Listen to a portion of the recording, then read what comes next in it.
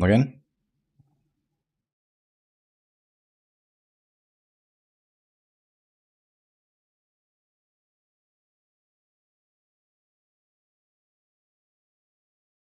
Ah, good morning.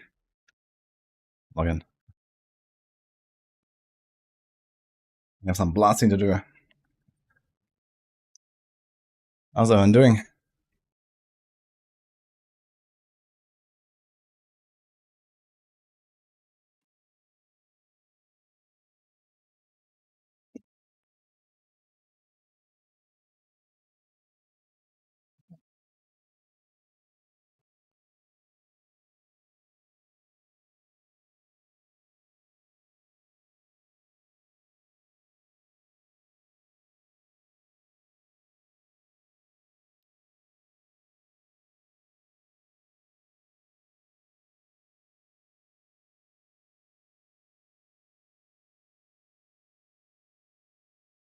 What do we have to? I still want to get that last boss points. Right. Let's try that. Where the hell are we?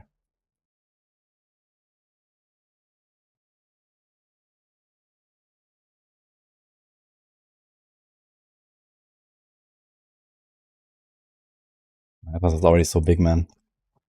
Holy shit.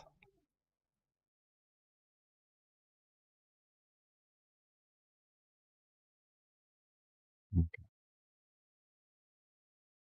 Yeah. I'll factor with a boss. Okay.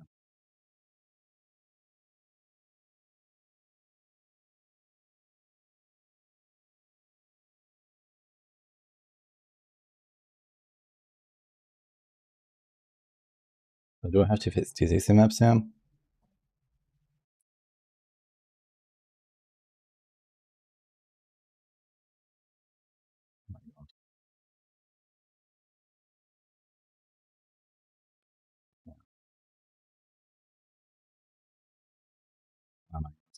Why does it never save?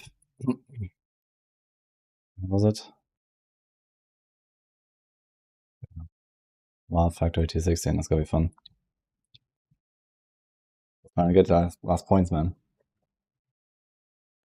The plan's still to go ES and evasion late game. No, actually, I'm gonna go full evasion at this point. I mean, I have almost 3k life. You can push it to like 3.2 maybe or so. Maybe with like really good gear, 3.5. And then with like, you know, 60+% block and 60+% evasion, we're gonna be okay, actually, I think. I mean, I can still get bonked by like really big stuff, but other than that, we should be very safe while mapping. It's already like going pretty well. I think like entire like 91 to 92, which took like 4 hours or something, I did like entirely deathless. So it's already okay, I think. It's just kind of clear.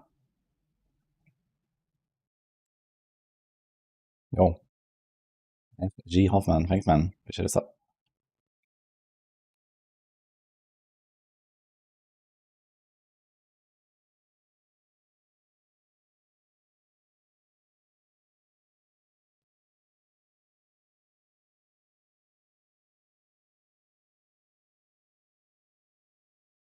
I think I should check my filter again and see if I'm gonna adjust some things.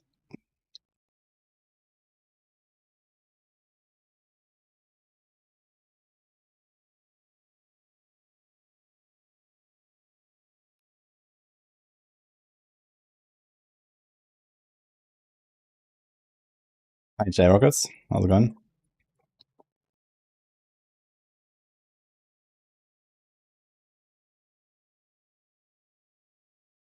What is that PBM? Liquidity Rampart Tower Shield. PBM even problem? Yeah, apparently people really like that for Amazon. Personally, I don't think it's really that crazy, but it does give you a lot of accuracy, which huntresses, like especially Amazons, want. So it's like a decent choice if you still want to wear a shield and still get an offensive benefit.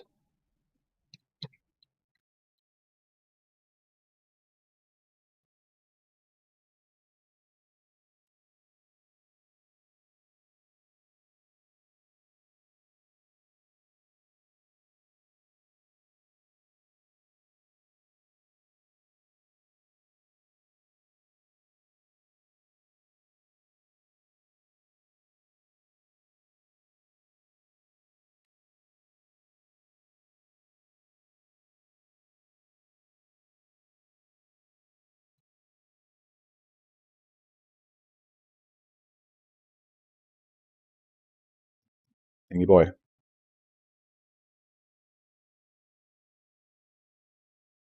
He's still not dropping the boss points. Why is it not dropping, man? Fuck.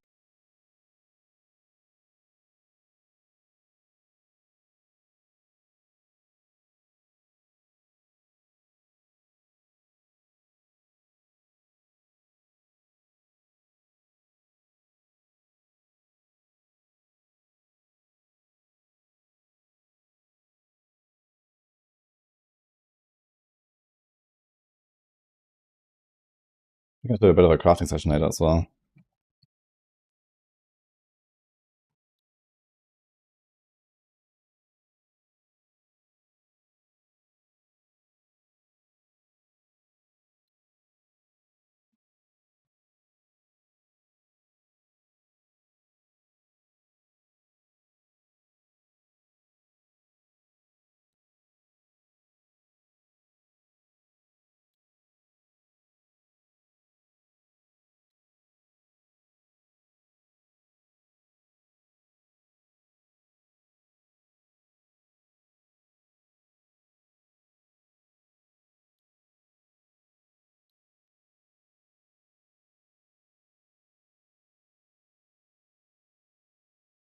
There's that monk with spear. No, I only made one character so far. Only hunters. Monk with spear, hunters with spear, it's kind of the same story anyway. Especially with my tree, you know. This could literally be a monk, you know. I'm here at the monk area, so I can just take those 4 points, and so those 4 points, and then you're the same. And then you just have a different ascendancy. The start is going to be a bit more scuffed, because you don't have that much damage in the stunning area, so... there's still like lots of attack damage and stuff in the monk area, so it should be fine. Yeah, Chayula monk, for example, as huntress with spear would be pretty good, I think.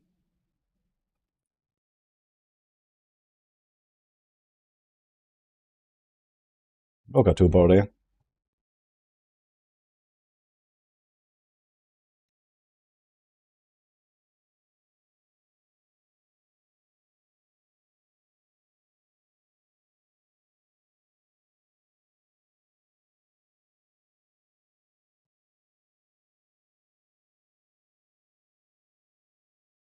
Also get the biggest buff in an E. They're doing a full Sentinel rework, and usually the new stuff is OP. So in that case, I would expect Sentinel is going to be buffed the most. I'm not sure it's going to be the best, but certainly buffed the most.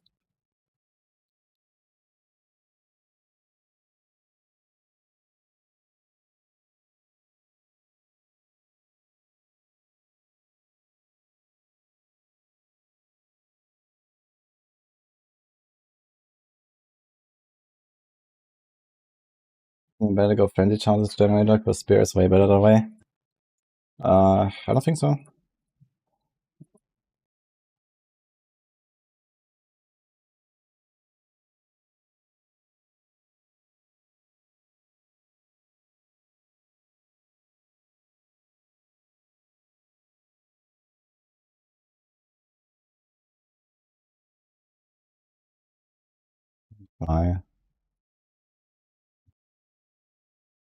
Right. How's it work again with the filter?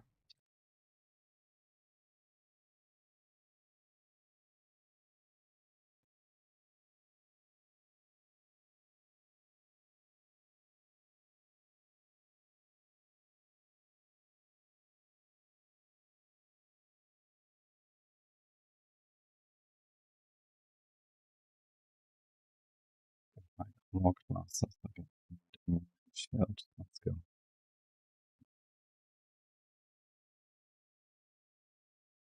So we have only evasion and evasion, yes.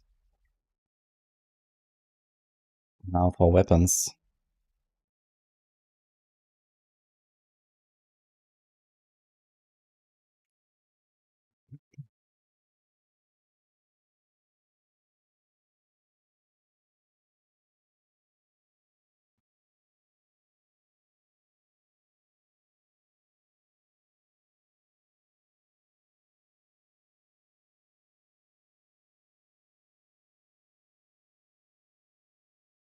Like, which one is that?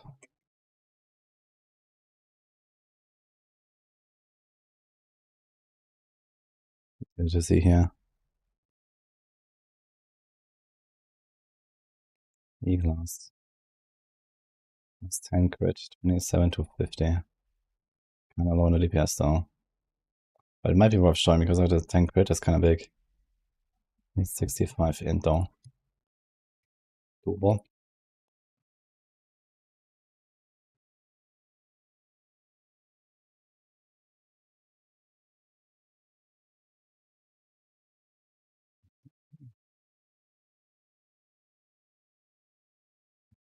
If you're gonna go really big one, this might be worth it. Okay, anything else you want to do?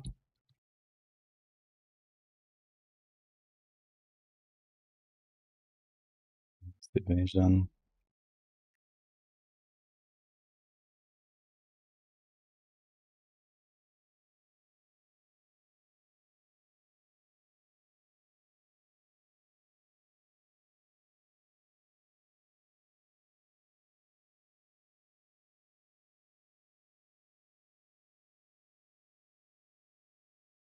I don't think I want to see a buckless actually at this point.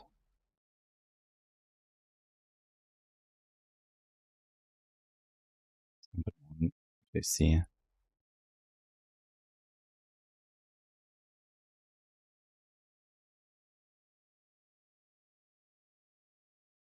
don't think I really want to like take any of them. I want to change. Oh, but just scrolls of wisdom. Where can I find that?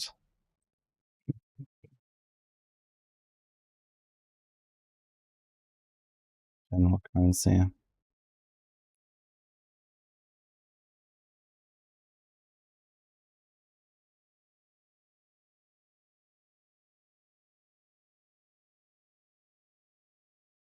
Transmutation shots. Wait, do transmutation shots actually drop?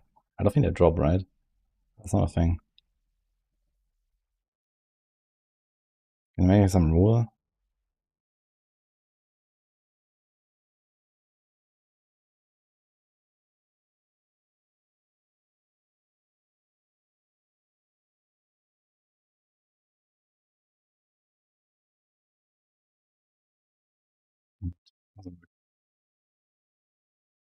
I want to like add like a maximum level or something. I don't Tomorrow, right? Maybe I can do it in the morning. Morning. Yeah. I think you can switch now at the last minute. No, on Thursday or something. What? On Thursday maybe. But you're not coming tomorrow. I need to tell you. No.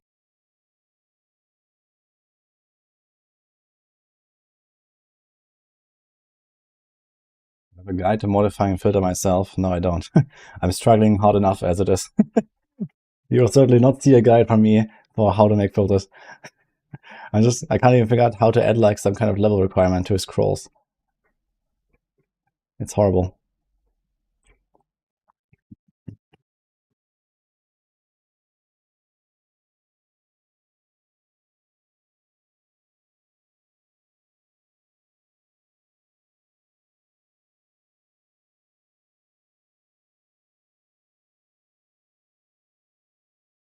Holy shit.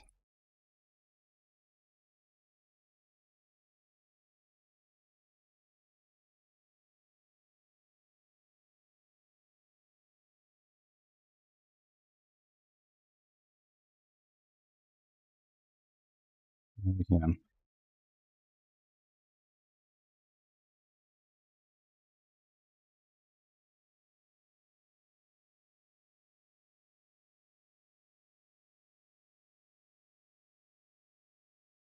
That didn't work.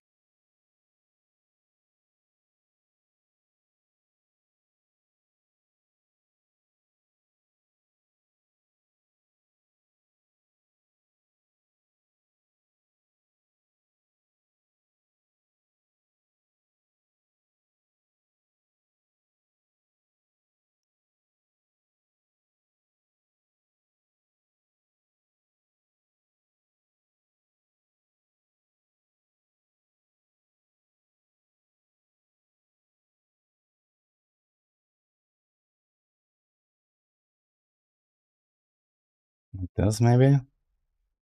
I don't even know what this means, yeah.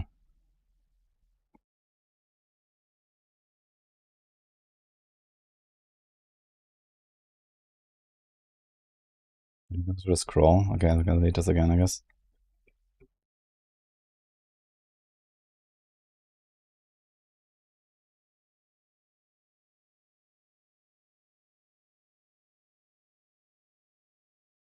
What rule section? There's only add rule. But this is just like a whole new rule, right? Like here. There's a whole different thing. So this doesn't work. I don't see anything that says rule. Yo, Rice, thank you so much for the sub, by the way. You do beam, icon, color, whatever. Just make them not appear. Okay, this is the minimum, it seems.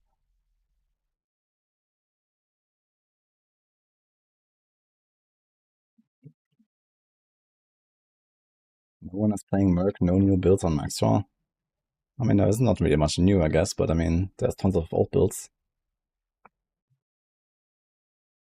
Why does like 2 boss have double the health he had? Yeah, they took the double health from Trial Master and Sekima boss and then put it on the Act 2 boss, I guess.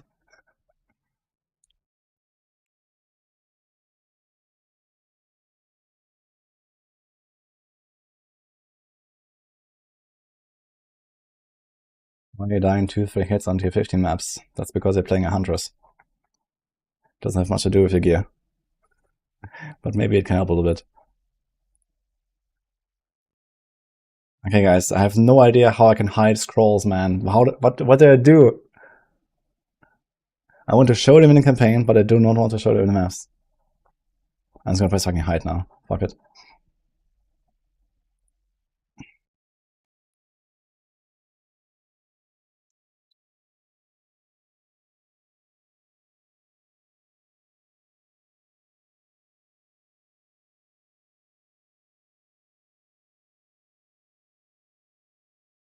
I need to find more bosses with Irradiate. Let's see. Here, Lofty Summit. That's gonna be fun.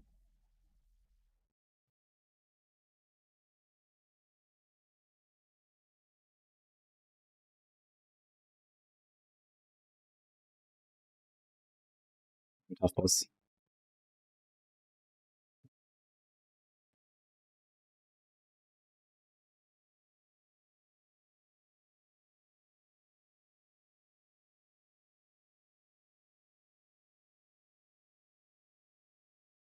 See if that helps.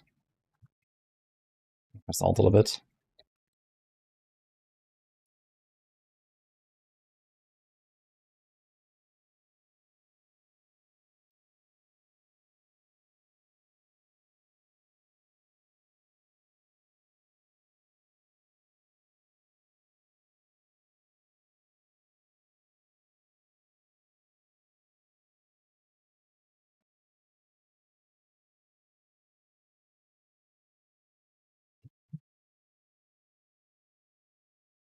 Yeah, I was trying to figure out how to add a rule that after, for example, a certain area level, scrolls don't show up anymore, but I don't know how to do it.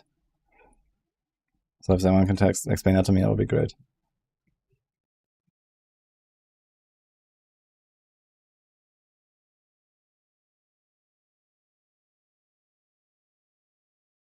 No, they're trying hard, but I really wish they would somehow make this system more intuitive, like in LE.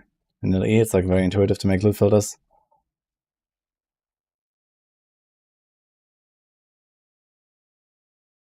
The scrolls disabled now, at least. There's nothing to set area though, that's the thing. Like here in scrolls, I just put it to hide now.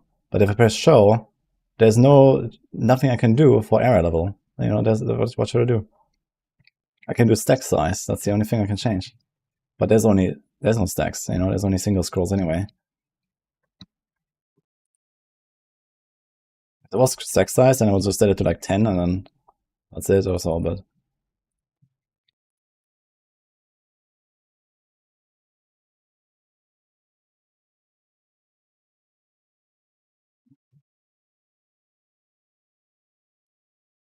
And the rule is just like you can choose like another item that you want to show or hide or something.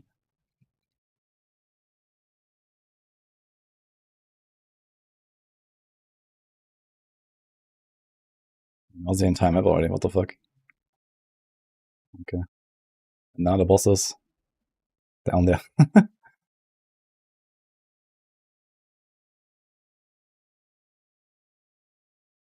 doing a filter in text document. Oh boy.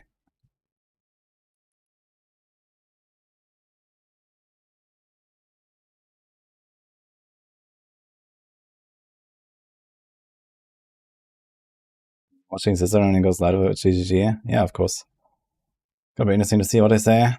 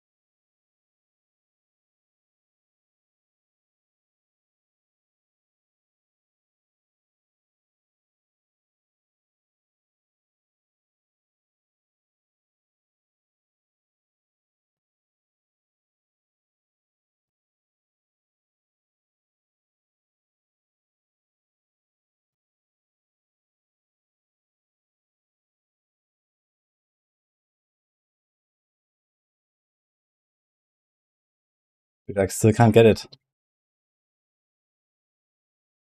Not bad.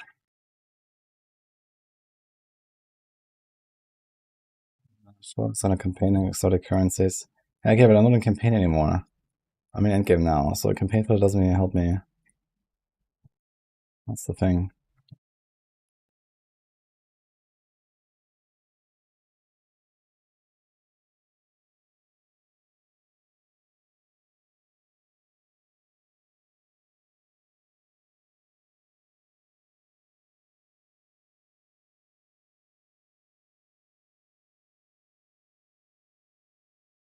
You're running out of fucking warlocks at this rate.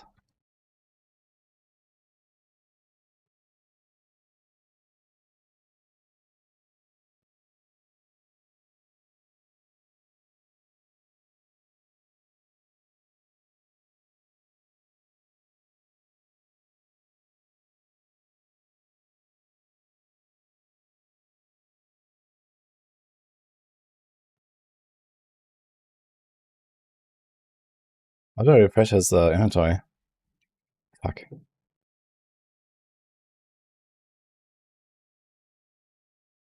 I'm just gonna, I don't know. Can unlock this and this and this. So that's 3 more. Okay, it's on a fortress.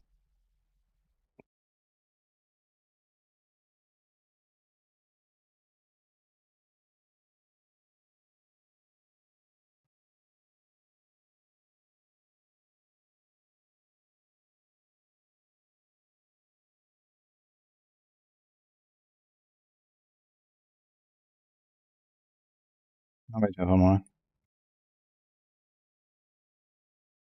Shit, we can't reforge the corrupted ones. Unlucky.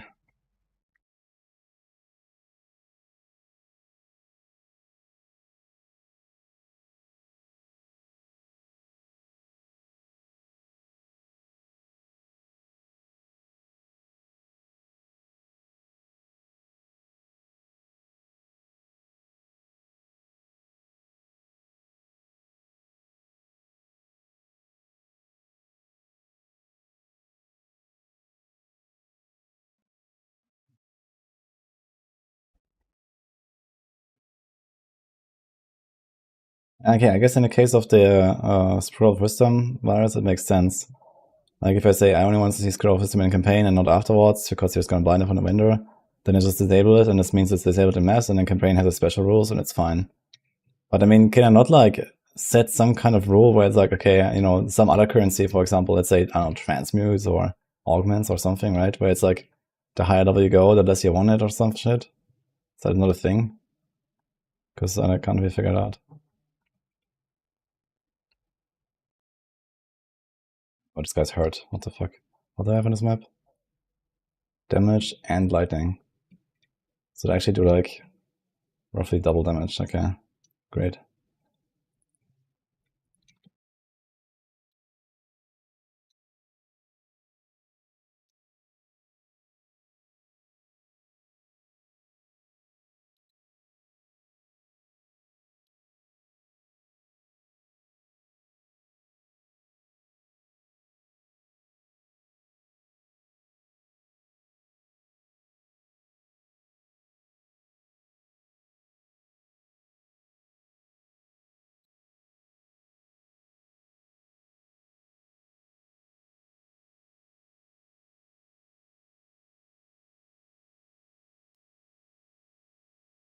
We're gonna keep the spaces big, need more things to do in the spaces, early game or not. Wait, what is that about? Space is big?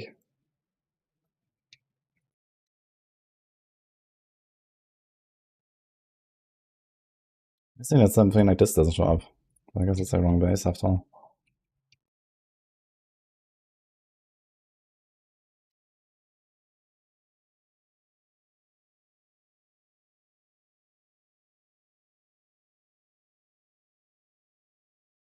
Limit over 70. Yeah, but I have no way to set area level limit on the rule that I was just editing. That's what I'm saying. So I have to do it somewhere else, I suppose. There's no herd of fun and maxable, that is correct. Because I don't recommend it.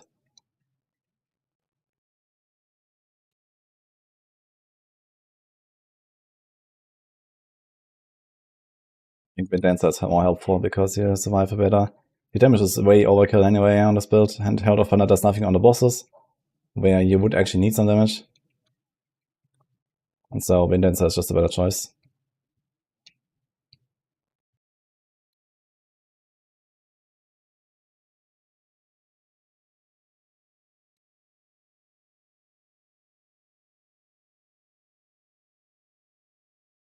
I have no plans to edit my filters manually in the text document.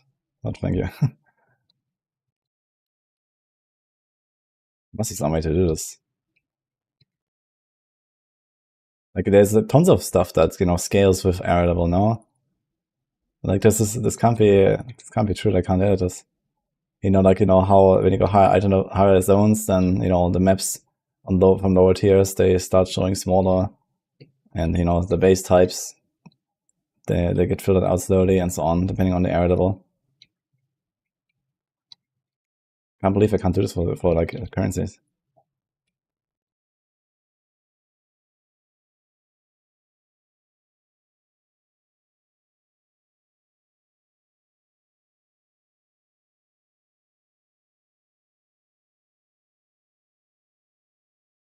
So my opinion about ritual is, yeah, seems solid, especially on Trade League, I guess.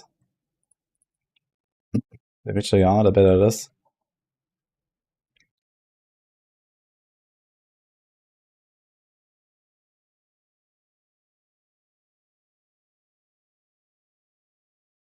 I think like basically the stat stacking builds outside of gemling and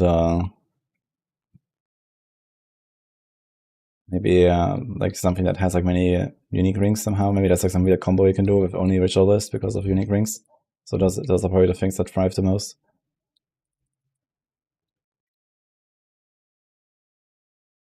You can post a link. About what?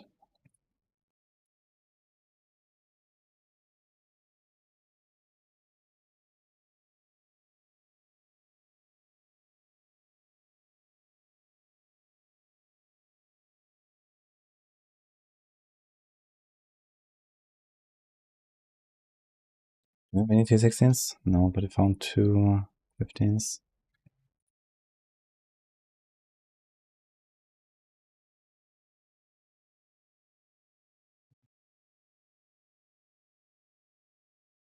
Let's struggle. So this could rest.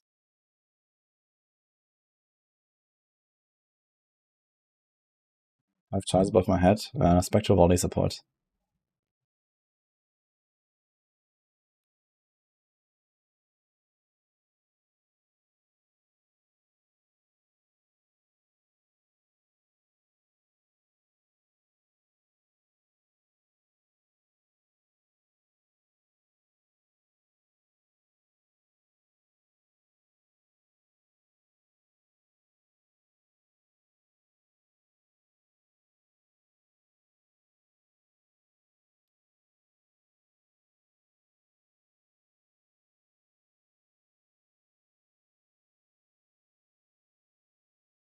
Jane's man.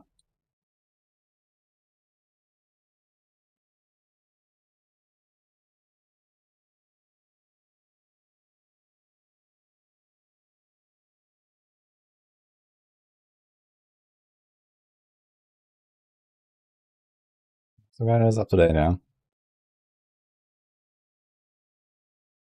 Also, we recorded a video last night, but unfortunately it didn't go out yet, so hopefully soon TM. I was expecting not to go live already like a while ago.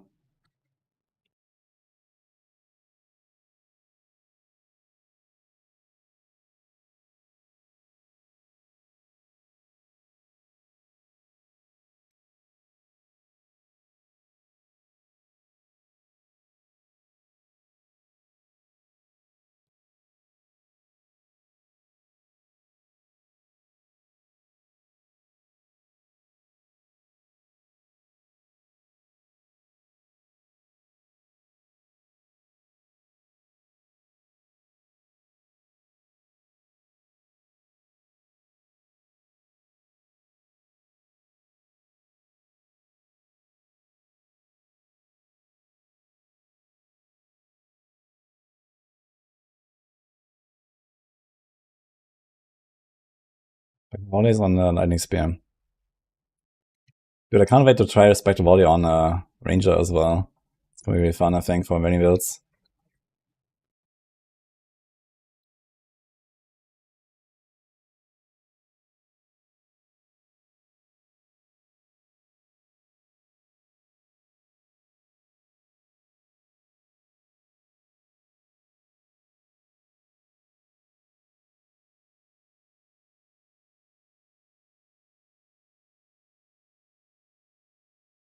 The spear with 4/4/4 accuracy, and that's pretty juicy.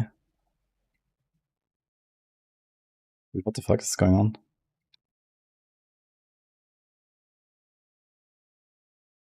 Oh, is there 200 monsters left? Look at the new Culling Strike skill. You mean the spear version of Killing Pawn? No, did we see that somewhere? I mean, I expected it to work exactly like before, so nothing new here. I used Killing Pawn a bunch on Monk actually when I played it.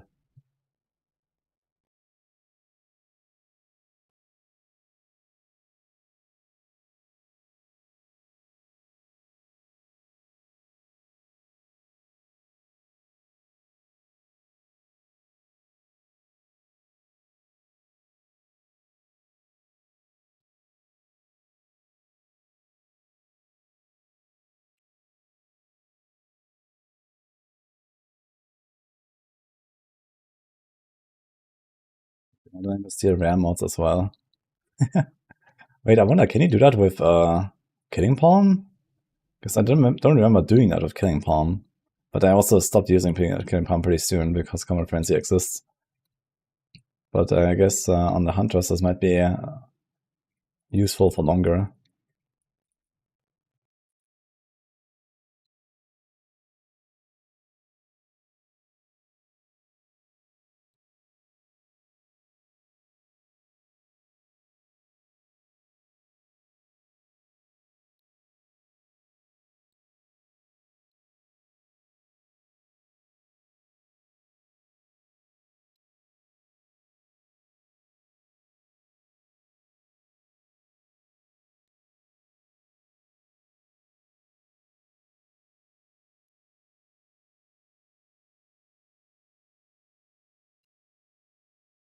Maybe a less shit version of Ritual.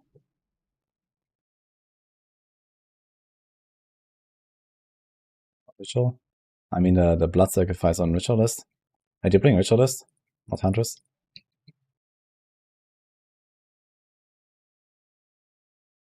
Seriously. This is where the last guy is. Okay. Oh shit, game sound. Thanks for reminding me.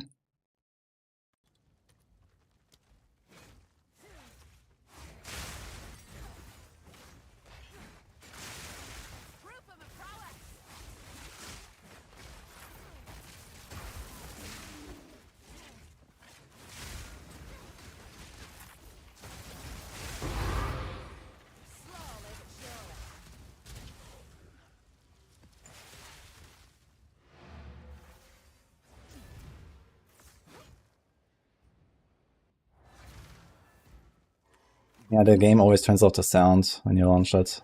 I always have to manually change it. I forgot.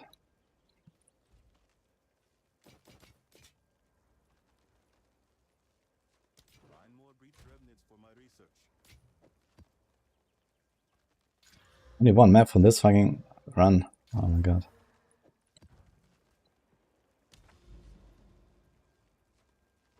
Here's some beautiful Maya we can do. And then we have another boss map follow-up. There's also this here, but it's in between. Forge, another Forge of boss. Another Forge of boss, oh my god. I'm not really that much in the mood for this. All crappy maps here. Let's see. I already get Herald. You cut a spirit gem and put it in a bar. But in this case, you need to have extra spirit. Because you're supposed to run Companion and Wind Dancer only. The Herald is just an accident.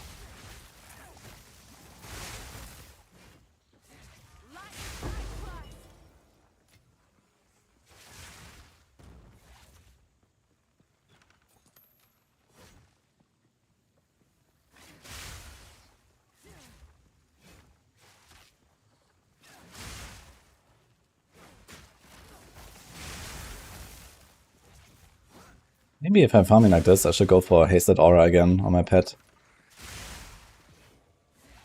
Instead of the invuln. Just a bit more speed.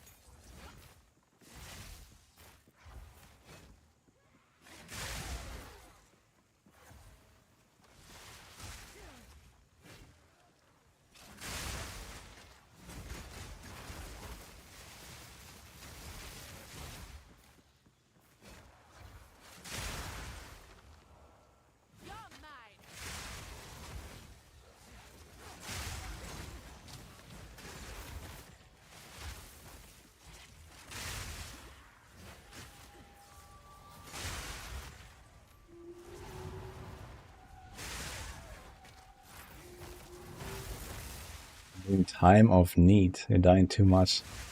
Interesting. I remember using time of need as well for a while on I think my Merc. Oh my god. It's gonna be a big essence, we're gonna corrupt it too. Dude, I'm actually running out of Varlops before I get my fucking boss points, by the way. That's too nasty.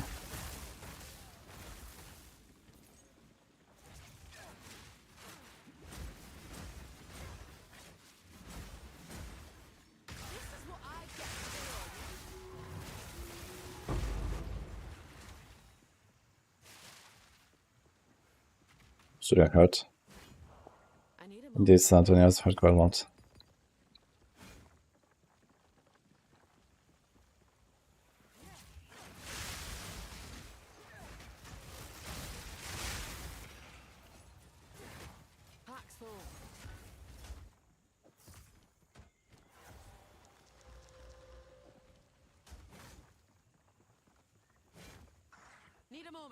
I use my filter the entire time. I have like I started with the never sync soft filter, and then I started removing a few things like the base types I don't care about and so on.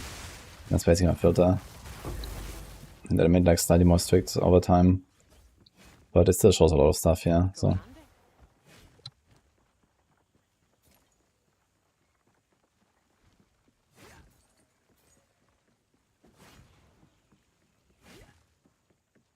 time.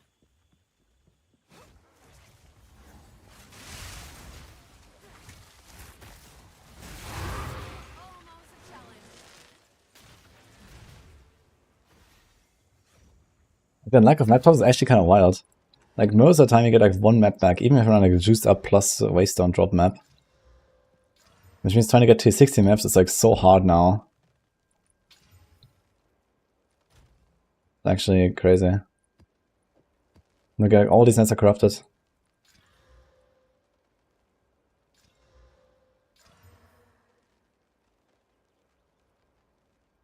Something for a Citadel, I think.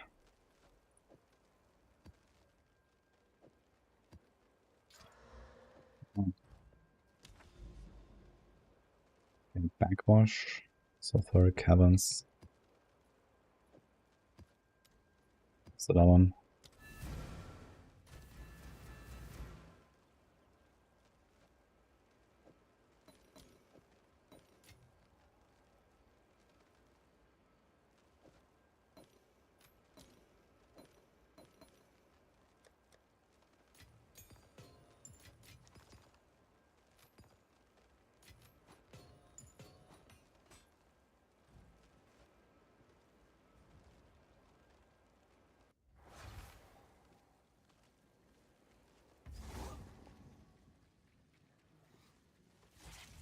Straight through the arc.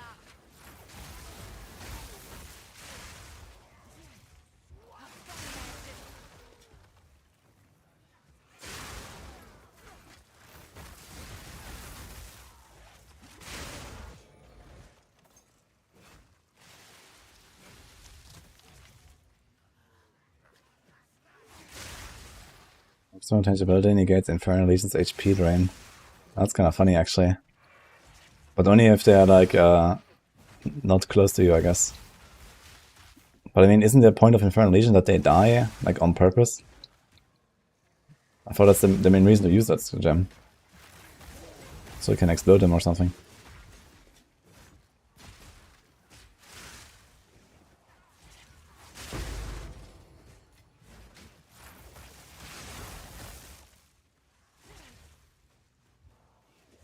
Javazon crit and S variants.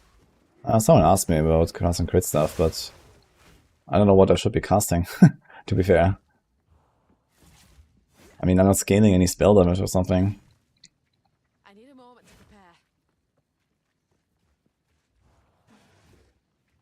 Get back! Viper's Mark.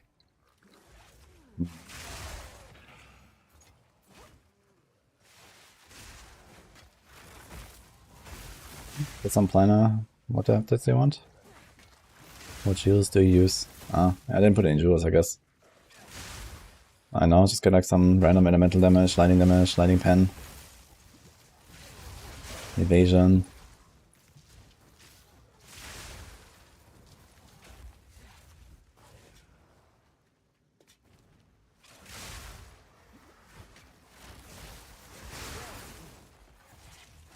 Fingers crossed, luck's on my side.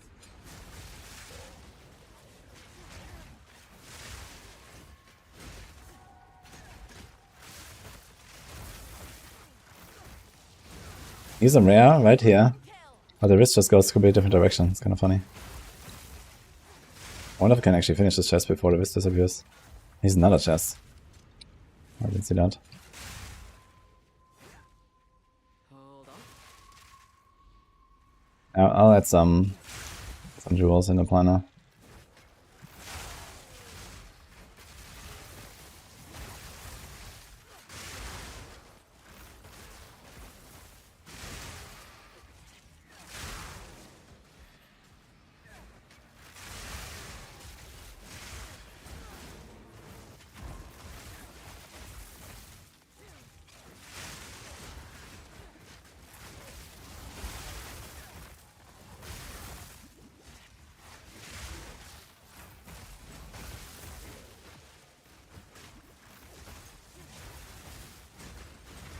Check off the dust. Like another run, another trophy. I've enough in my pack already.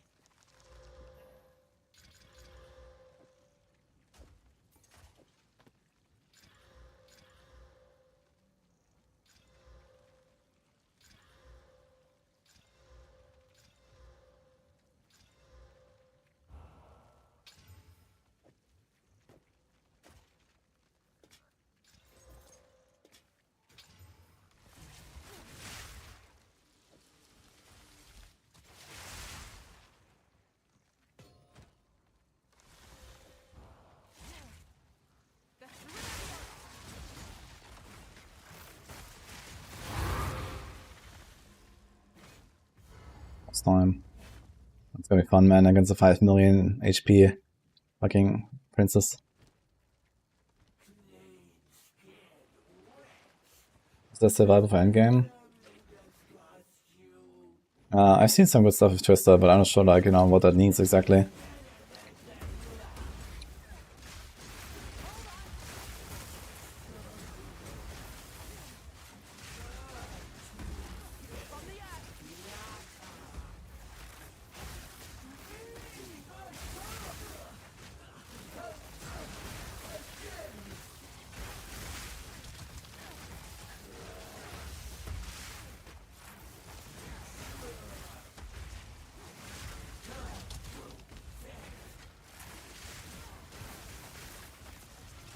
I think the mushrooms on the ground don't really do anything.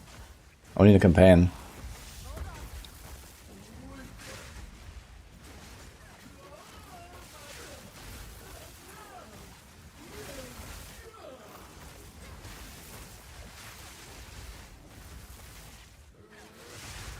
Okay, wasn't too bad.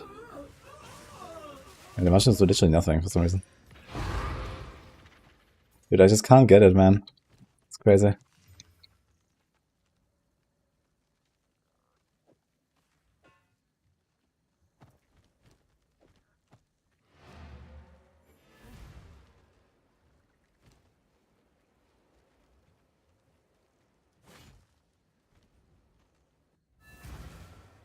Let's put it once on a companion. Yeah, generally haste aura or invulnerable aura. I have an invulnerable aura right now.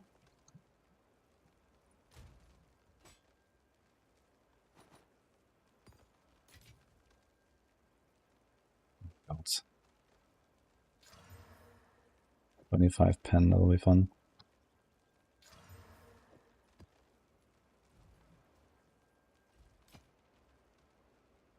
I'm going to try to craft something here, maybe. That's good hybrid life. Thanks, Cauldress. Try. Okay, do I have a 16? Anything that's not corrupted? Dude, everything is fucking corrupted. Actually, now that I think about it, how many Varlops do I have? I have 9 Varlops. I'm gonna stop corrupting stuff now. I think I'm gonna try to unlock like a new nice cluster of maps and maybe do some expedition visual farming. Finally get our last boss for expedition.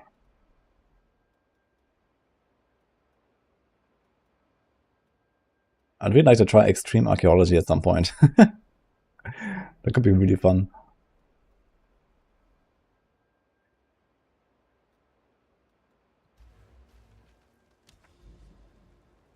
There's actually a new citadel down there. So let's do it. While we're at it. Hidden Grotto. Can we do like a really shitty one? This is actually a very easy map there for 110% quality. I'll save that.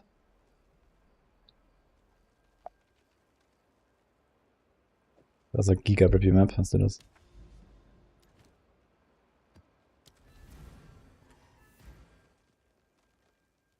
Use the equivalent of that in PoE1 anytime I found expedition. Yeah, I've never tried it in PoE1 either. Thanks, Steverman, but I appreciate 5 months. What do you have here? Turbo. Invasive. Turbo and pen mostly.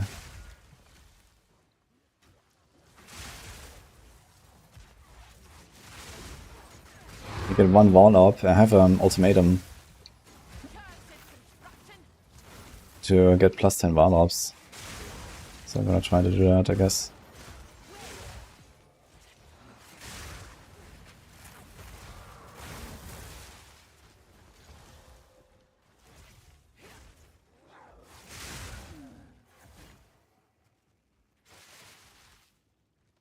Second item on net, cast and crit. This? No. I don't have cast and crit here. People tell me about cast and crit. Someone said Sniper's Mark. Okay, I get some frenzy charge from Sniper's Mark, I guess. But how often can you actually get that? Maybe actually often enough, when I think about it. If you actually crit like, let's say, 50% of the time, you can probably ramp it up pretty fast.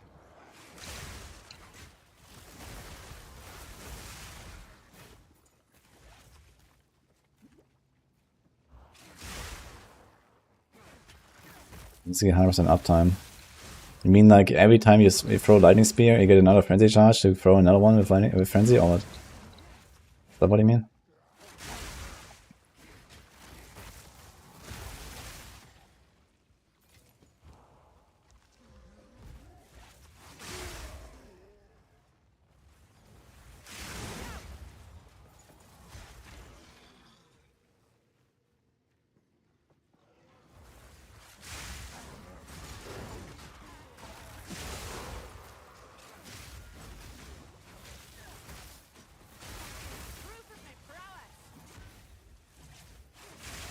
It's inevitable crit or accuracy.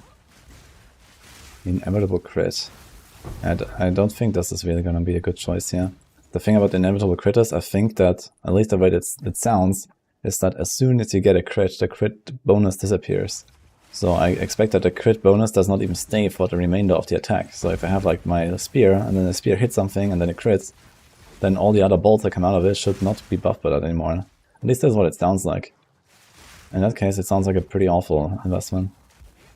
Unless it accounts for the entire attack, then it would maybe make sense.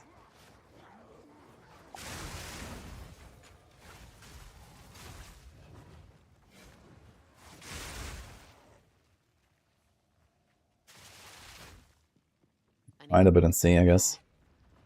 With casting crit, I can actually kind of like see the impact, I guess.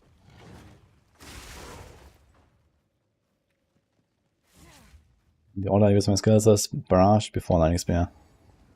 And in other situations, Explosive before Storm, before Spear Field.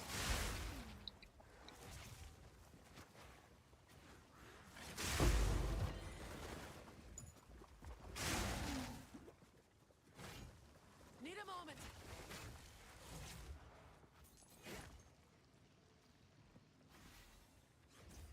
Yeah, Max was out to date pretty much. A few details are missing that I will work on, but that's it.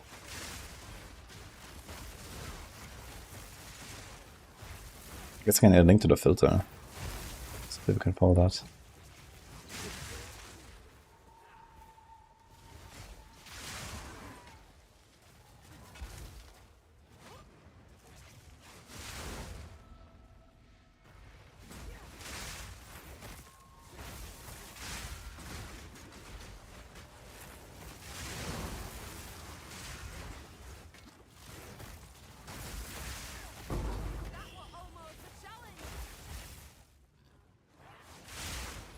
Self-out ranking the other players or group? Not right now. In Theory 1, you have the ability to make private leagues, and then you can just make a league for only your friends or something. But we don't have that yet here.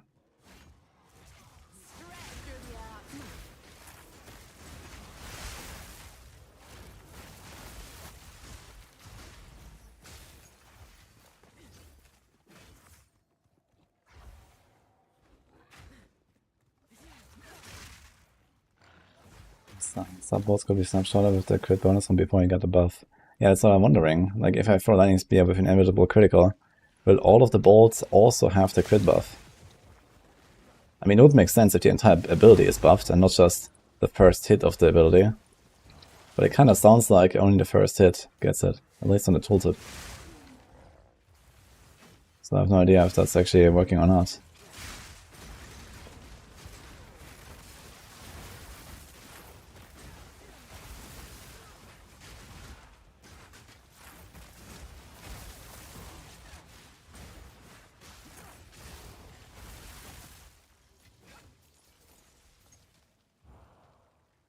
That's that? Okay, let me know if you find out anything. Yeah, it's not very easy to test. Fuck. I need more time.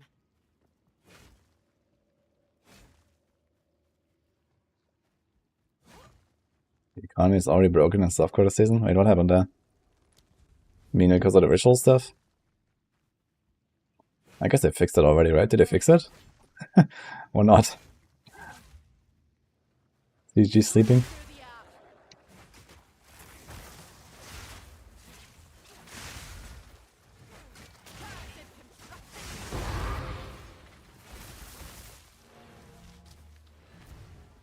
Fixed it? Okay. Then I guess it's not too bad. I doubt this really led to much. Divas you inflict have 30% increased slow magnitude. Cannot immobilize enemies. Interesting. 30% slow magnitude is pretty legit, actually. Does that work with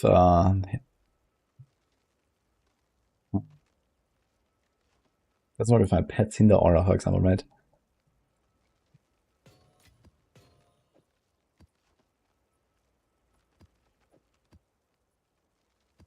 Okay, let's put a few of these maps back here. We have so many.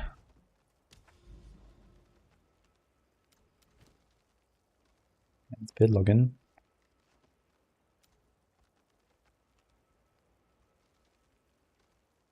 Live, crit, fire, lightning, curse. Okay. That'll be fun. Do we still have to quality something? Disengage, I guess.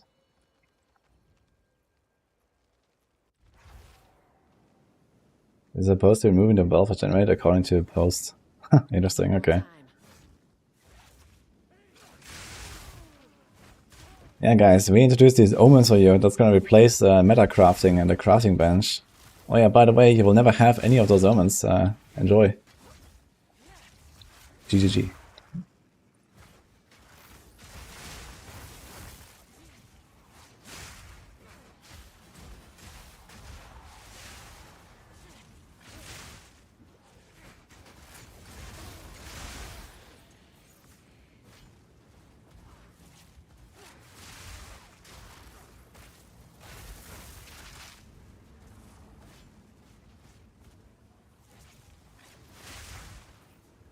Only Belton has those omens.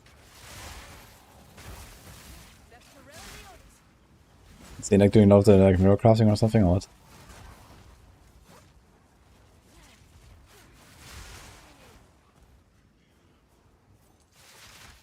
Oh man, that temp chains. Dude, temp chains is actually ruining my day. It's so fucking slow. I feel like I'm in Act 1 again. I am in Act 1 again.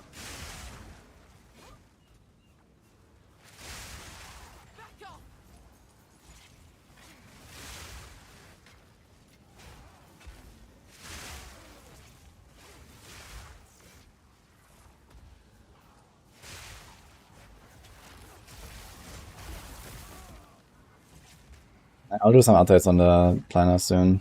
I wanted to add jewels. I guess I can look into 6 links. In fact, I haven't even chosen. I still need to choose 2 more for my own setup once I get 6 links.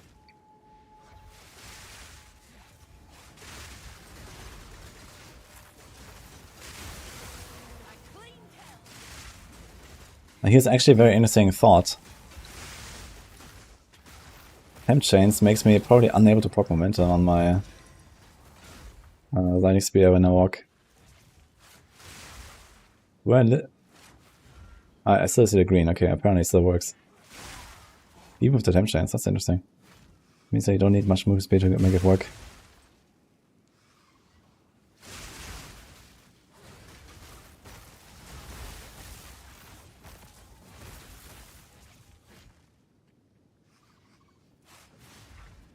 It's well known for its crafting, okay. Yeah, I know Belton just by name.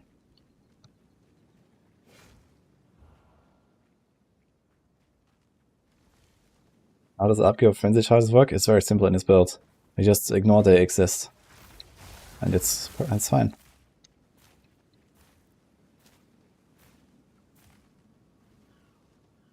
You don't need range. Are you sure about that one? Seems risky.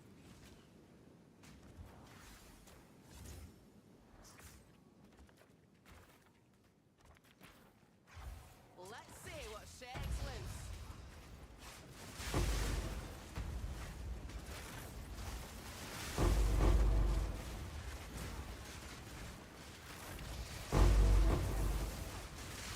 How's that sound, man?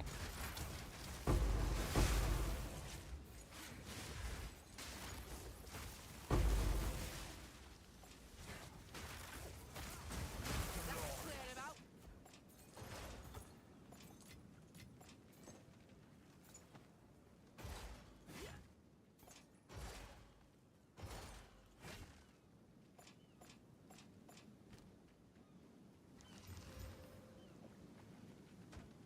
24 life. For better. Well, maybe I should keep it. 144 is decent chances, I guess, to combinate.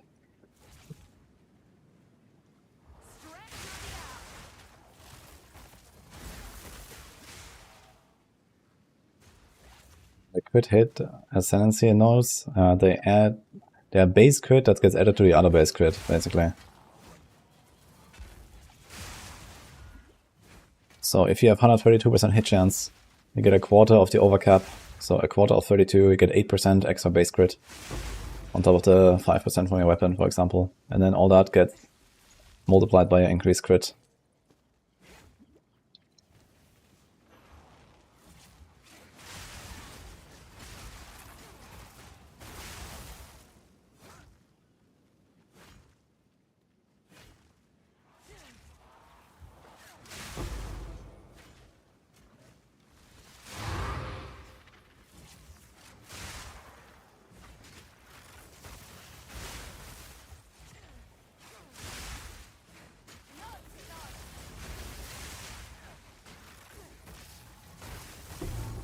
Almost a challenge. Well,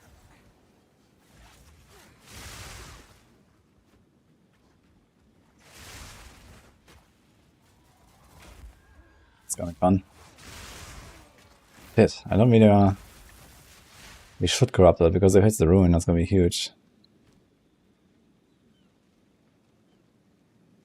I need to save my one-ups. Most of the time, corrupting these essences doesn't do shit anyway. No rest for the wicked, eh? Oh my god. Need a moment.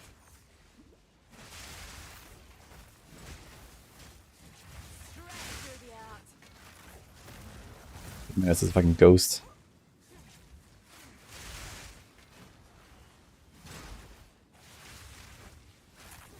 It catches me in one of these haste ground effects, I'm supposed to get dead.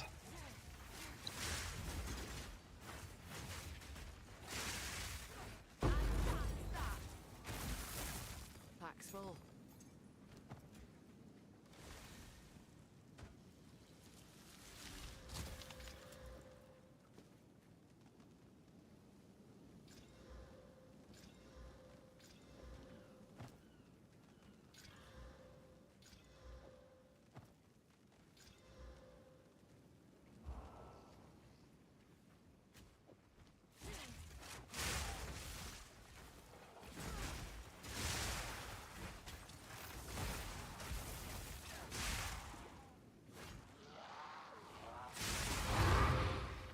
Oh, well.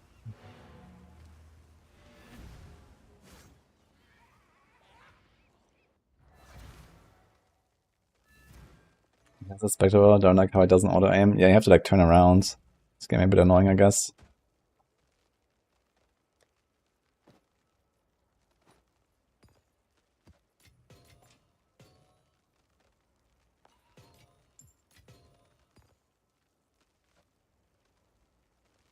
Yeah, whereas I don't have a haste aura. No, actually I do have a haste aura, it just doesn't show.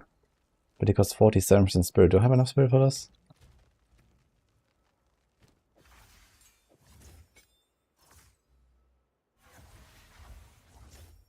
No, I have to go precision if you do this. Haste aura, crits, armor, all these poisons.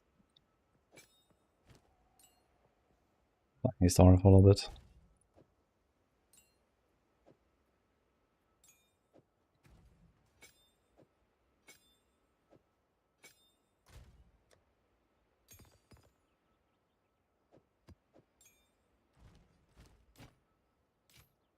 Until next time. Ah, also Kamasa, look at that.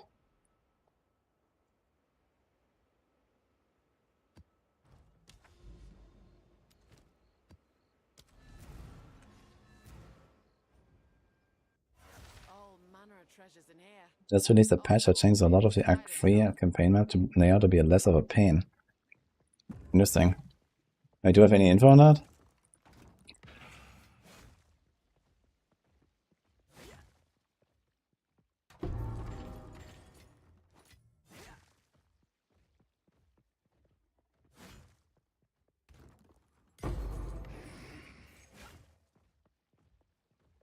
like to see that.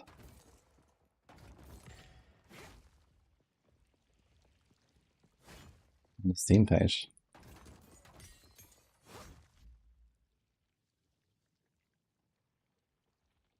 Can I open this link like in the browser or something? Okay, whatever. Change the Act 3 areas in Papa Exile to Drowned City. Had a very large data was intended to contain an entrance to an area that was temporarily cut to ship early access. Fortunately, inside a live version leads up to an inaccessible door with no checkpoint. It's an area, it's exactly the same problem as Drowned City. We're doing exactly the same fix. Interesting. Wait, I want to add 2 more zones in Act 3. Apex of Filth, area shaped like a large spiral.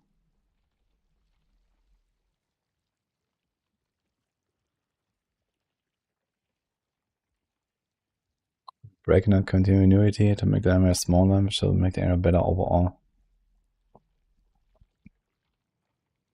Okay. Azakbok, area is large square that has extremely high variance. How long it takes to find the boss because the location is highly variable. I changed this area to be more rectangular with the boss at the other end from where you start. Infested Barrens, this area primarily trips people up because it requires you to find a waypoint to the waterways before you can continue.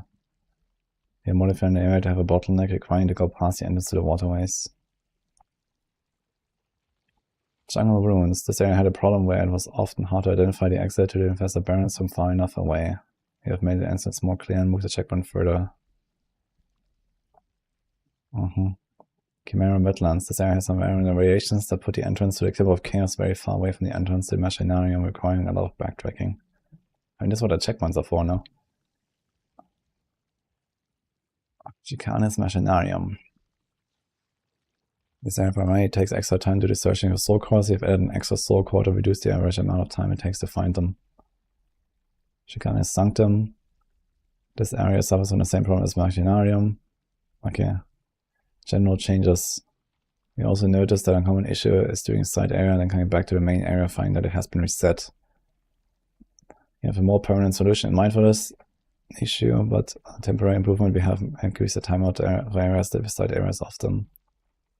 Okay. Sure, I guess. Wait. I do expect they're gonna make more such adjustments over time anyway, as the game matures. To like generally cut the time in the campaign a little bit.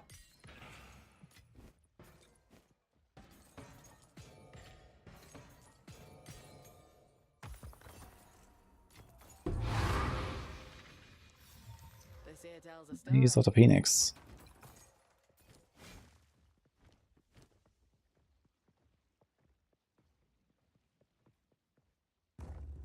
Actually, I realized you can use this as a blacksmith. It's actually a good shield for blacksmith because of the 5 press.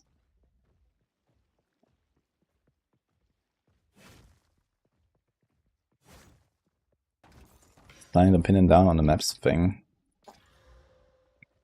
I mean, what exactly do we expect to hear from them beyond that? I feel like they're already making some pretty huge adjustments there.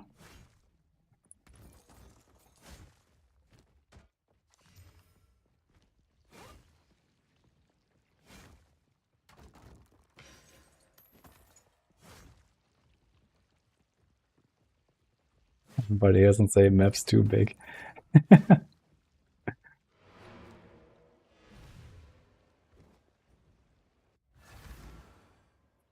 Robot, by the way. I don't know, or that. Would I update the build? What should I update? Factory. You know what? Yes.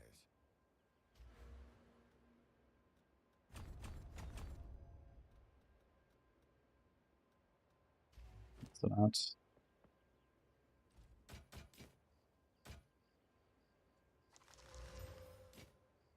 I need to save on my Valobs right now anyway. I can't really corrupt all my maps. I'm just straight up out of Valobs. Oh. This could actually later be a very interesting emerald here, if this continues. I'll be here, waiting.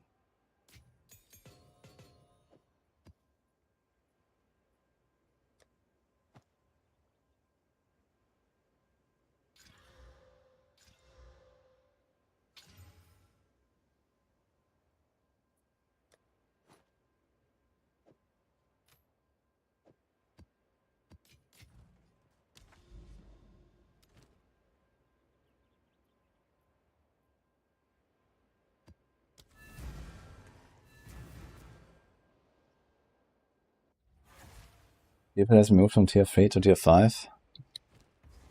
Really? Interesting. It seems a very random change. A worthy foe.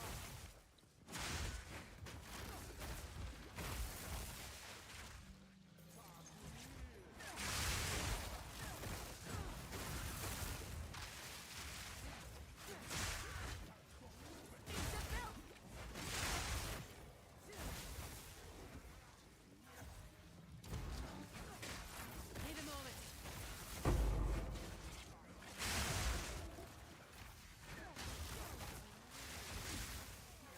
They swapped Spearfield and Lightning Spear.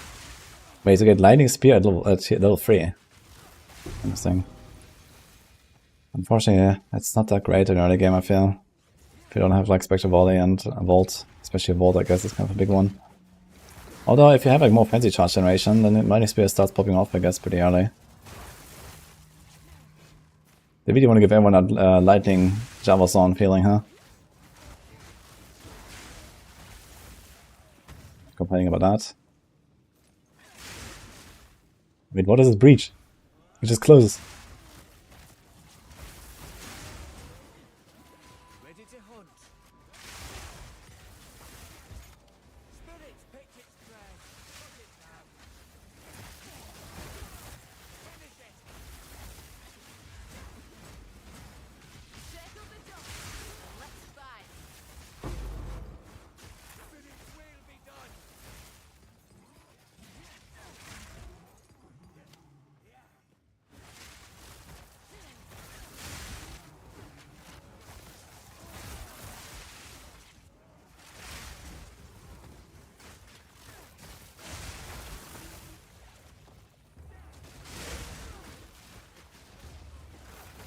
A worthy foe.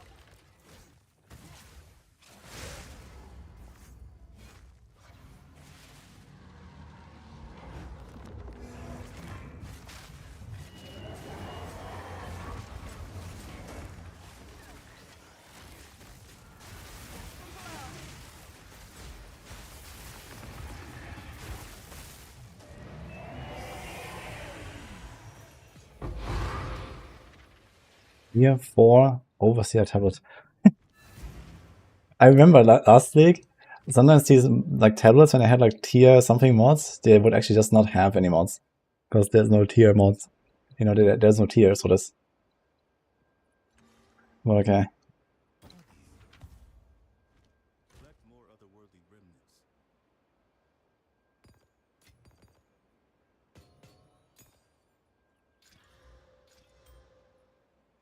Breach ring. Ooh. A big fizz roll. Okay. I'll be here. Waiting. We can settle, yeah.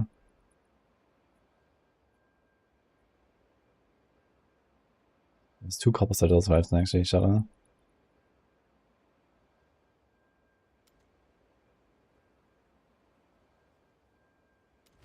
We just go there and do it. Sure. Then set it all.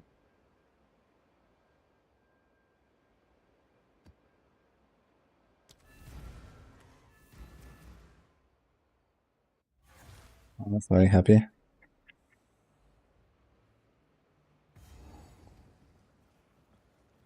How the hell did Khan get the citadels on Saturday? What the fuck?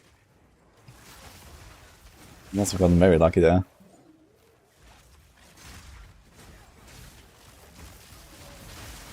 I know he was like a few hours faster than me and stuff, but that was insane.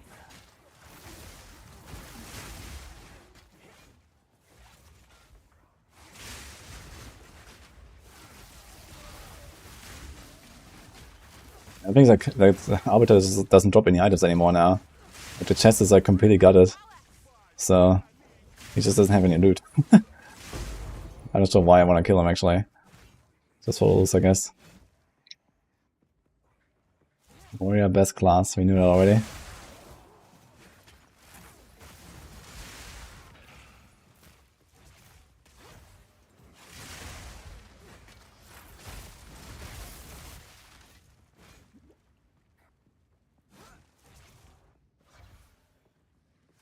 The essence is more present now. I would say hell no. I mean, you do get more essences, but if, it seems to me they have nerfed the overall greater essence spawn rate, because I don't think I've gotten a single greater, or maybe one. Maybe one greater essence from like a corruption though. Because I corrupted like one of these like 5 essence thingies and then I got a corruption. And then I had like the unique map. There's a unique map where you can get like, you know, a handful of greater essences. That's pretty rare. But overall it feels like greater essences are still not really a thing. So even if you try. I even invested into like the essence stuff in my tree and stuff. Where is he? Did he die or what? Okay, apparently.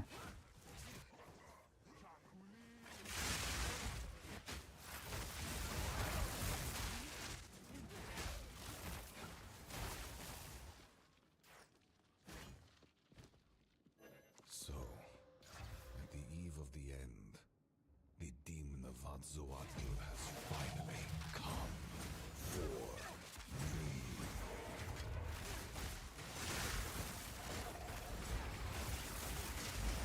Behold.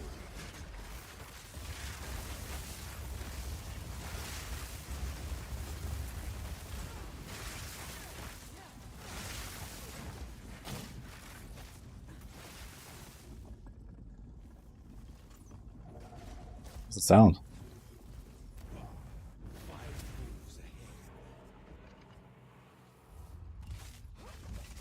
Need more time. I can't give up. I must save my people.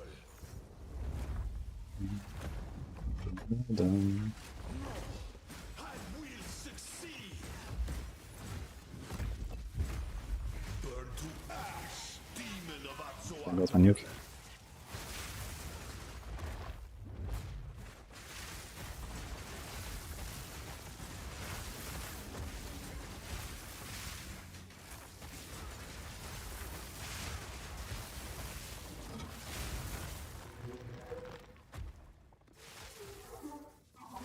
Blue days? How are you? Now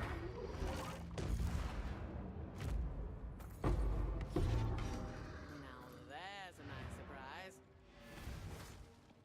Kind of funny how I just can't exit anymore after starting the boss. Spears do have weapons as well as one-handed?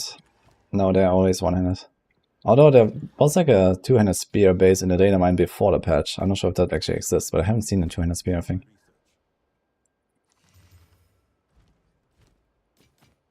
Why does this show my filter, by the way?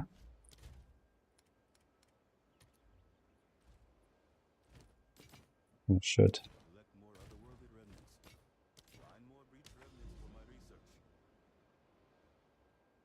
A tower here, maybe. And there's a tower there.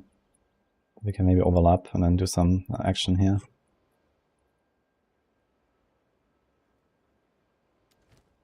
Sun Temple. Sand Spit, Dwarf Foundry. Do I do one Sun Temple? Or 3 other maps because we hate it so much? Ah, okay, one Sun Temple it is.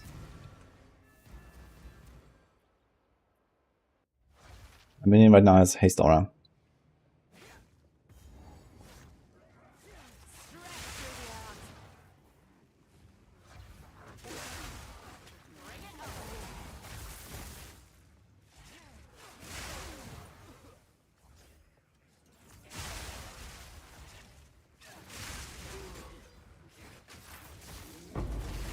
Almost a challenge.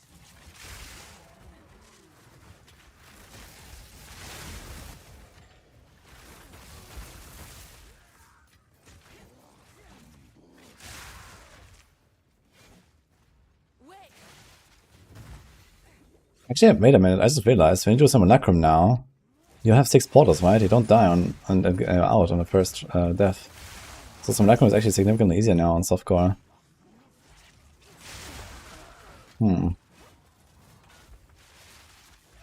me try to do a Simulacrum and see.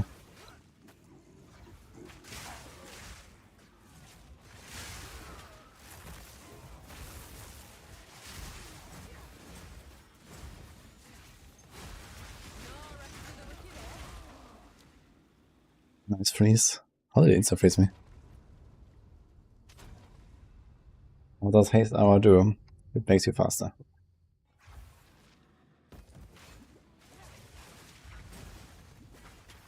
How did it insta-freeze me? I think. Oh, it's a different rare. He must have stuck up on me.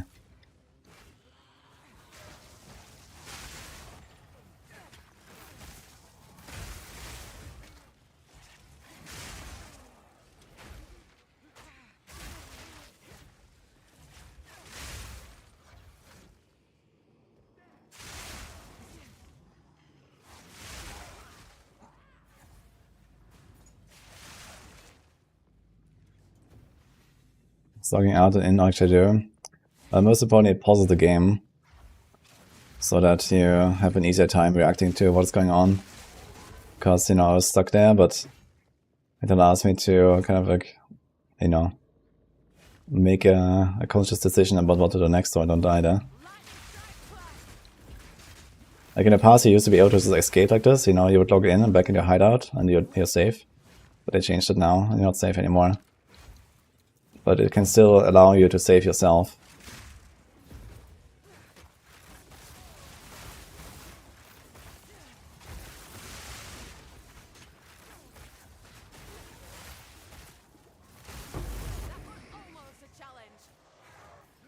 That's my opinion on Bleed Amazon. I don't know, sounds good from what I hear, but tried it. I'm sure it brings advantages.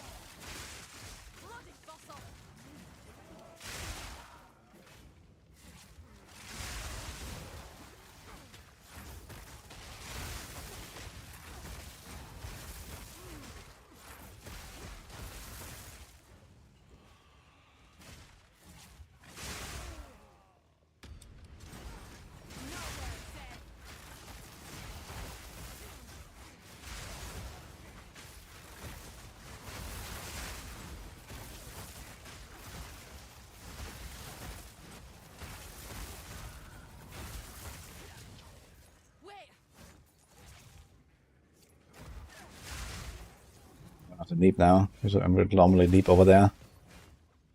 I go all the way around.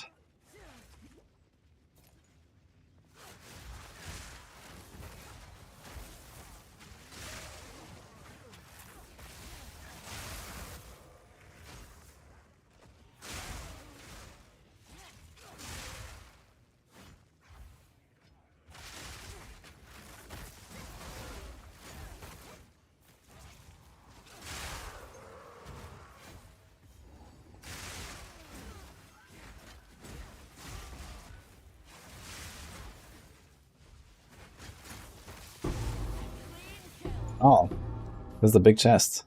It's opening it to me yesterday. And that's a big shield. It's only 3 block. Okay.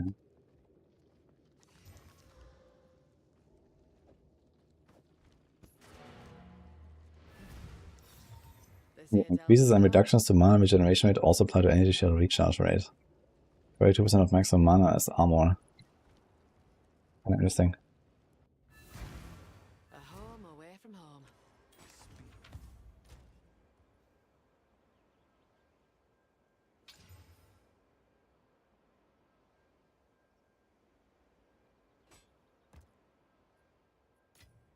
We need to do a bit of crafting here. Although I don't know how much I have.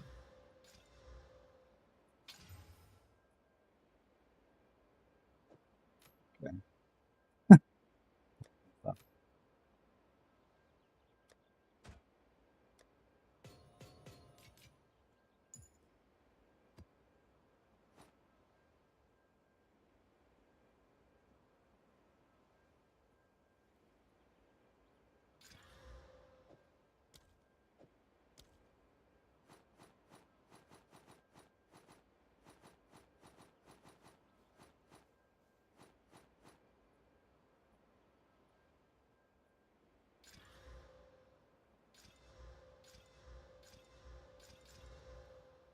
What do you want to combine on belts? I think you want a big life roll, and then preferably like a chaos rest roll.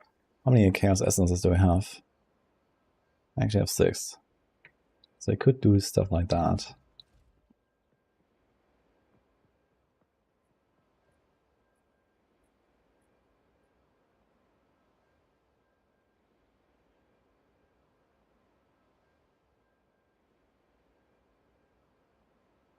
It would also not be bad, I guess.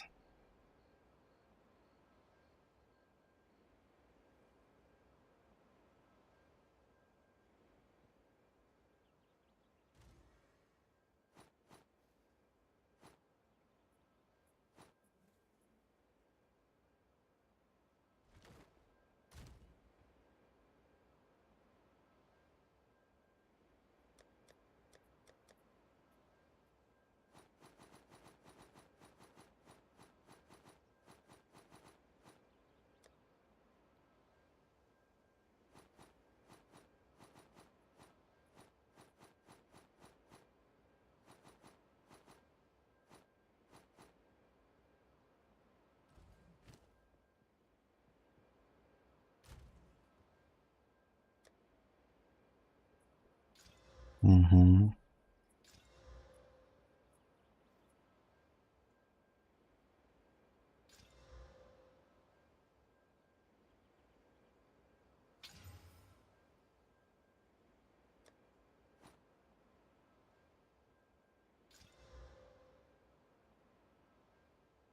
I have low life robot maybe.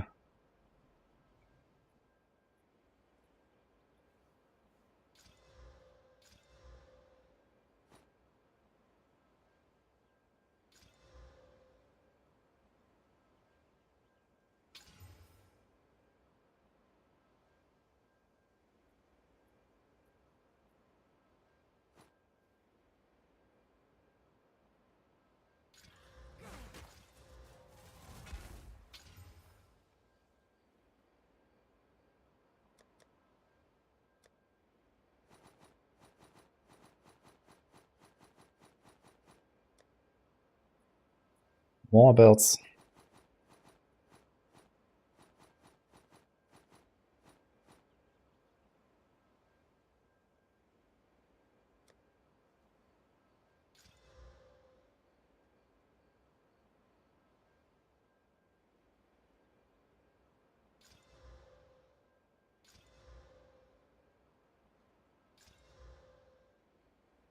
Thanks, dude.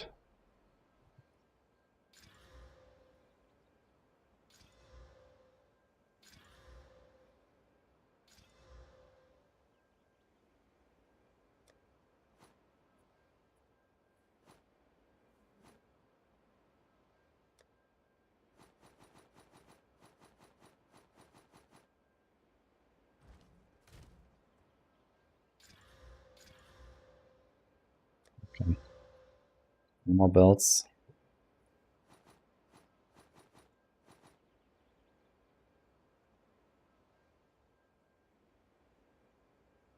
Okay.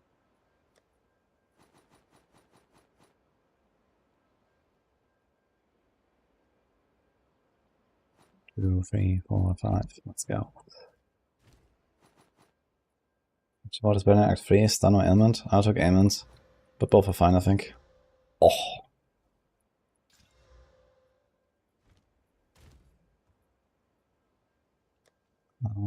We can live with the thorns. The thorns doesn't matter.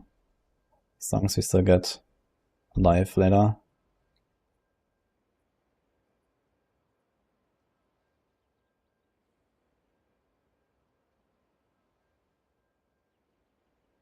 Lightning. Do I have lightning? No, we don't have fire. Oh my god.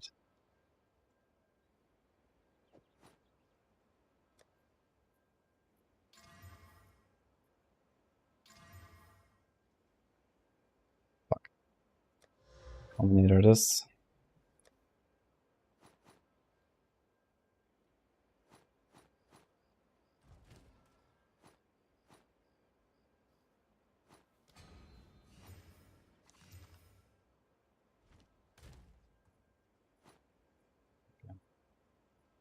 Nail. Sort of strength actually. For the Combinator.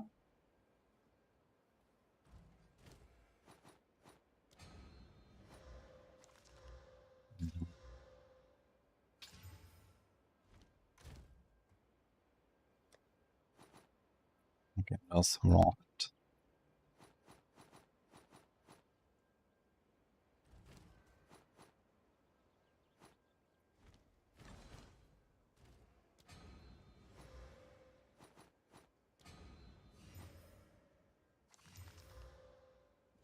Yes.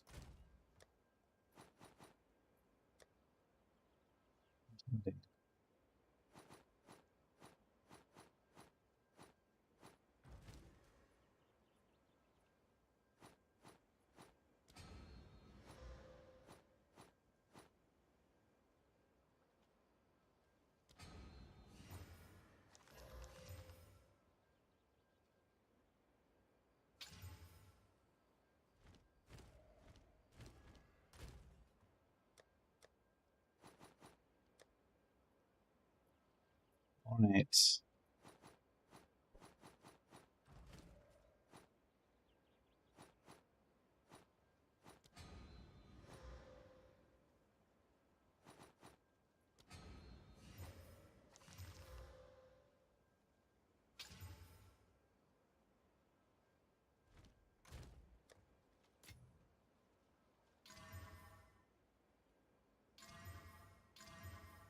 Fuck. 64 lives, dude.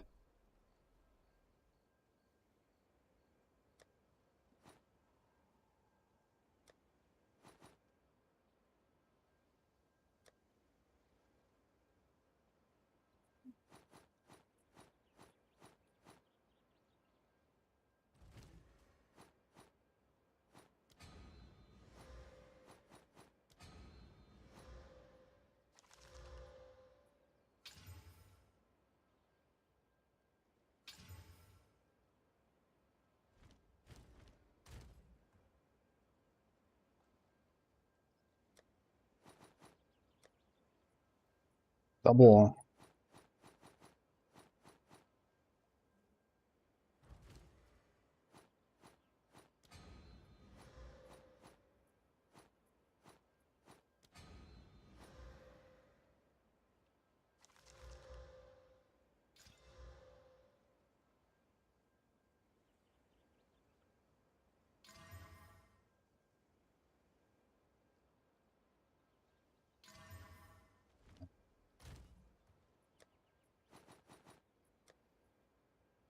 Wide.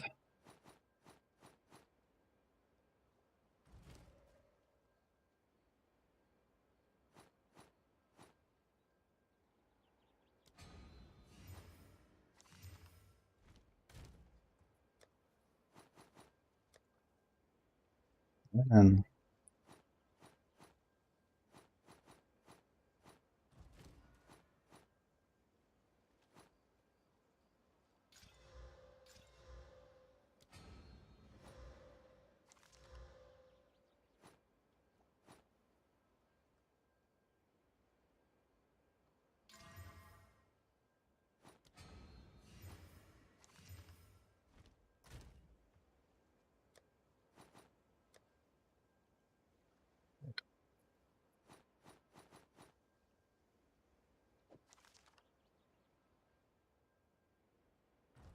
Dude.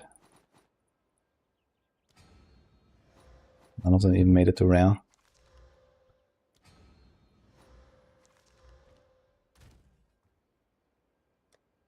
Nothing with all of them.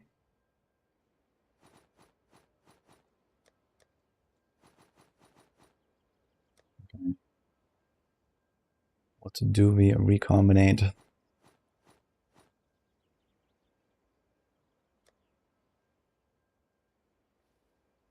Actually don't have that much, yeah. Sun.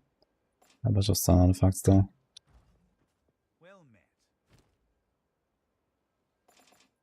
Farewell.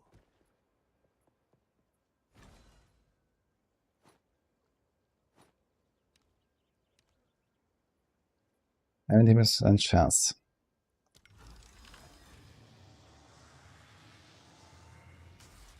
Bye.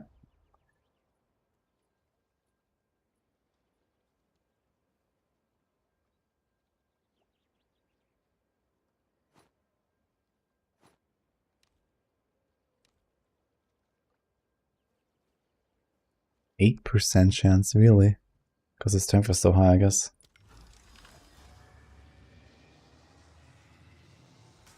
Goodbye to that one too.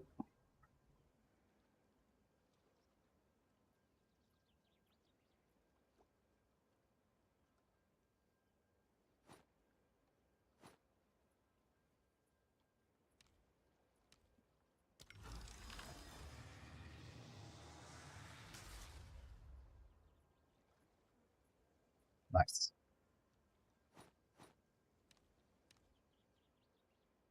Right, charm slots. Oh, never mind. Okay, that was a very successful session, guys. Very cool.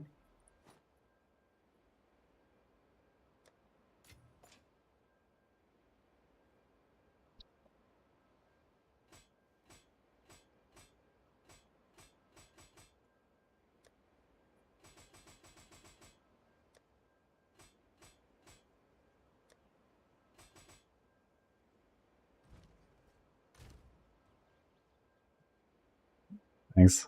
I hope you're impressed by my crafting skills.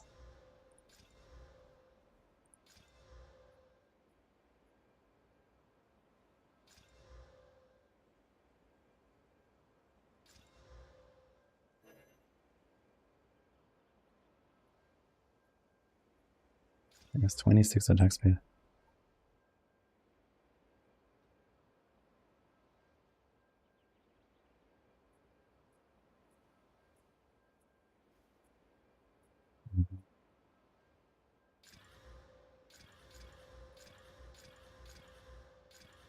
Should have done this first actually as well as.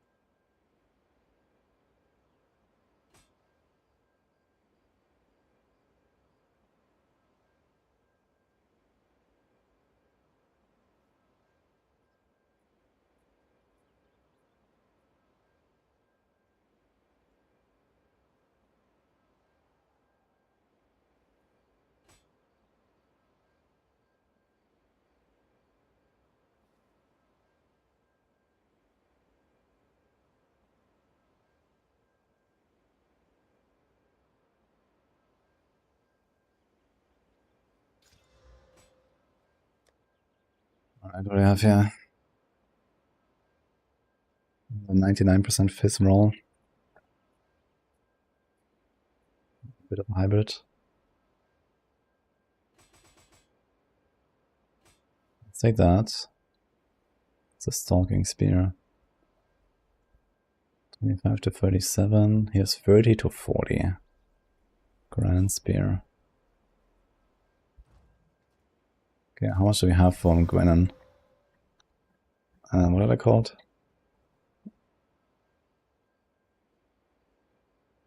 Circle.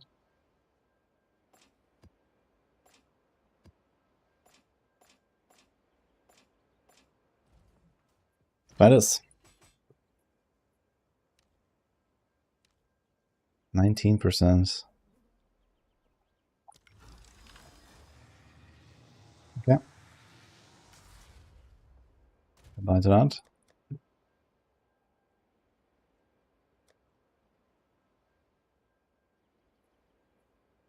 It's a pretty nice hybrid.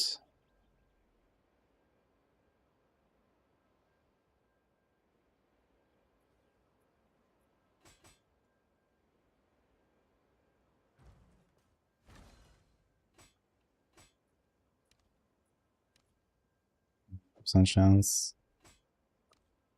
16% chance, and it's only slightly worse if I don't divine it. Because this one is like pretty low roll on both ends. This one lived.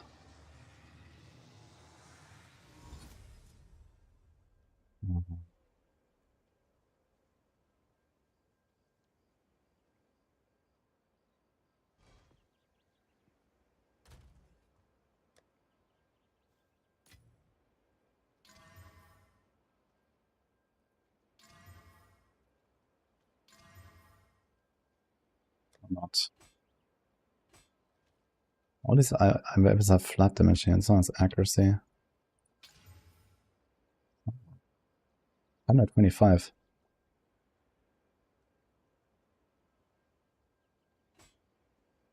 Okay, maybe there's hope.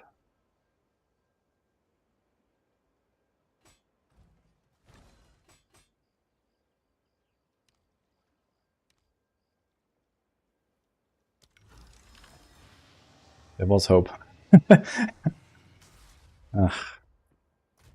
Okay.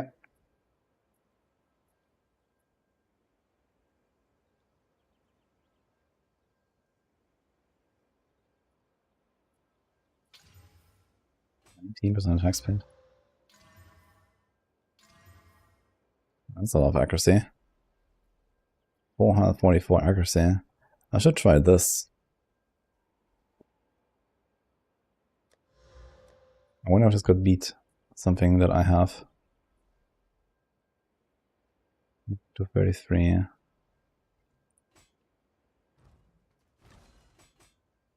What about the accuracy roll? Good.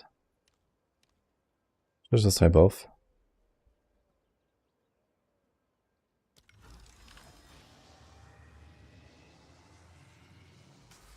Unlucky.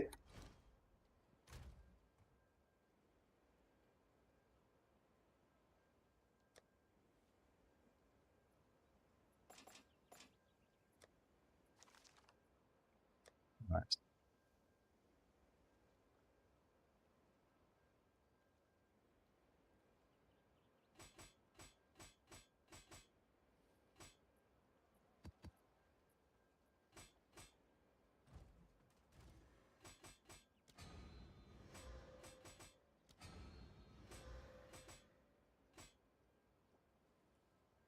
We approach.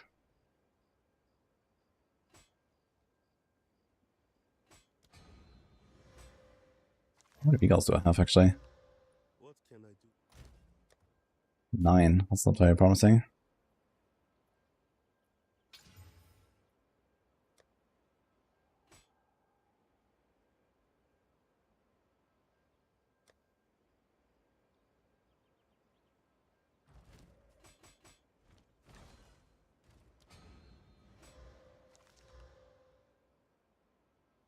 A bit low and everything.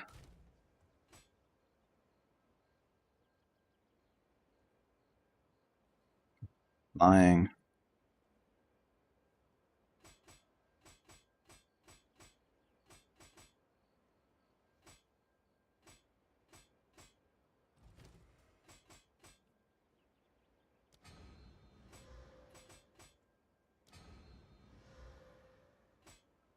Just seeing this morning, I didn't have any issues today. Actually, with server I'm on. I might have been some weird server. No, I think I switched to you again last night. Fuck.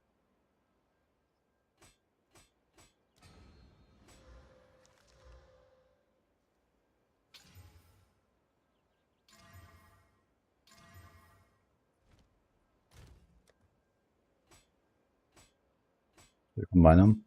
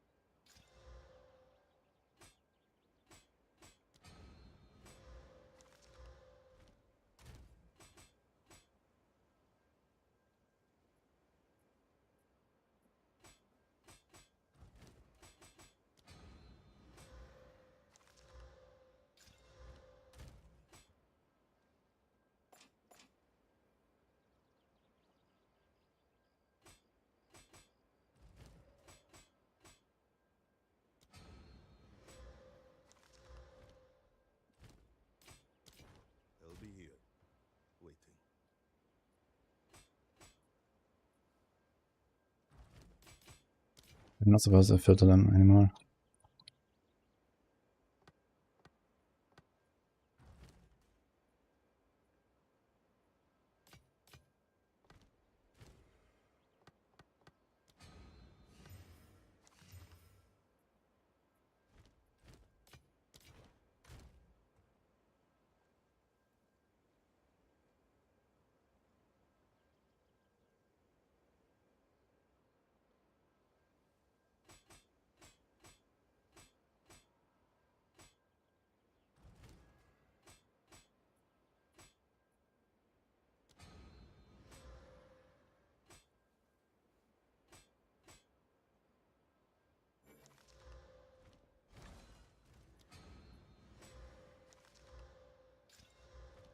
We need to create. Yeah, that was a good session, guys. We went very far.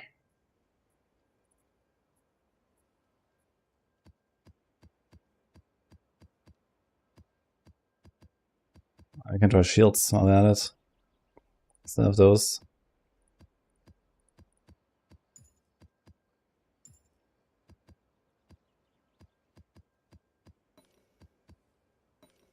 You get way too many towers, by the way.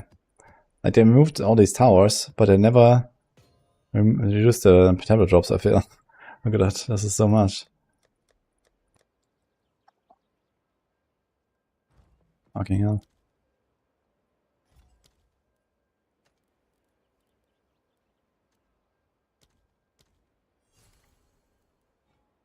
Yes. Yeah.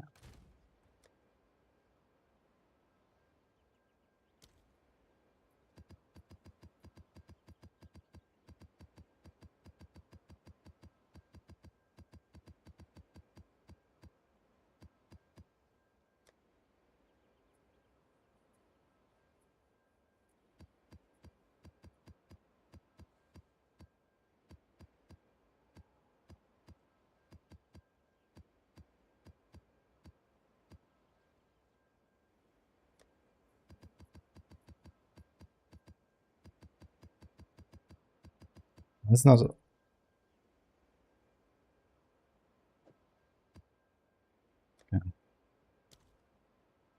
Shields.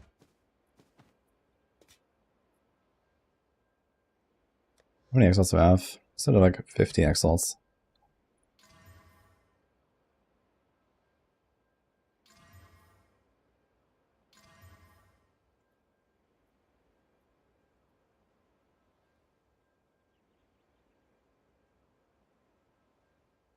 We'll try something here.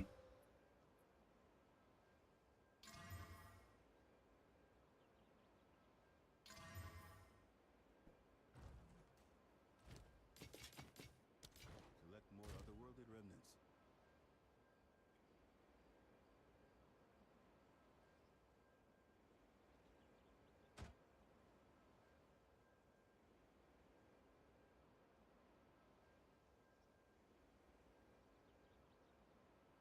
We also have block chance, right? What do we do? 73 block. Let's try this. What do we have for chalice?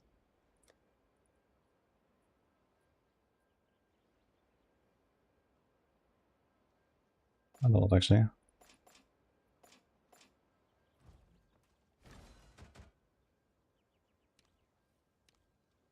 We need 2 success, really.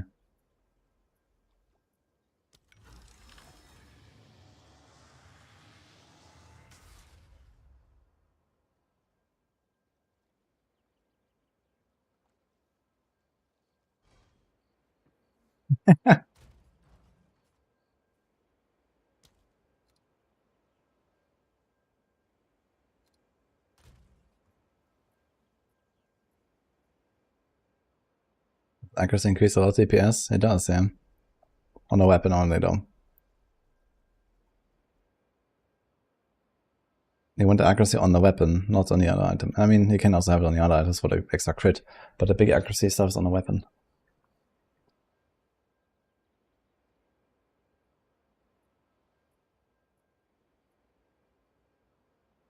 Having a rough time getting your skills, you're level 10, should I play with the skill without support or other skills? In some cases, the boards can make a huge difference, but you also get the boards pretty frequently in the early game, and you don't necessarily expect it to have much on your skills.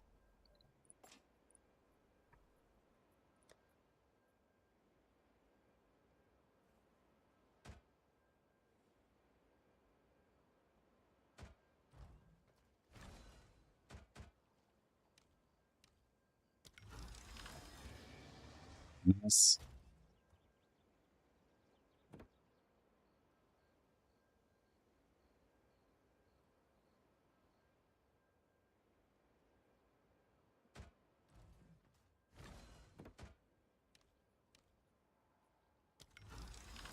Nice.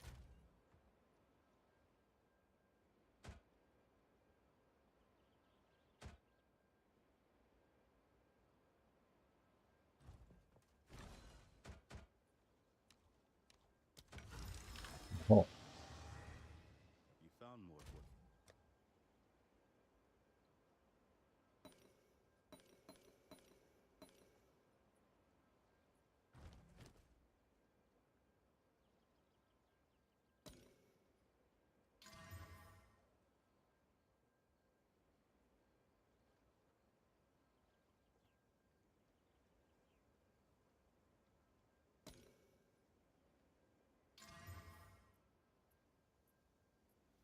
Two to maximum cold and 9 chaos.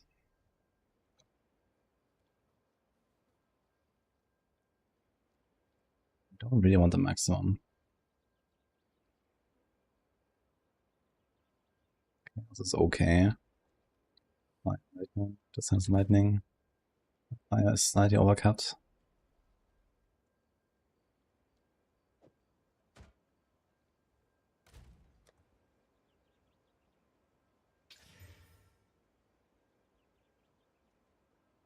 Remove the maximum cold and got stun thresholds. It's still not dead. It's getting very dead.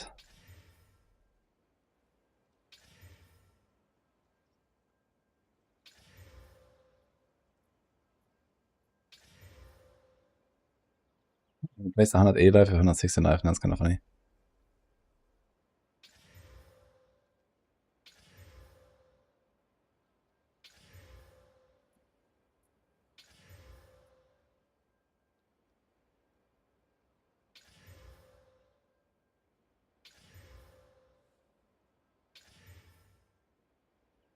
Up the block. It's 14 Chaos Ops, so on to another 3 days of farming Chaos Ops. Okay.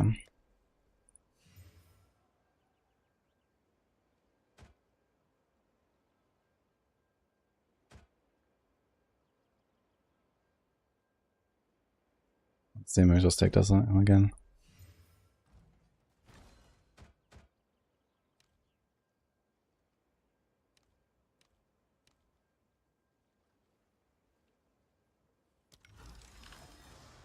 It's 8% success rate, by the way.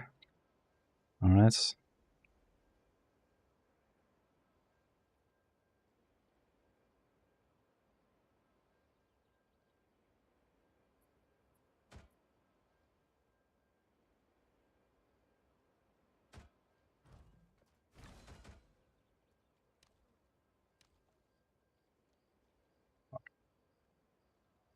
Actually, it's 54% success as well.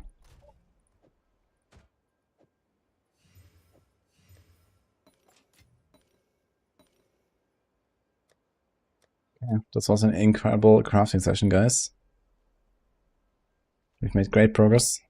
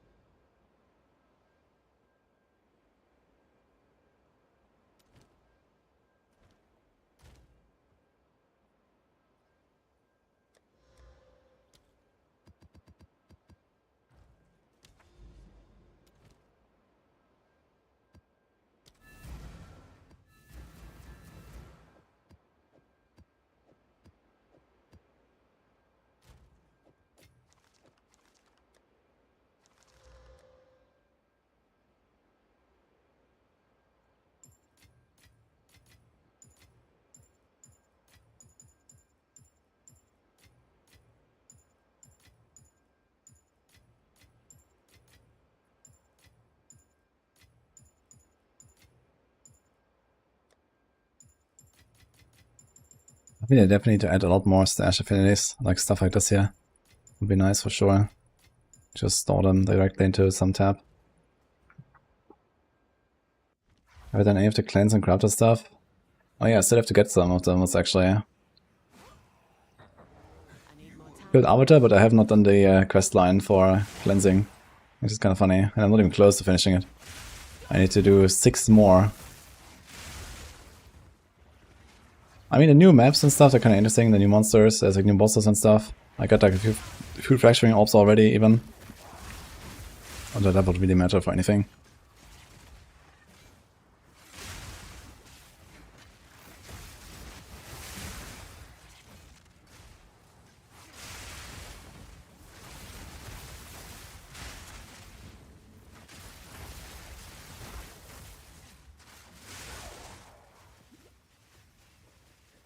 That's for the Atlas points, yeah. You actually get more Atlas points now, you get 40 instead of 30. They made it larger and they gave you more points. Like you get the same 30 from the quest line, and you get 10 from doing unique maps.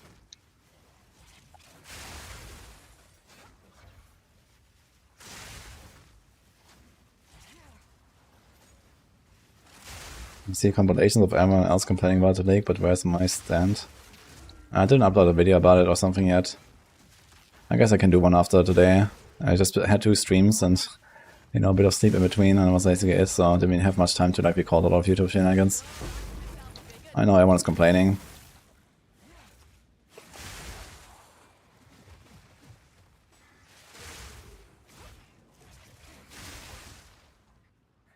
And yet they're all here and playing and blasting. Hold on.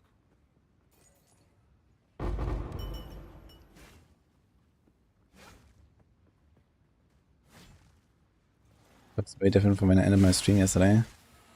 Wait, why?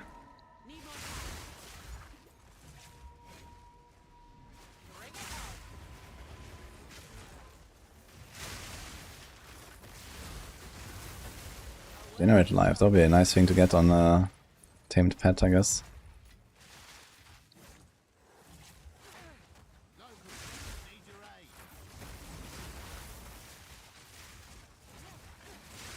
Watch your step.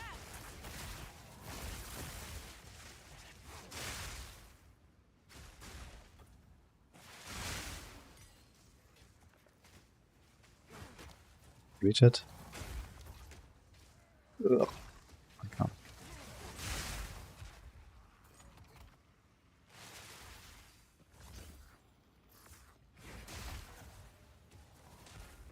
Risky choice.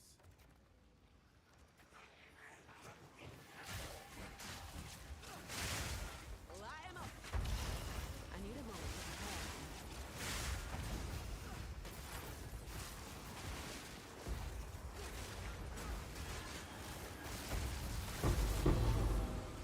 Wait, the wisp.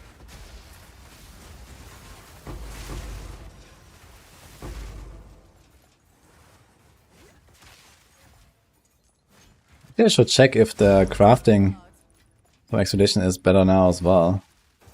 So just recombining all the time. But didn't we do any updates to that, right? So I guess like, the crafting for Expedition is still kind of awful.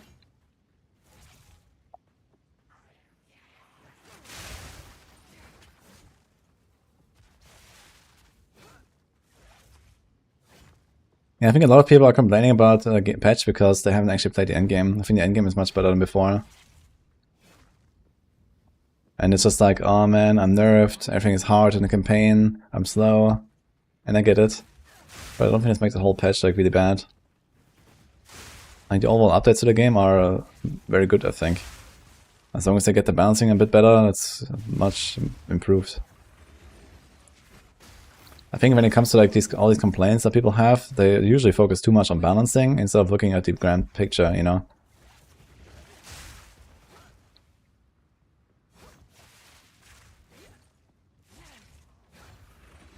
Lightning strike twice. Wrathing or no, I always win in the end. A sight for sore eyes.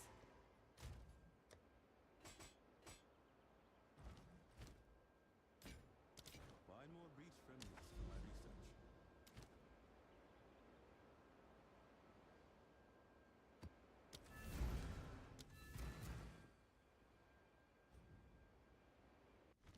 Already 24 hours on average prior to endgame. Yeah, I mean, I'm not saying that's a problem. That's not a problem, I mean. You know, I understand that people want to, you know, go back in and blast endgame and have a strong character and stuff. And I do think that they're kind of overdoing it with, like, you know, the difficulty and the length of the campaign. And what they're doing now with X3, making some zones smaller and, like, more reliable to find the exit and all that, I think that's a good start, but I need to do more of that. And I think long term they should really focus on generally making the campaign, you know, at least somewhat faster, you know, 20% faster, 30% faster, you know. They can make all the zones slightly smaller. They can give you, like, a slightly more loot and slightly more XP and stuff like that. So that you still end up at, like, level 65 when you're at the end of campaign, but you just, like, you know, overall reduce the time, for example, a bit. From, you know, so many hours to less hours.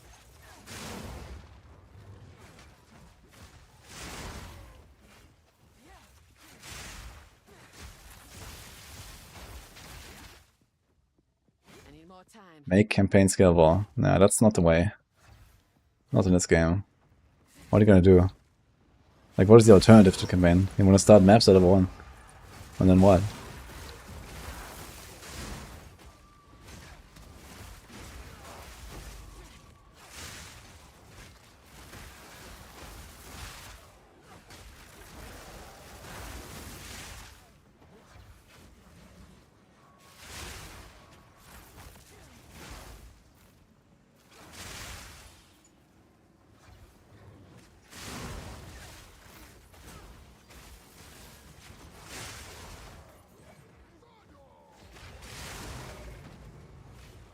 Hold on.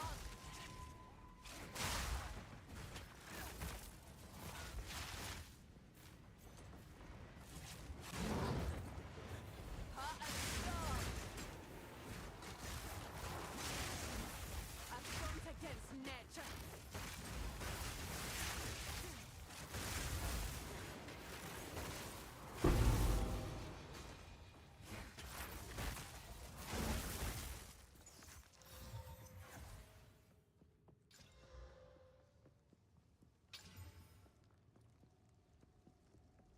Slow evasion.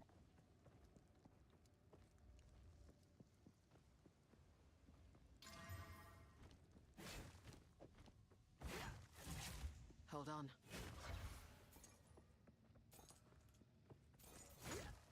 Yeah, I think, like, doing, like, some kind of, like, you know, shortcut for alts in the same league is okay.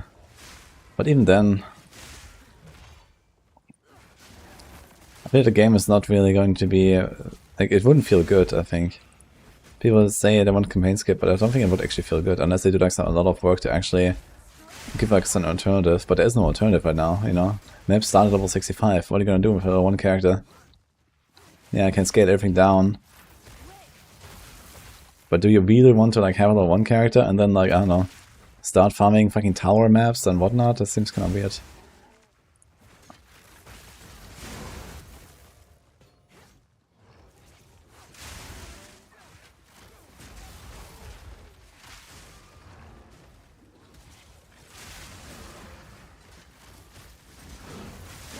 A clean kill.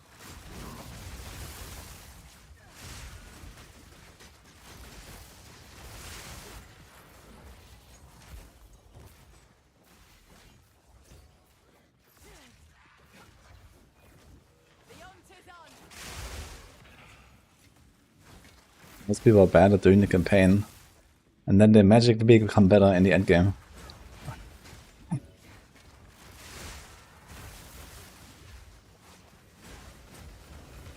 off the dust.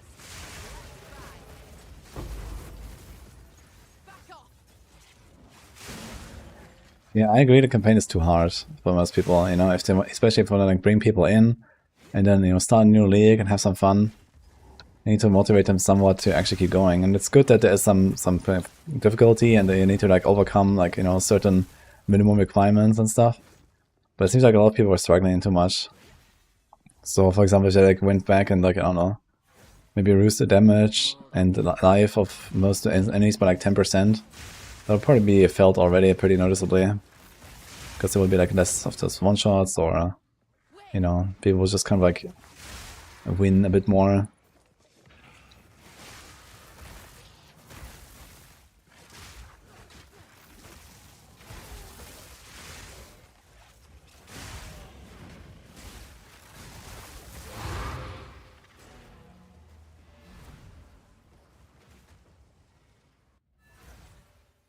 Many people are asking for help with bosses. Yes. Yeah, apparently that's the thing.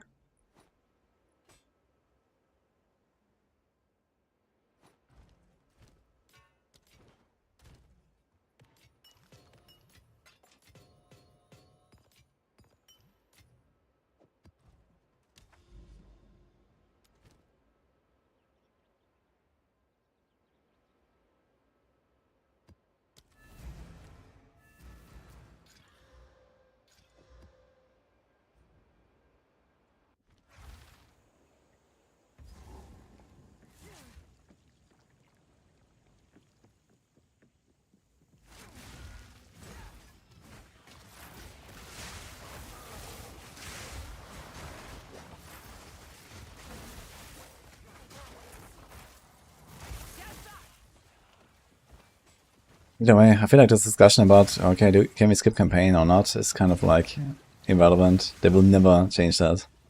There's no way that they will not force us to play campaign. I cannot imagine this. Especially with how much effort and, you know, literal years of development they put into campaign. It will forever be what you will have to do, yeah? This'll do nicely.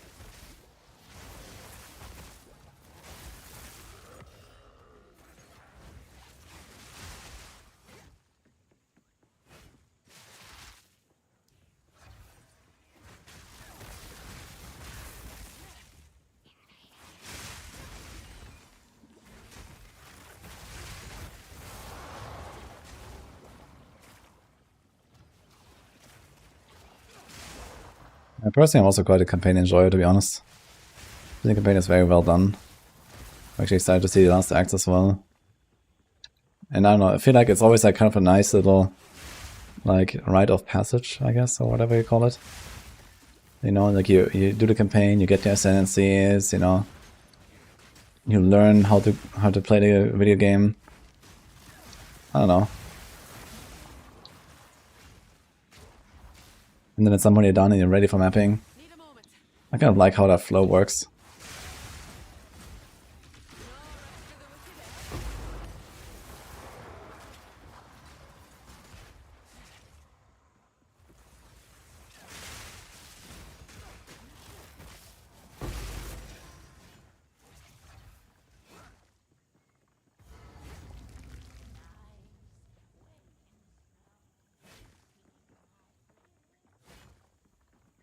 Theory 2 is for introvert players, it seems.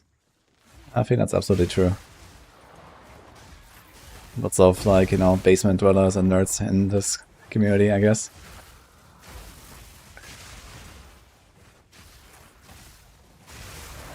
Almost a challenge. Here it comes.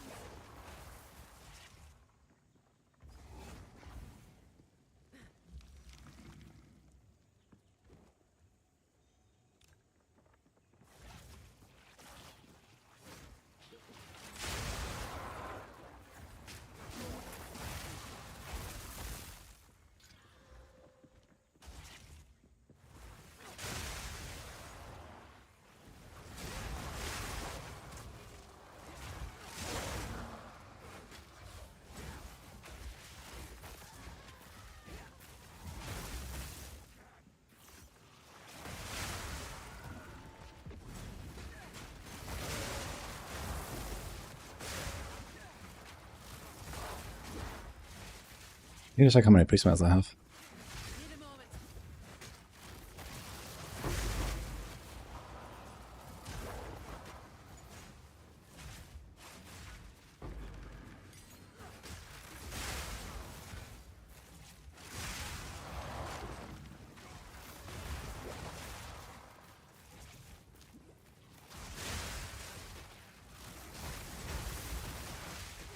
Loot better in endgame.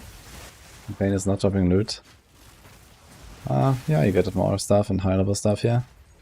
I have pretty good items at this point.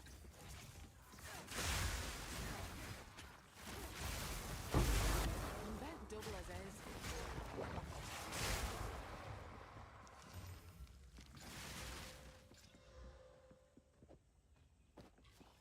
Woody rarity, huh?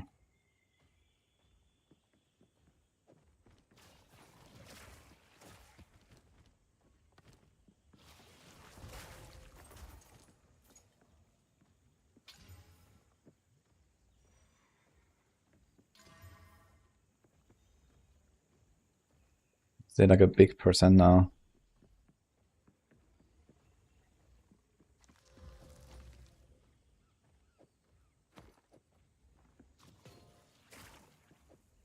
Pack's full.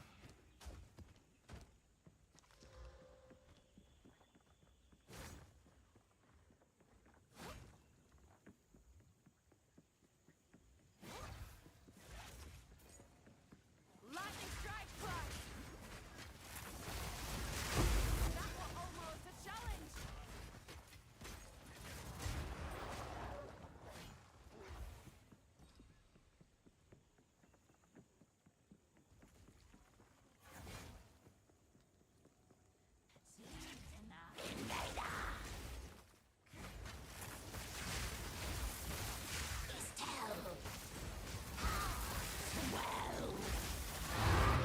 I'm best double as is.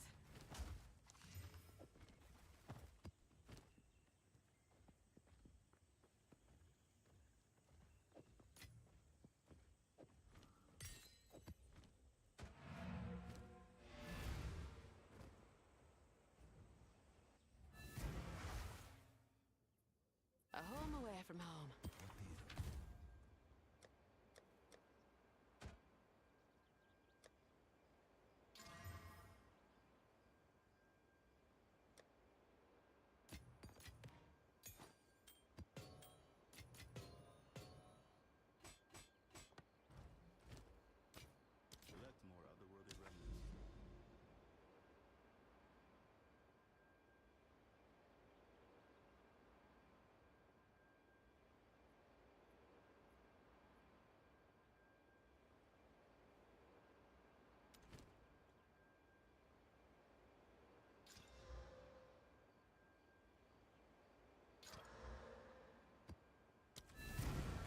Actually, I need to do that trial. Good time ball orbs. Sacrifice 10 mobs so we see double on trial completion. Make unarmed skills work with any weapon if your offhand is free. That's an interesting suggestion, actually.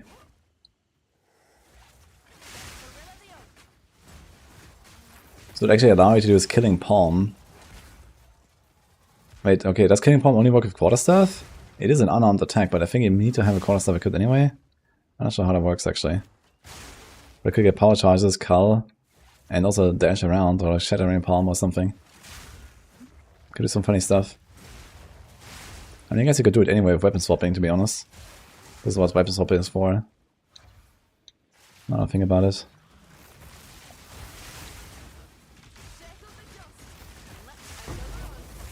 Another trophy.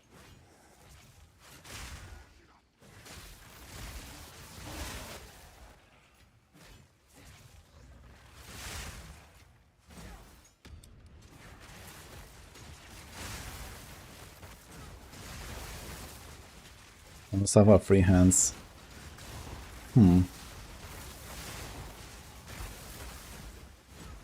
Watch your step.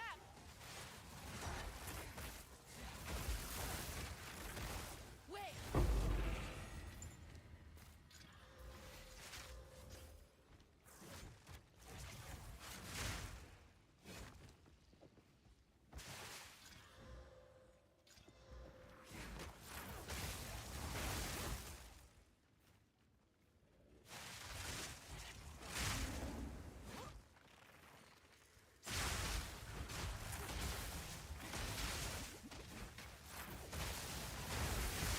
A worthy cause.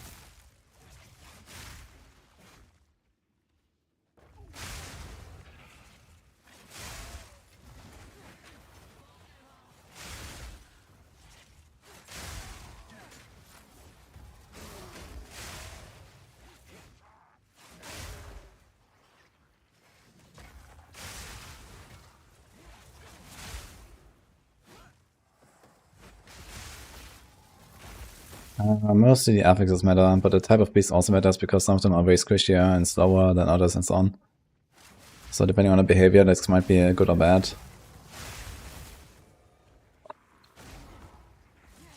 All have different behavior and, you know, abilities and stuff.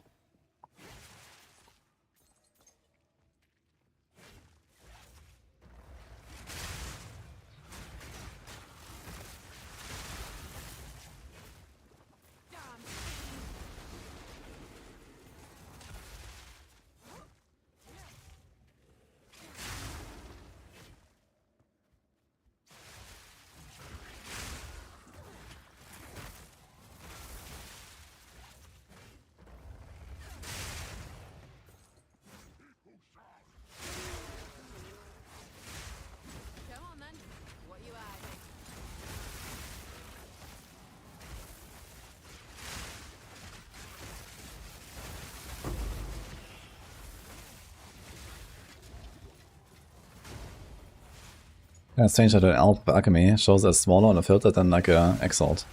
How's that? Back off!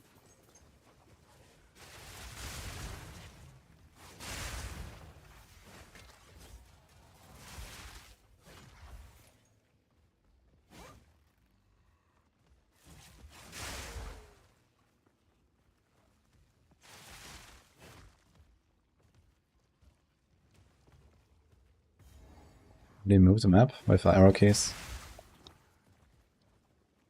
And then you can do like this, and then can like press tab, it goes back.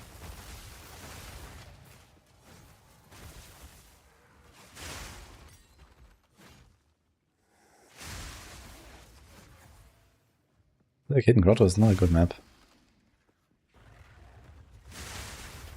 At least when there's a boss.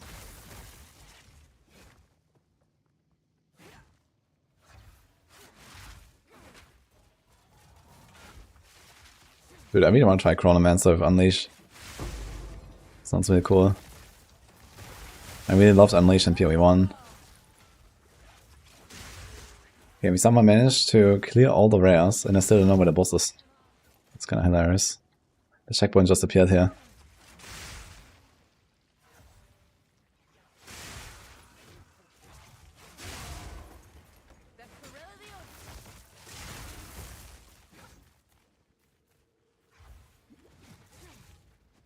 Really Diablo 4 is in the releasing season 8 already? No thank you, I still have some PoE and some Monster Back to Blast.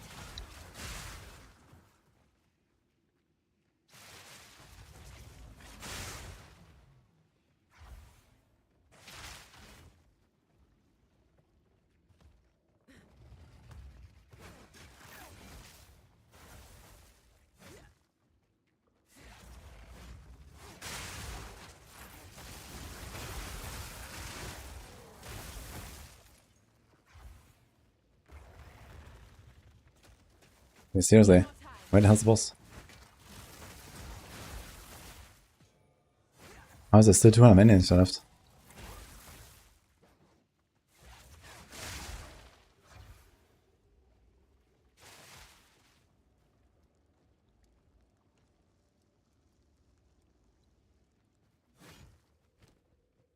You really want to avoid Hidden Grotto, man, it's the worst fucking map now. Just sad because I like the layout and the ambience.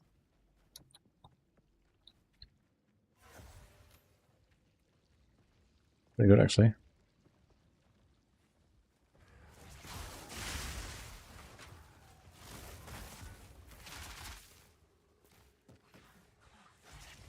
Oh, SVR. Nice to see you, and hello Erlen, thanks for the time. Okay, so it turns out the video is out, guys, so the updated build guide.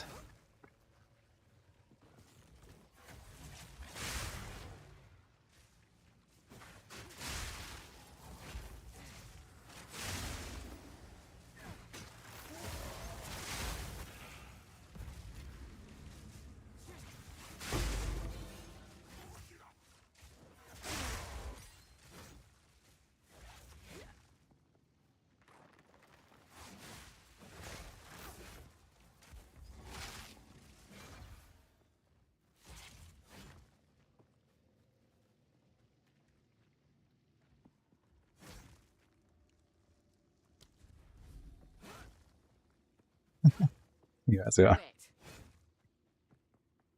That one's San Pablo, thank you.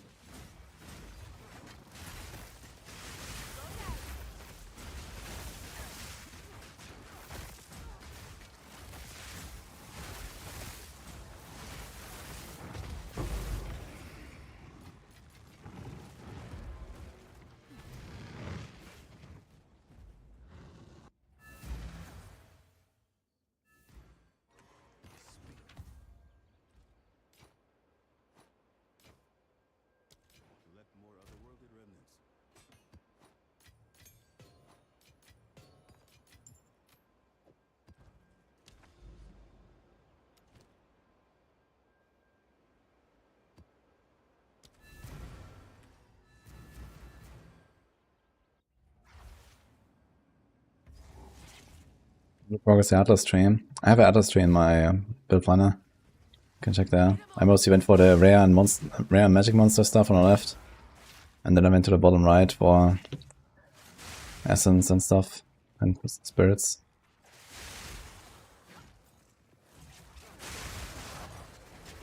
Feels like it doesn't really matter, to be honest. Waystone drops are irrelevant now, basically. Which is usually what I used to invest, and now we get like all this like little small stuff, but it's like all kind of inconsequential anyway. I need more time. I feel like the spirits don't really do much, the essences don't really do much, so I don't know. You can't invest into the big stuff because they have their own trees.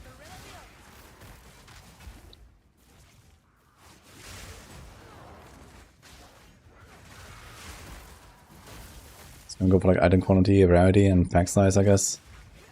More pack size means more XP, I guess.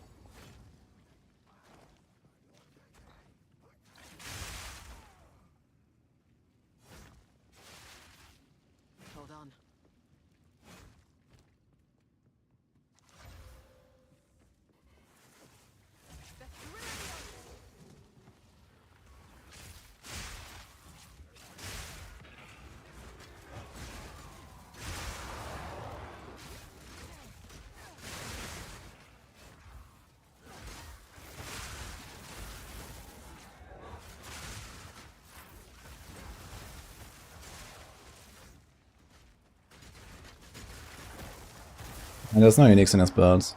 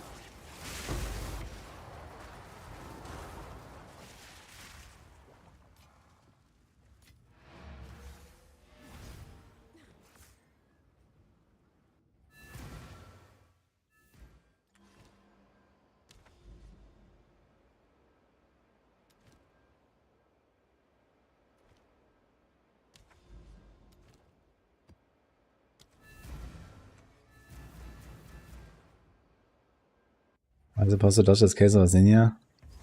You can destroy the wall and walk out. You can hit it.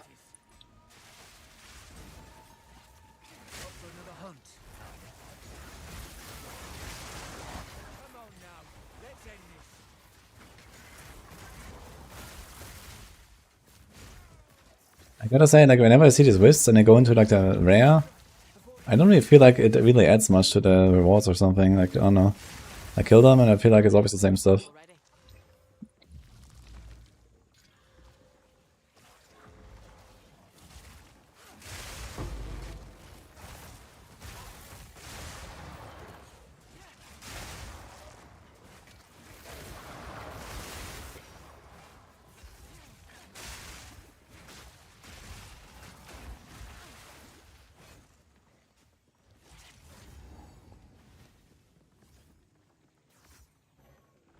Need a moment.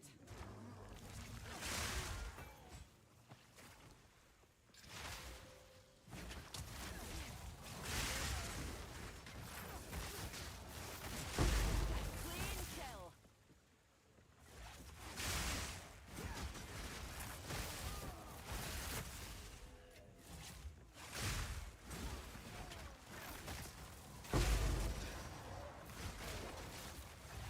I need a moment to prepare. Ministry. Yeah, I have almost everything now on the Wisp stuff. One of them straight up doesn't work. Like here, it's supposed to have 2 effects of spirits, but it just straight up doesn't work. I also have this corruption stuff here, which I have not seen like ever to do anything. And this certainly doesn't help. So I don't know what the fuck is going on here, but neither the essences nor the wisps are really doing anything, I feel. The only thing I notice on this is that the essences have like 5 essences sometimes because of the other node, where it converts their affixes into essences.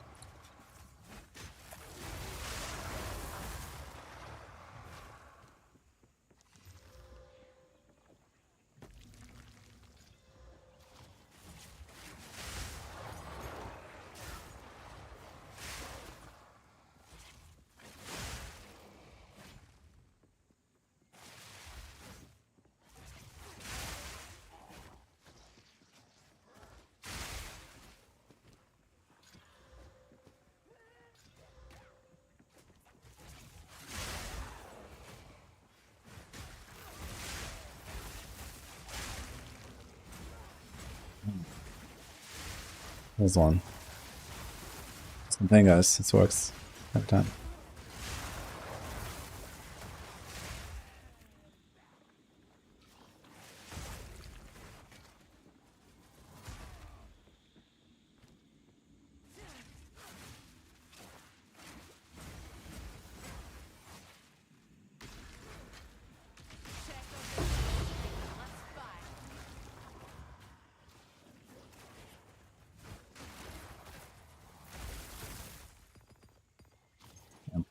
So I don't have a single corrupted essence.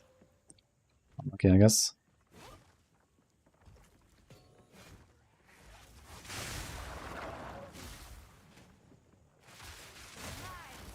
Oh, here we should get the checkpoint from the boss.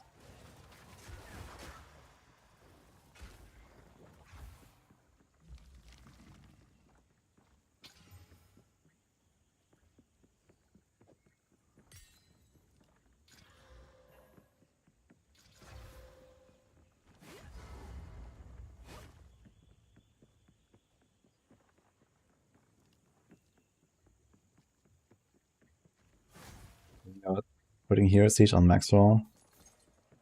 I don't know if that's in the plans. And usually when we release a new branch, it comes with like the release of the game or something like that. And I'm not really like, you know, involved in that discussion, so...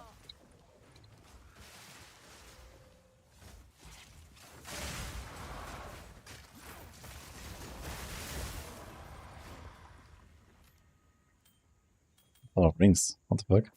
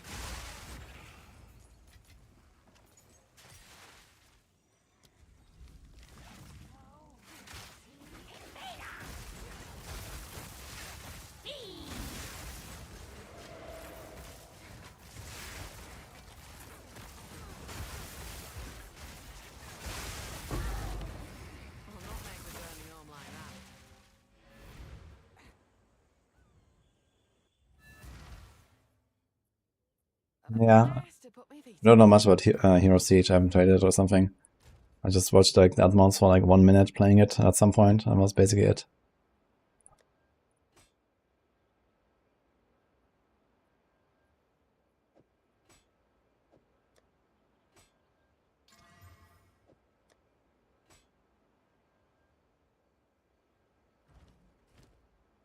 Find more breach remnants for my research.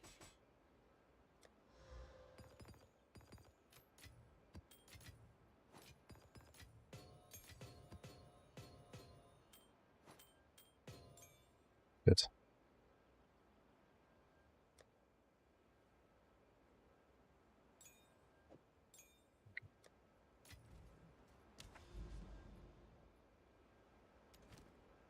Another hidden grotto with boss. Beautiful.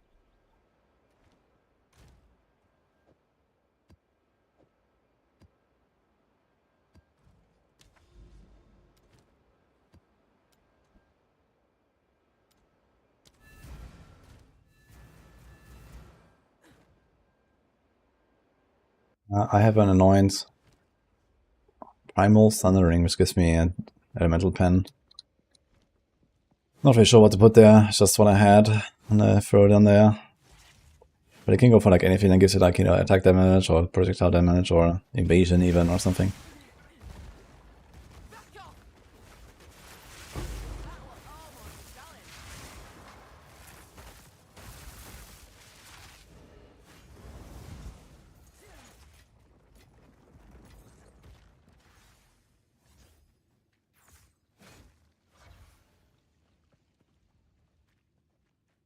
Let's hope Ellie doesn't have server issues. I hope so too.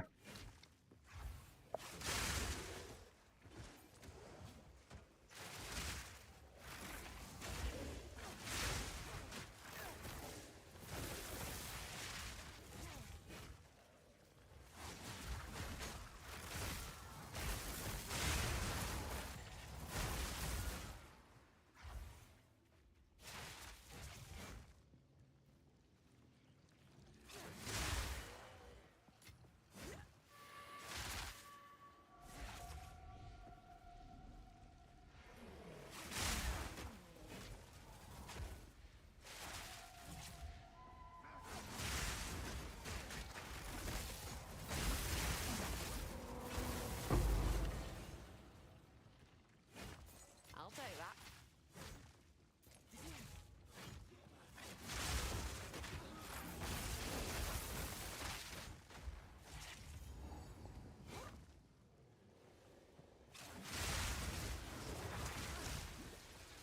Wow, I need more time. that's low.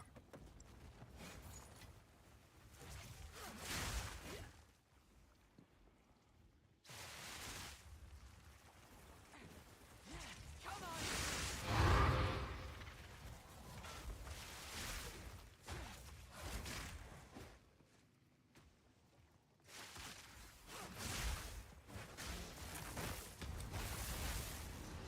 Wait.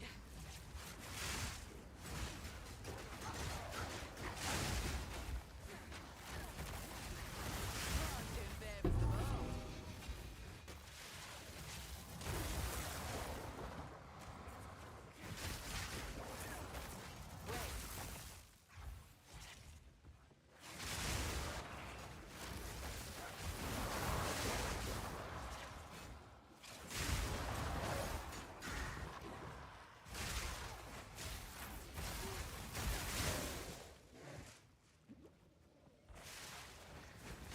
Need more time.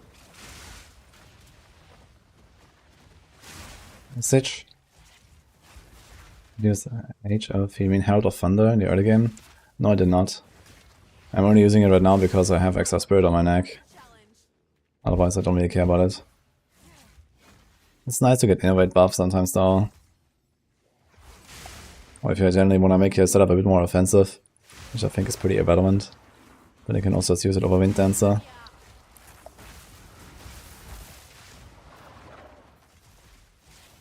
Yeah, next, oh yeah, it's a unique strongbox. There's many of them actually. They had like, I don't know, 7 different ones or something.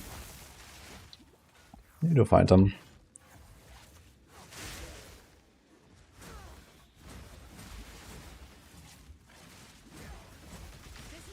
1 every 10 hours or so, I would say.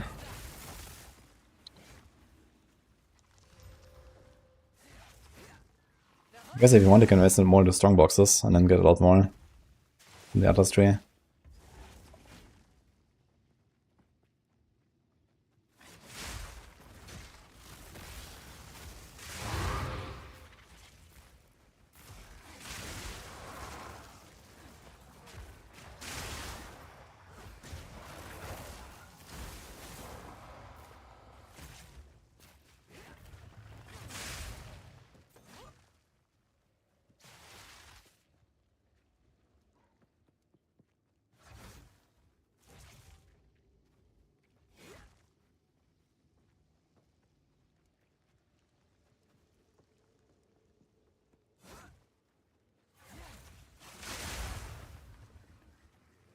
Dancer early on and the Beast Slave later. Yeah, Wind Dancer plus the Beast. That's what I was running. I just kept Wind Dancer because the extra invasion just gives you its viability. No, with this kind of build you don't get hit very often, so the evasion is kind of nice. And Wind Dancer can usually stack up between every hit. This means you're like relatively defensive despite just having like a relatively low life pool. Pendor, thank you for the Prime, man.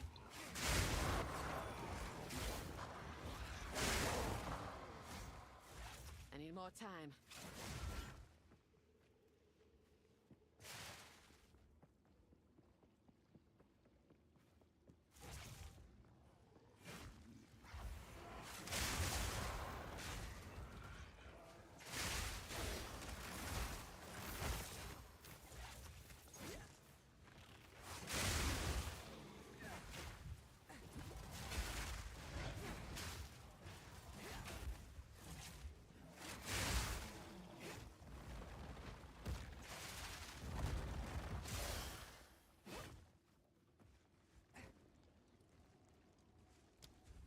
This way.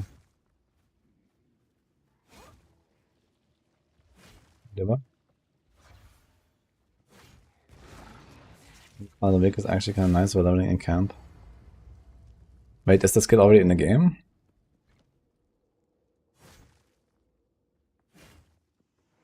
One I wanted to make for the Hunters early game?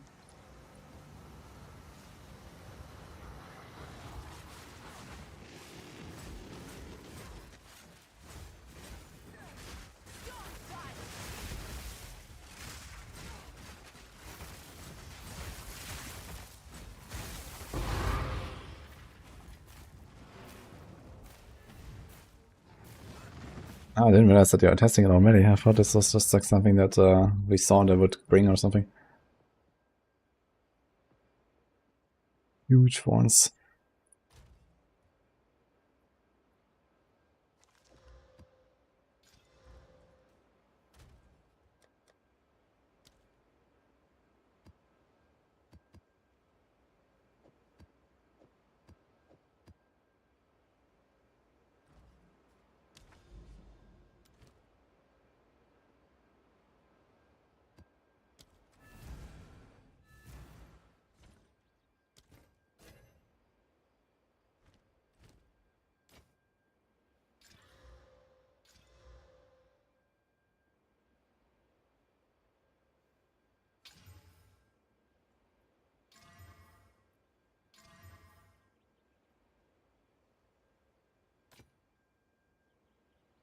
Until next time.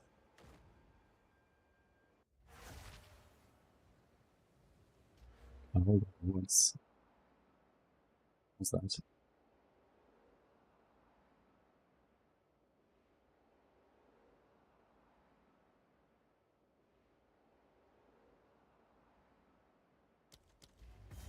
that? Ready to hunt. Starting to have a similar hairline. How do you prevent it? Implants.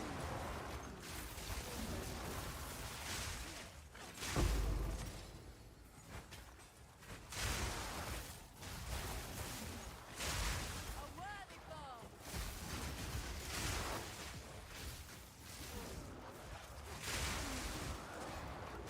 Hold on.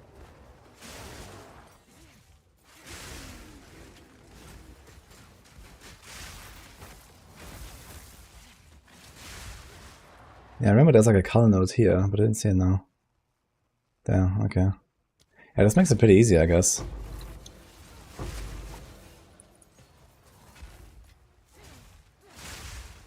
Be brave, go full balls. Nah, I don't think I would like that. For myself.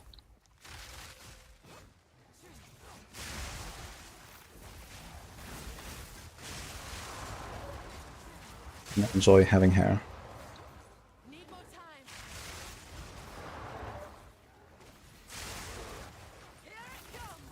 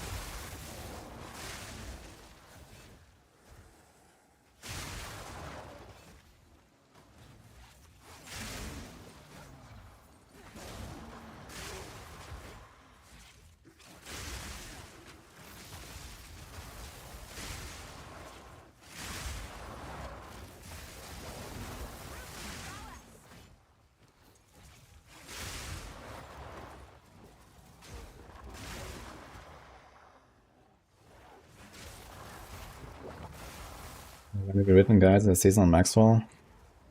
Well, are they not? I mean, I would have expected they updated that shit.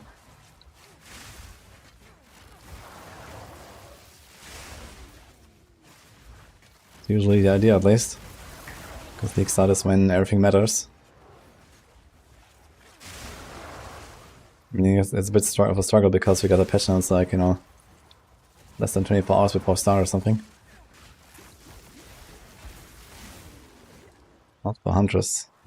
Okay, I mean, Huntress is out for like 3 days, so I guess that's normal. Because we didn't have actually any info about skills and anything.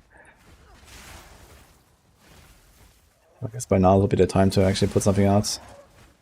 I have no idea what's their plans exactly, so I'm not on a PoE team. I'm not like actively involved.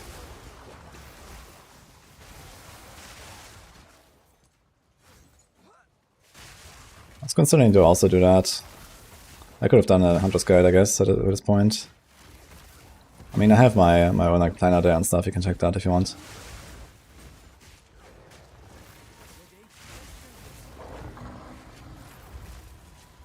Don't let it escape, damn it all! Got away.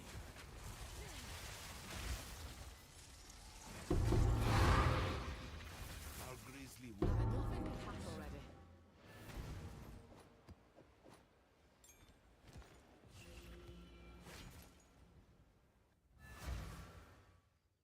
A sight of the sore eyes. What's this?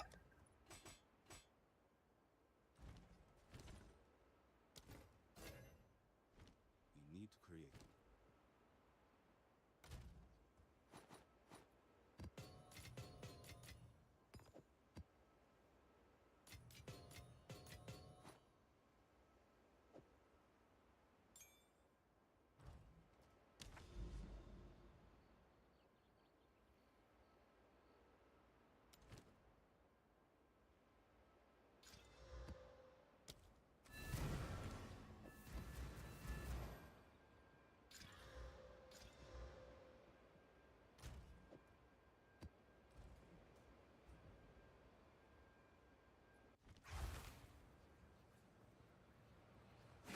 See, Scissoran, he's the chosen one. I know. We'll see what they will say today in the interview. I mean, there's definitely gonna be a lot of spice. When is it again? Still a few hours away.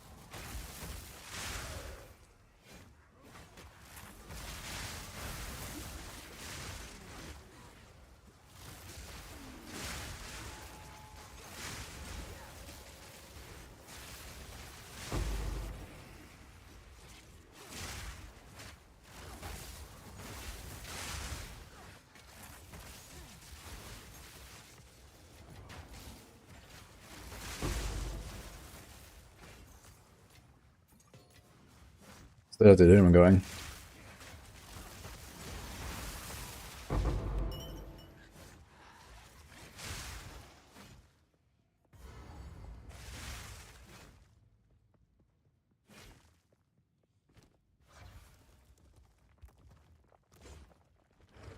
Then leave my Beast Mastery Fantasy.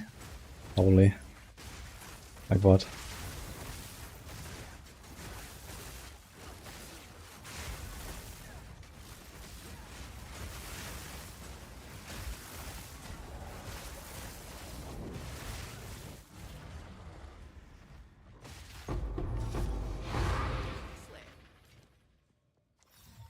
This here tells a story.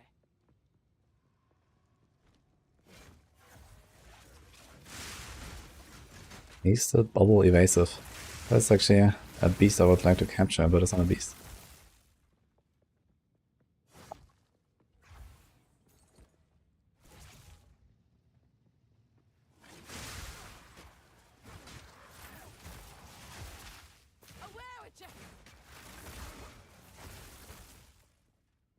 Just this extremely rude and disgusting comments about Rob that time. I had to answer and ban him from appearing on any feeds.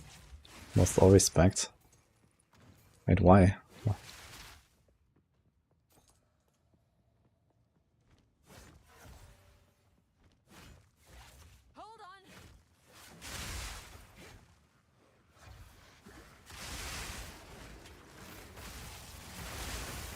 on. Of all people called him out. What did Mathel say?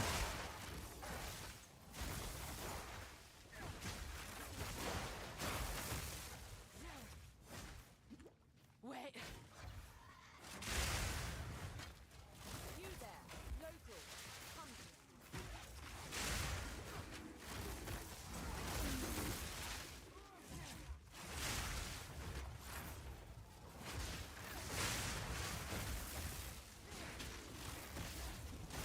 Proof of me prowess. Oh, I always love a good risk.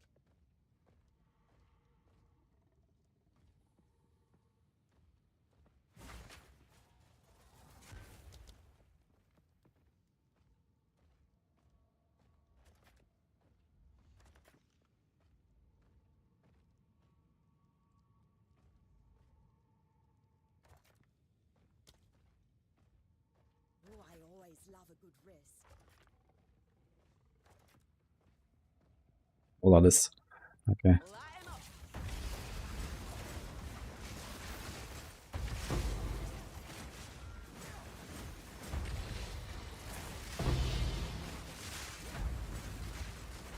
I somehow missed a big chest. Oops.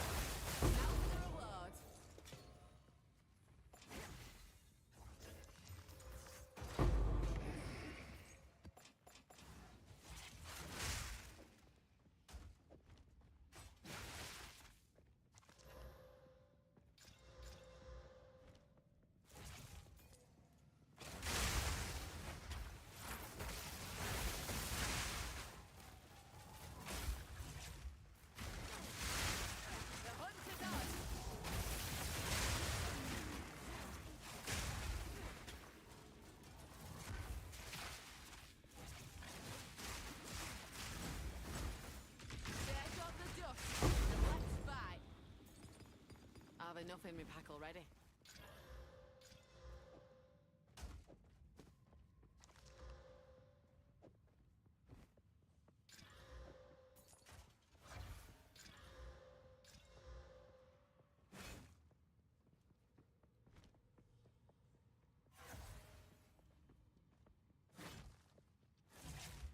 Trying to use a mount spell? No. I mean, it's pretty terrible in this build anyway. First of all, you need like 60 spirit for it, or 100? 60? I don't know. I mean, you could do that. For example, if you got the companion or something. But then, what do you have to mount, and what do we do with that? I mean, there's not really an upside to it. It just gives you maybe slightly more speed. with a high risk of dying instantly when you do a slight mistake. So that sounds awful. Even on software, that sounds horrible. I think the raw amount is kind of a bait. Unless you're actually like, you know, attacking a lot and screen clearing everything like 5 screens ahead of you. And I'm neither attacking very often to really have an upside of the amount, nor do I really like clear enough, I guess, and safely enough. I mean, okay, maybe this is clear safely enough, but I don't know.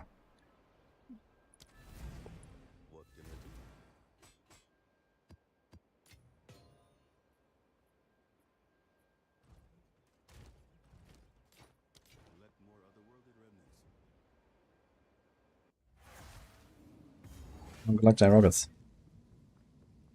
I've not tested the new dash and frenzy skill, but I can give it a shot actually.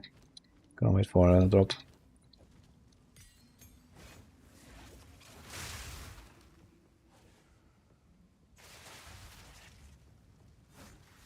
Miss.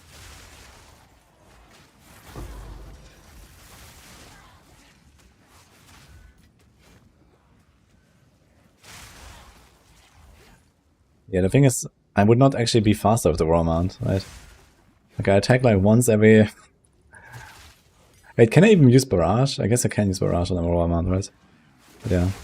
Like this, I do like one cast every 3 seconds. And I slow down by, I don't know, maybe 100 milliseconds. So the raw amount would give me like a speed increase of like 3, maybe 5%. Or 60 spirit. And if I get hit, I get stunned and die. That's beautiful.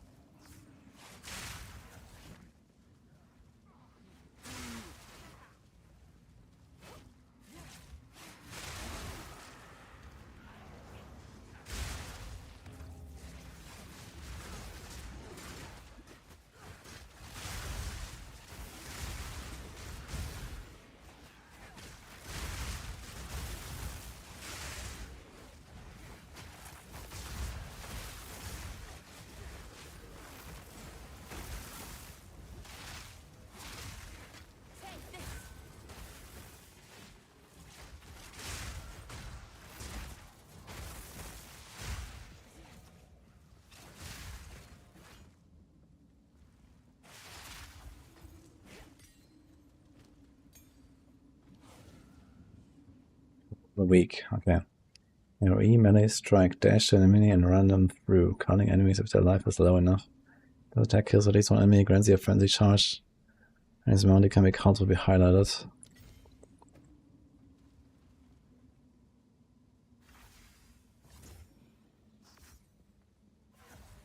So let's move Harold for now.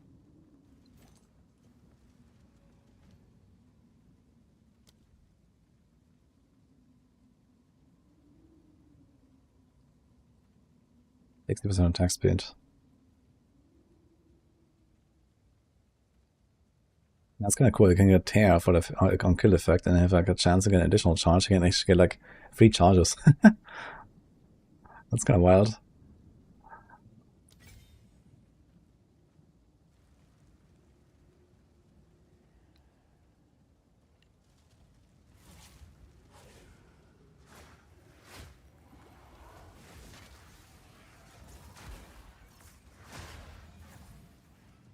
Wait, when I just one-shot him... Wait, when I just one-shot him, I also get it. What?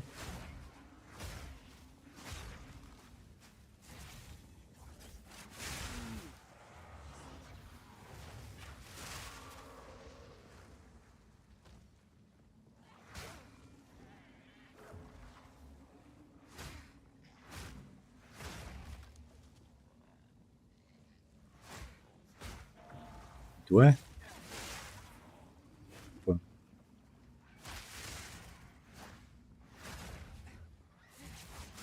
It seems like really nice and fast, and it moves you. It's not bad. I like killing Palm a lot on Monk already.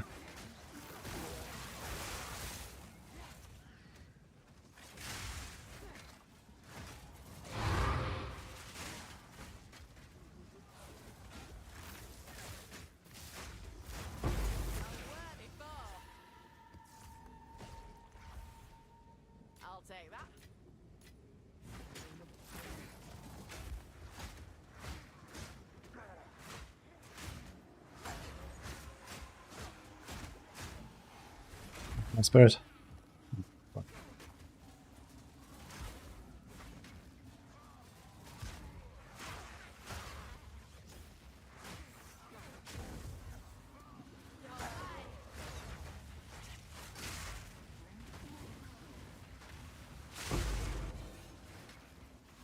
I mean, ultimately for me this is not useful anymore. It's like something for early game. Okay, just overkill everything way too hard here.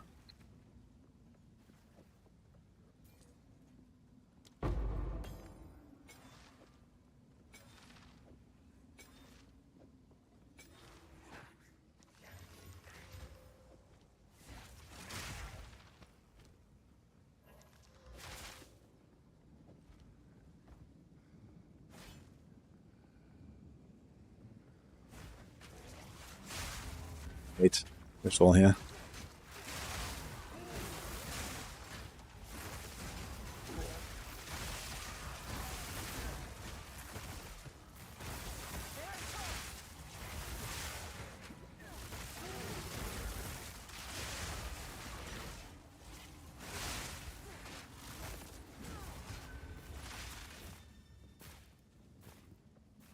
Oh no, servers are dead again?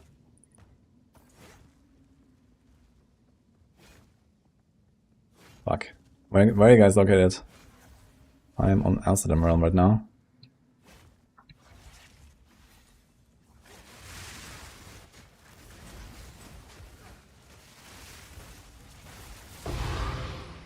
Wudijo.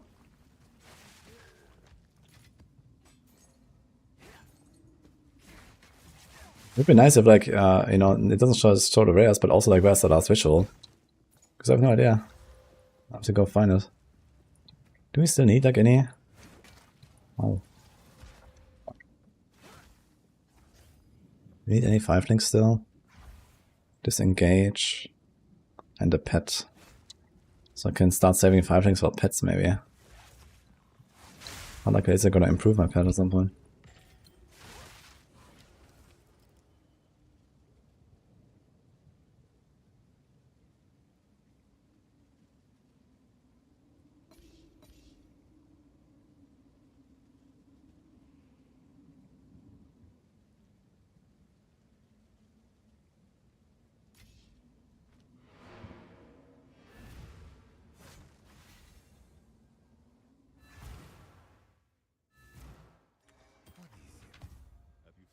I think in general I can just show stuff a little bit, you know, more generously on the map. Like also where are the rares, you know, around you as you go through the map and so on.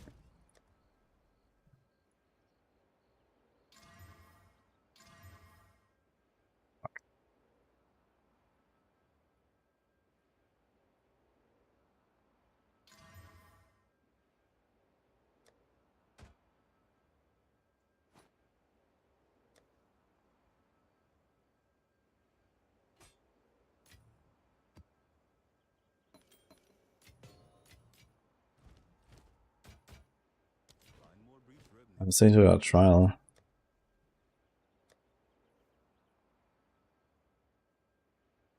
This one. So this is very less maximum life in ES. But I get 10 Marmops. I'll do it.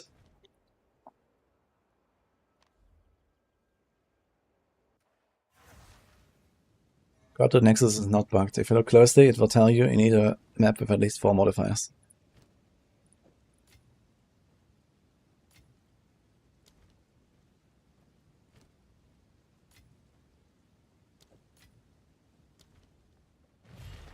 They always return.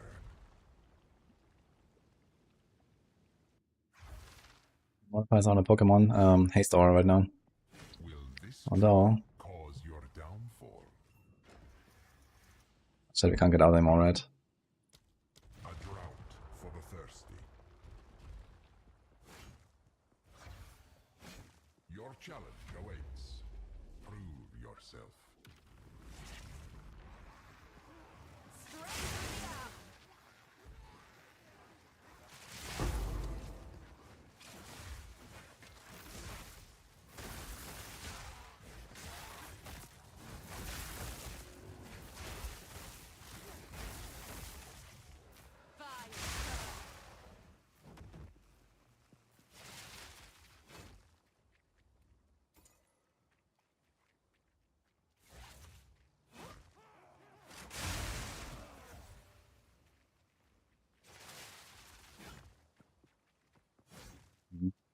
more time.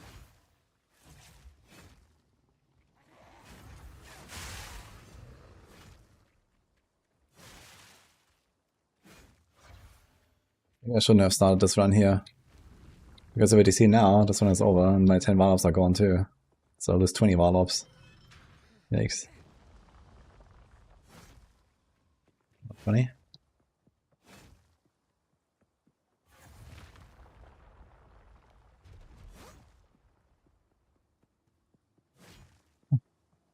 Yeah, this bit is super fun. I was gonna keep blasting this for a while. I'll wipe that smile off your face. Their indomitable It's heavy S, that should be fine. I wonder how much.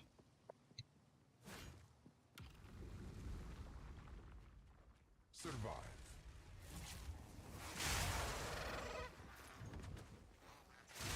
You should have 2000 life, it's not comfy, I gotta say.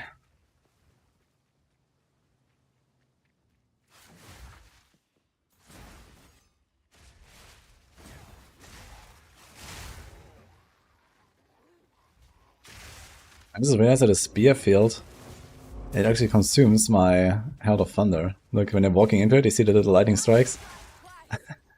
That's kind of funny.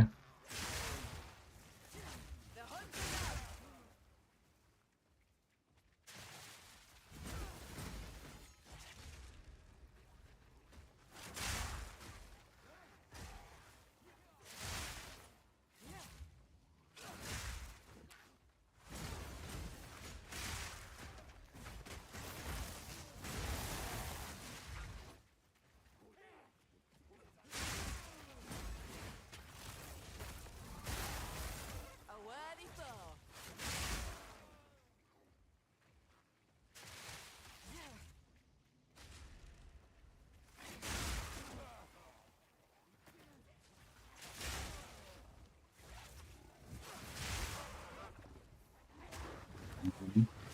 Yet.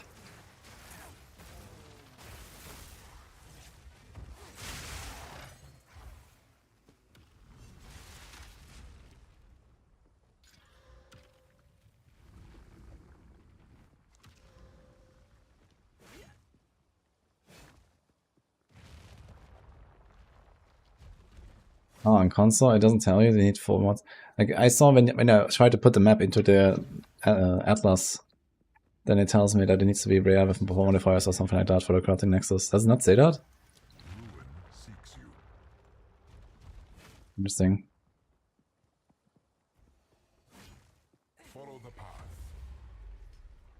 Yeah, I have plans to go hardcore after this character again. Not sure what though. I wanted to play galvanizing shards, so I might make a Deadeye on hardcore. Crossbows are good apparently. Galvanizing shards was already pretty good. Deadeye is nice for hardcore. So I might do that.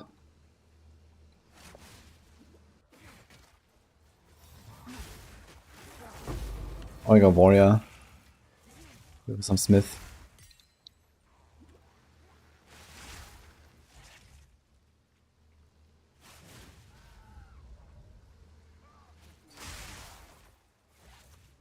Or in hardcore trade.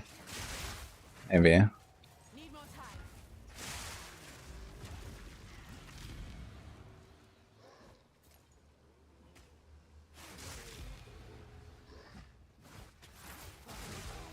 This is a hardcore trade, guys.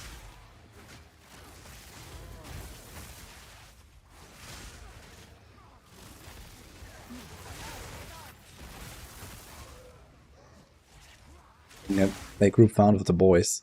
Because that's basically what hardcore is, right? Hardcore trade.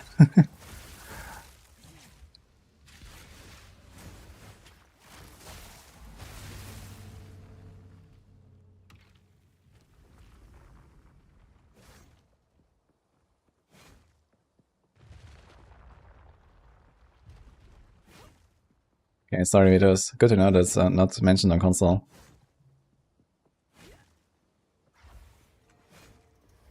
We are only getting started.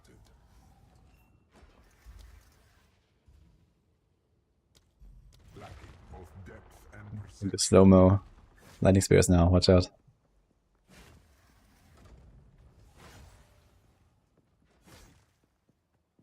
Okay, I'm doing Chimera first.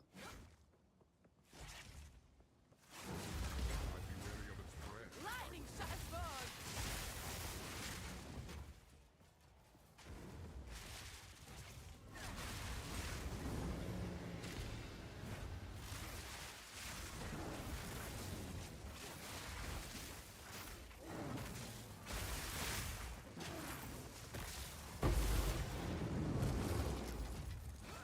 Now there's a nice surprise.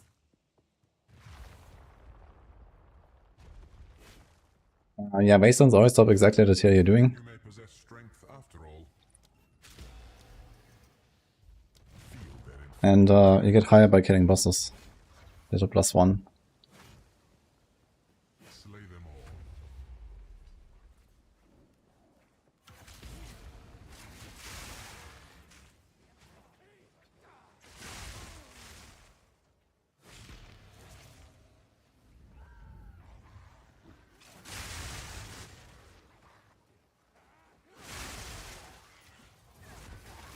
It's kind of weird that the tutor is not there on console. I need to see this again, but I don't have a goddamn Nexus on my map right now. Maybe I'll remember later. Yeah, does console just straight up have different tooltips? Hold on.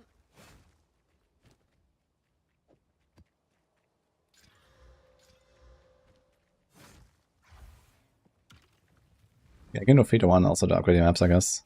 That's true. I usually don't get that many maps, especially while progressing through the tiers. It's like rare that you actually get 3 of the same.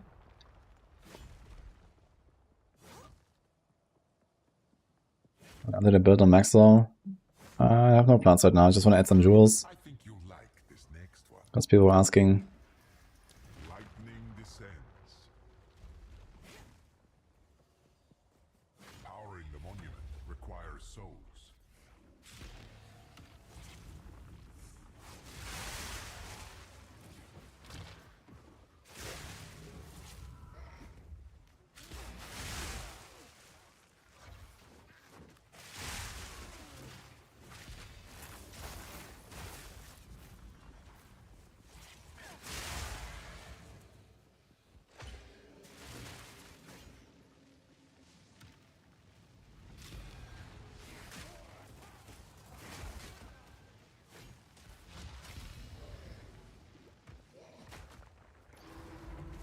Hey, did I evade it? Like, can he evade the hits of this guy?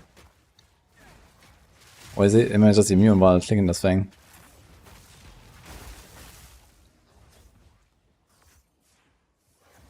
He actually does damage.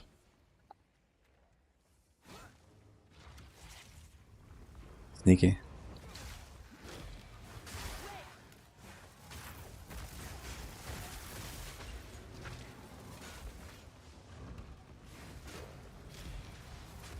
Death awaits ya. Maybe immune while clicking this. Needs to the shade.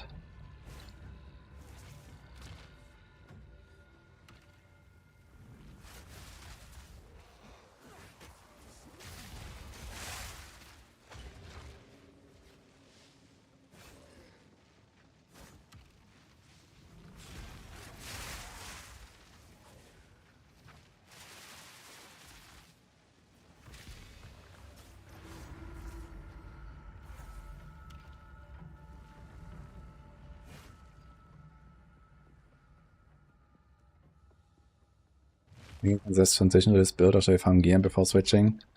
This build has nothing special. You want all the same stuff on the lead Amazon, I guess. High fist damage weapon. Life, res, block.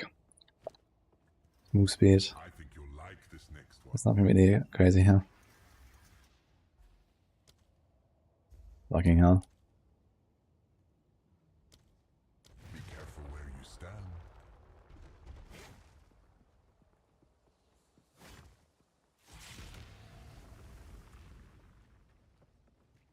450 accuracy, that's a lot of accuracy. Yeah, this is really scaling a lot, this accuracy. Shit, we're gonna have the Death Bird last. That's not good. Time. And he has rings again. A bird will do anything to keep its young.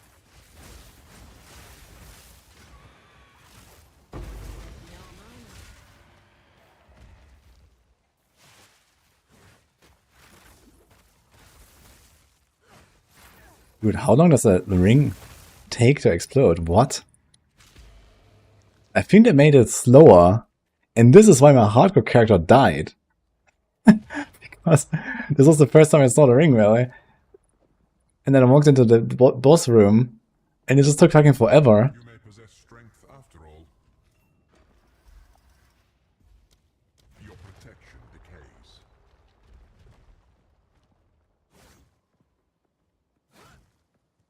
It's crazy.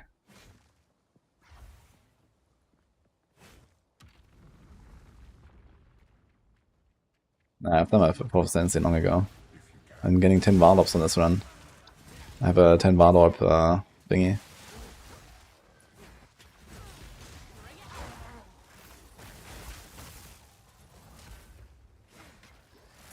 How long this lasts, oh my god.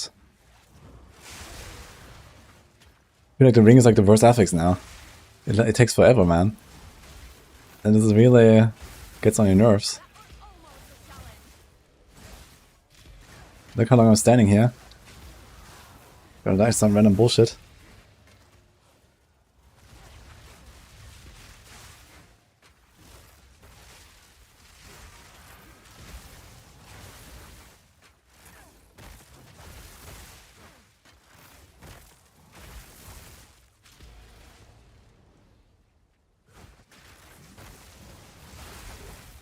Just try to put him on the other side like this.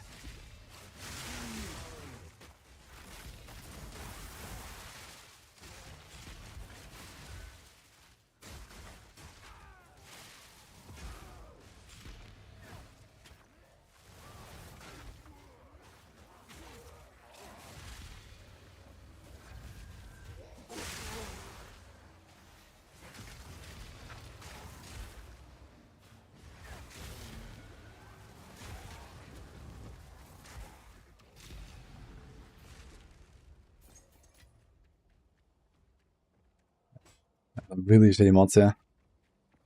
Okay, ring is really bad now. That's crazy.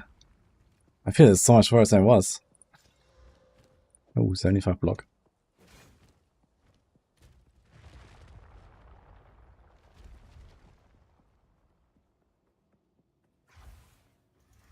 Don't expect the next round. And speed damage is at 9.7, sometimes 8.7. I'm not sure why it changes.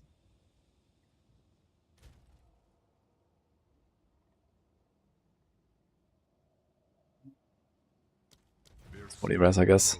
stiff and resilient. We have enough damage. Okay, I have 6 uses of my life flask until the boss. That should be fine.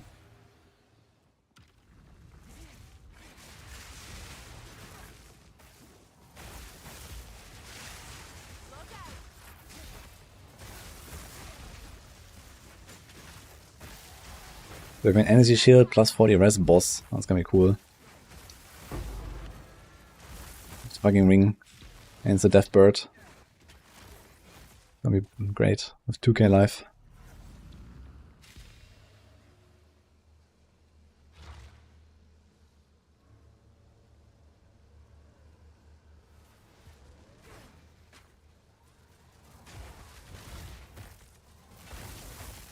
This thing faster than the ring?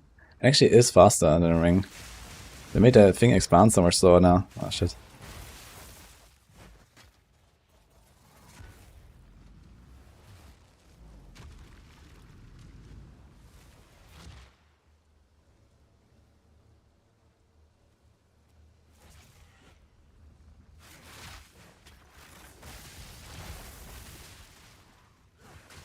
Just clear the rest of the room here. We have to deal with that shit as well.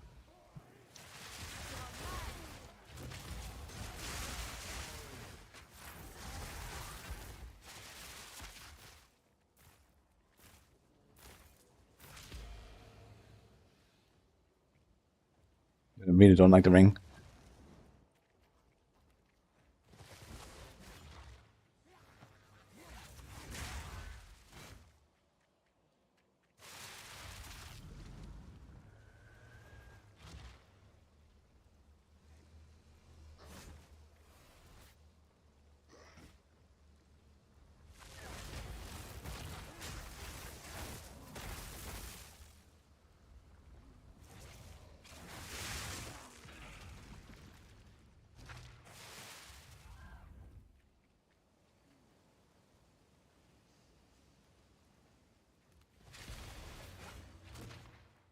Things you do for 10 Warlocks.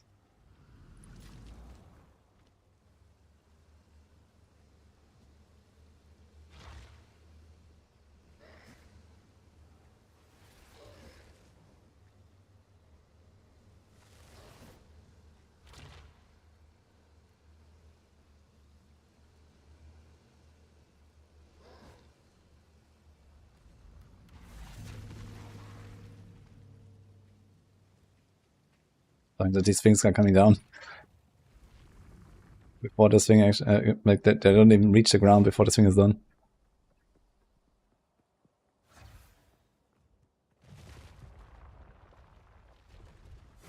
Yo, ghosting, good luck. Yeah, my guide is out by the way for the build on YouTube. This is starting to get fun. The dead yet chase after you.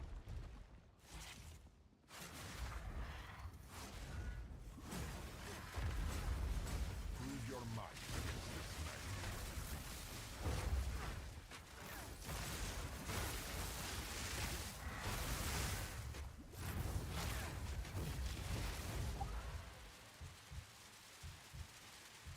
I have the fucking Omen in my inventory.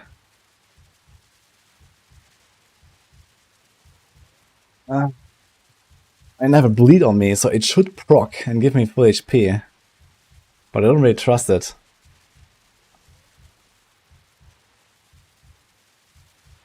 It's like the same shit as my hardcore character over there. What does that hit? Yeah, I have 2k life. I have a minus 30% less life trial right now, and he's like giga buffed. And the Omen is active, but it's delayed.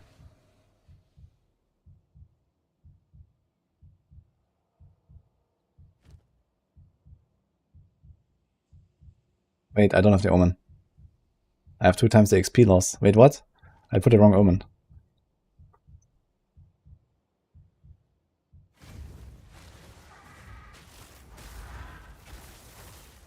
Okay.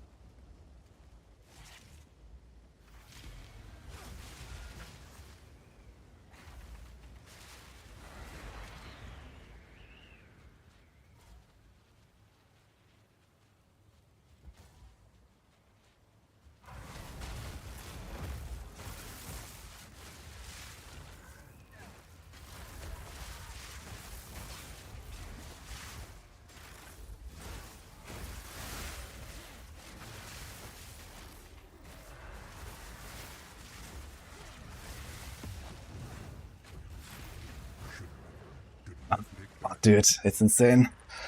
It does so much damage. Ah! I should have logged again. Ah, there go my one-ups. Fucking hell. That was costly. 20 one-ups.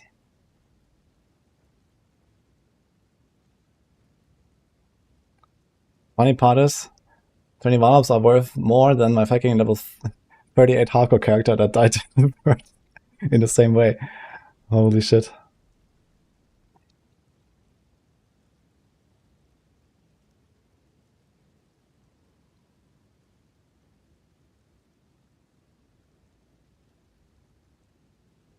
Fuck.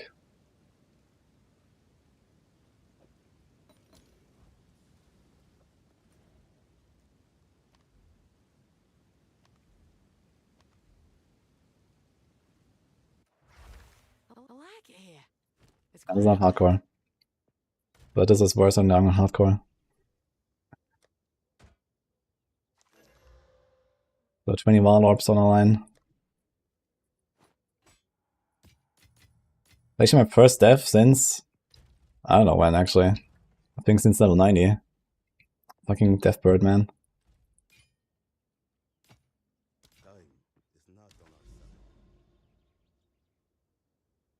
Wildwood. I don't understand the purpose of this map. This fucking Wildwood map. Does anyone know what you're supposed to do there or get there? I've done it once. And it was like completely pointless up here. No idea.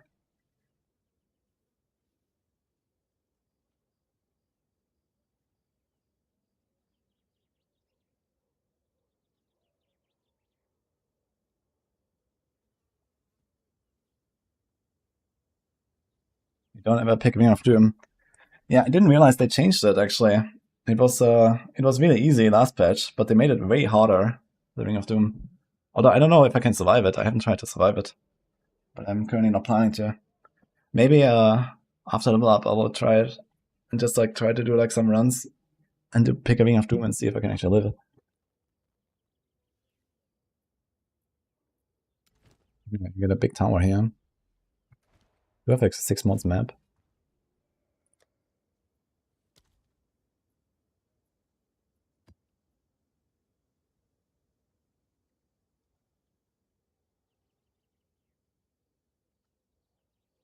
These are corrupted already.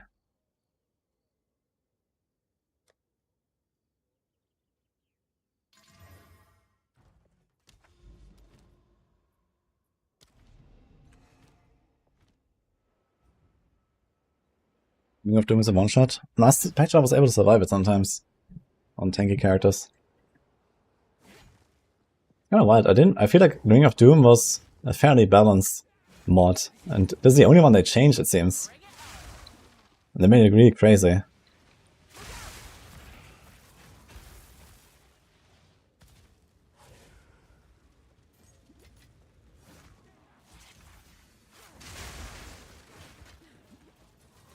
What are the mods I didn't actually check? Damage, temp. Not so bad.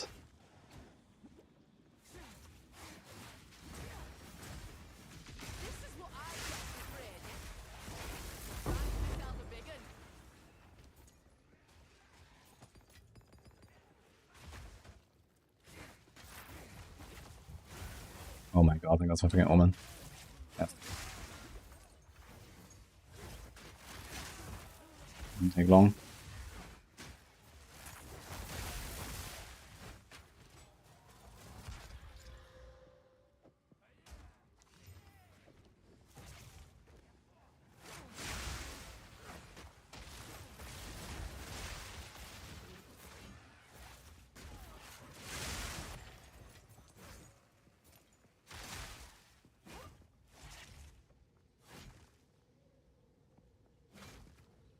Oh, did I ever turn it on? Yeah, I have heard of that.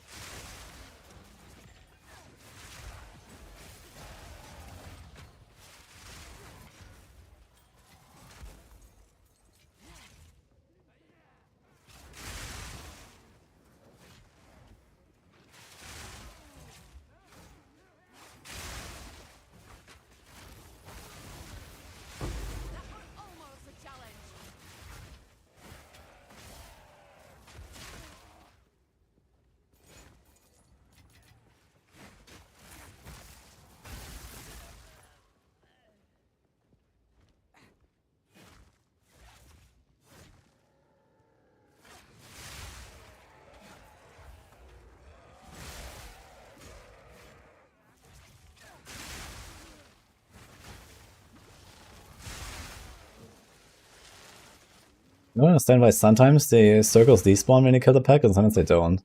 They're supposed to despawn every time, but somehow they don't always. Oh no, okay, back in the trial.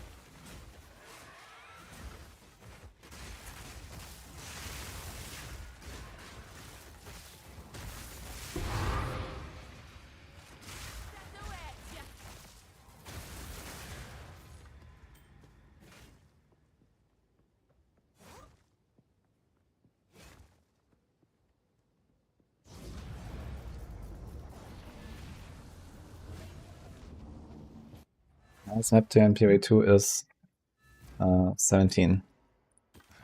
And the highest boss is 21.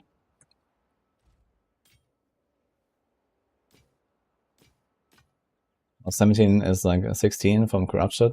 Like 15 is regular, then plus 1 from corruption. The item itself can be 16. And then you can get plus 1 from invariate on the Atlas. Until next time. And then you can get plus 4 to boss difficulty from the Atlas Passer tree.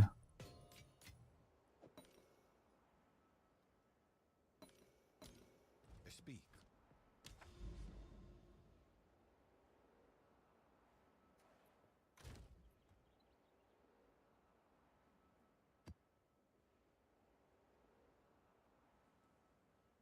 Wait, I don't have a ritual tablet? Wait. I have this here. I don't have a ritual tablet. For real. Actually insane. Do a breach. Delirium, fuck it.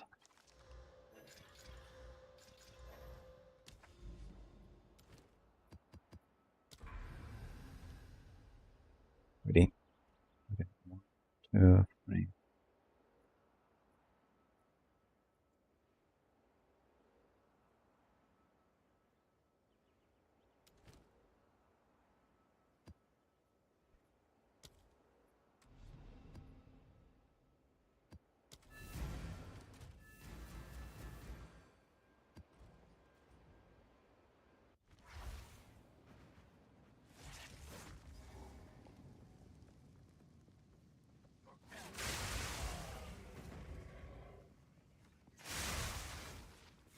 Need a moment.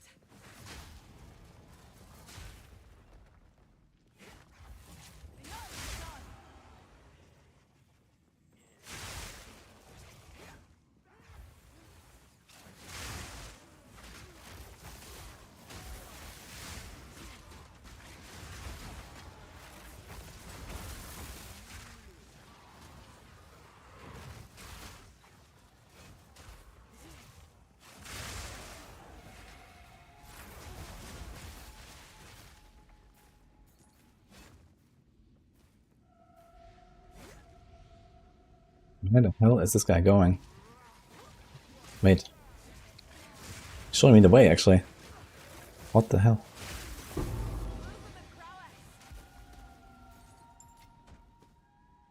Oh, it's coming again. They say it tells a story. From below.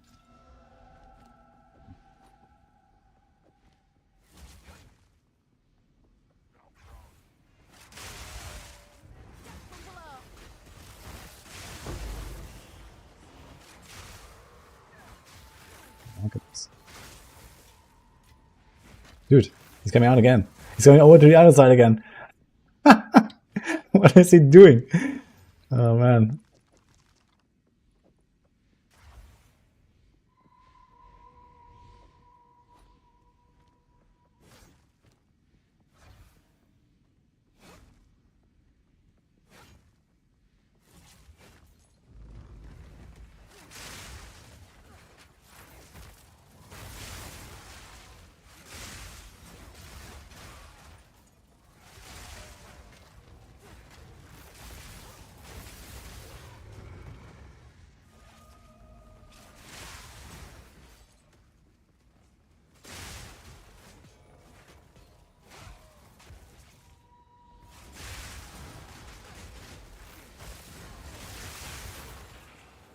Dude, what? He's going out again. Is this like for the entire map or what? I thought it's just like a 25% roll.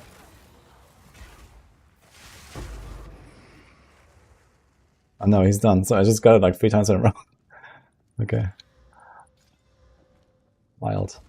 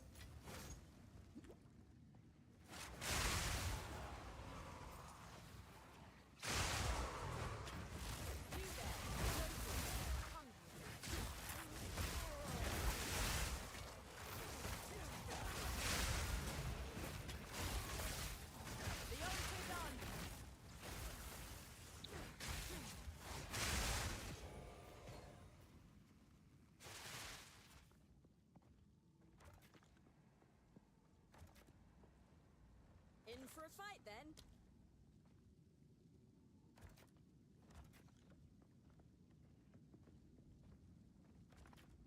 This ought to stir things up.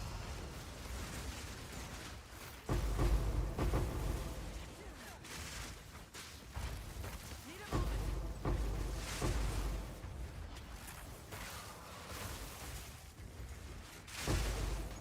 It's noting that the streamer and pro experience is very different from this 95% players. But what if I told you that could be different? We tried exclamation mark build.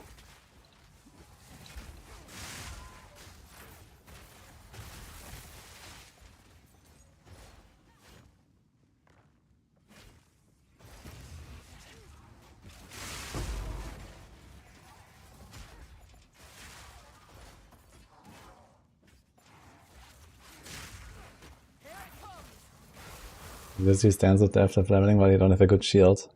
Not the worst idea, I think. For leveling, it's okay. But I get the buckler anyway. But late game, I don't think you want to use that. This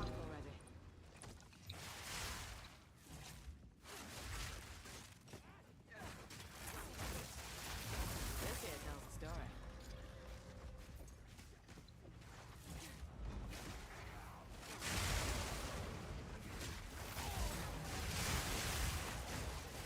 A clean kill.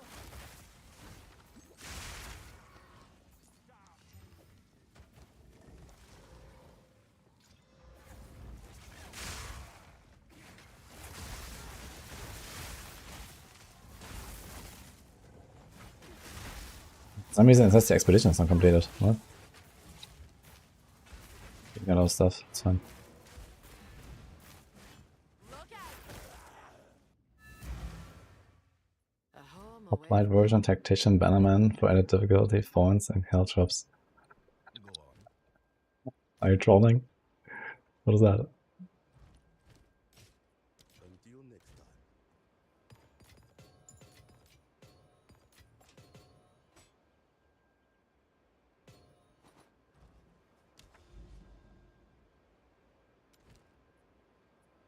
Beautiful Maya. Yo, Lycan, thanks for Prime then. Does anyone know if the increased pack size on maps also applies to breaches and to expeditions and rituals? I guess for rituals it will, because there's going to be more monsters, you get more stuff. What about those things that spawn monsters?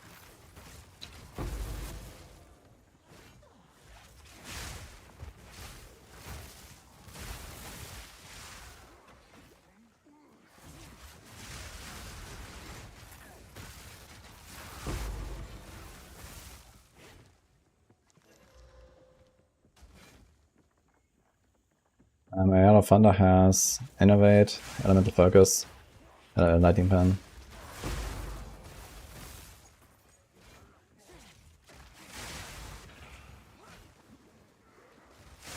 Wish I can have a 5 link on it if I wanted.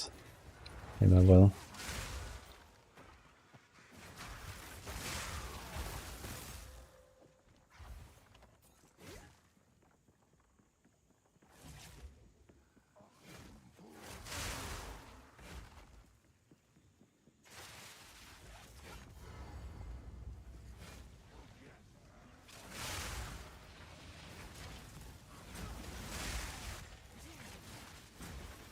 Shake up the dust and let's ride.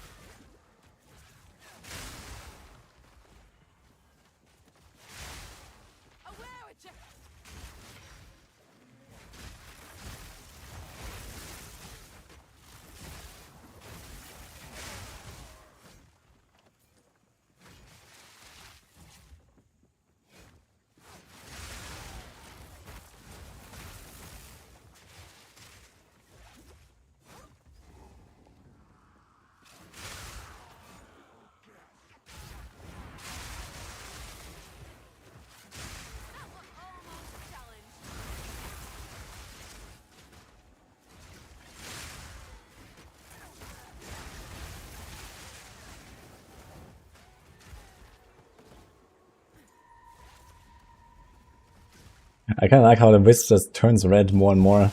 It's like he's getting angry, and at some point it just explodes. Like, if you don't walk them. It's pretty hilarious.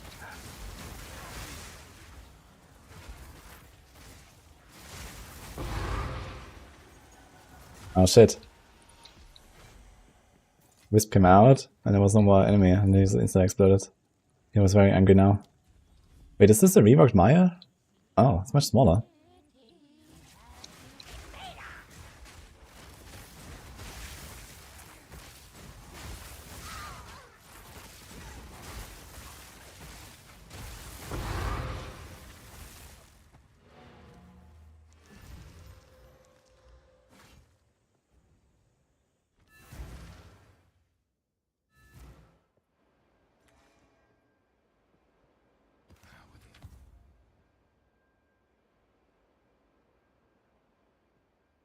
Also maps don't give +1 level anymore. I didn't say that.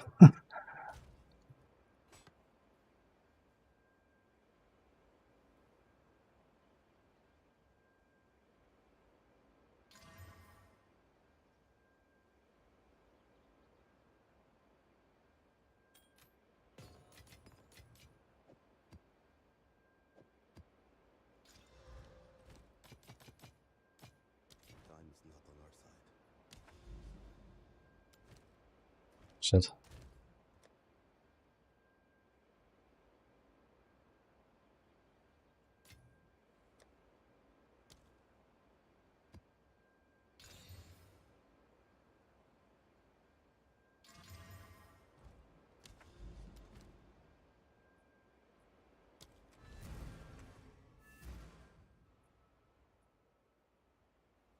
A diving build for this. I mean, it used to be a diving build, and then I slowly converted into like this overall setup.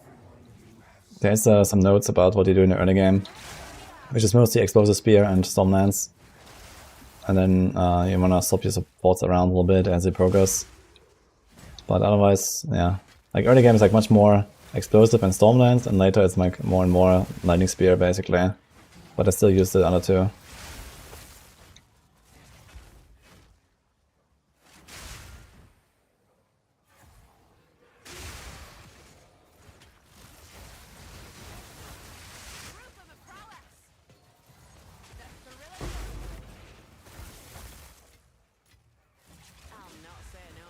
I never really paid attention to what the talents can have on like the individual mods for like individual league mechanics, because right now I'm doing a second tower and I'm gonna influence all these maps again, and it's gonna put the same talents again, I guess, and try to juice it up more.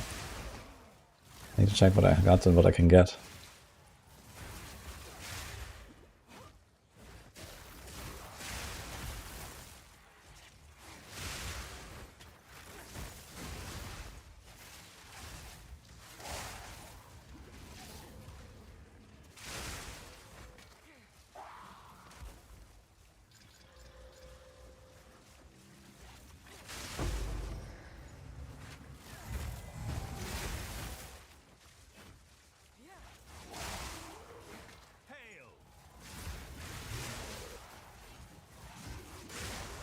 Does anyone know if like any of the delirium emotions are locked behind reaching a certain level of the delirium? Like, you know, 4 rewards now, and are there some I can only get at 5 or something? Not sure how that works.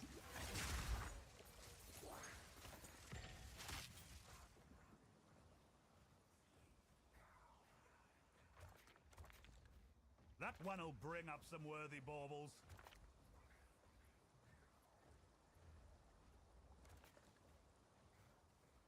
This ought to stir things up. Nowhere safe.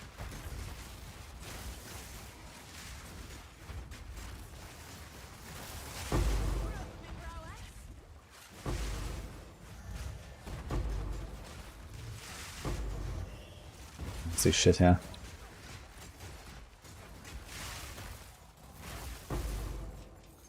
Ought to come in handy.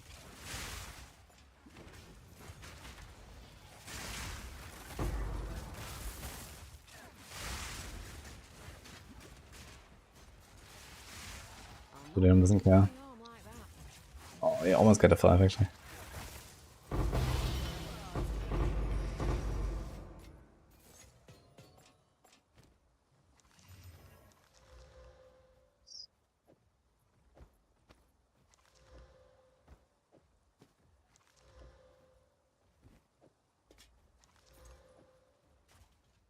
Just ignore chess pieces at this point, actually.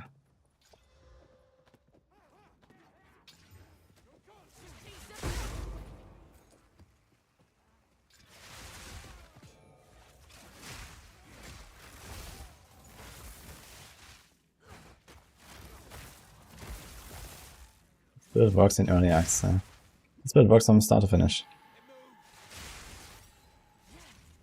Not played another build. I just kind of like evolved it.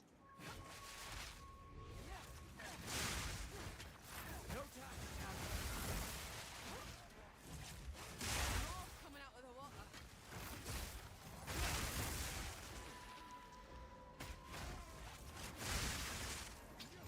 Wait.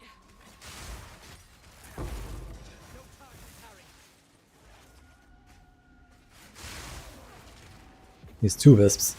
Now they're both going. And what the fuck?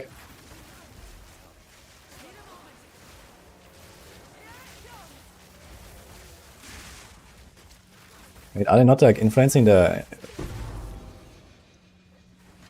Where did the wisp go? It looks like they went into the Exile, but they didn't have the mods.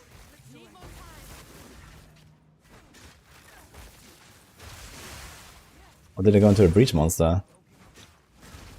But I thought the wisps are always going to like a specific monster, like they target a specific monster on the map already. I don't think they can go to Breach monsters.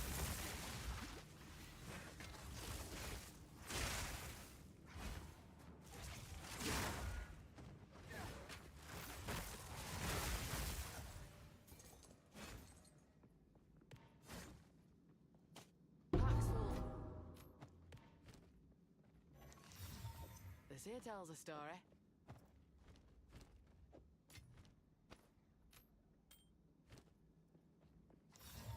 This here tells a story.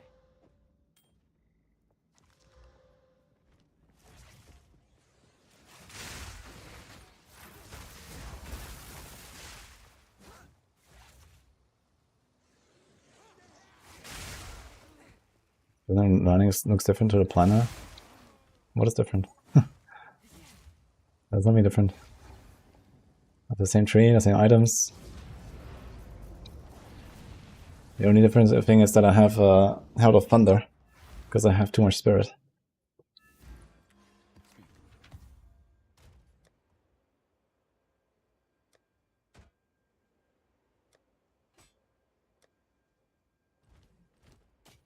Time is not on our side.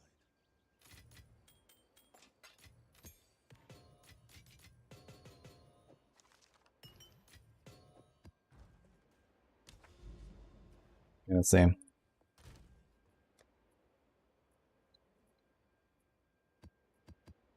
Let's go do all of them at once, just to get a feel for what mods are there.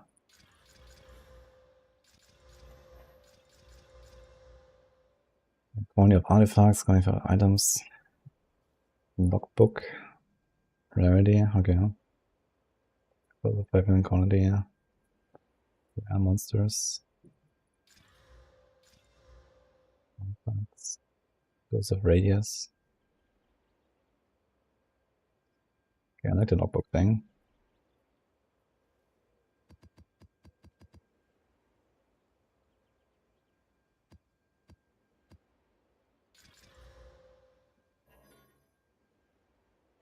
Some magic monsters.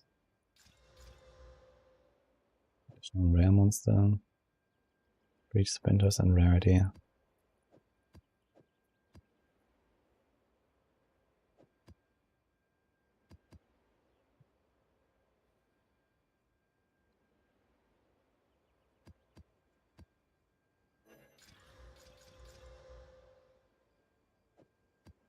There is a chance to generate an additional reward type.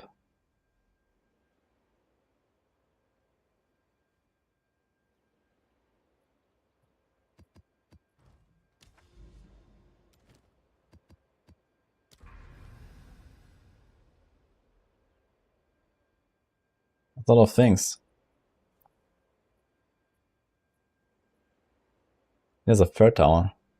1, 2, 3. And there's another one.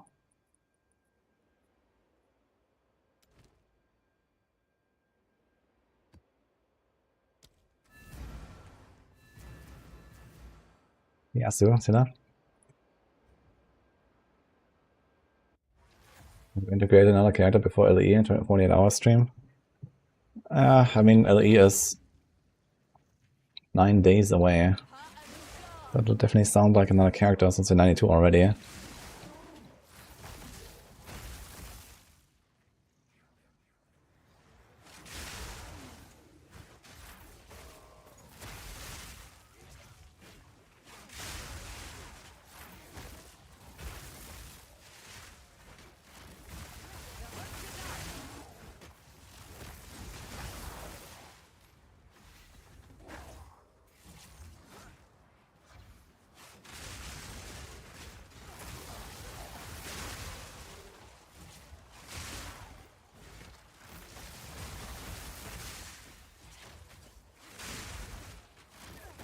Need a moment.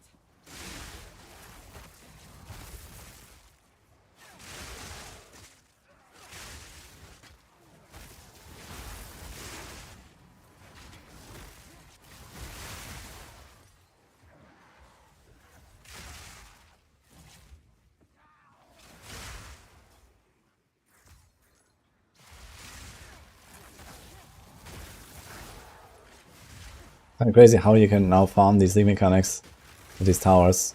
You can like, do all the league mechanics like crazy. Especially if you start overlapping towers.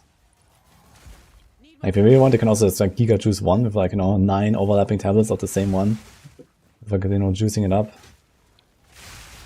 Not wild. Oh. Gamba time, guys. Oh. We'll get to 5 first and then end. It's ending anyway. Okay. Let's do this. Oh, I got my Valos back. Wow. Unfortunately not the 10 that I would have gained, but okay. I'll take that.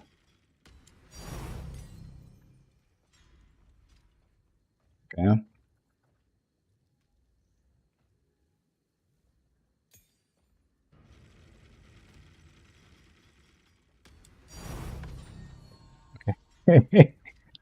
What? Now we're talking. I can't open this one. Okay, I've never received a level 20 gem in this game so far. What the hell, dude? It's a spirit gem, unfortunately, so it doesn't really help me. It's a spirit gem, man. Ugh.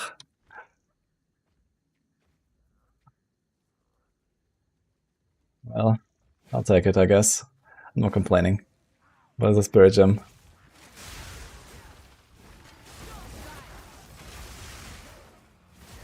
I feel like any spirit's good at really wants levels. I don't really recall any of them.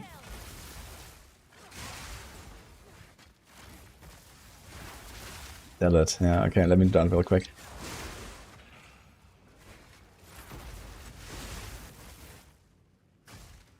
Sell it.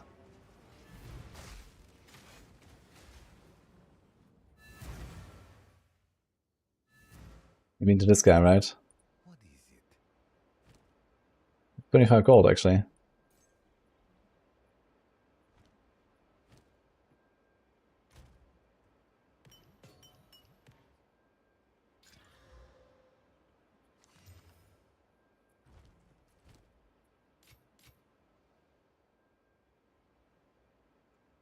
Collect more otherworldly remnants.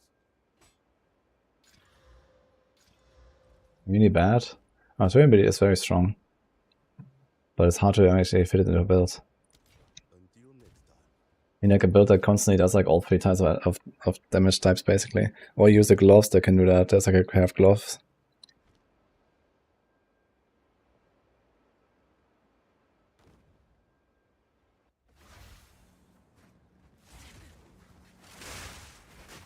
Okay. So we got something out of the spirit gem at least.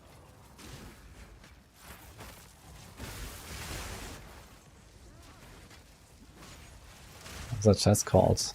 I don't know. Some unique chest.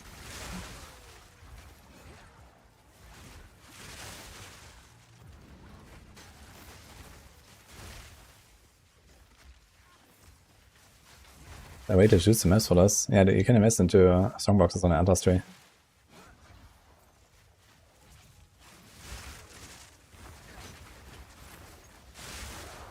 That was almost a challenge.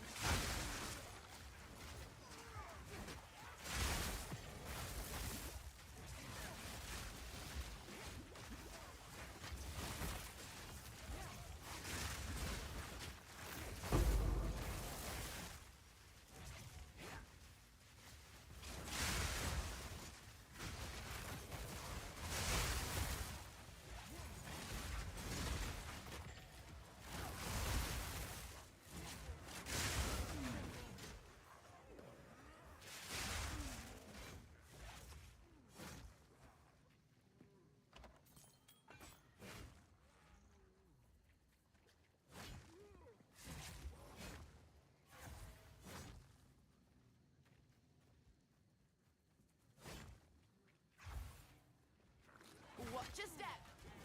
I think you just annoyed so many people by selling it for 25G. What do you mean? What else? Chat told me to sell it. I sold it. Are you not happy? Here, it's called Venture's Contraption, by the way. The chest, that's still there. I can't click it again.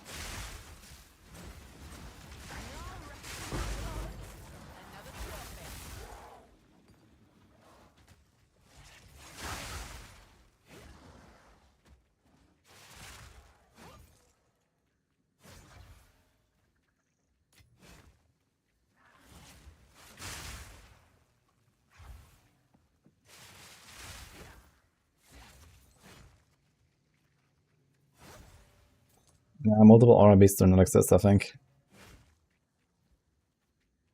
You can do like, you know, other stuff, like one aura and then trail. Or just give it like extra defense and some res or something. Hasters. This stuff exists, but an aura is only one. Oh, there's the finest chest. I had it 3 times now. Oh, it's actually gone. The buyback is gone. Unlucky.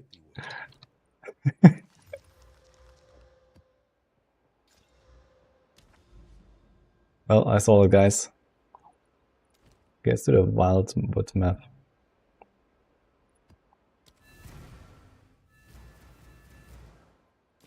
Until next time.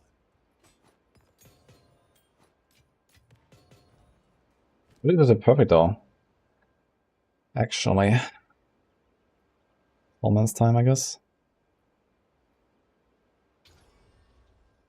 Fusion. Raising Tempest, Primal Armament. Okay, let's see what I can do there.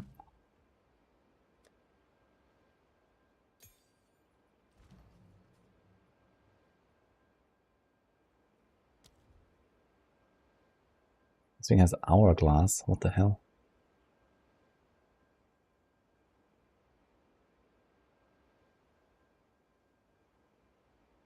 Maybe Electrocute, honestly.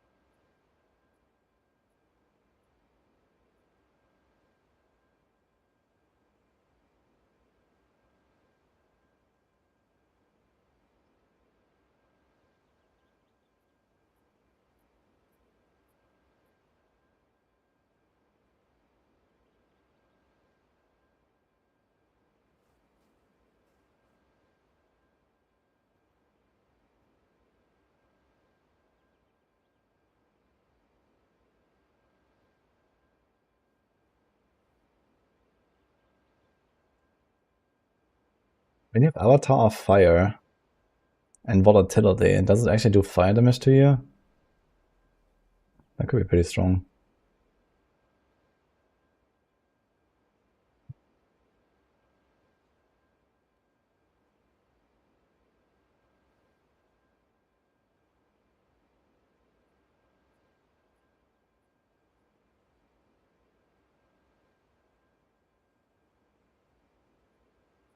I don't know what to put here.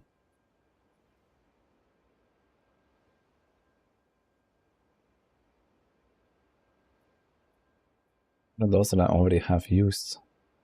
There's Blindside, Kong, Fire, Innovate, Marshall. I don't really want to remove Marshall from the other things. I already have very high attack speed.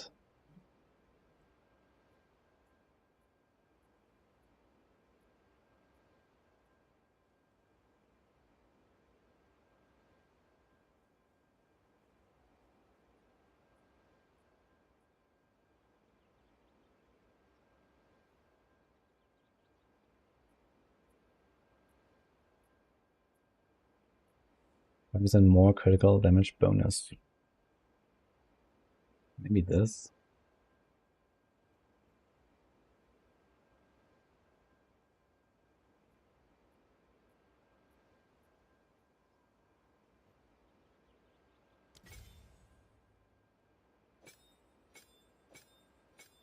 Like 10%ish. I have so much crit bonus, but not enough crit chance, I feel.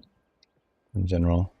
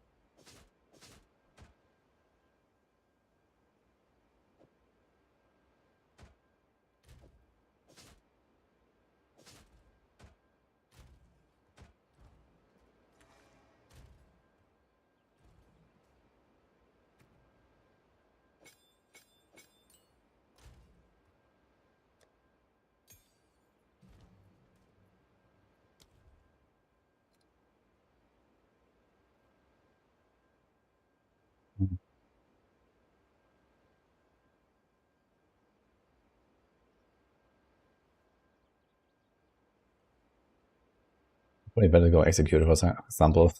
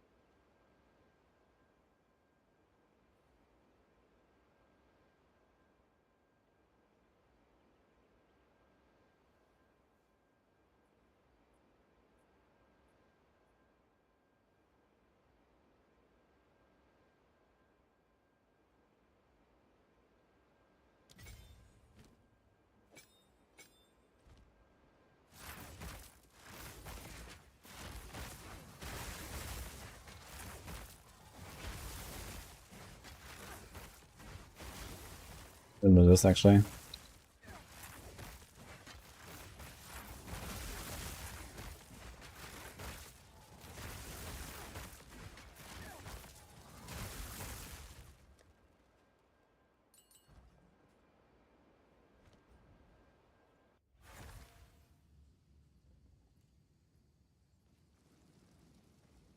I have the supports in the planner, you can check it out. I just haven't added the 6 links for the 3 skills. I'll check also what I do on the explosive spear. I might actually put inspiration there.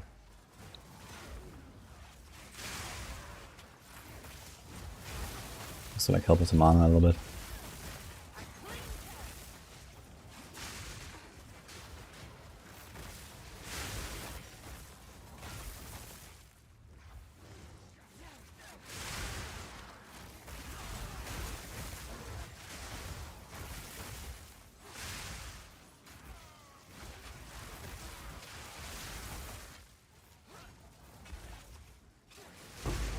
a good first beast to tame. This'll do now. You're trying to look for some auras, you know, if you know to slows or debuffs enemies or buffs you or something. And then later, I like the invulnerable aura the best and the hasted aura.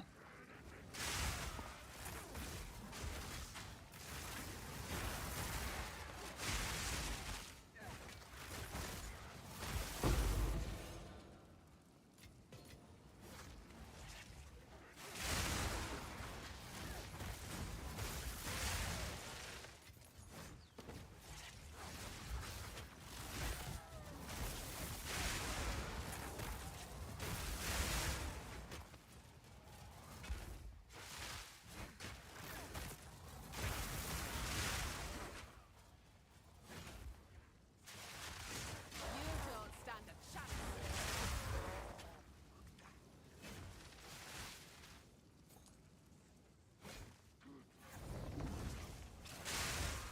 Completed. Wood. Yeah, this is very small. Last time I did like, I don't know, 2 times as much. I don't really understand this map. Like, it just completes and I don't really get anything. What's the point of this?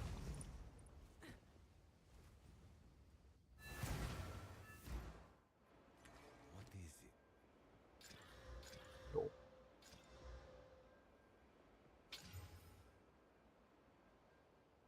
Becoming dangerously close to what I already have. So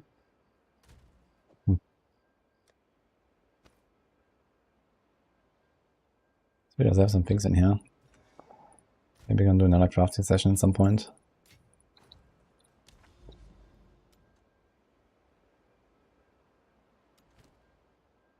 Oh, yeah.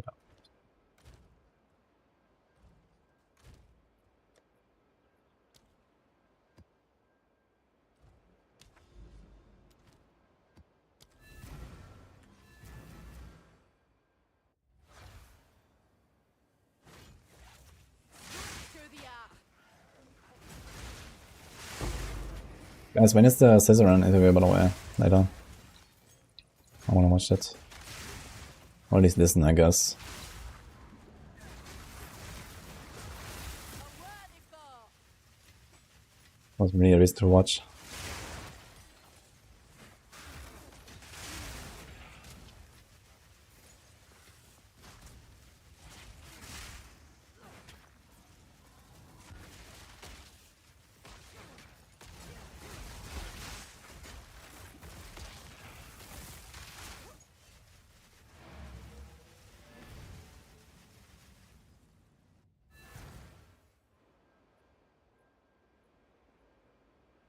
So yeah, I should add the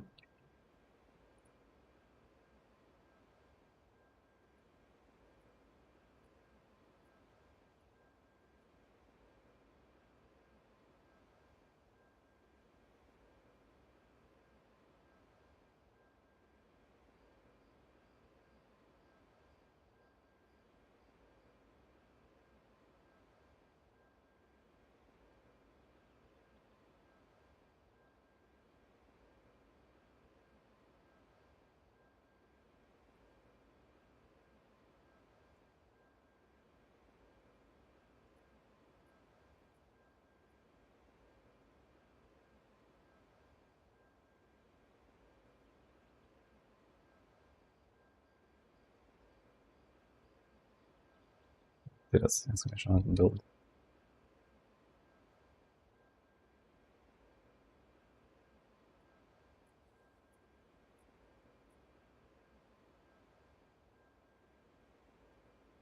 Okay, well, we added, let's add the links here that I wanted to add, and the jewels.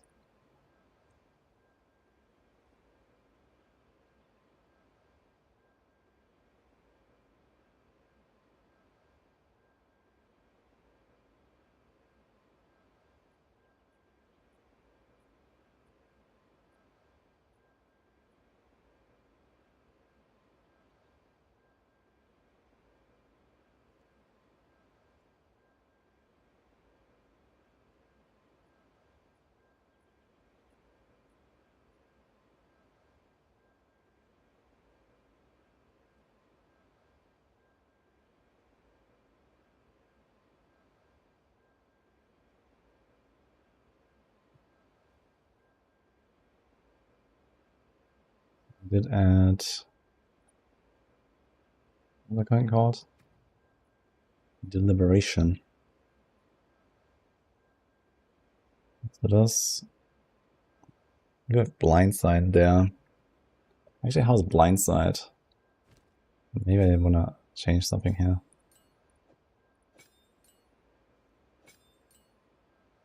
It doesn't actually count, I just realized.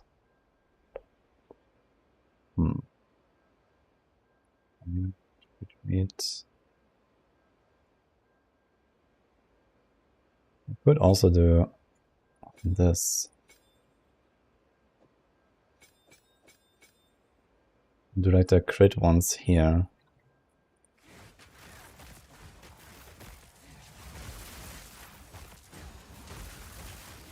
The attack time is faster on this one, right? Does attack speed 80? Does attack speed 60? Yeah, that's weird. I should actually swap these. Because this has like a faster attack. So I'm like not slowed for that long with deliberation. And you have blindside.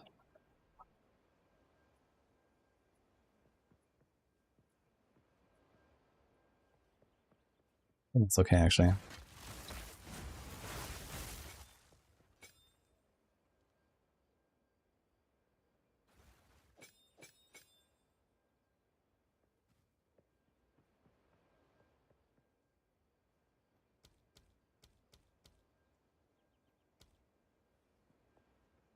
Then we can put the other crit thing there.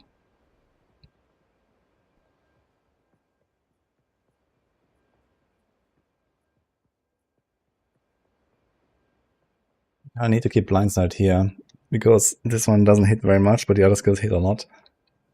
So they need to apply the blind in the first place for this.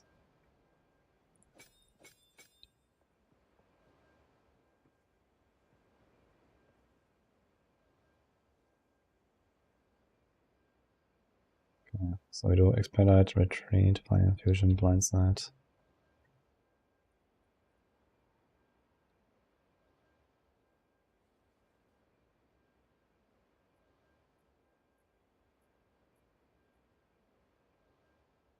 Now what was the other crit thing that I just had?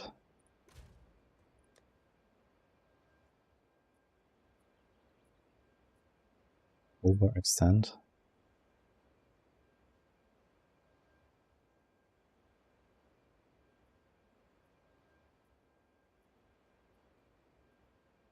I don't really want to do that with the days though, I just realized.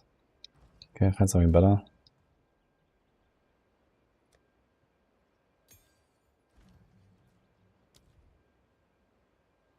Fire pen, maybe.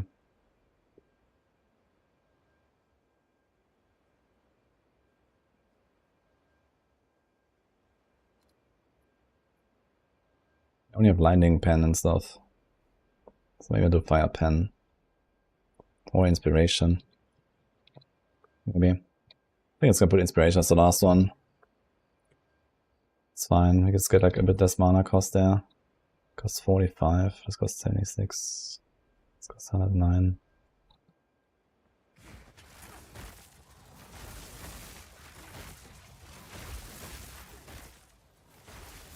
And now the combo costs 120. This will go down to 105.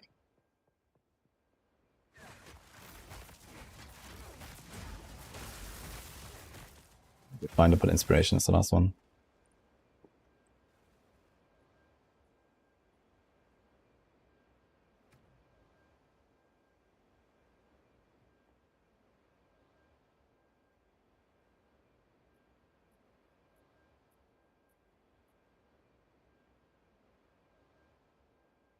On Spearfield. We swing.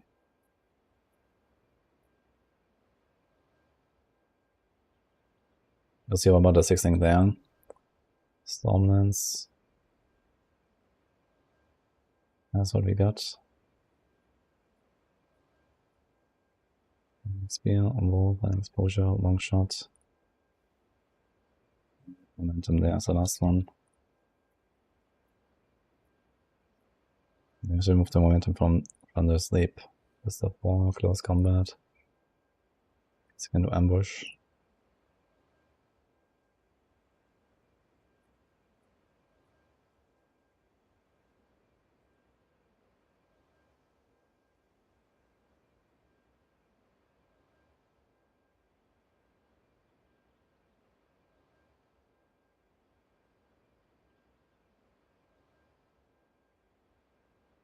This will be it basically.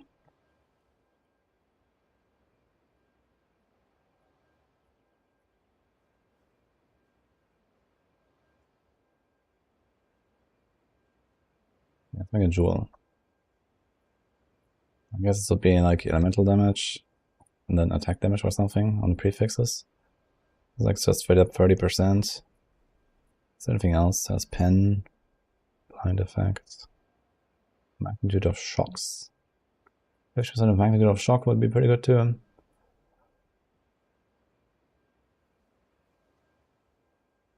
I think it should be kind of close either way.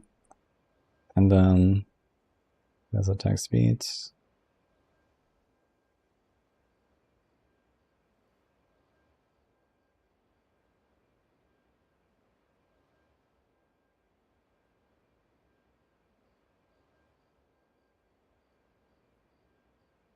Stun threshold, we haven't been stunned recently. That's actually not bad. The movement or attack speed or something.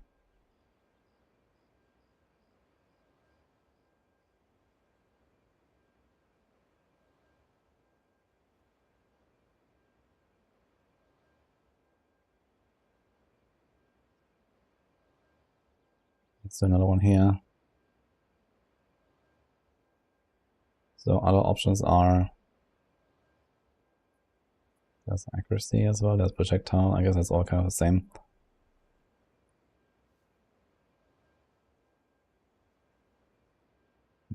Payments.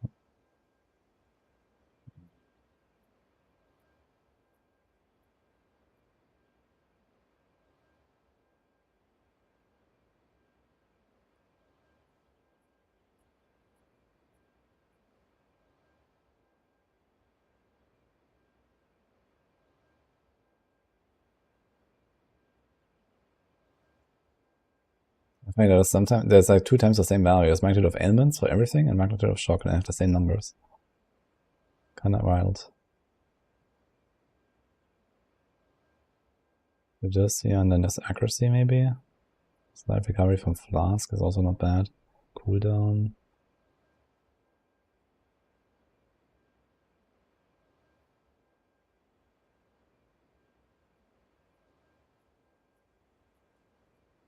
Ah, there's actually crit damage and crit bonus, I just realized. We should probably do that. I actually missed that. Maybe here too. It's kind of like the main thing I want. Crit and crit. We are scaling crit after all. How many jewels we have?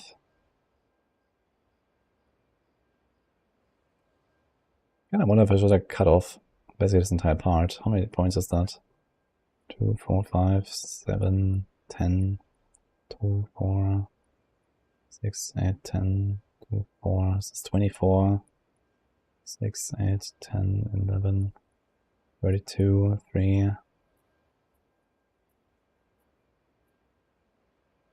6, 8, this is 41 points. 41 points, we can do a lot of stuff. I guess most notably we would go the right path here.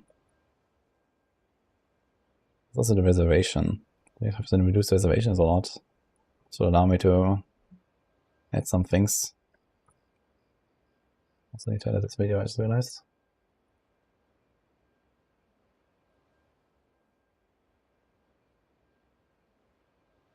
I want to try. Can I make a copy of this tree or something?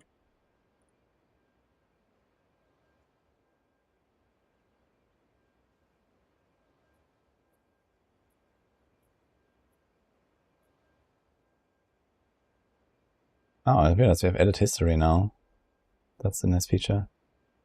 Didn't realize I added that. Redo, undo.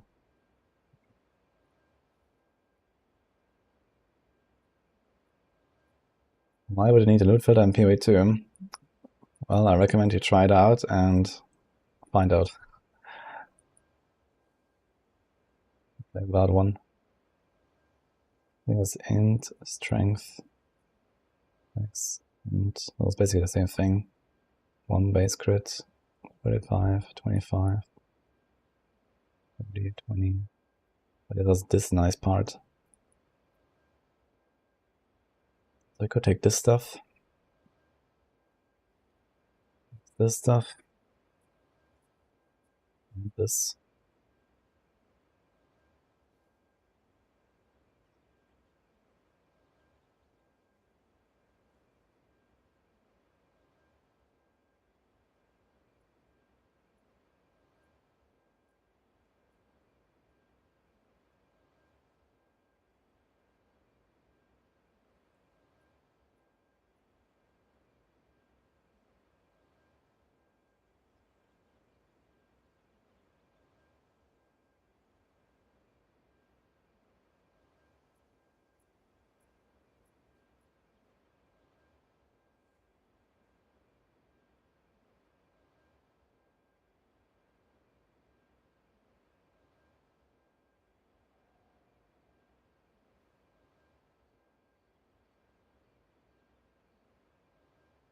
Yeah, I feel like there's not really much to take though, even if I cut all this part off, yeah.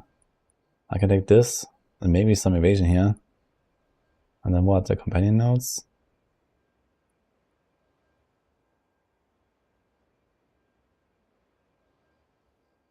So make them a lot more tanky and stuff, but what we need is like some big life on them or something.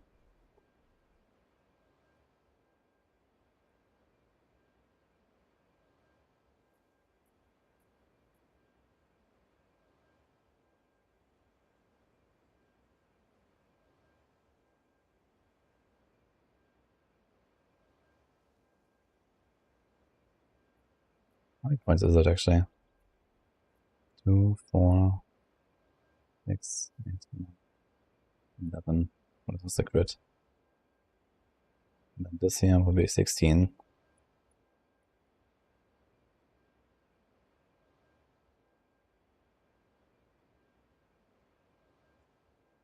6, 8, 10.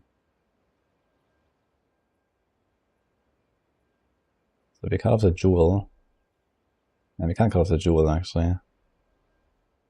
We'd have to cut it here or here. So I mean 9 points.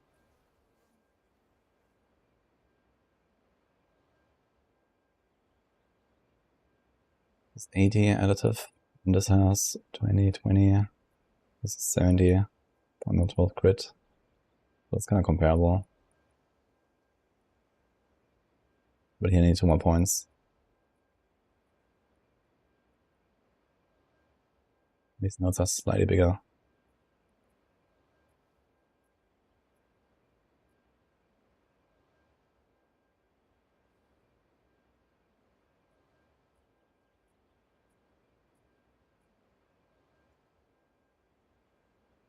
This is 74% damage.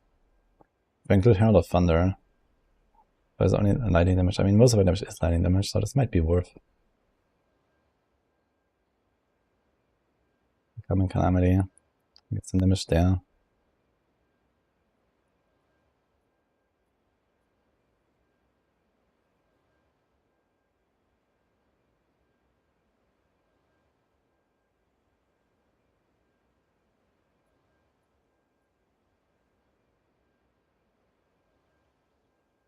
Problem is that here, like Rebellion dies pretty often, and even if it doesn't die, it's not always in my presence.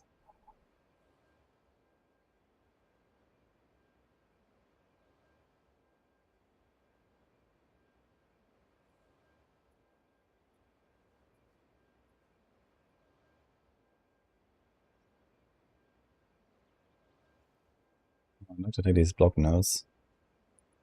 I can take this.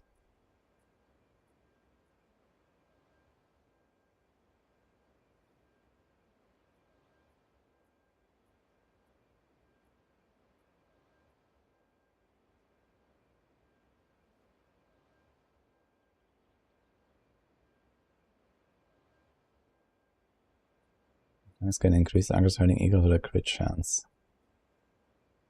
I wonder if this would feed back into the Hunter's Ascendancy.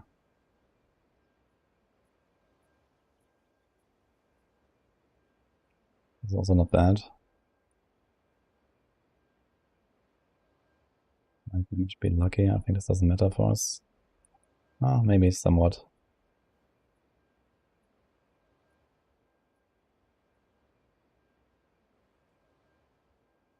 Very deep into mercenary territory here. There's a blind on it. Hits. Cut this off. We have the blind back here. I want to try and see what happens. Copy. Actually, let's make a duplicate. We can compare it.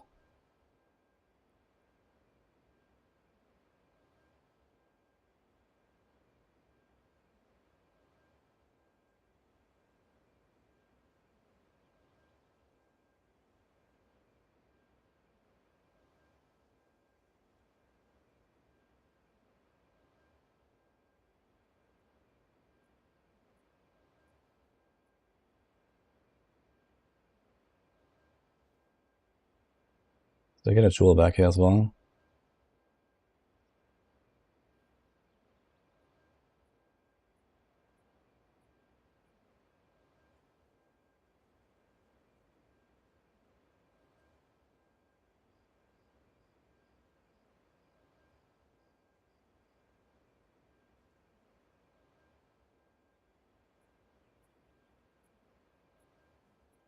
But really?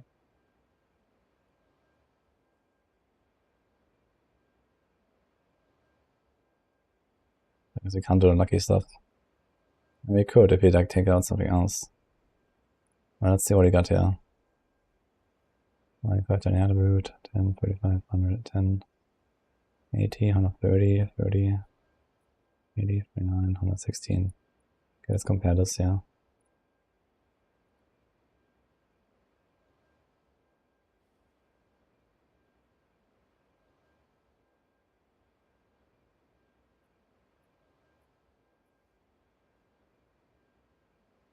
Here the increased damage is definitely higher on the right.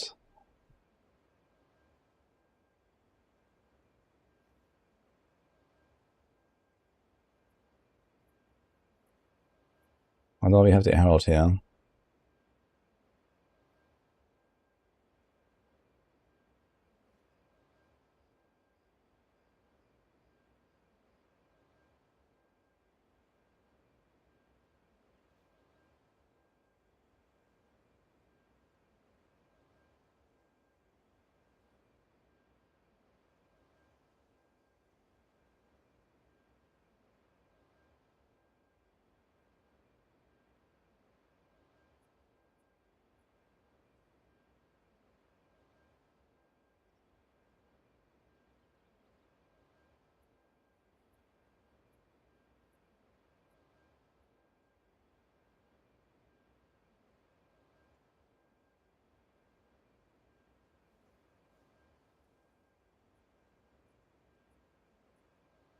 There's a lot more evasion, here's much more block.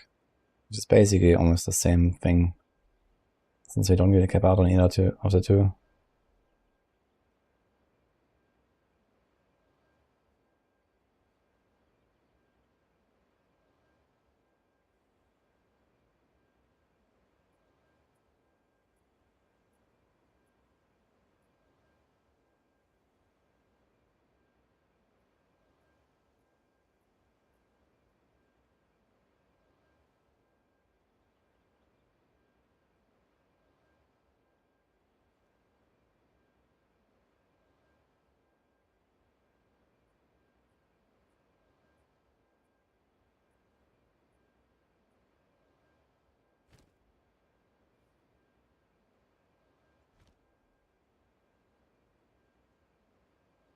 Level 98 and the other one is level 100.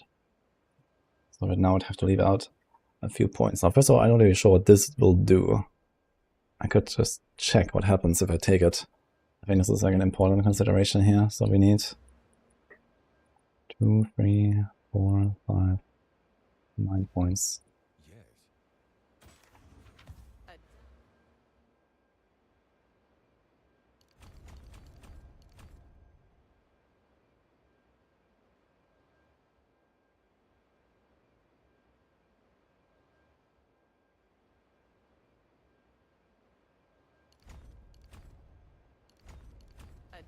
the block or and die. invasion is. Let's remember that.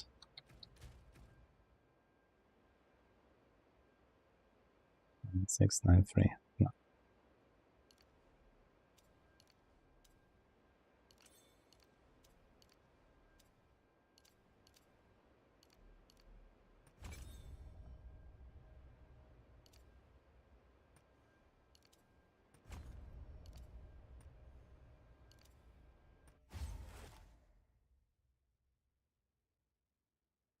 Okay, this does not seem to actually make a difference here.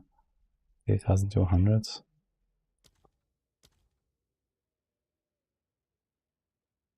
27.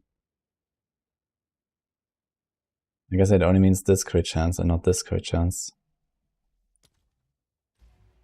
What is it? Time. Looks like it. It's actually not useful here. Can take this out. Now we have 2 levels left. Like another nice accuracy wheel, there's this. Time to change my ways. Yes. Speak. And How does it sound if we go here?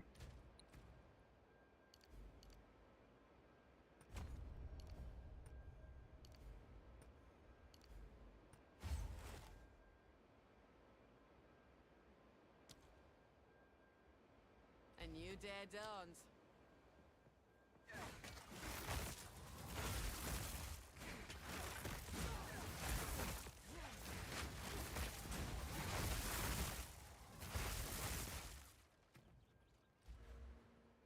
And then we have Lucky. How good is Lucky? Main head total damage. I mean, only look at the lightning, right? Why does it do so much physical? Ah, here. 39 to 2,300. How do we calculate this the best? The average here is 1,845. Now if you roll this twice, I don't know how to calculate this in an easy and quick way.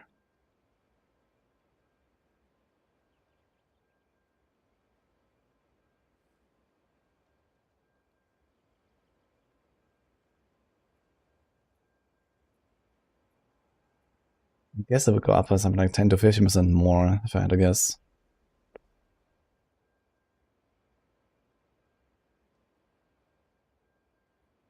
I have crit and crit damage, I'm just wondering if I should redo my tree a little bit.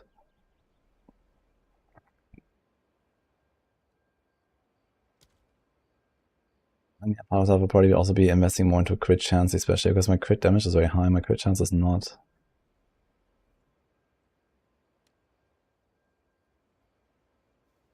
Another thing I need to test is cast on crit finally. Where's that?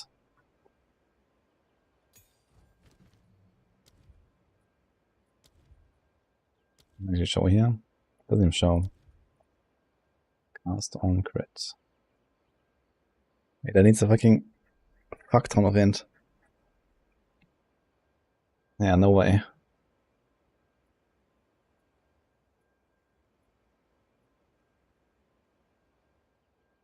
G per power of enemies a critical hit with skills. Is that a cooldown? Doesn't seem so. Modified by the percentage of the enemy's ailment threshold the critical hits will deal. Oh boy. Whatever that means. Okay. Oh.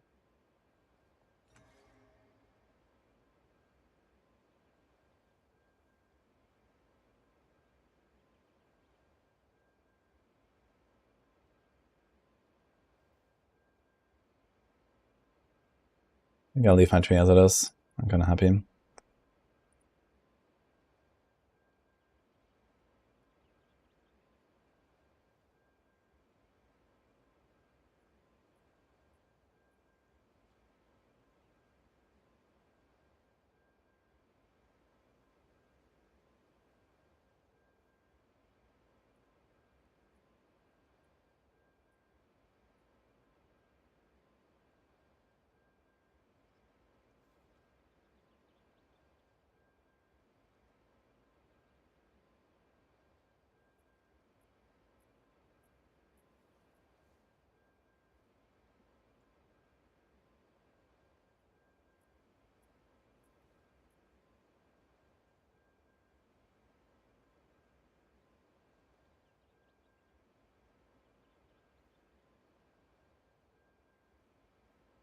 There's like a mention of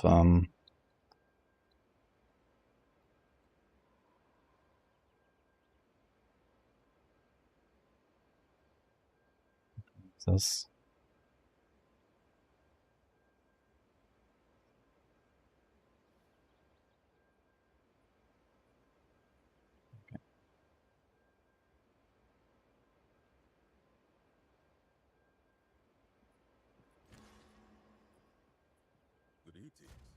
Well, till the end, we're gonna keep it as it is. I'll be here, waiting. The tower map.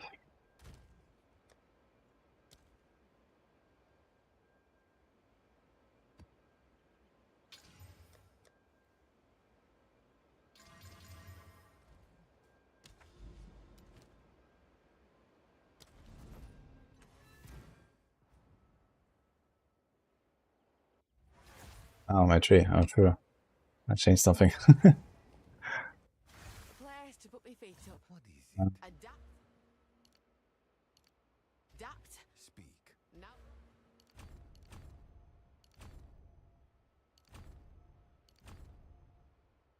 So there's evasion somewhere. Yeah.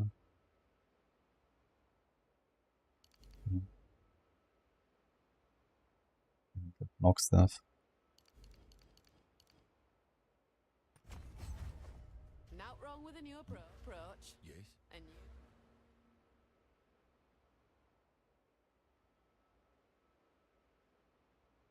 you. Oh, yeah, this stuff, yeah. A new day dawns. Thank you. What's the best class for Ballista? I mean, I made an ascendancy for it, which is called Tactician. No idea if that's the best though.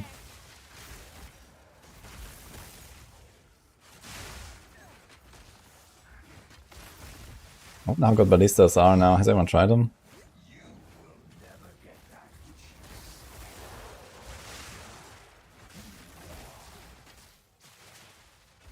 You there, local, come here.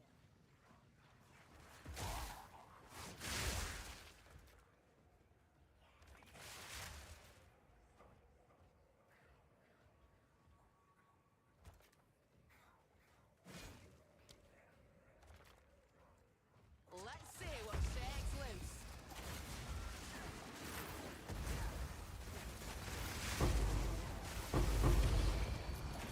Need more time. Okay.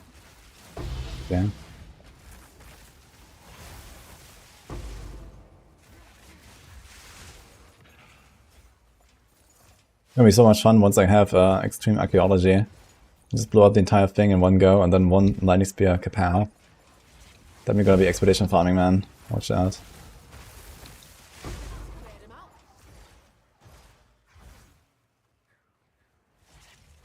Like that.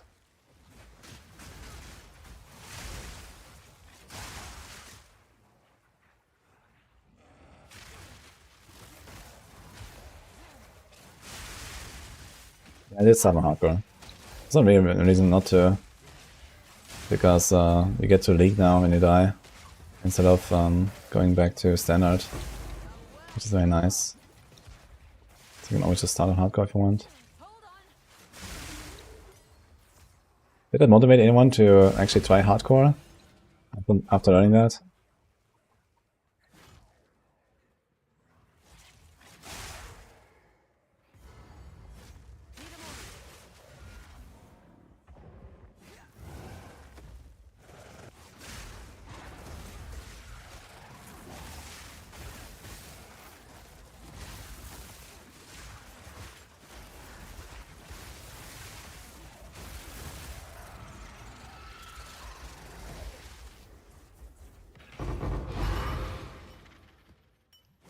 In the past, it was always pretty good to kill the map boss with the delirium active, but I'm not sure if it matters here.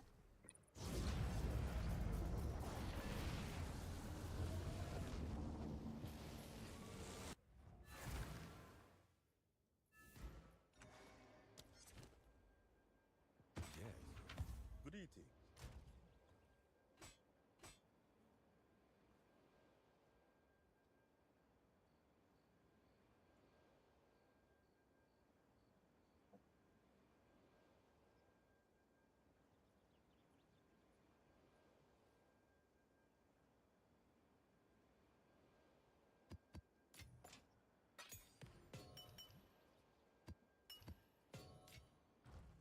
More tablets now.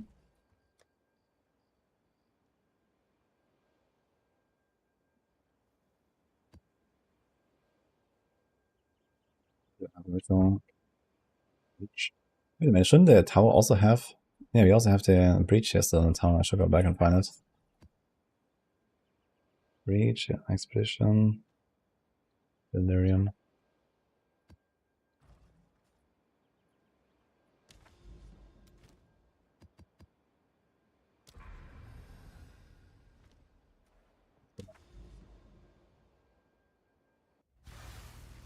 I have haste aura on my tame beast.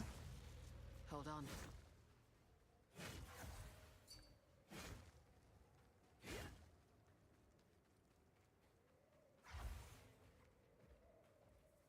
Yeah, thanks up. I will try POV too as well. Wait. For now, let's go for the Maxwell Planner.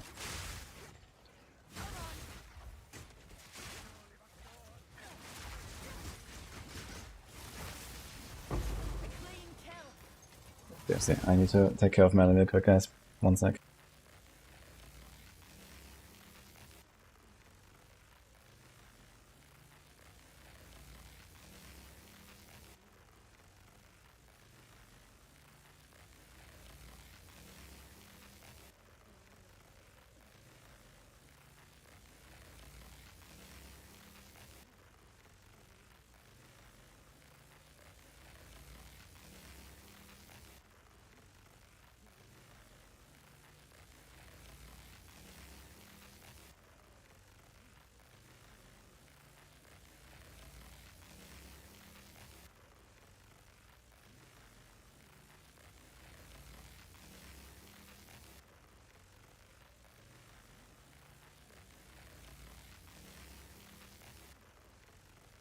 Beast guys.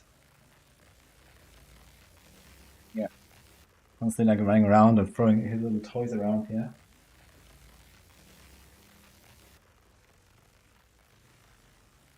Oh, you're on camp. Okay. We're gonna blast with murder now, guys. IRL beast tent, yes. You have been captured, stupid beast. Alright. Someone up now.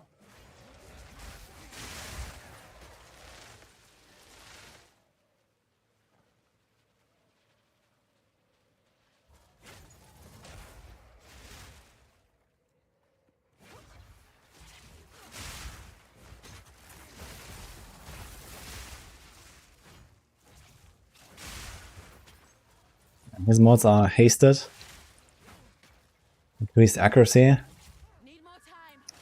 and sock hunter. Right, man?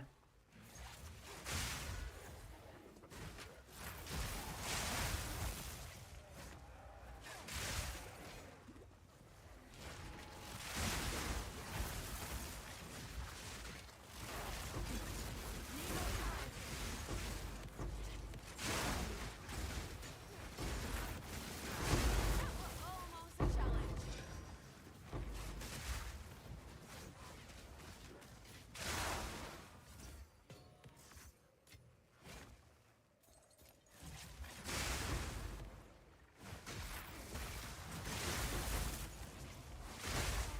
Nice breach, actually.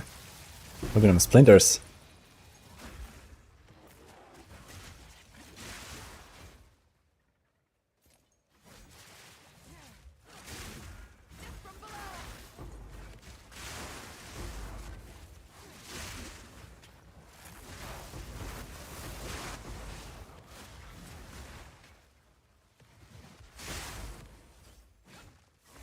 Okay. More time. I don't have any Atlas nodes. This was 21 splinters, 22. Pretty good. I actually have to check how many I have. A sight of a sore eyes. Once every 3 seconds, cast puppy eyes. I have 158. Casually plus 20% of what my previous was.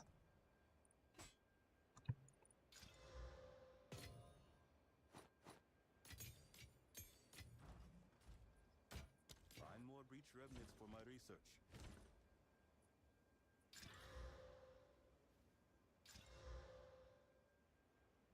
Looks pretty. 50-50. Guess we've done this.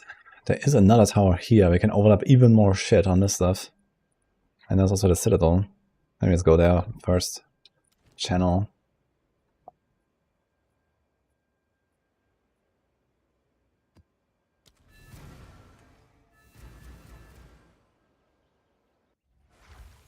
There's a lot of towers there. Need a moment. Don't have corruption or blessed, unfortunately, but okay. Probably needed for the farming mechanics anyway. It's just for like general juicing, I guess. Like the corrupted areas and stuff, I guess it makes more sense to go with like irradiate and stuff. And delirium maybe. So you like generally juice it.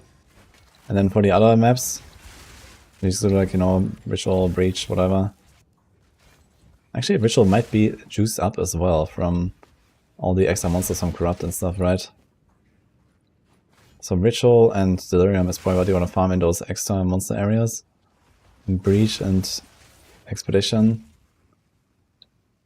Any others? I guess there's probably like something to that.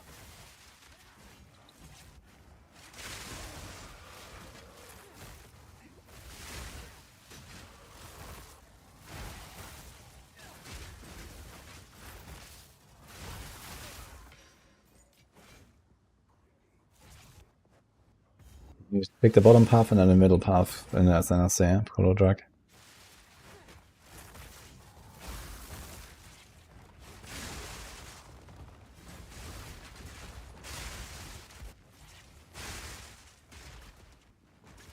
Oh yeah.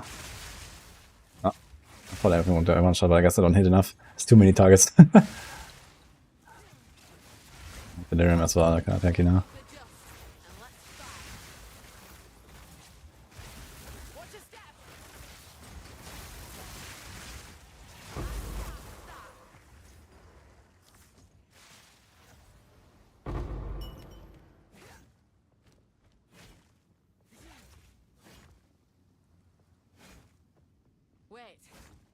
The ritual abuse are getting banned. Holy.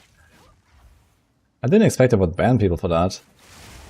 You know? I mean, it's pretty crazy, and you know? But on the other hand, they didn't really go do something like, you know, really exploit it, I feel. They just found like a loophole.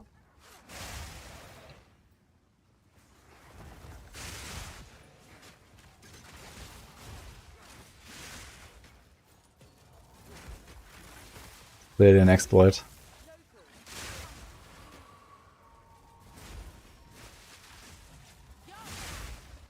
I'm usually on that side as well, but I felt in that case it was kind of like, okay, you got the infinite reroll, which is literally one item that they just added, and the rest is just, okay, you stack a certain thing until it becomes free, right? And that's not really something unusual, you know, this is like a relatively natural gameplay loop, let's say. You stack some tablets, you get this thing at some point for the infinite rerolls, and you know, you can kind of just accidentally run into that situation, that's what I'm saying. You don't even have to do anything special for it. I'm never against treasure.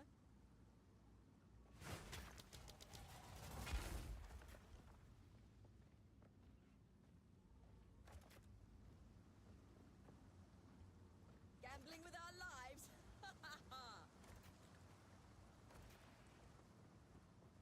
This ought to start things up.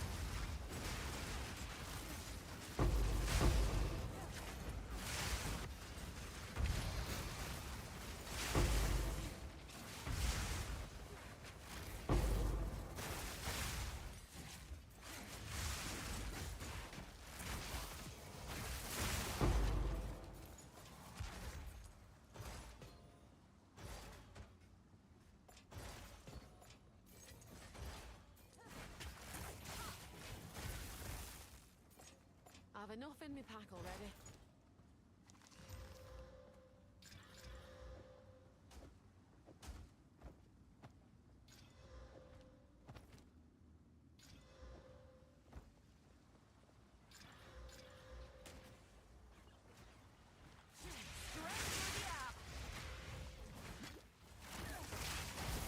The tweet, yes.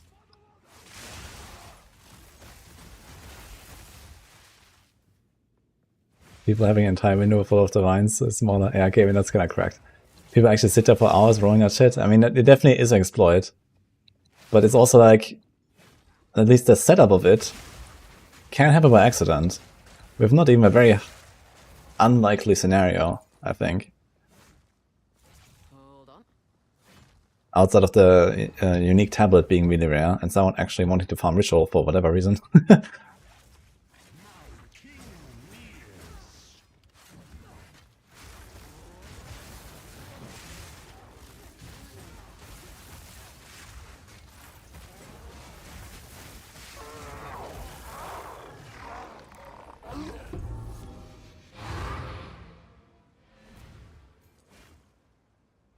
Yeah.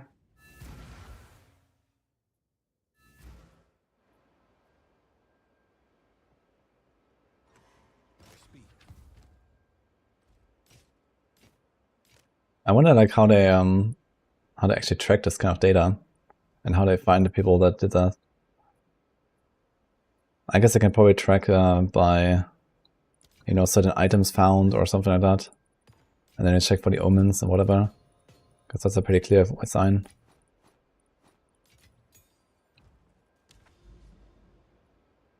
Okay, do that all the time. Map that doesn't suck.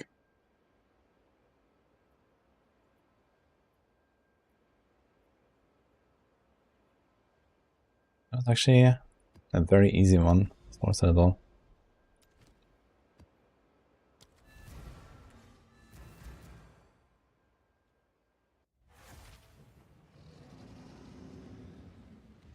This account recently got 50 audience of the king.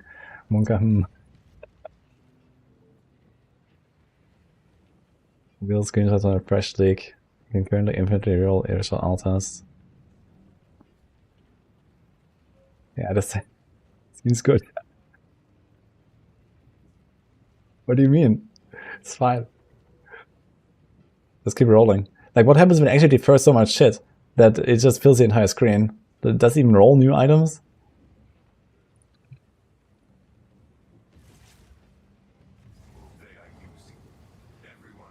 Okay, but the thing is that, you know, until you actually pay for all these items, like, you know, it's gonna be crazy. Like, the thing is, you can never even, like, this is actually too much, right? I don't think you can actually get these items out of there, because you don't reduce their cost when you defer like this, right? It just kept re-rolling, and then they defer it, and then you have to run more ritual maps to buy them.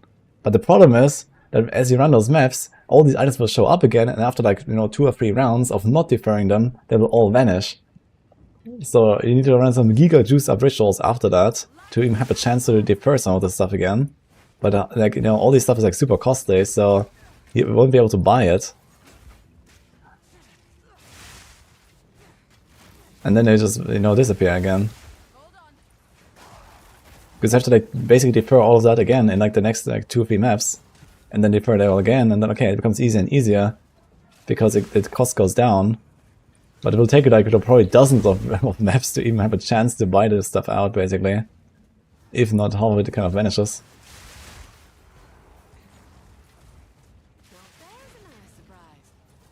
You reduce the cost so you can buy it. But that's not what I saw in the video though. We watched this video yesterday. And basically it was not re-deferring an item that he was already rolling on. Like, it was just refreshing all the time, but he never re-deferred. Because you would have to run another map to then buy it, no?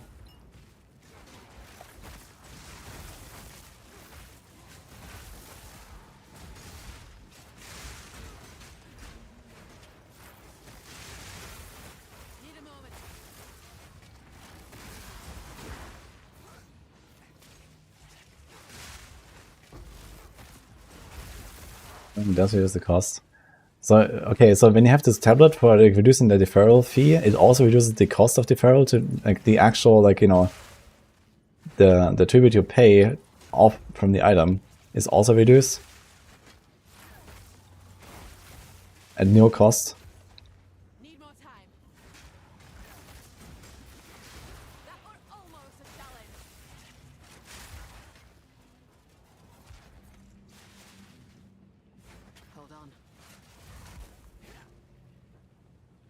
100% reroll to make it free, and you only have 9% defer.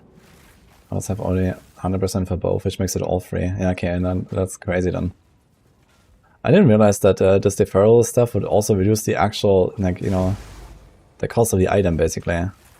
Because there's always the cost of the item that you pay off, and then there's a deferral fee, which is a part of that you have to pay every time you defer, which does not reduce the cost of the item. It's just a fee, like a tax. And therefore they only remove the tax. That's wild. I wonder how many people did that.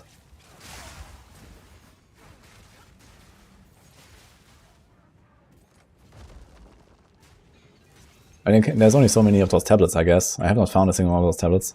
I guess you find them from Kingdom Mist? Need a moment. No idea, actually. I guess it would make sense if it's from Kingdom Mist.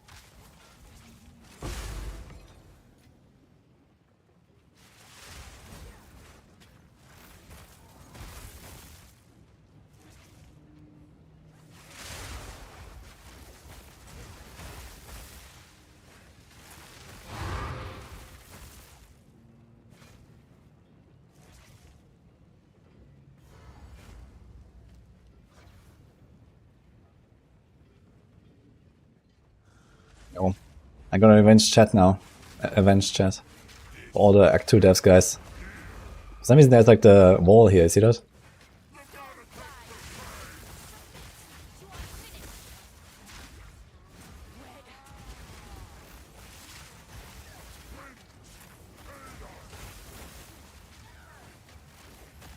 Almost done.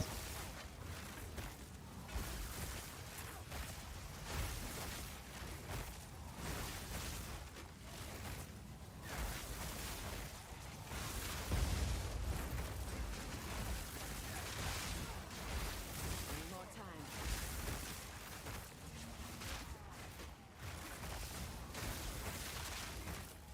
What the fuck, man? There's an invisible wall. Did you just see my lightning spear just randomly going into the in the air? It just stopped. He can't walk. What the fuck's going on? You saw that? What did it do here? Don't have time for this. Stand, bend to my will. Impede my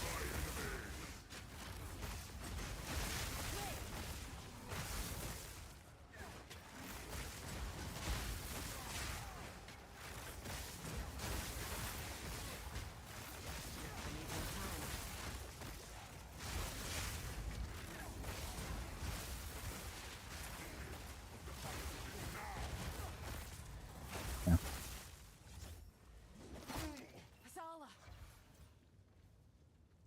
This is not over. Not yet. Well, it bombs and right, I want my money back. If you want PoE 2, great again. Wait, what? This'll do now. Oh, I got double drop. Let's go. Again.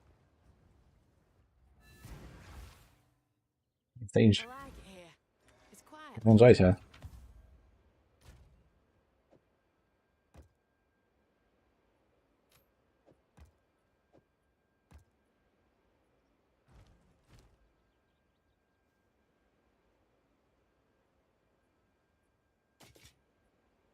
Maybe try to get a helm that has crit chance. Think about that.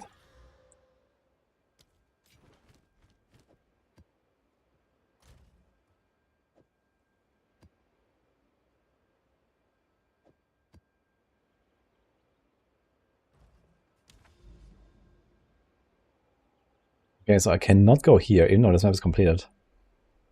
What? I cannot go here. What the hell? How do I even get to this tower here?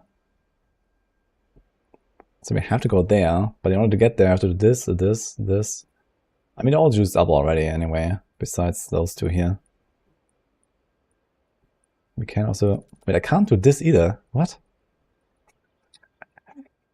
What is going on, man? I can only do this one. Okay. Crimson Shores, I guess.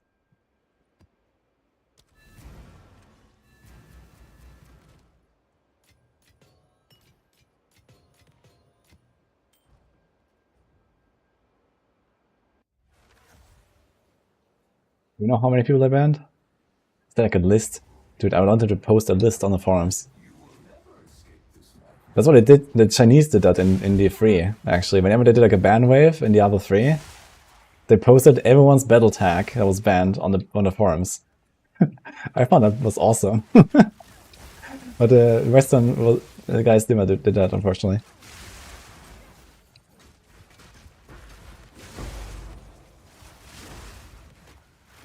Wieder den Escape vom Tarka. Yo.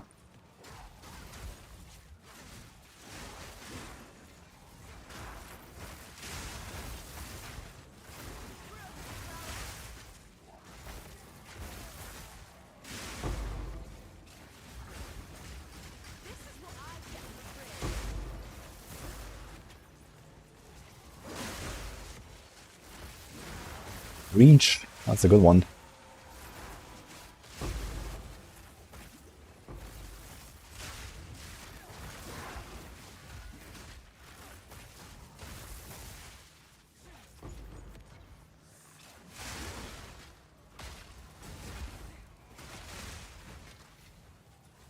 Now we're talking.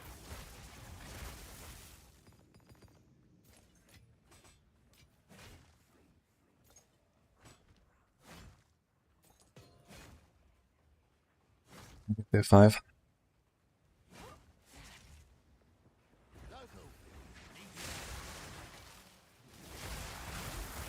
It's a bit lag. That was acting up again. Okay.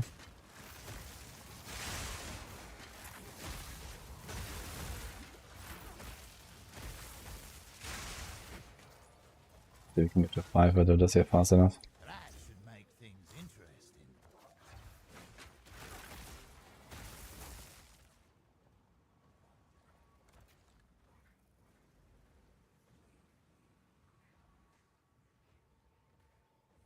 Itching for me to lose another limb, are ya?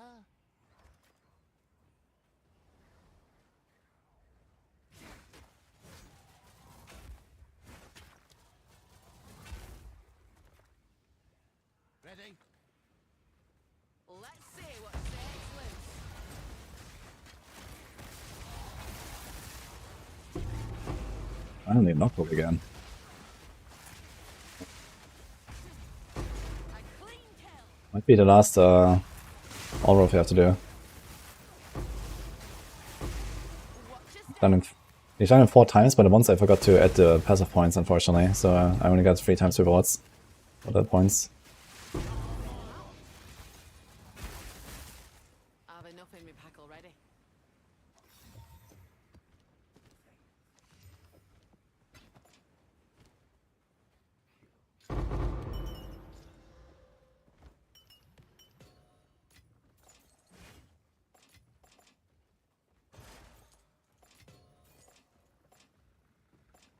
Pack's full.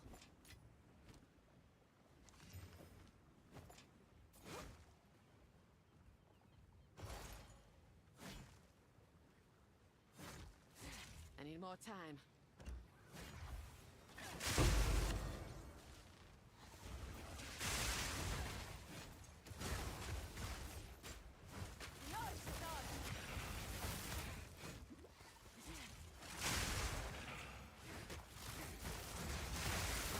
You set the bombs up like that. Pack's full. This is the expedition mechanic. You have to place the bombs and then kaboom.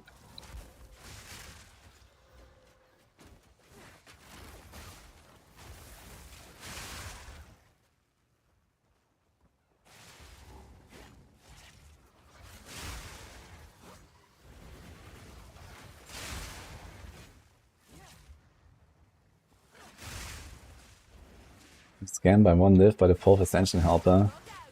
Actually, he bought a carry and then he didn't do it or what? Well, time to report him on TFT at least. If I did it from TFT.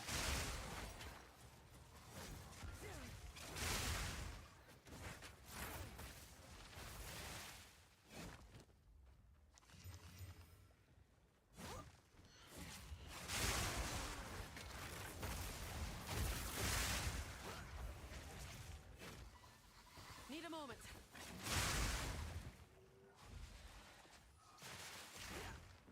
Other drops? You can exchange my drops. There's a post.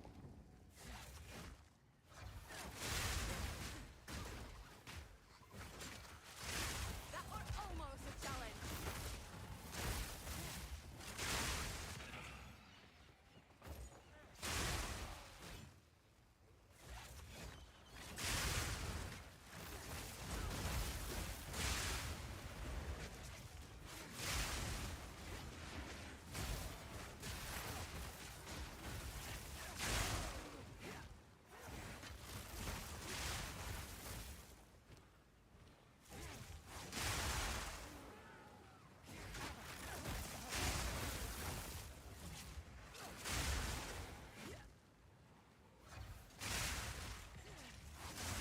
Do it. Yeah. Hold on.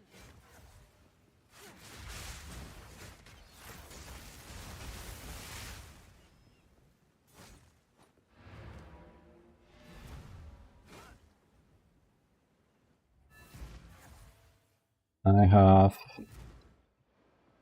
65% evasion or something with Intensa. 6k.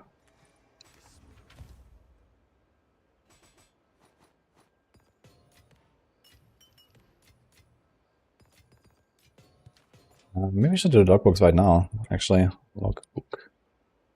Let's do it. If we can get it. Hail.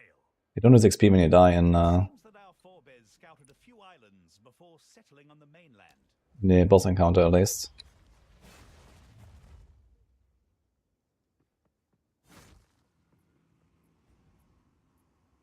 Hail. Now Is that more fun? I think so.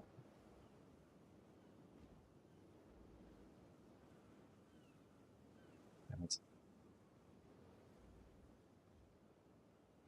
Interesting, wait a minute, this is only monster level 81.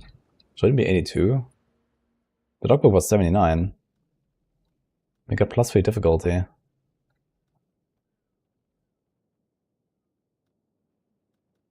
Thus.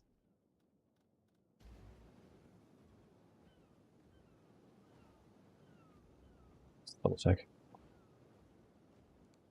Then like 2. 1 ground enemies. But no boss, okay. Okay.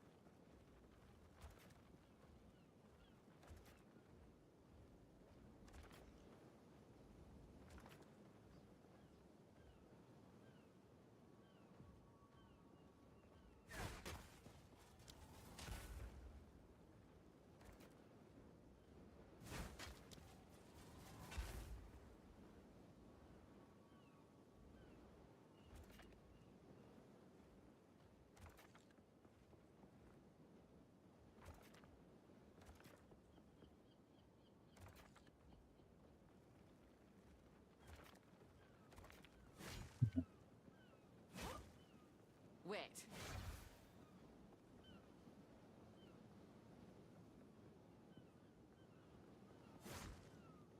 Let's see what shakes loose. Back to the dirt with ya. 135 in all monsters. In the first one. And it tops the sound effect actually. Oh.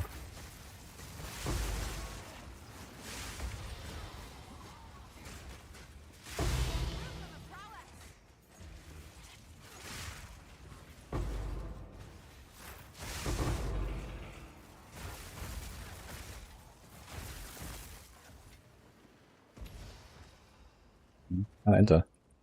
What the fuck? I'm going to the tomb. Okay.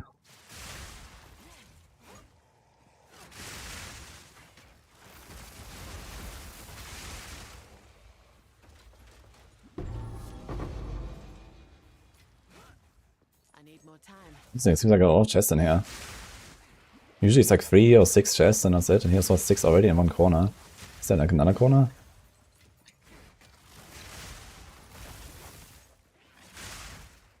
No, it's actually only one, okay.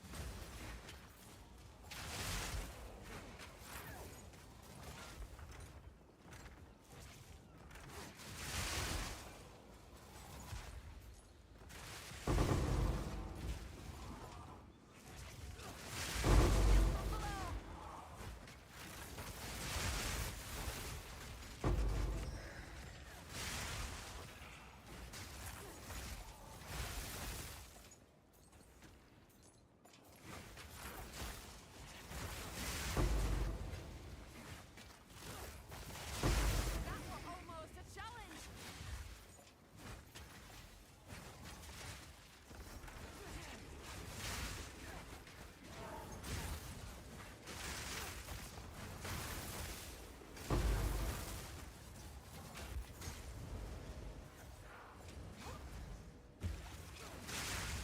What's that tanky, man? What did I give them?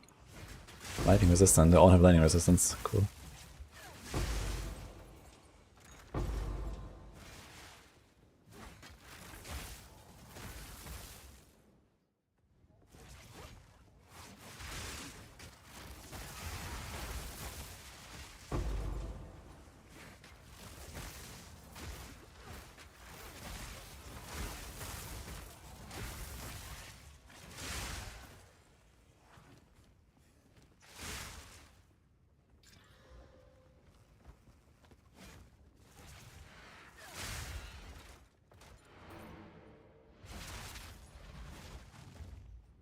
I know Herald of Thunder.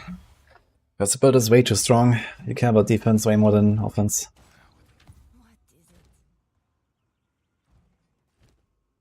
You can run Herald if you really want to, but I don't think it's a good idea. Over Wind Dancer. If you have extra spirit like I do, then you can do both.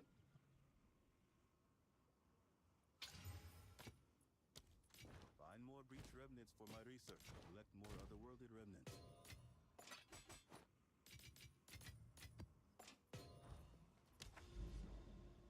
Right, that's it. Does this lead up here to the tower? I guess you can do on the left side instead of going all the way up there. That is a nice one.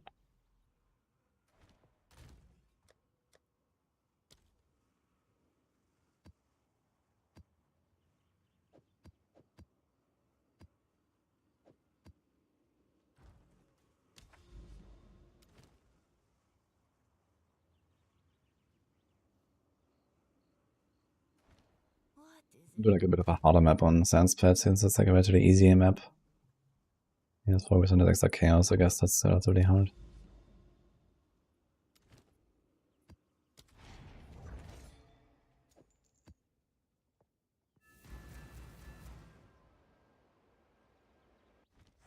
Let's say the hand remains the requirements. Roll stats on your gear. Belt can have strength, helm can have int, boots can have dex. There's also like some other pieces that can have certain stats depending on the base type. Rings and amulets can have all of them, including all attributes. And the rest is from your skill tree. That's a tree.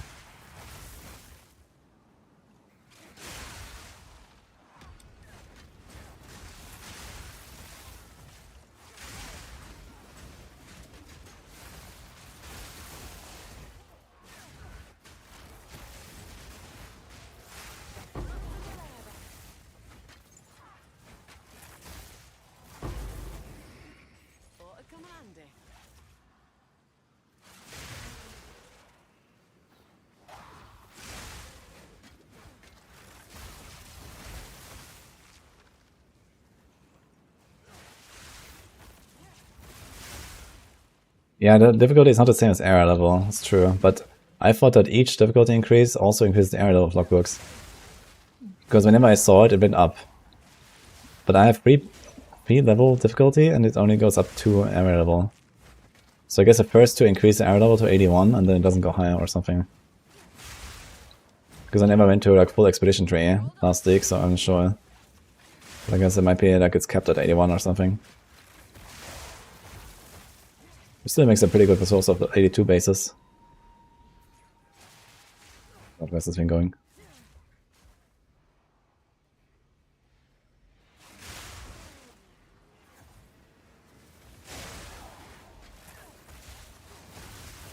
A worthy foe.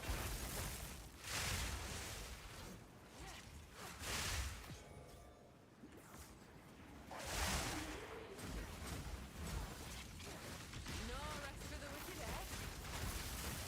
Yourself a big un.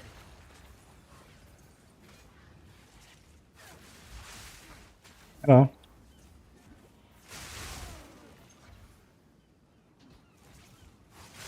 Yeah. Yeah. No. At some point, there will be an interview with Sis.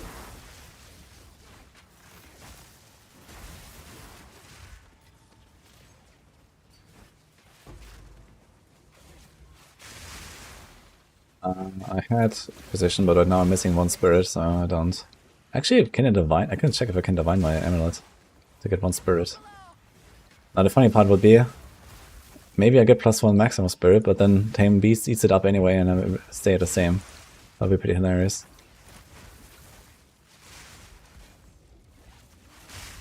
You get like no breeze windows, what the fuck? I guess I should have ended the Delirium encounter. Damn it. These guys were way too tanky here. Quality on Tame Beast. Well, that's actually an interesting proposition. Question is, do I want to keep that beast? Maybe, actually, since I'm not finding anything. And it actually survives relatively well. I can put 1 GCP on it.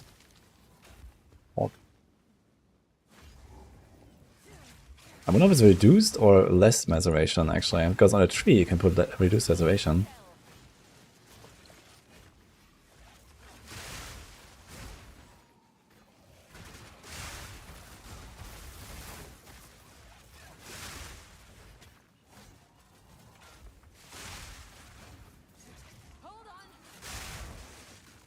It's reduced. Oh, that's kind of big, actually.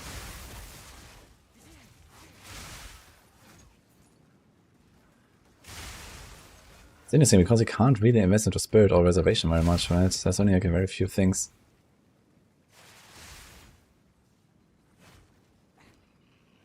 My spirit here is actually maxed. And GCP might be a good idea.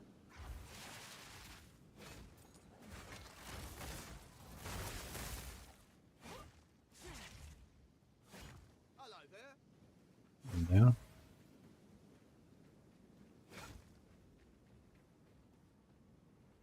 Which answer I should avoid getting shocked, huh? I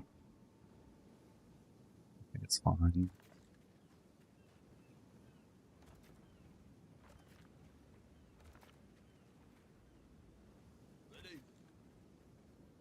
Let's see what shakes loose. Storm fire.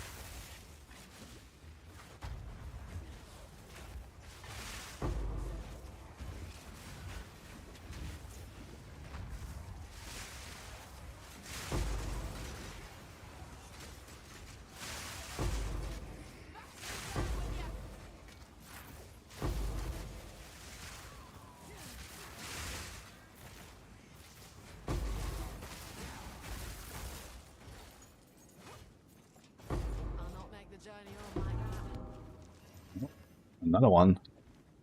Let's go. Last time I had like roughly a 50-50 spawn rate for the boss or so when I did my logbooks. He appears very often. We should go and try. A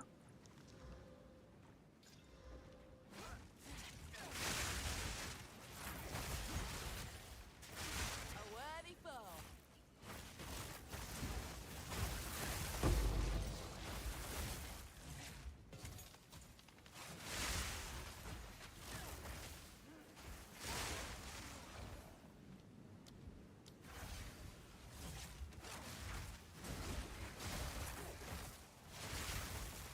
King. Yeah. He's gonna get so down.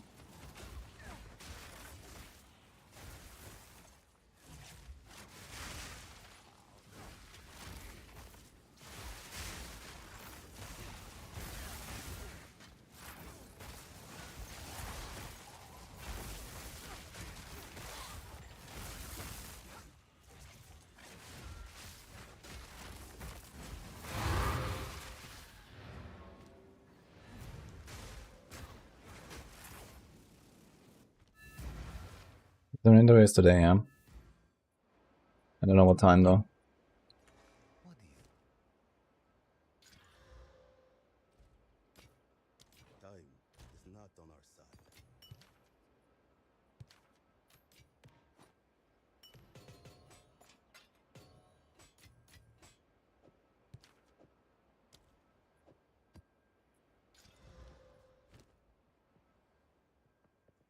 Well met.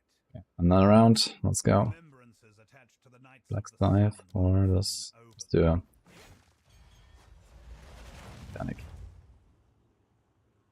Hail. And skeleton go to 20. And you can corrupt them to +1.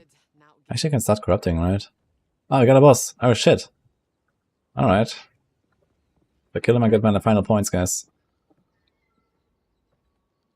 Let's do it.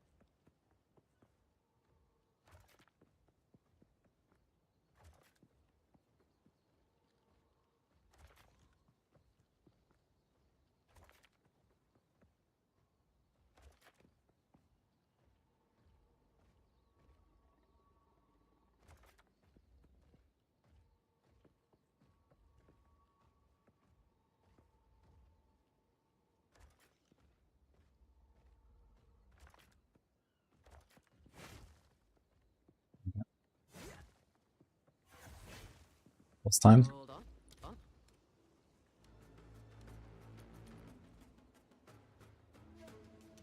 Lighten up. Look out. That's the reality.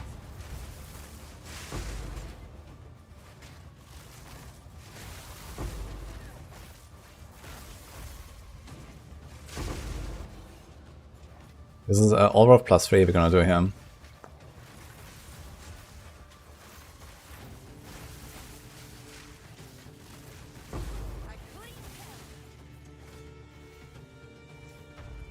Actually, I have to go back and take my aura as it is.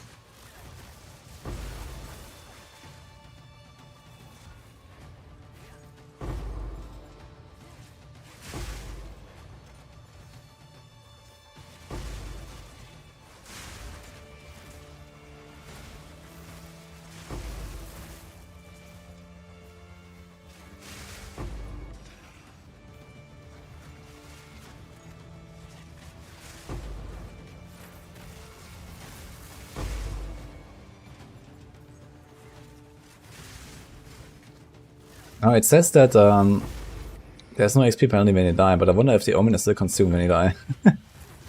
In case I die. Let's just not die.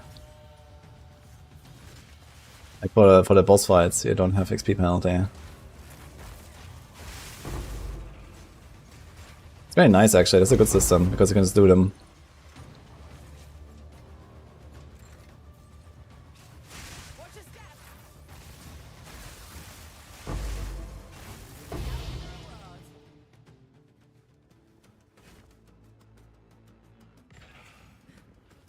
silver tongues in the game. Oh, 39. Whereas PSL targets after forking, after Eris fork. But these kind of low level weapons, man, you can never like scale it high enough. Unless you can apply this to like totems or something.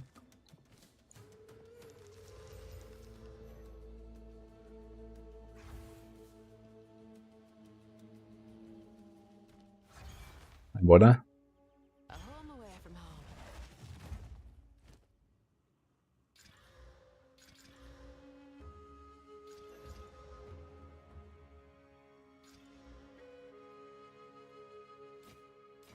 Okay, prediction time. Are you gonna kill him?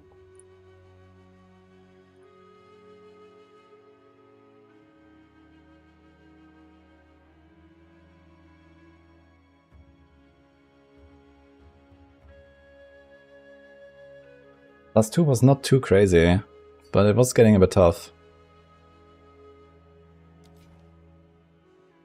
I did see that C-Class has 10 crit, yes. Pretty good. I actually put it on the filter as well.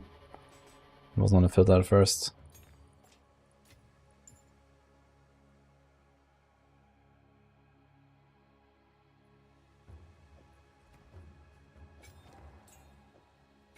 We take our trusted spider.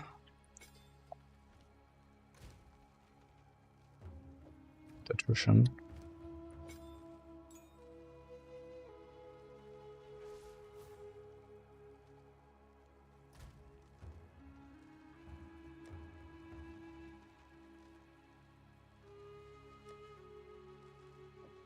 Precision.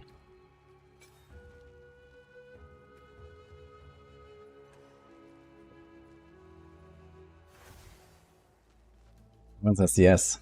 Okay.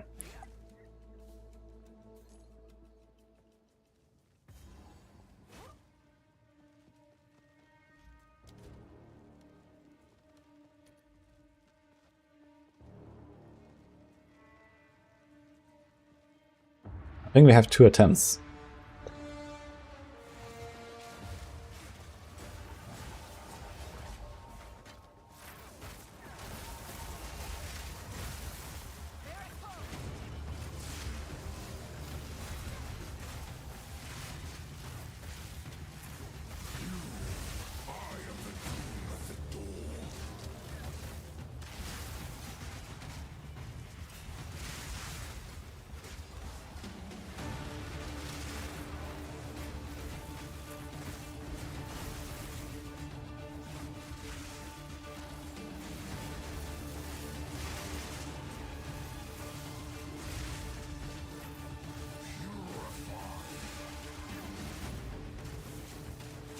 Got my charm. Wrong charm.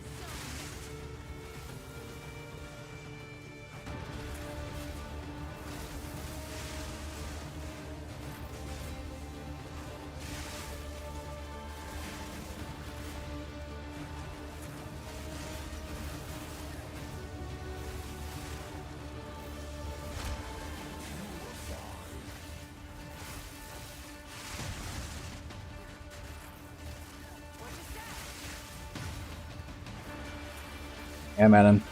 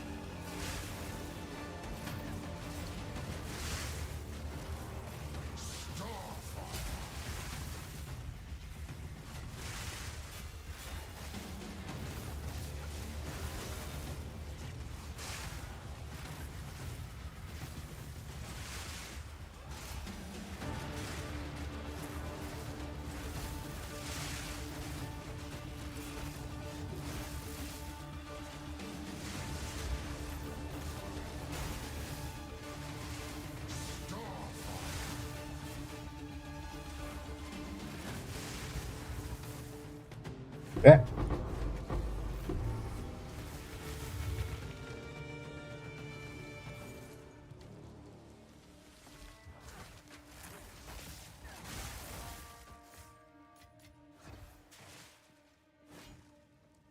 Where's that timing? Oh no. Oh no. Well, spoiler, he's dead. Okay.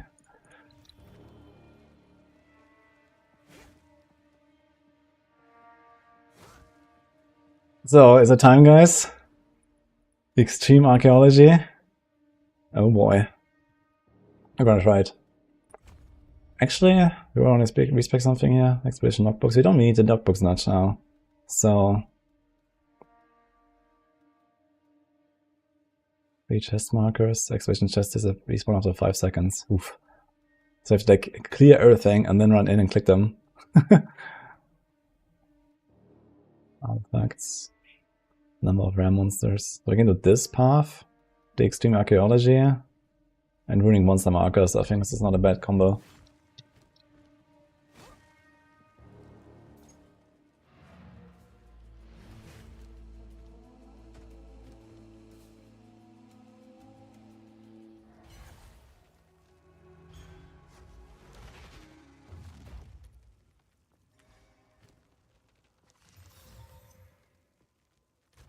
Yeah, we never found out if the omen is consumed. Maybe another time.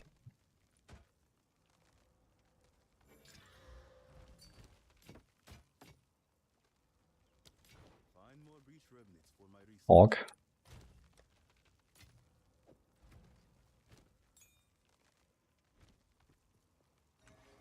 I'm just gonna keep the spider for now.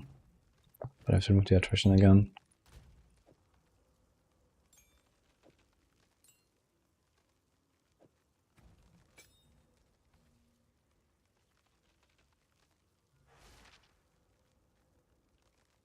Can I keep the precision actually?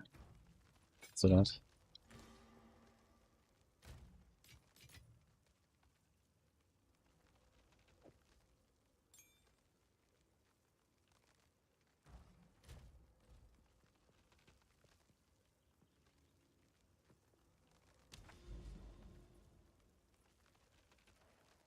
Speak.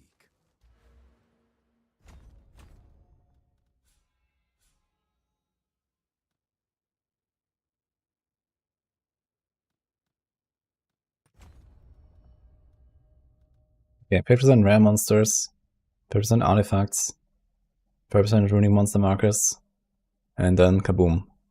So that's what we're doing now. Right.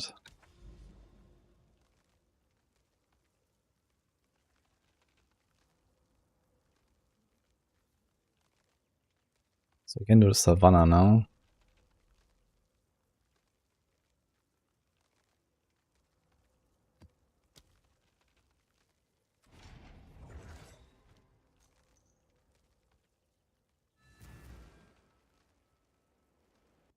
Bobo's turn to play. He wants to blast you. You wanna play Javazon, Merlin?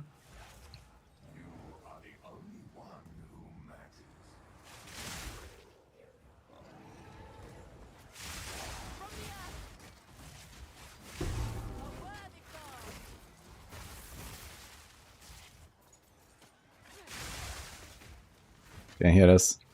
But maybe I should do a without delirium. I need to see how crazy this is gonna get. I imagine it's gonna be pretty tough to do this. On the other hand, everything spawns at the same time, and I can just blast into it with the lightning spear, so it should be good.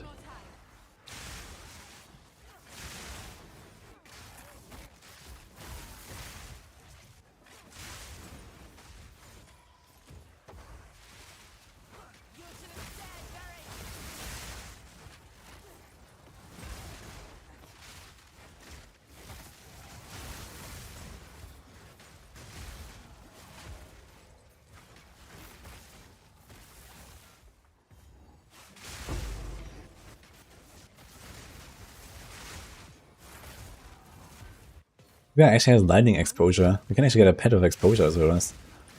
Huh.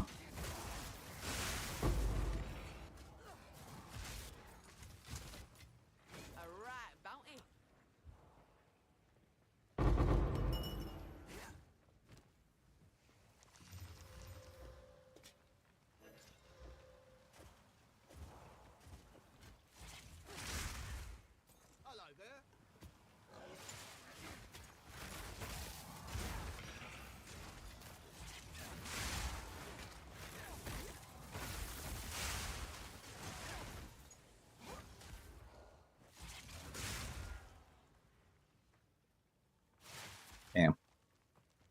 Actually smaller than I thought it would be.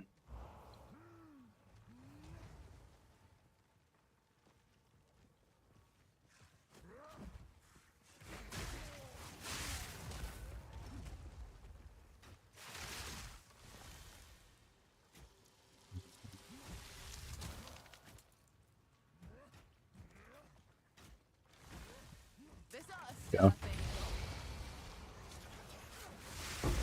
That were almost solid. Need more time. Yeah, good sounds.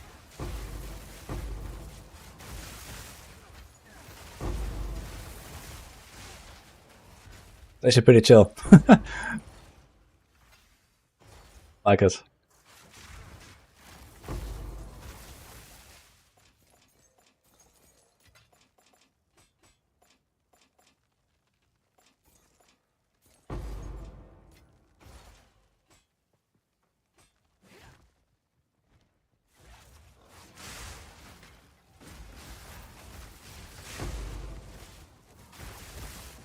He's a ritual. I mean, he needs some tablets for ritual, man. Come on. Oops. I clicked that wrong shrine. I thought it's the gold shrine, but it was the Inquisition shrine.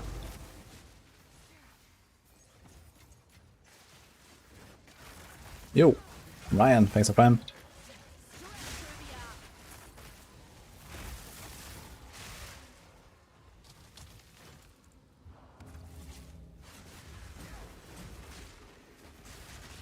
Last Epoch has a preview for Heartseeker and Sentinel up. Pork. I think I'm gonna check out most of the Last Epoch stuff though when the time comes. So maybe like 2-3 days before we're gonna start practicing again and doing all that stuff. I don't wanna get sidetracked too much now. We already had something yesterday. Gonna run like a full roundup.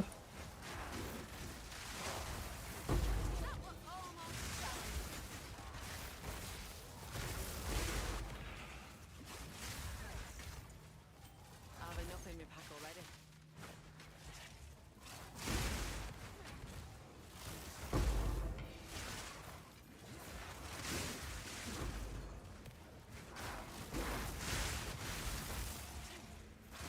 Not make the journey home like that.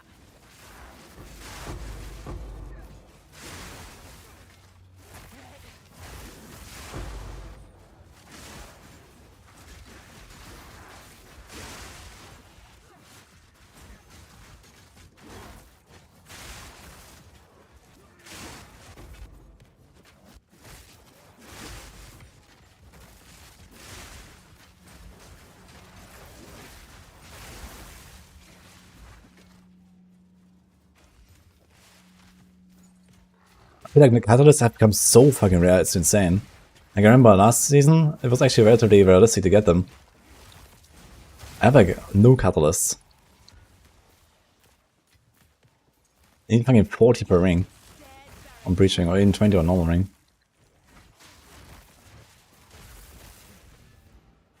Much stuff here. Hey Pattern, how are you?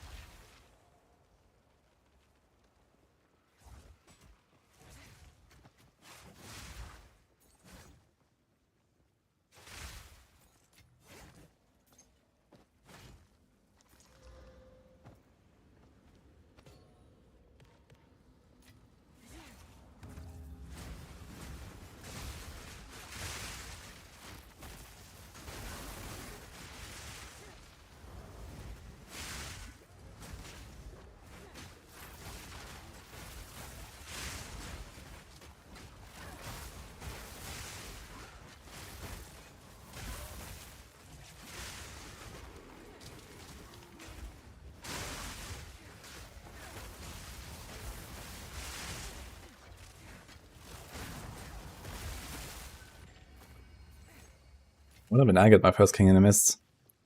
Haven't had one. I haven't done that much ritual. I need to get a tablet more importantly, so I can actually farm ritual. I have so many towers here. I would like to farm ritual, but I can't. Maybe I can check for some ritual maps before we continue this huge cluster of maps here.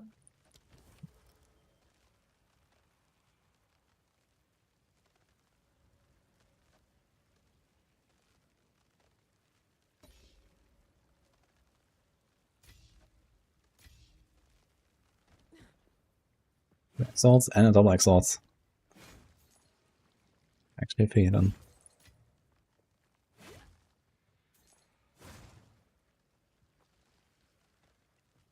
3 breachings for a ritual list. Good luck. I found 1 breach ring actually. And I got some giga fist damage to attacks on it. I haven't really dared to try crafting more.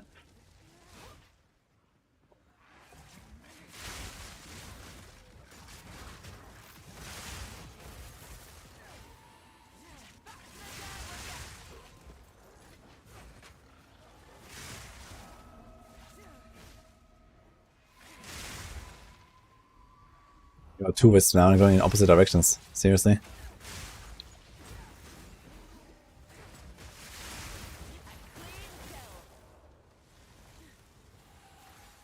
And he's coming out again.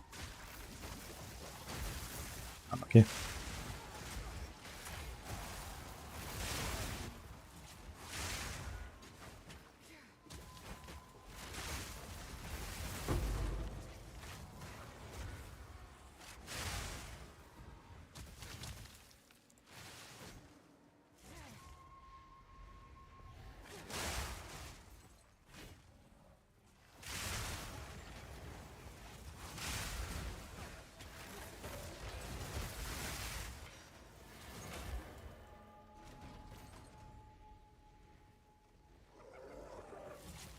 Now this goes all the way over there.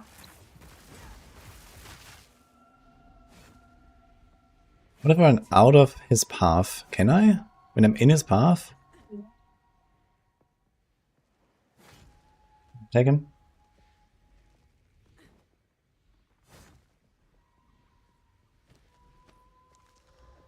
I captured him. What? I captured him. Yeah? How long ago? Long time ago.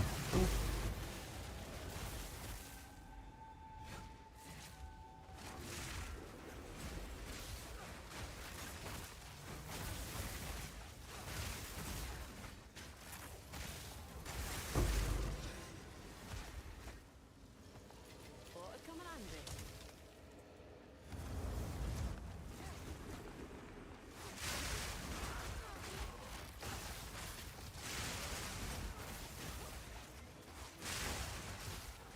I just realized maybe I should just roll more until I get King in the Mists. And not so much buy stuff from the visuals. I just roll and get King in the Mists. So I can actually get going on the Atlas points a bit. Okay, this might not be a bad strat. Like only buy like the really big stuff or something. So I'm gonna roll now and then it's there. I can't buy anything. Okay. But,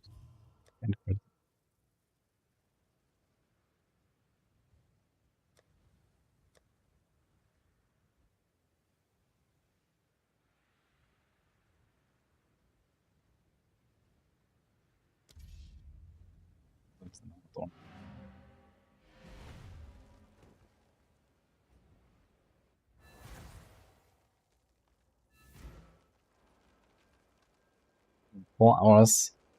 The interview is at midnight for me. Oh boy, okay. Find more breach remnants for my research.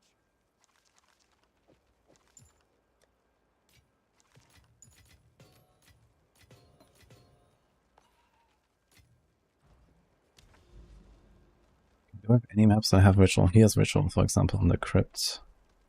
And here's one. And here's one. I really want a tablet. And here's one. So I can try this. Let's do the stance pit.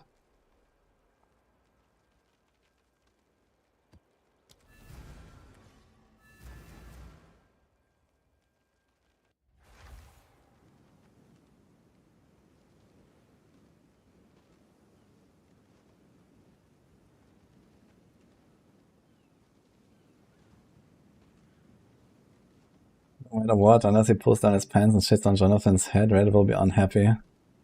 And even they know to complain about the consistency. wasn't water enough. Oh man. I think Sis should just not really worry about these kind of comments. I mean, first of all, it's not his fucking fault for anything that people are unhappy with the game. You know, it's Jonathan who should feel pressure, and not Sis, I think.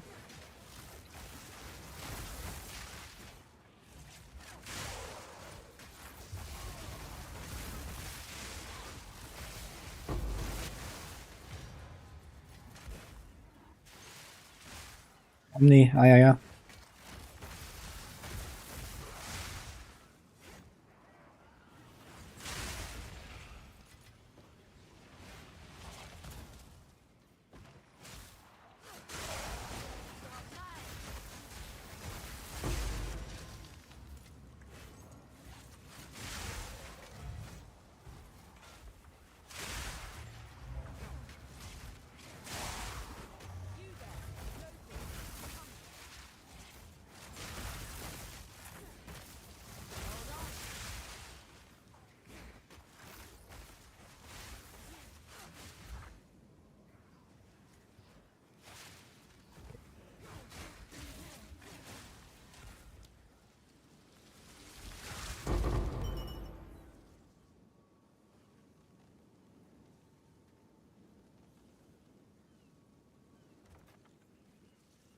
Light him up. That's clear now.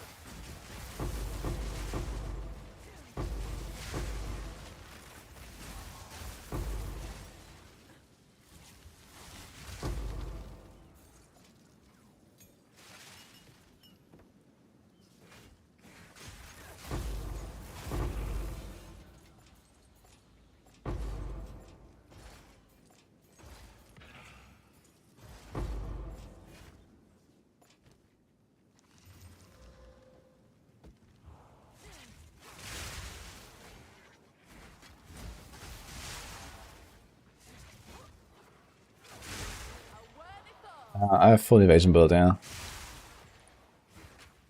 And block.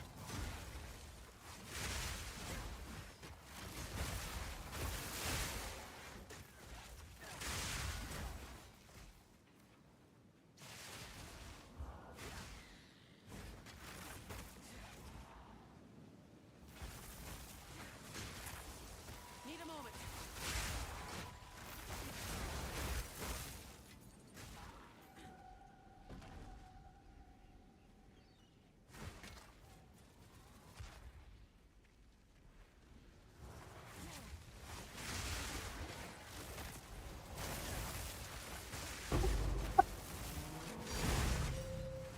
Dude, can it not just like, I don't know, play the video game and have fun or something?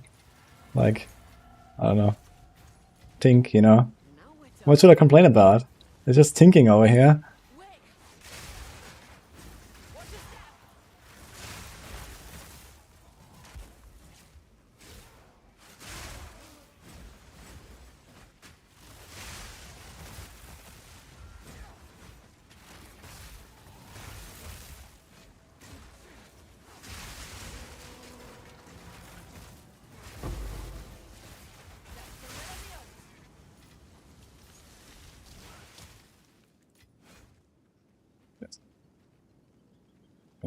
You know?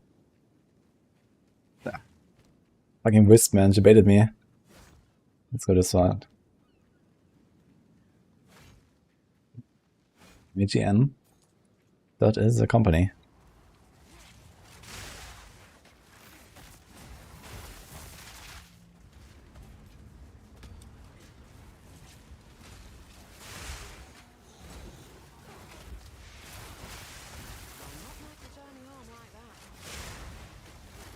Roadmap. Oh shit. Are they actually launching it now? Okay. Didn't expect. Not. Gonna check it out after the map. Let's see if we can see anything there. Time.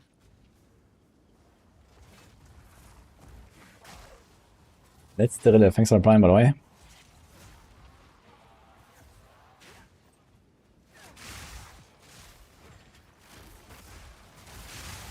worthy foe.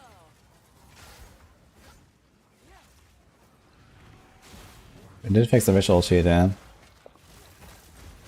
And apparently they banned people too. Oh, guys.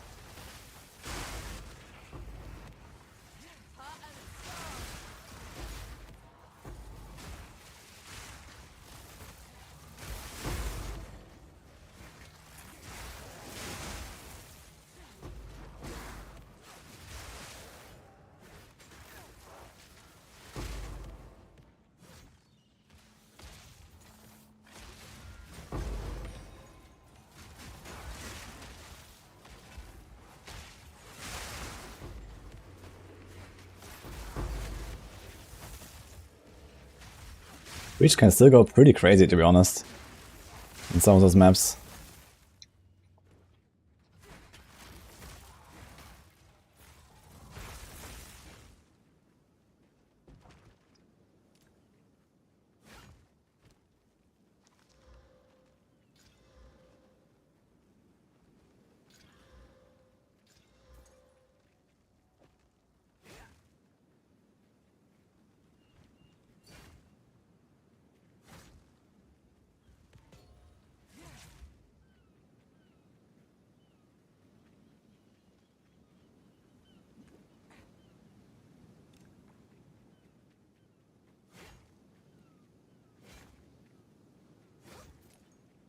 That Rogan has leaderboards in the 2026 section. That's crazy. Oh my god.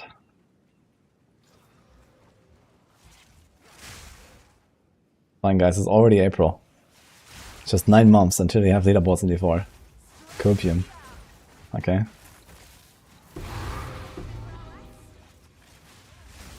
Maybe even gonna get an API to go along with it. Imagine.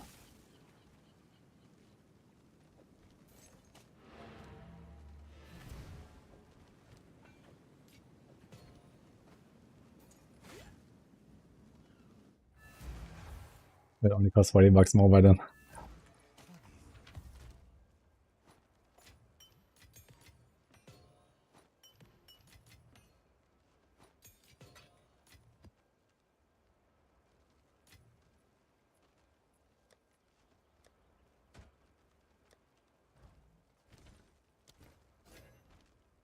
Let's see this.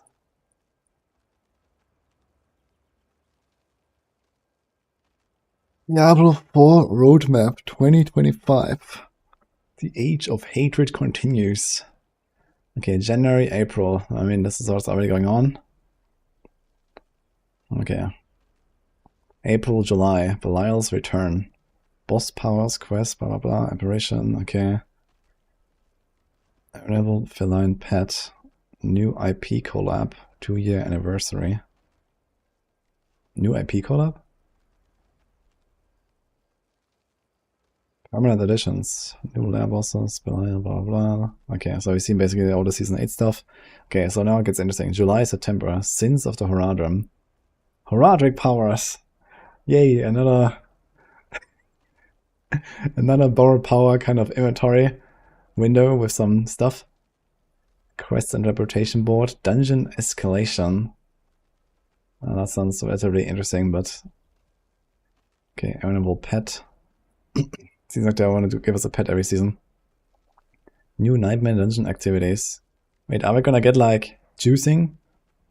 Or something?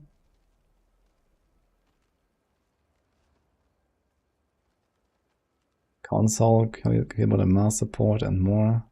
Okay, September, December, Infernal Chaos. Chaos powers. Infernal Hordes update. Oh, that could be interesting actually. So it sounds like they want to choose up Nightmare Dungeons and Hordes in Season 9 and 10. Hopefully they're going to make something cool. Okay, new expansion, new ranking system, leaderboards. Okay. 2026 leaderboards. Well, there's a new ranking system and another point leaderboards. So that's a bit surprising. Alright.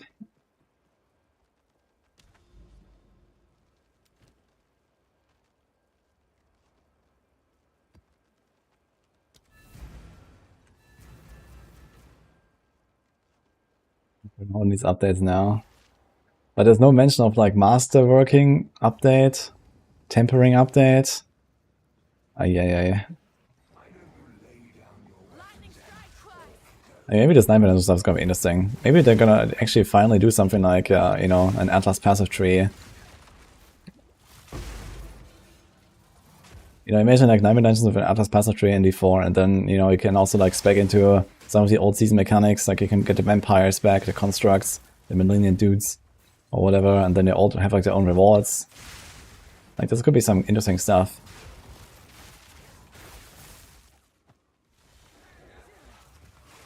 We need some juicing, man.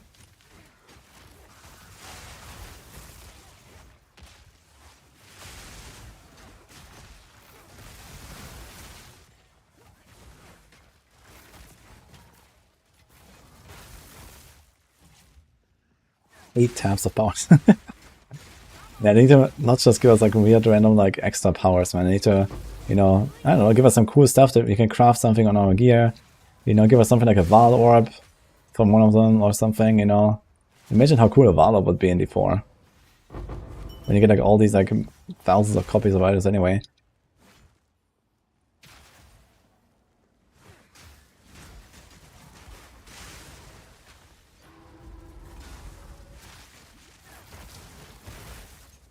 +1 stash tab for the expansion. Holy man.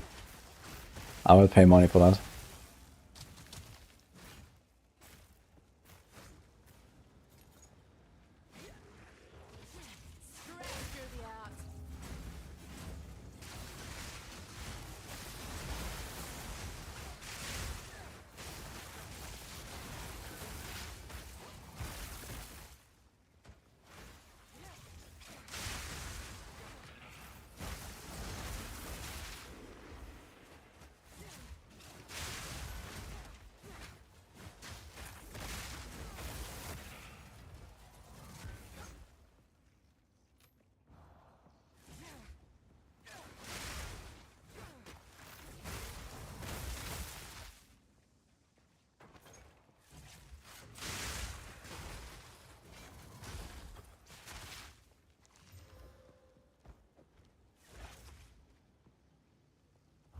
+1 stash tab for killing Lilith.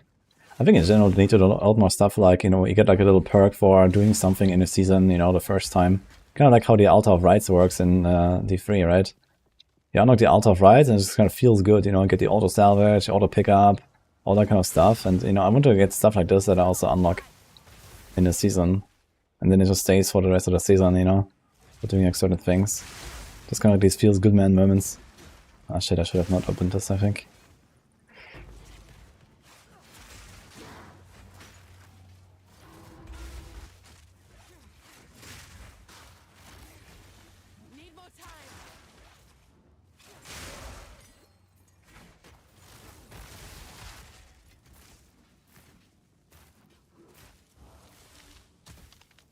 So I guess this thing ignores line of sight, huh? Oh boy. Hits against monsters cannot be crit. Extra chaos and pen chaos. Extra fire. That seems kind of yikes, actually.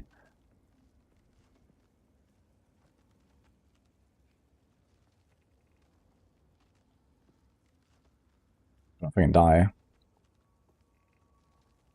Unless I don't take this.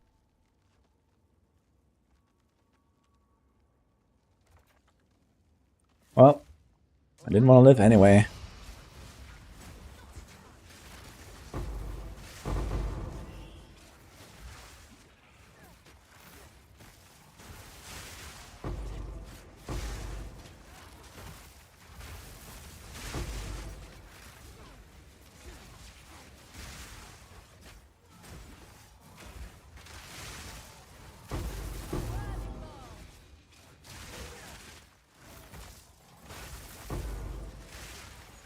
Do it somehow.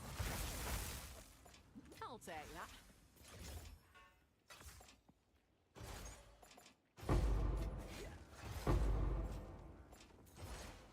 You have to say, it's really fun. This extreme archaeology, it's really cool.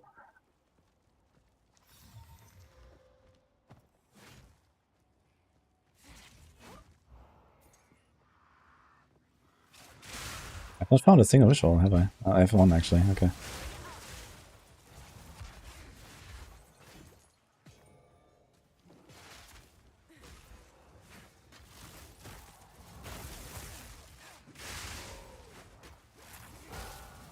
Plus D4. Dude, if you had like actual like leaderboards and like API and these kind of things, like some hard mode D4, it would be kind of interesting. Or at the very least, you know, you can make like the last Epoch where you can make like an item that enables hard mode, right? And then you can make like at least like a community events of that or whatever, you know. So much stuff you could do. Think positive, more time for LE and PoE. I don't know. If we look at Reddit, I'm not sure if that's positive. What's going on with this patch?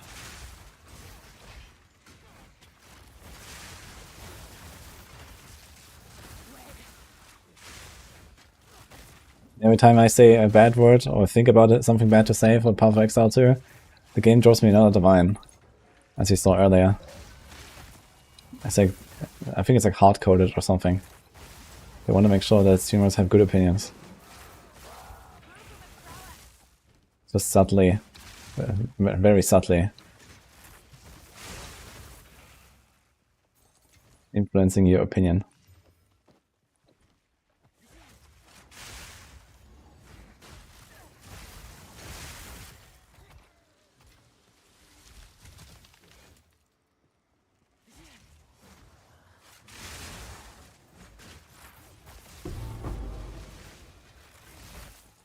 This is a new 17% to crit chance. Also, why does it say crit chance twice? Forks critical hits. Wait a minute.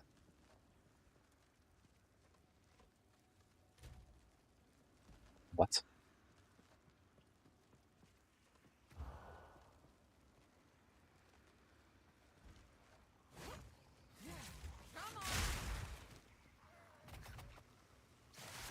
No damage down.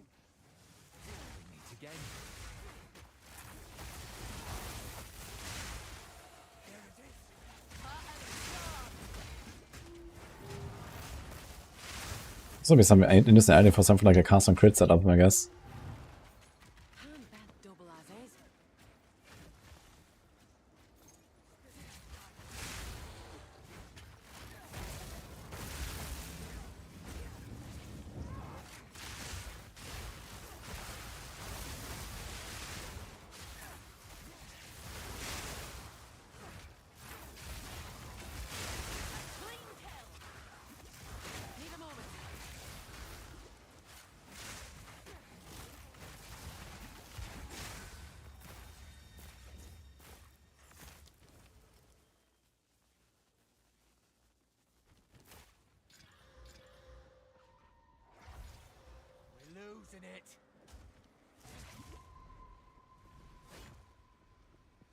Hey, what happens if I kill the last rare and then the door is closed? Does it go there anyway?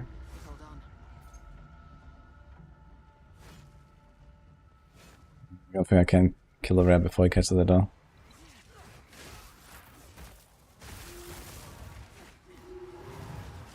What? Oh yeah, I already entered. There's fucking tornadoes now. How much damage should I do?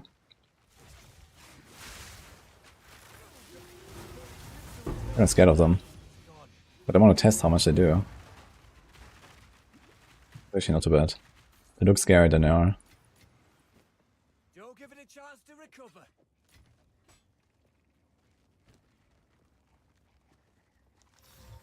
This here tells a story. Don't give it a chance to recover. The boss here.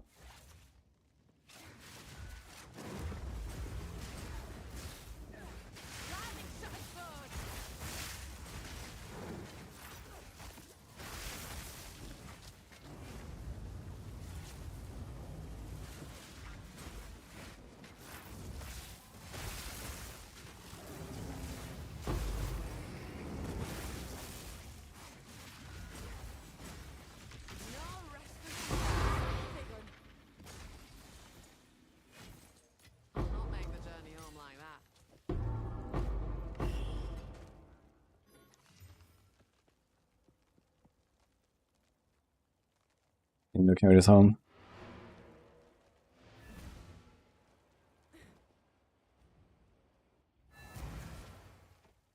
I like it here. Rosen does not get me excited. Yeah, it doesn't really say much, and it's kind of like, okay, expansion 2 is gonna be huge, I guess. But until then, who knows? Maybe the Nightmare stuff and the handful of hot stuff could be cool, so we'll see.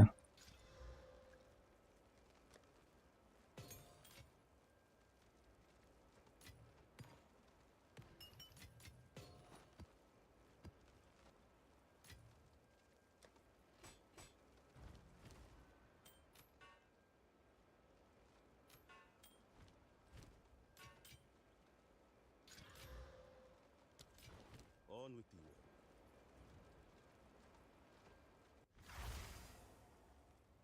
Now for the reward. Roadmap interview with Riker. Oh boy.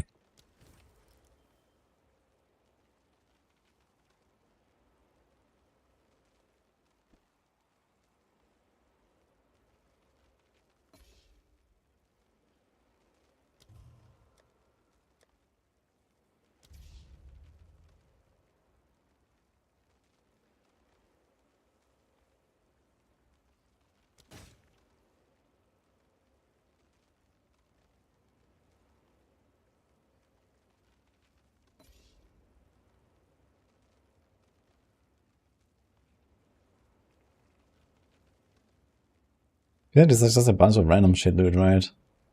I think there should be like fewer items and that actually made him all rare with like 6 mods or something. So that sometimes you would actually get something that you want. I don't know.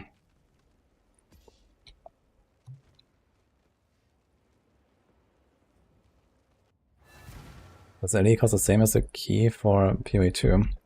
That's a good question. Let's find out.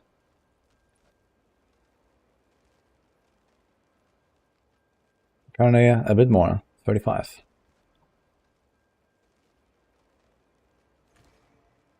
Can recommend.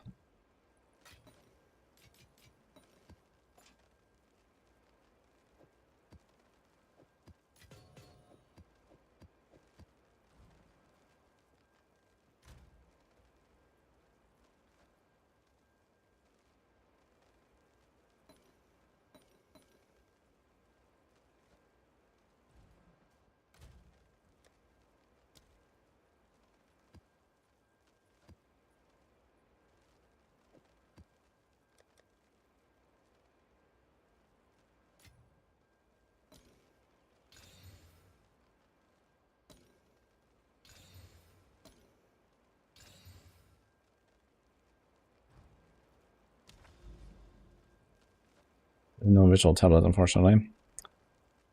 So this will be 1, 2, 3, 4 maps down there. 1, 2, 3.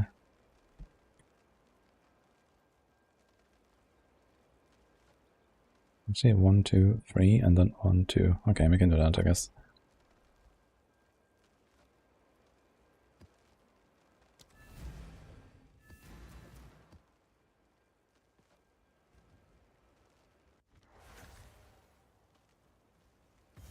We got my beast, and some random cleansed map.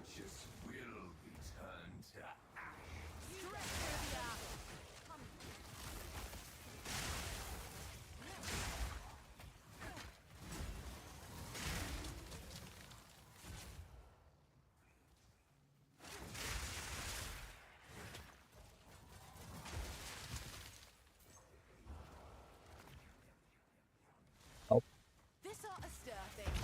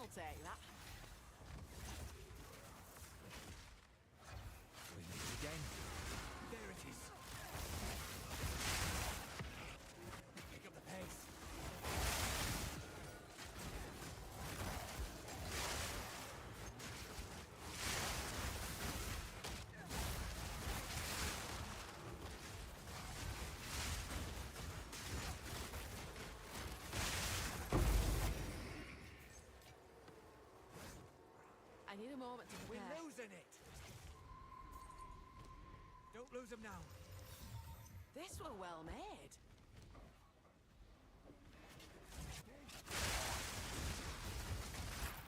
Spirit's picked its prey.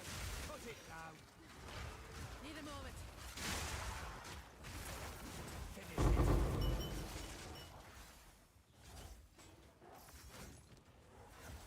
Don't give it a chance to recover. I'm bent double as is.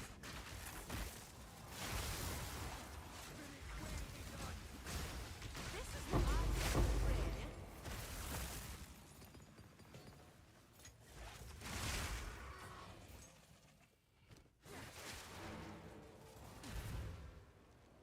Is it new?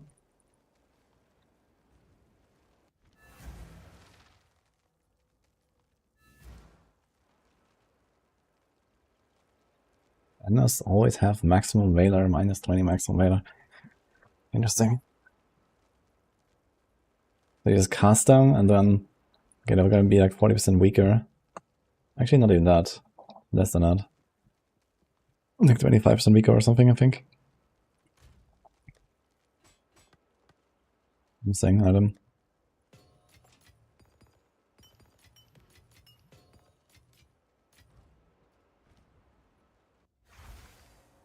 Apparently says interviews in a few hours. See you on the next hunt.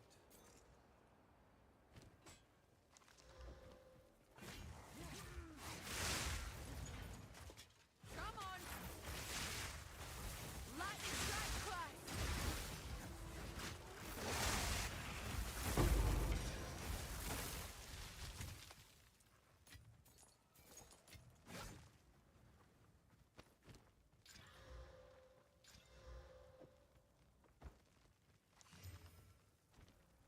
I'm gonna try to eventually make a better chest.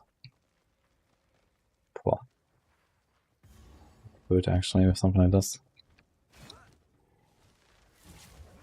Triple rest chest or like a dex roll on it or something. But I think it's gonna be really hard. This thing is nuts. Even the stun threshold is not terrible to be honest. But with 3k life I don't think I need stun threshold that badly.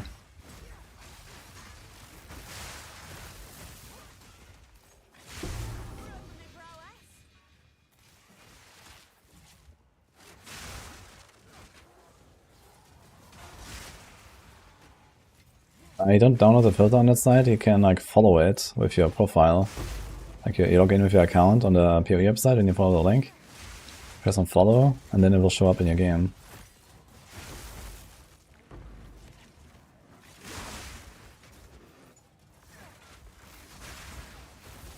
I have enough in the pack already.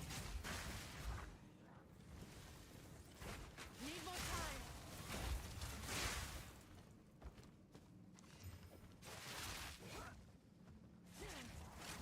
Shit. I got distracted for too long. That was my breach on a good map too. It's bamboozled with my inventory.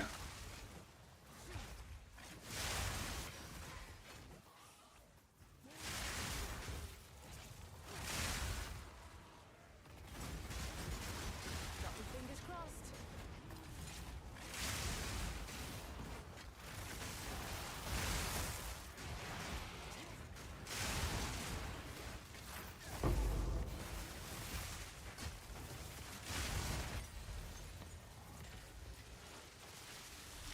I'm bent double as is.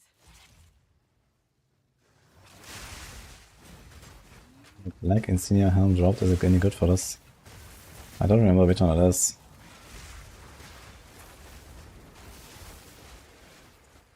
Need more time. Actually, I realized when I went through the list of uniques, you probably didn't have all of the new uniques listed there, right? So maybe there's some stuff from the new items that could be kind of good.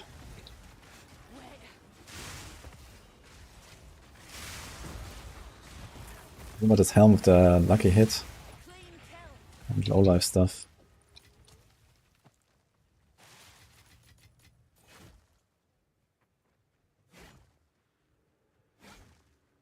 Wait.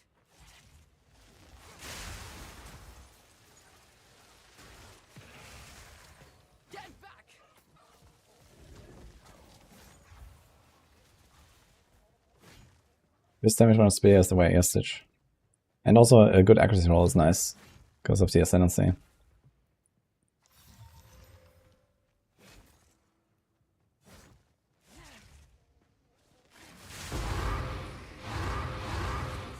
Oops.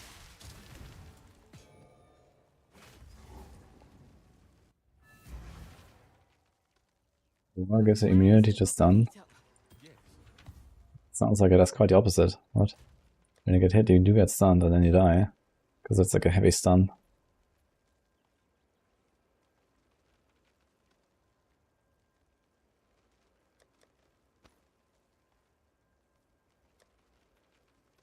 Maybe another bad ring.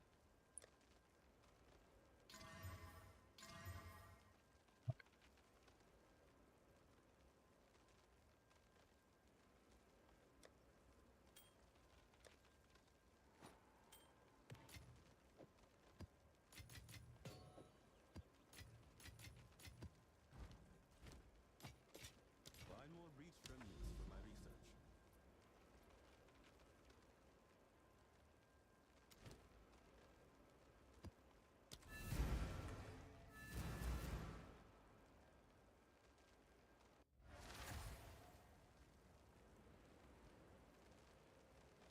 Like, yeah, gain tail and critical hit no more than once per second. Lose out high event when hit. Huh. Not terrible, I guess. Has some rarity, some res. What the fuck? Yeah, this looks like a decent helm, actually. Does the tailwind, wait, does the tailwind automatically include the evasion, or is that... Wait.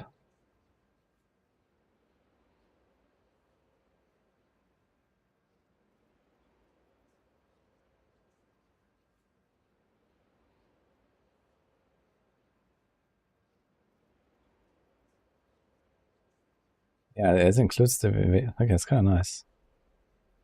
So 10 movement, 30 skill speed, and 150 evasion. I mean, you don't get the damage reduction, but this is not terrible.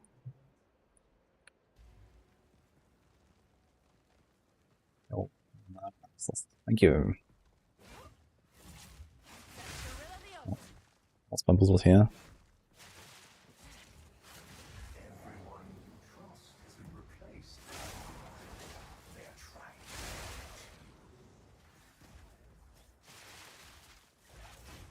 Lightning strike twice.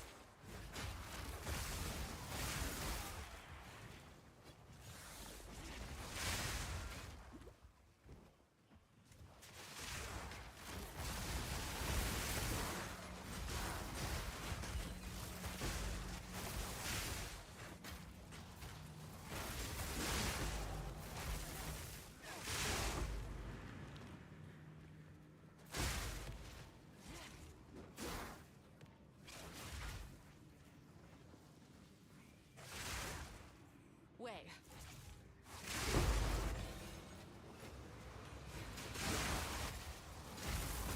A clean kill.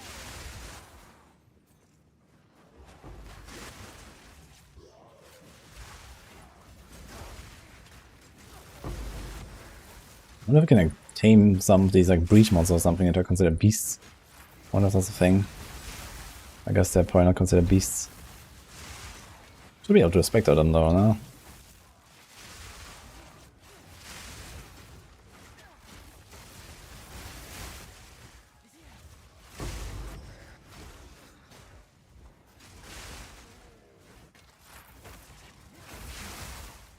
Local, need your aid.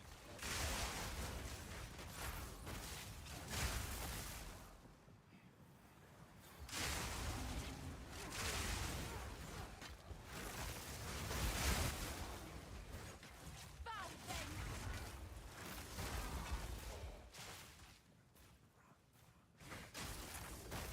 The ghost spears, the spectral volley is on lightning spear.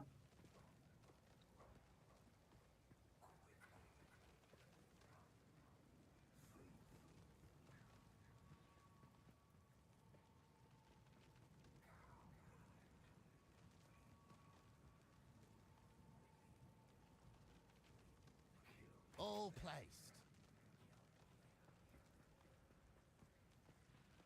This ought to stir things up. For the Calder! Storm fire!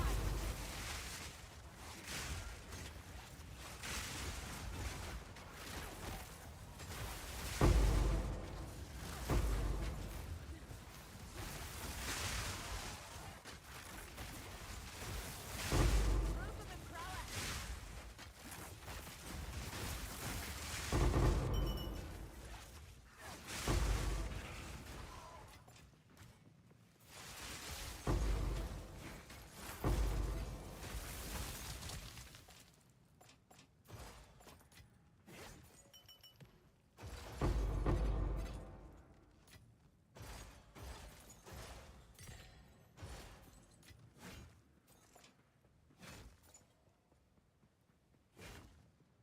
I didn't have any FPS issues so far, but I mean, it's a pretty heavy animation, especially when you do the barrage stuff 3 at once.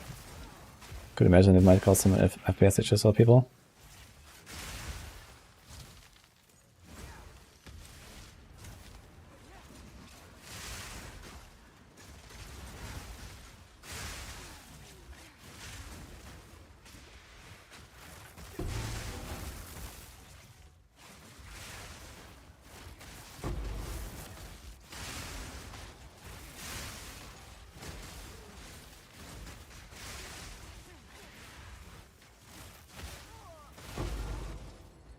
Wow.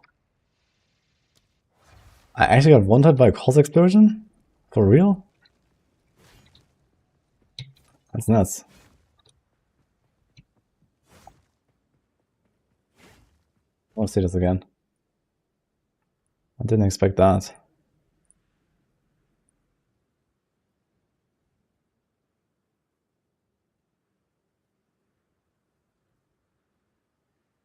I thought that Detonate Dead does like nothing in this game. Like, okay, they went off in sequence, but the first one killed me. That's wild. I had a shock on me. Just straight up 100%. What the fuck? Think again. I don't know, I've been hit by so many times by pulse explosions and they never did any damage. I thought they like giga nerfed them from PoE1, but apparently not entirely.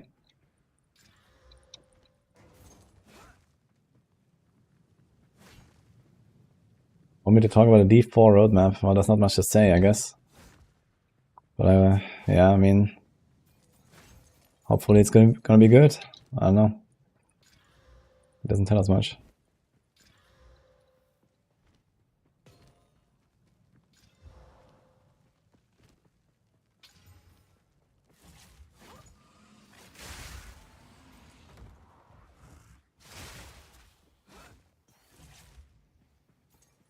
Maybe crit. Maybe it was crit. So kind of surprised. Usually I don't consider DD that dangerous here. Maybe should respect it a bit more.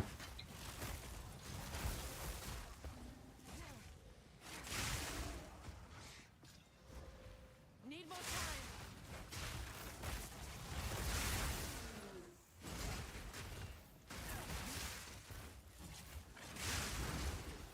There, after the storm.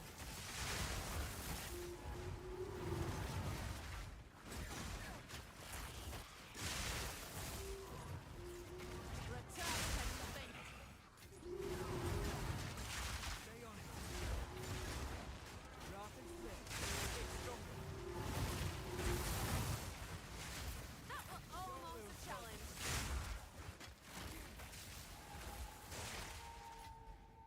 Spirits will be done. Okay. This guy doesn't want to go to the essence, which is way closer.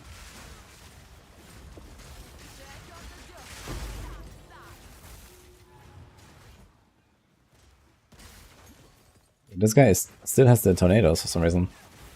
How?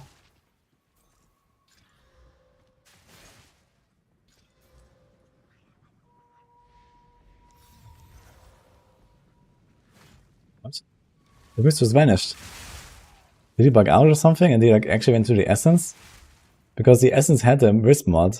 And now the wrist here just disappeared. Hello? I've enough in my pack already.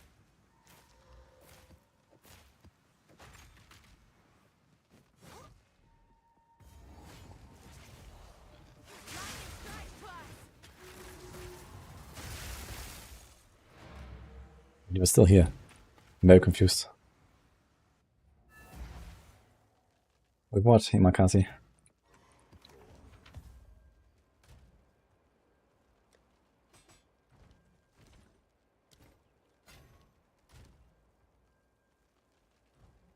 A spark on killing a shocked enemy. Time is not on our side.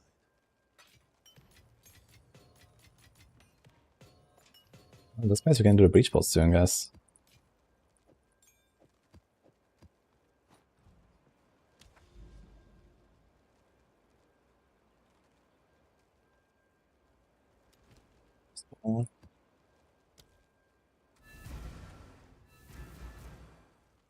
I do all those spears. I put them in a mixer and then I cry.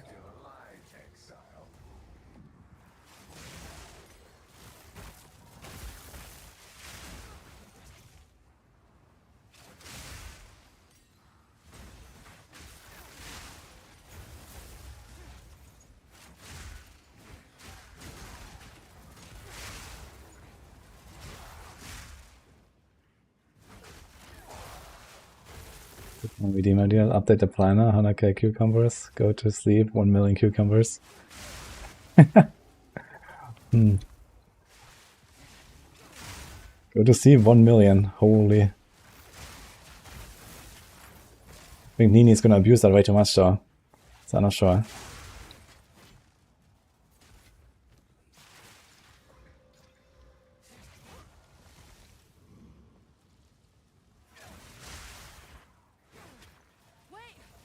J-Rock, thank you, man. I have to do them. You get another vial. An even better one, actually.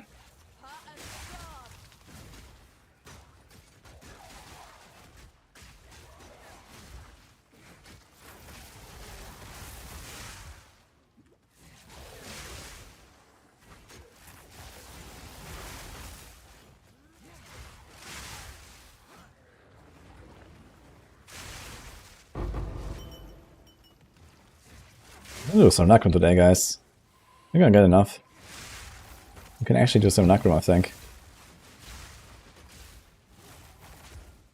Getting like 5, 6, 7 splinters per map pretty consistently.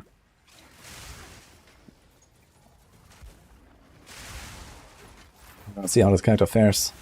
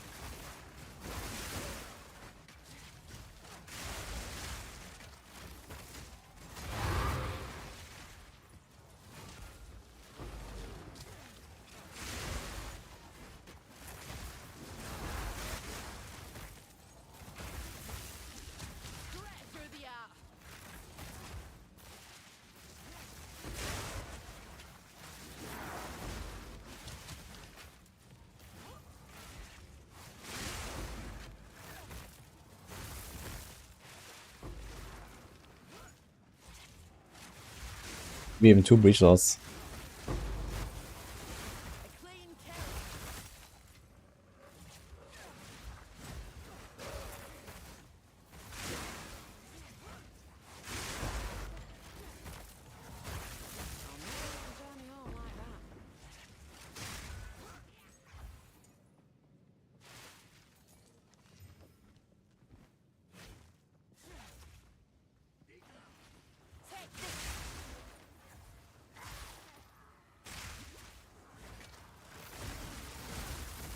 This is the vision, yes.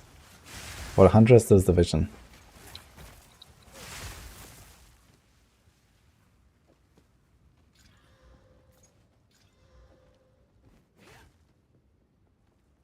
Warrior higher builds with more AoEs and less all attacks. I played a warrior build last league, which was kind of cool with Stampede. So it was kind of like Stampede in a pack, go boom, go next.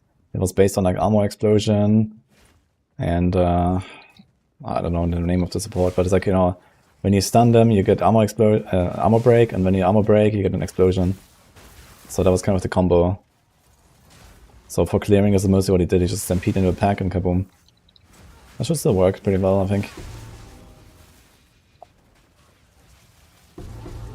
So it's basically as shit as it gets. And then for the boss, I had like a bunch of stuff. There was like Perfect Strike, Hammer of the Gods, Auto Attack. It was a kind of a mix of like a bunch of stuff. You can also try other things.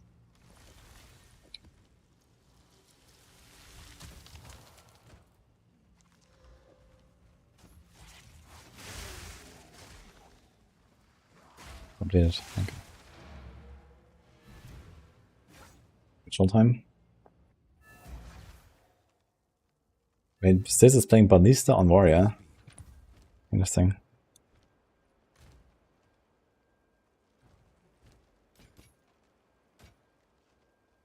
Until next time.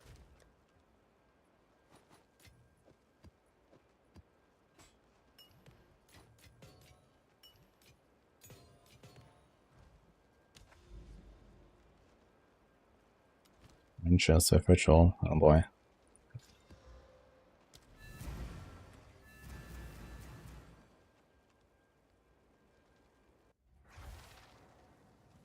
Well, new stash is supposed to come out. I'm not sure if they said anything about new stash shells, but they said they want to do more affinities.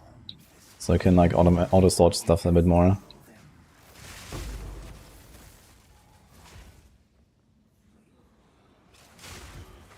Or are you talking about Diablo 4? In that case, never.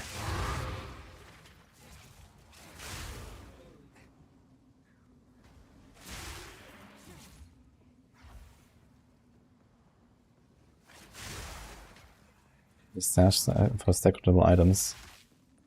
I'm not sure if they're gonna actually make a stash. Maybe this was what they meant with like the... Yeah, we're lagging here by the way. Okay. I don't want to add affinities, so I can like auto-sort stuff.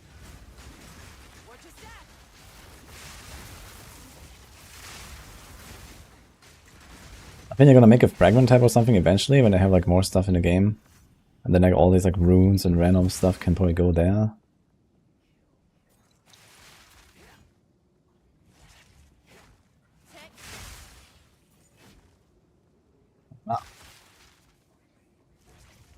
Also on Twist Amazon. Yeah, it also seems pretty nice.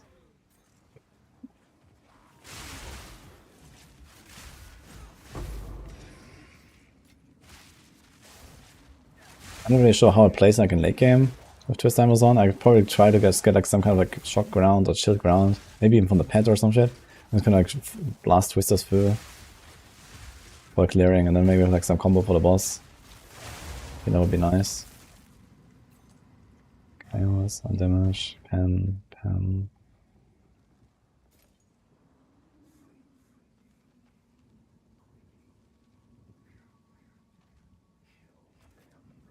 Well met. This ought to stir things up. That'll clear them out.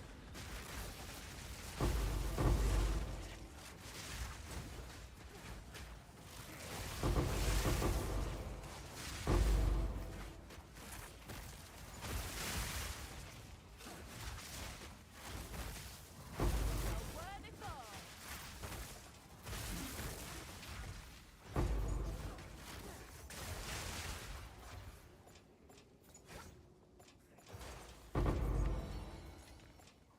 Now we're talking.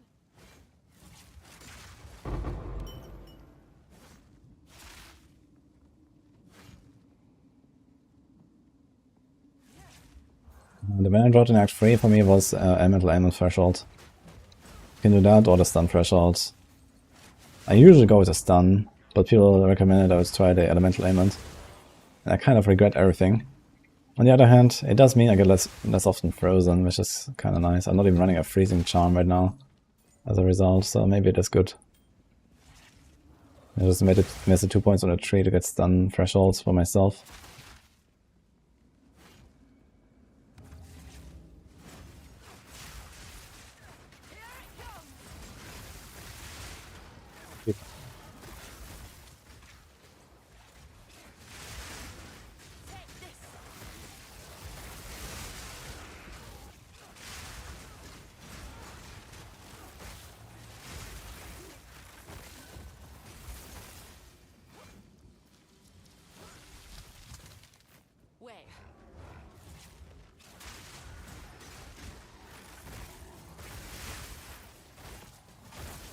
Maybe I should go back to Act 3 and get a gorilla that has the invulnerable aura. Wonder how long it would take. Because I am getting fed up with the spider. There's explosions all the time as well. I want something that doesn't have like this clutter.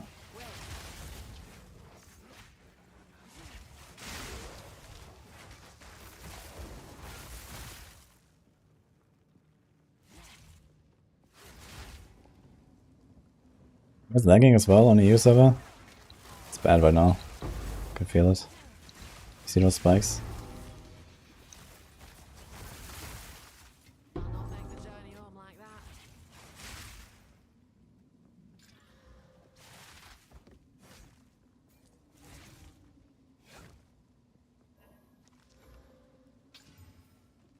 Ooh. Would be a chest. We slam like 180 life on it.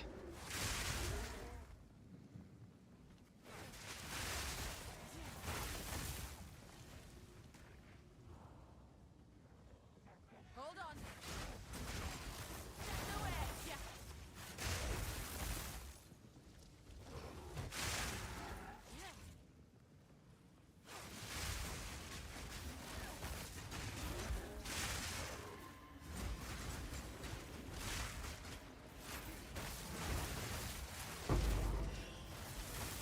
Ought to come in handy.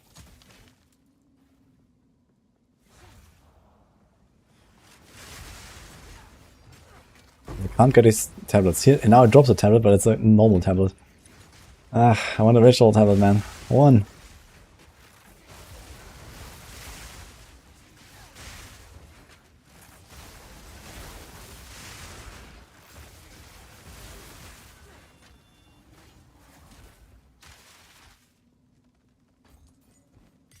I've enough in my pack already.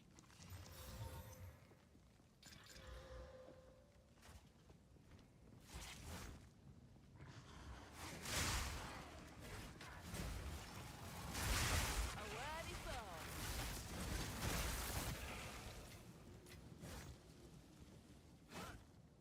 I need a moment to prepare.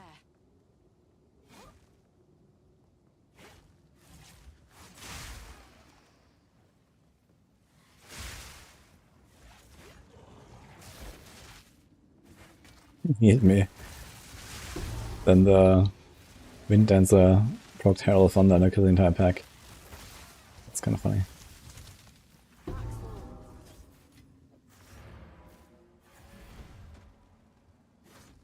Oh, got a visual. Need gem quality upgrade on order.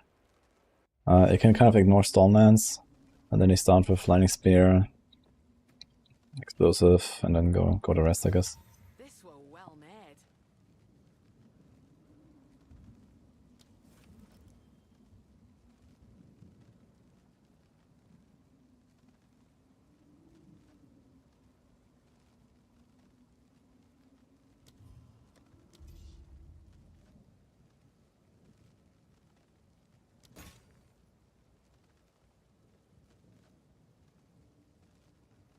Chaos Orb, actually. Chaos Orb is huge.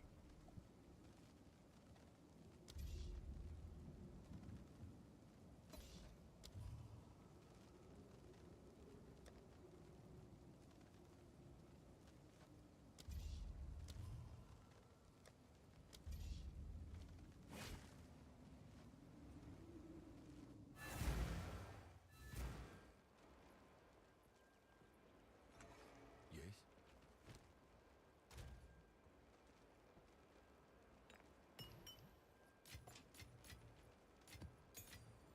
You want to look at the roadmaps now?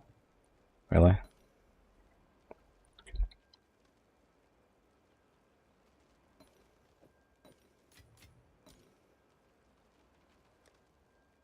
Okay, come on. Oh my god. There's some really crappy evasion ES. A Chaos also, but I don't want to use it on a chest really.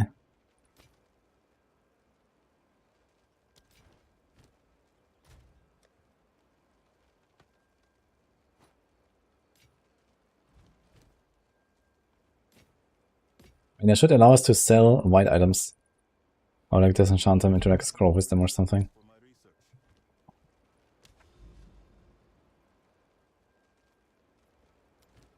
Yeah, wow, factory.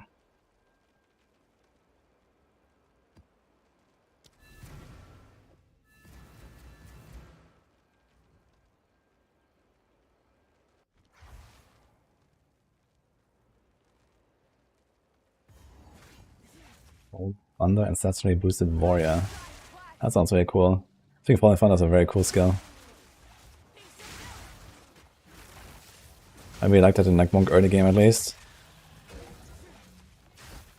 Should make like a real build of it at some point. Has like such a nice clear.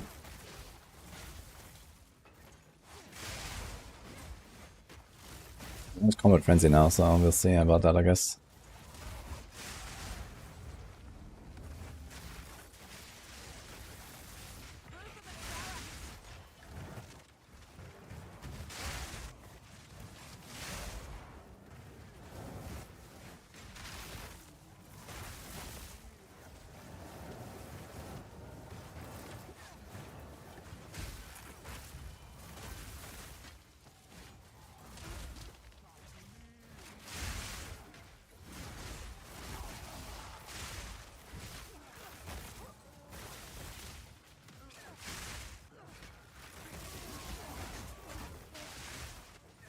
Lightning shatters bone.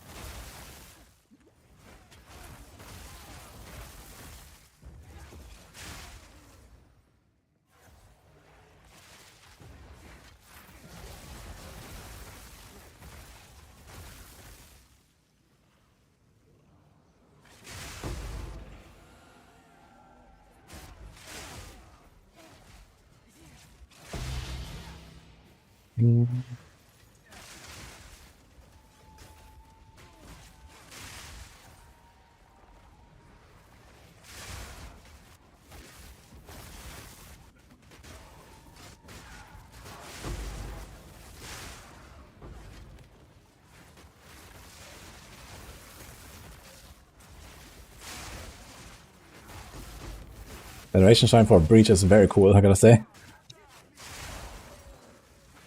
Dude, Valve Factor is actually a really good map now, look at this. It's like rippy as fuck, but it's actually good. And then comes Hidden Grotto, where the boss is always 5 minutes of backtracking.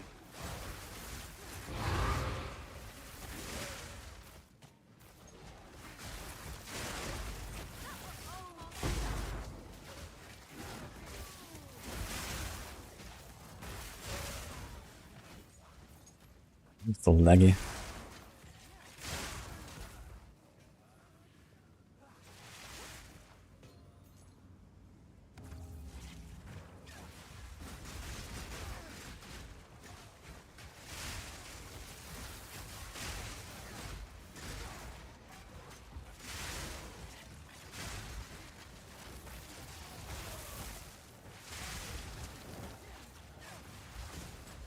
Oh, it's already full roadmap. Doesn't really say much though, unfortunately. We have a free pet on a roadmap, man, holy.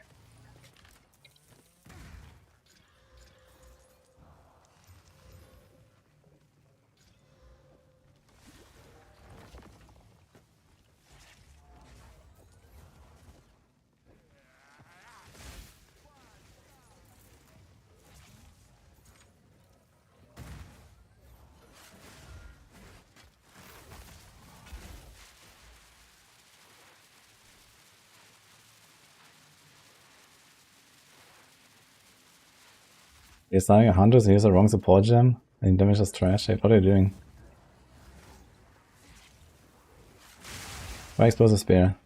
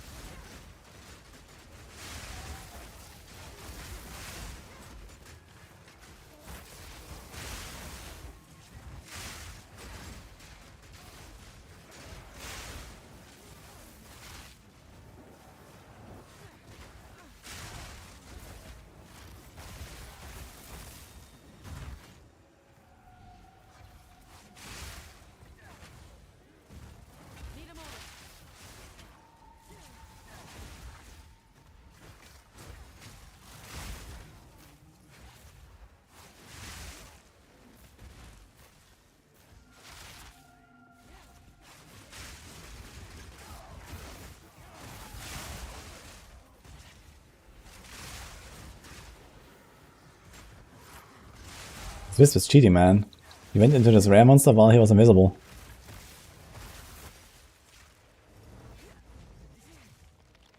Oh shit, was there a delirium mirror and I didn't click it? I don't think so. I need more time.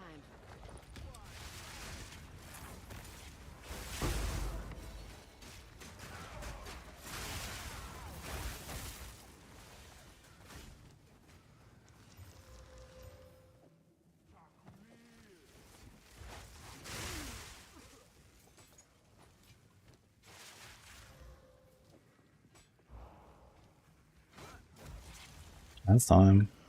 Got a Stella.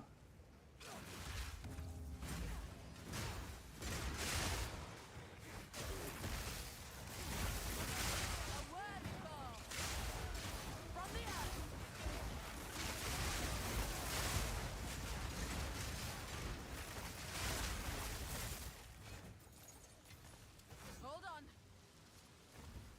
I've seen the roadmap, yes.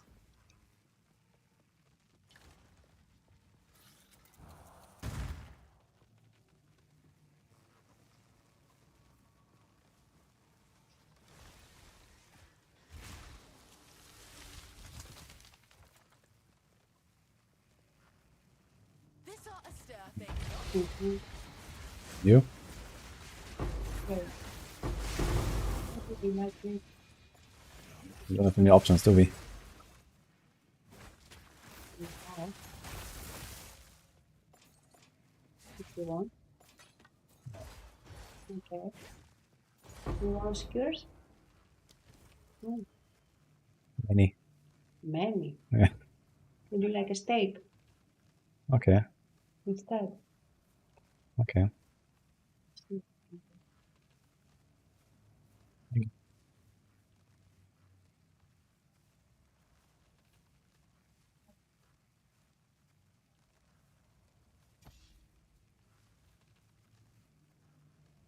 I have a bit too much stuff here, man. Kinda wanna buy this.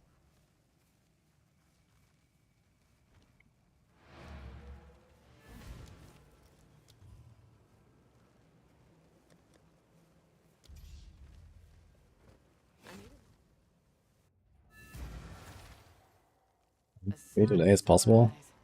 Yeah, I mean, we're soon there. So it'll be like 1 2 hours maybe.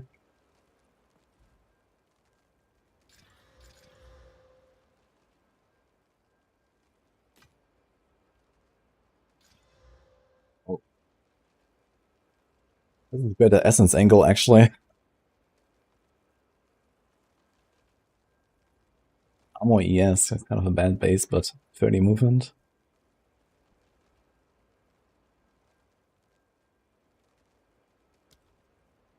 Find more breach remnants for my research.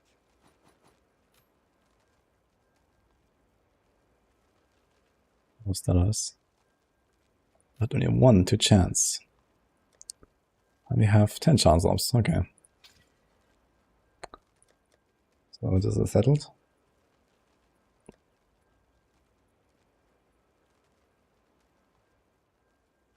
I don't have any greater essences, man. Physical, caster, mana, life, defense. Yeah, life can give us life regen, so we kind of want to avoid that. So would you have to do like fire or chaos or something? Fuck.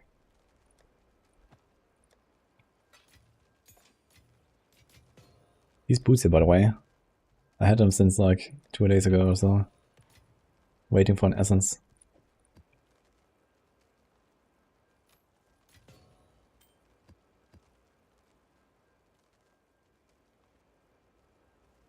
Oh shit, I did get a ritual tablet. It happened.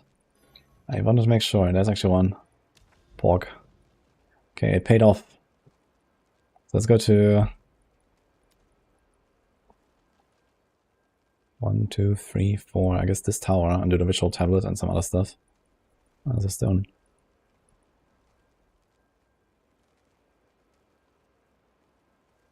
Like some maps with overlapping stuff here.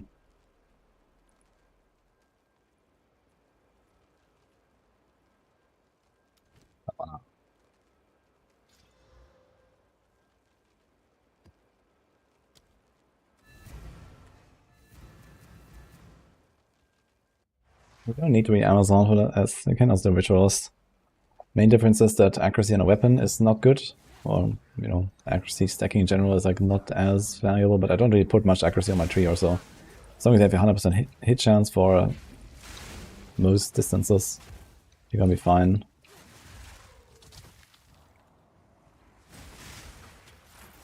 And then you just need to go for like, you know, really big rings and emeralds and stuff.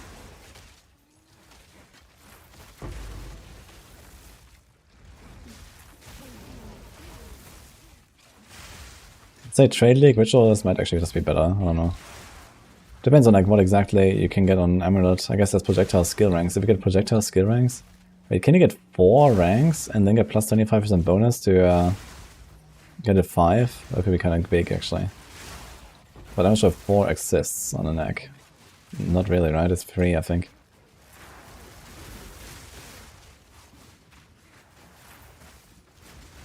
X-Men, hello.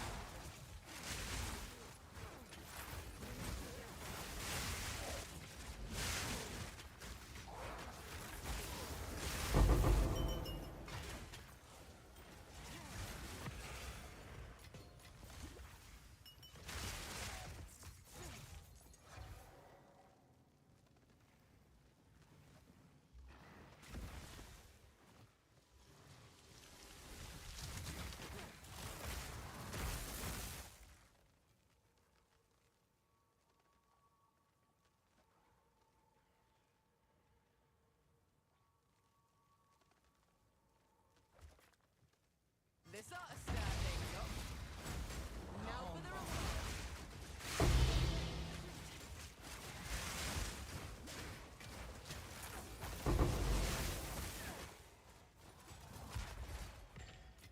reward. Drops there.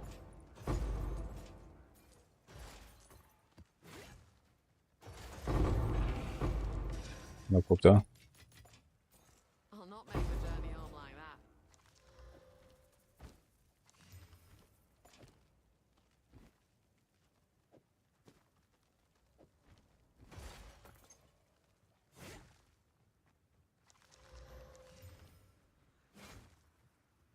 Away with you!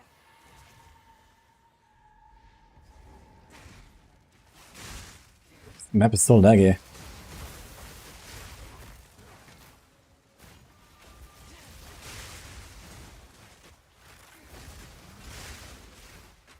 Holmes hero. Thanks for Prime, man.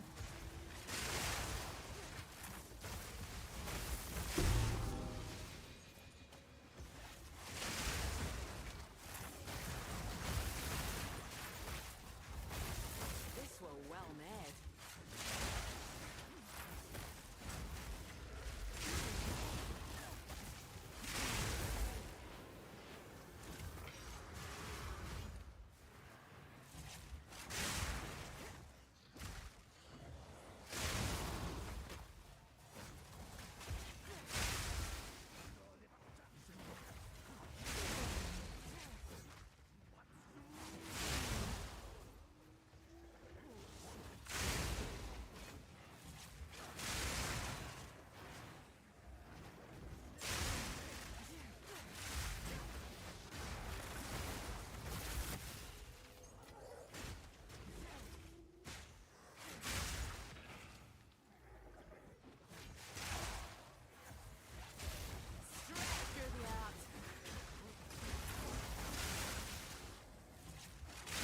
It's not. I think. Good pick.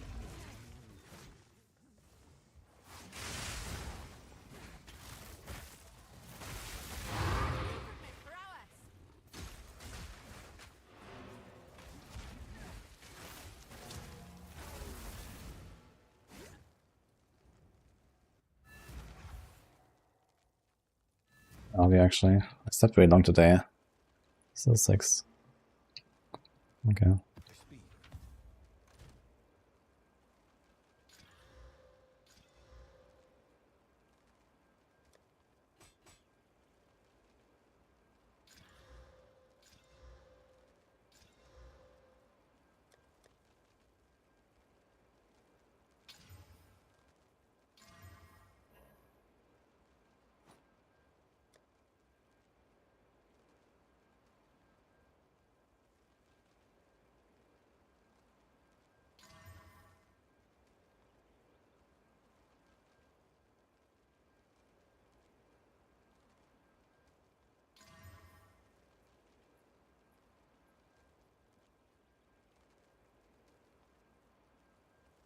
Hmm.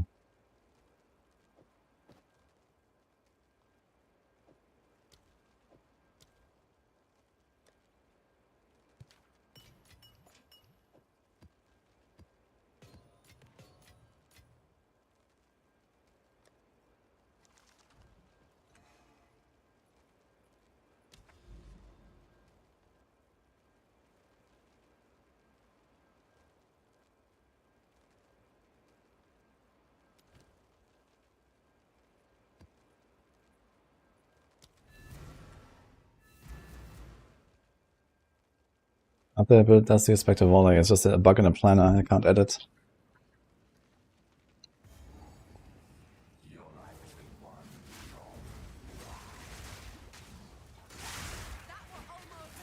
I did that in the notes. Lightning strikes twice.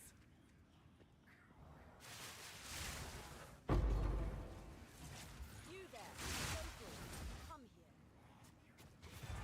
The ult is on.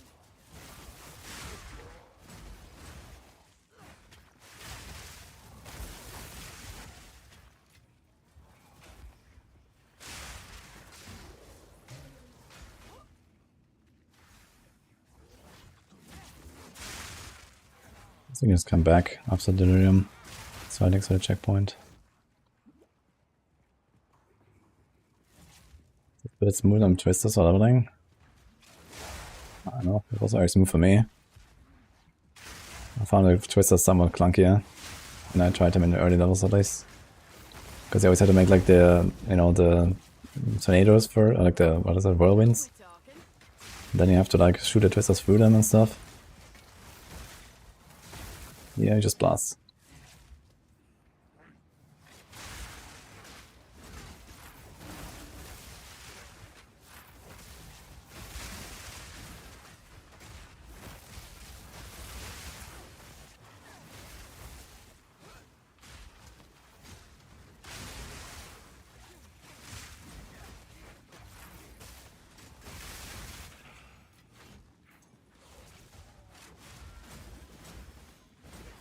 Check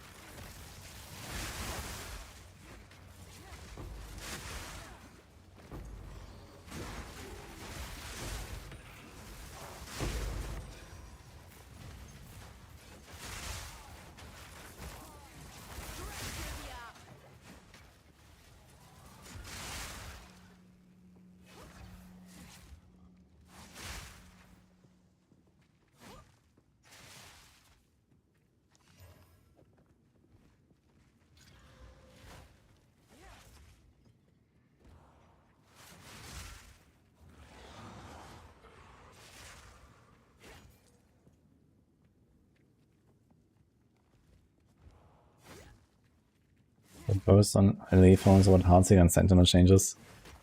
Yeah, I heard. I need more time. I wanna check them out later, I guess.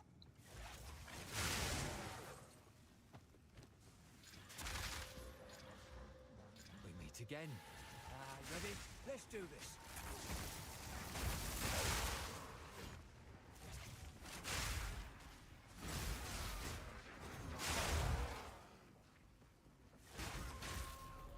Keep on him.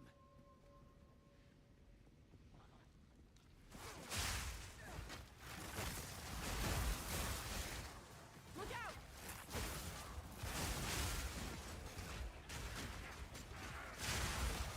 No time to tarry.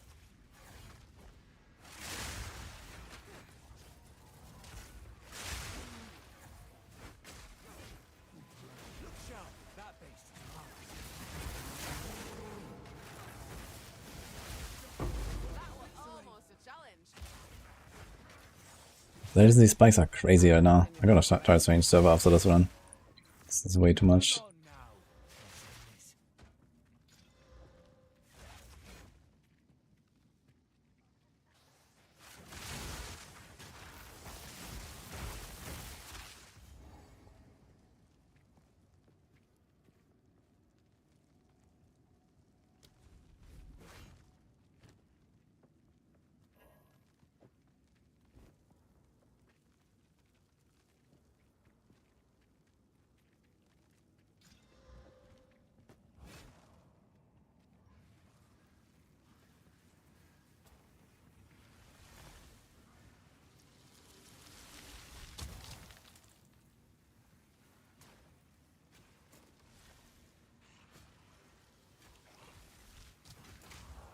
This ought to stir things.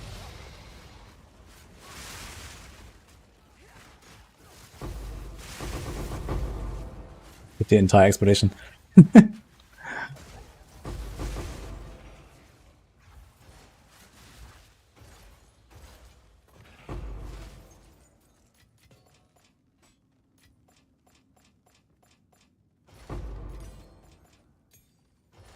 enough in my pack already.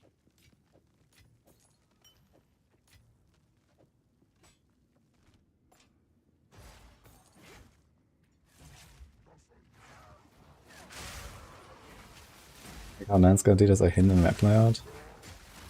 You can choose that. There's a slider for it. You can decide to either show it or not. I would like very mild.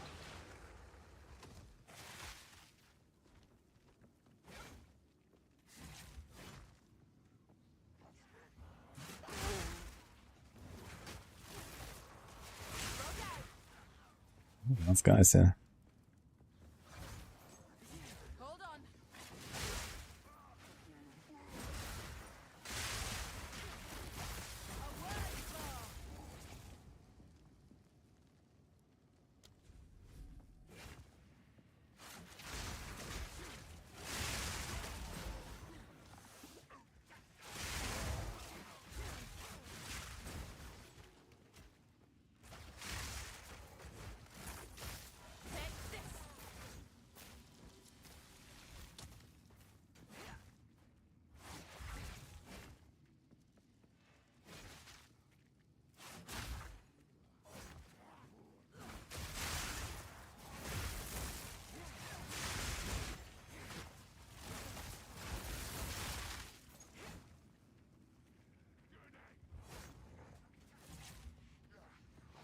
Yeah.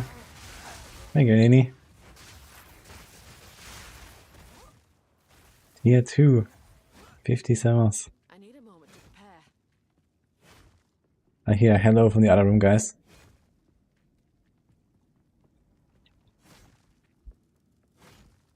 Oh wait, I realized we never paid out the prediction earlier. I need a moment to prepare. For Allroth. Nini is still a believer.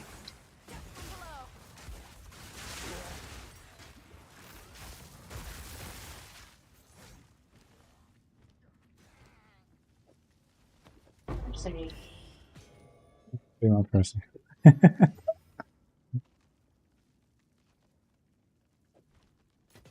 enough in my attack already.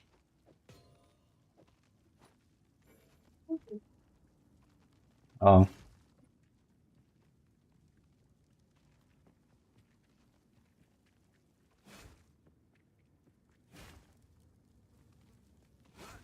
Oh ma. Suggest me something. Wait, what are you playing right now actually? What do you want me to do?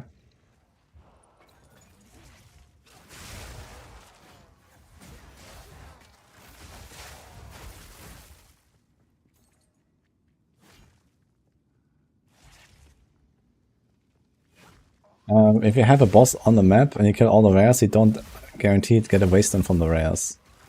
But sometimes you get one anyway. Pack's full. But the boss always drops one, yeah.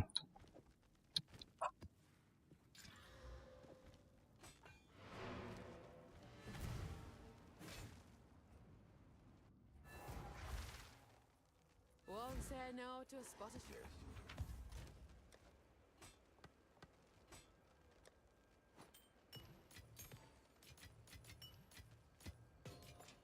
How's my breach situation actually? Good. Found it? You found it? Yeah. Okay. Did you get me anything? Not today. Not today. Hmm. Where was it then? Don't worry, you'll get something too. Happy anniversary. What's that? Bow to your queen. Yeah. What is this? Ah, it's in the back as well. This is the queen. Yeah. What do you do with that? So, Yeah. open it, first of all. I'm not gonna open it for you. I'm trying to read that. Where it came from? Give me that. Give me that. You need like a scissor or something. With this. No, it's not a sticker. Has a Uh-huh. base. Okay. Put it on here. Somehow.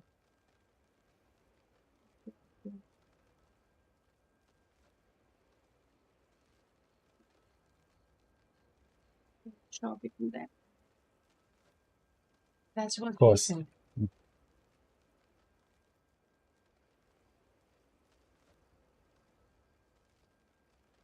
This is Put it in your desk and punch it. Nice, isn't it?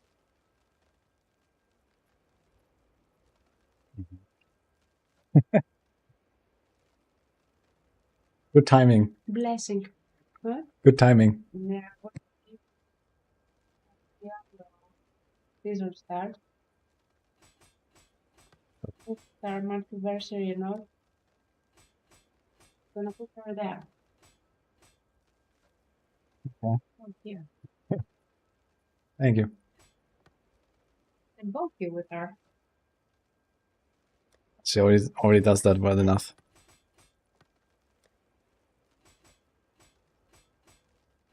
It seems like a statuette.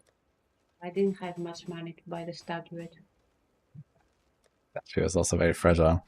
Which what? It's also very fragile.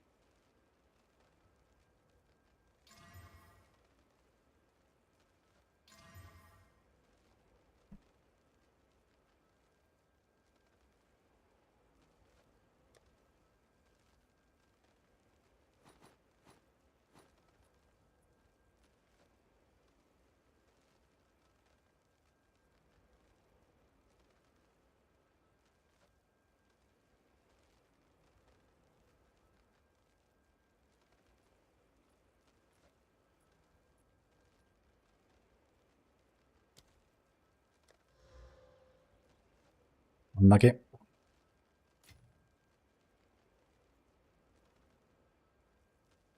But I have so many runes here. What is actually going on?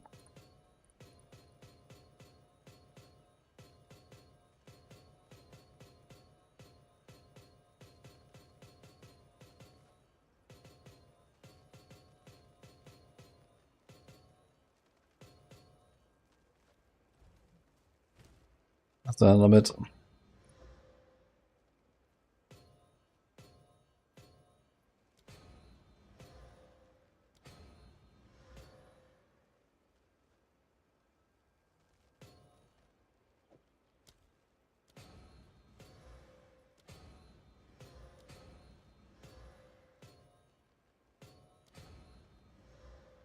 Oh.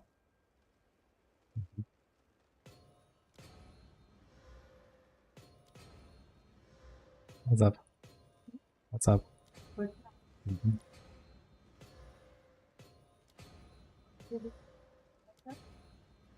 I will listen at least. What? I will listen.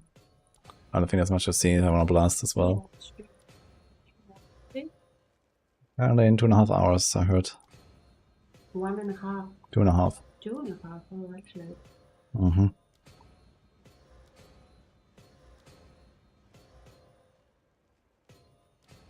At least we know that Jonathan gets up in the morning and then starts getting blasted by the community. That's his first priority. Actually, what time is it in New Zealand when it happens? It must be like sometime morning now. Not sure how late exactly.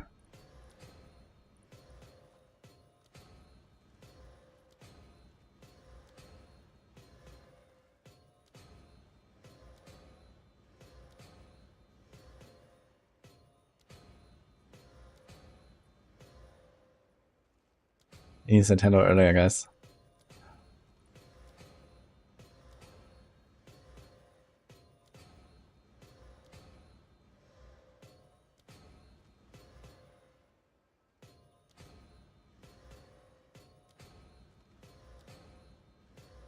Actually, can you feed a 1 greater runes, I wonder? No. Okay.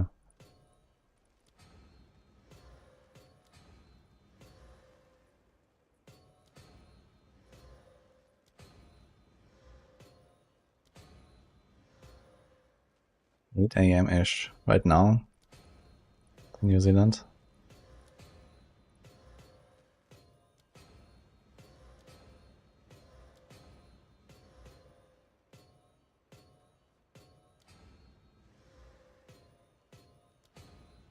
Rune upgrading. Big fun, guys.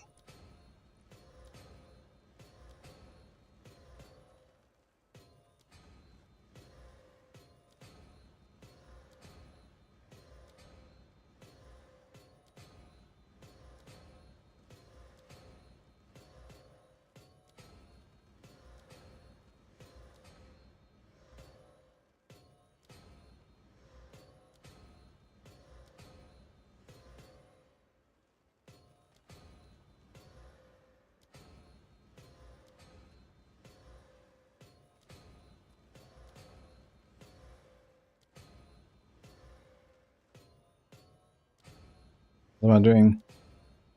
Trying to clean my stash.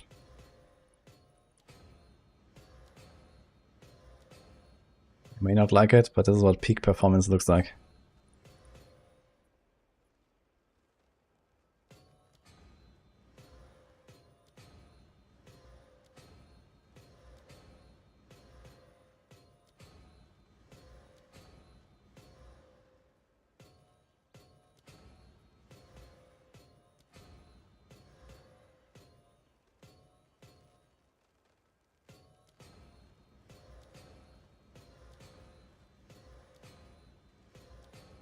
I said there was a search by the inventory as well for these kind of things.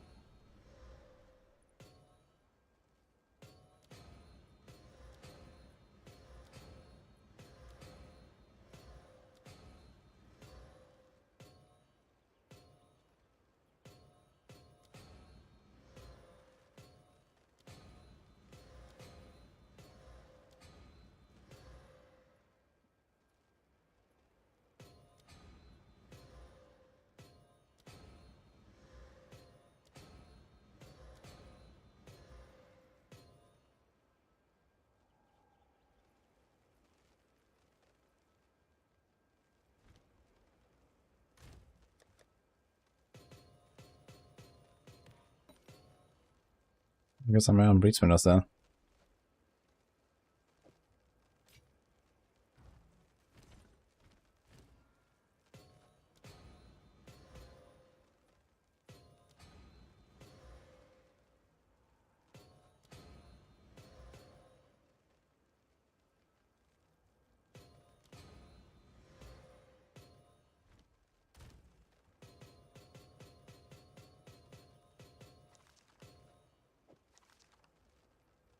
Bulk. Okay. So we are in here again, I guess.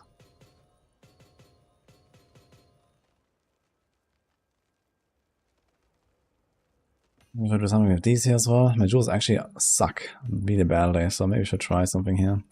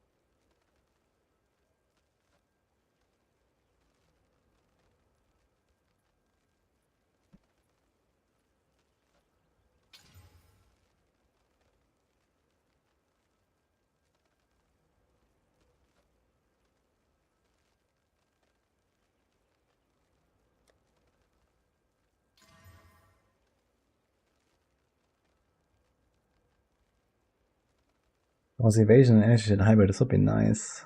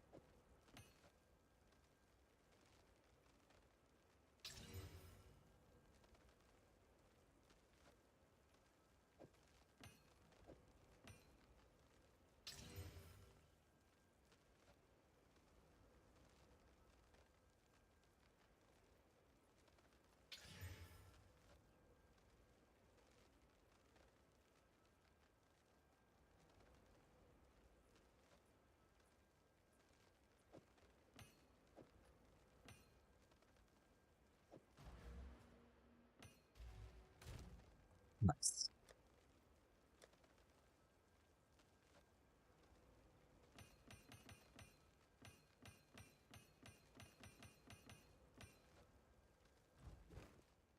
So I'm only 2 fracturing orbs, by the way.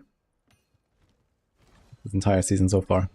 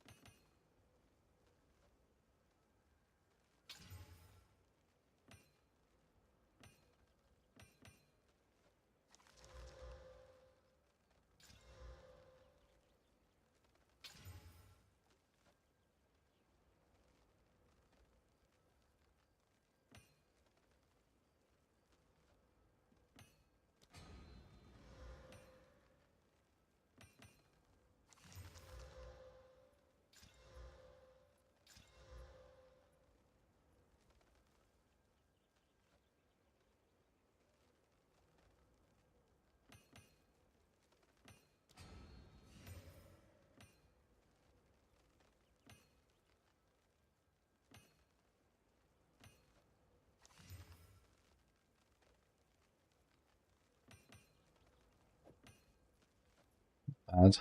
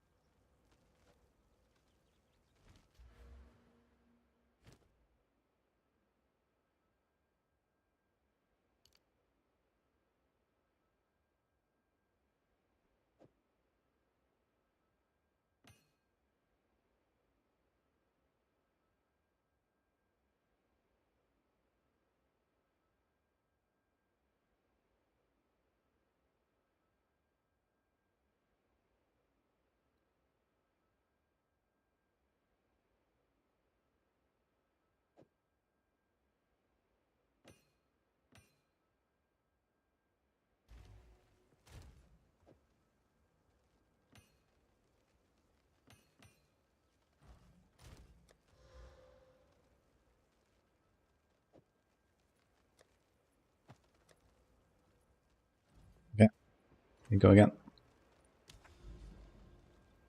Finally, our tower is also a citadel.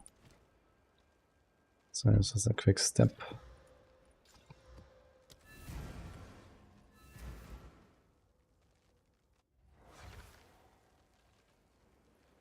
Can I only see what Ma actually said?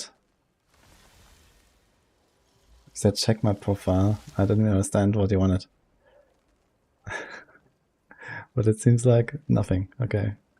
If you ever want one, Ma, let me know, okay? I'll do that anyway.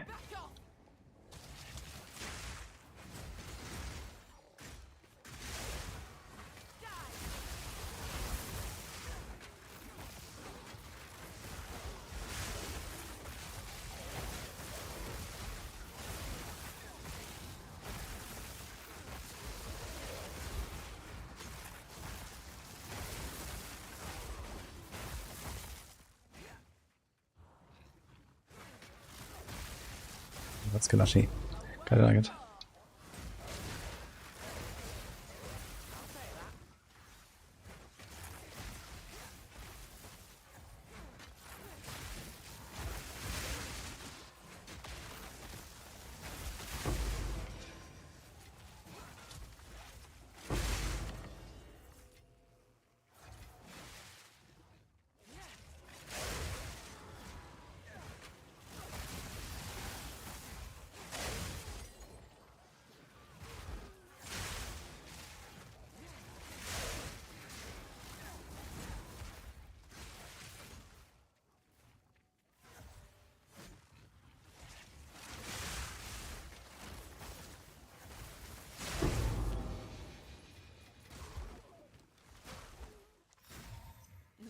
Oh, Reef's Torment. Now there's a nice surprise.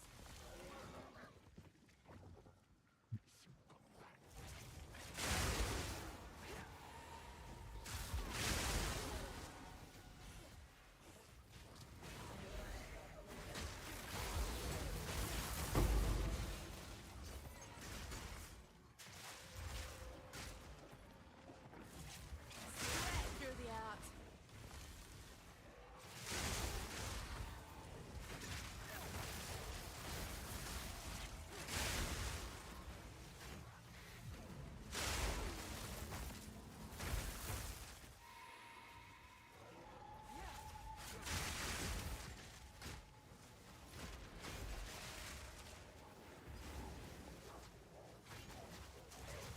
Spectre Volley is blocked and can't be added on the plan right now.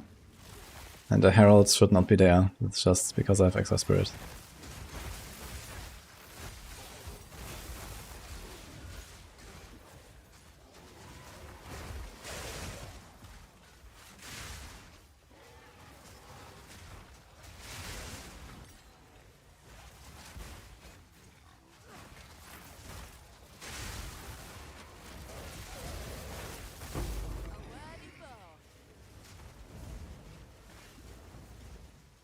Oh. Double guys, I need to BRB real quick. 1 minute.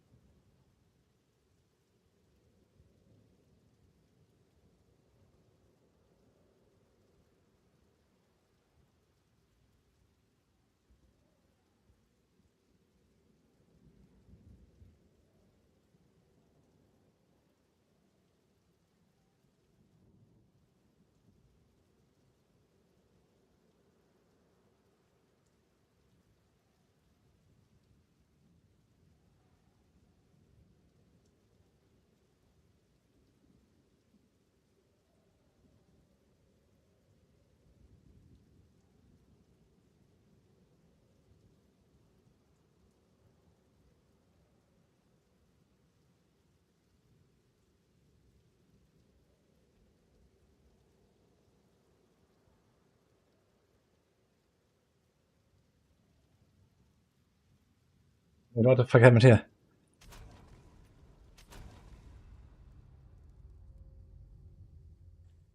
Did the server just crash? What was AFK? Yes. Wonderful. Well, at least it was like a kind of whatever map. Map attempted.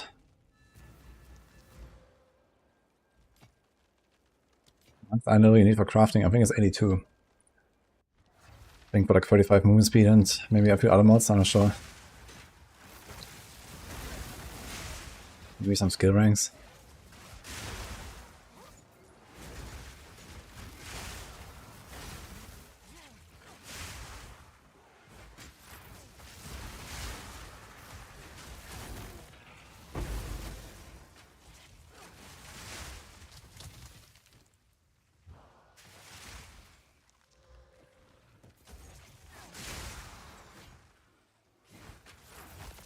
Right, once I left, they kicked me out.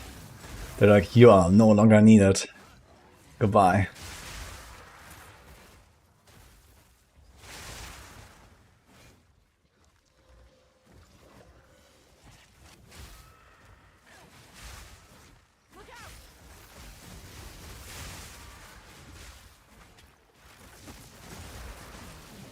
Build for melting bosses. Pretty good. I do like sustained few 100,000 DPS.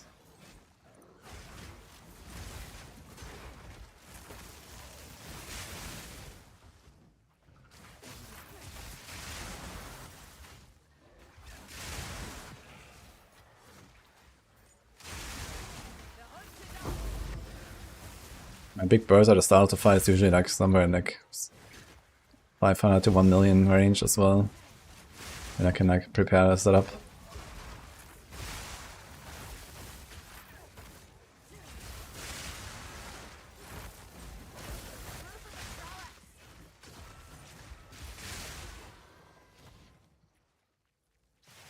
So useless for SSF. Yeah, I hope they're gonna do something with that. It feels like kind of weird. I mean, there are some cases where I divine items. For example, Ingenuity or something I divined last league. Well, no, not anymore, I guess. Actually, with the way that my builds are going, maybe Ingenuity is not a bad idea after all.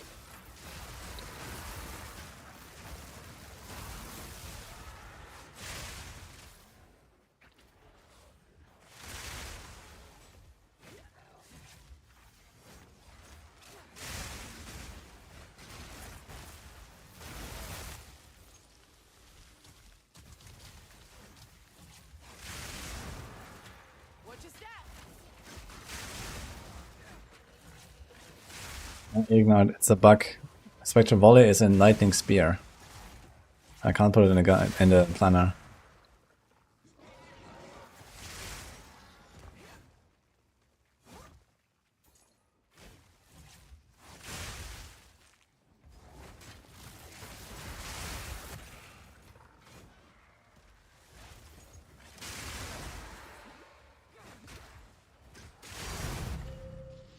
Think.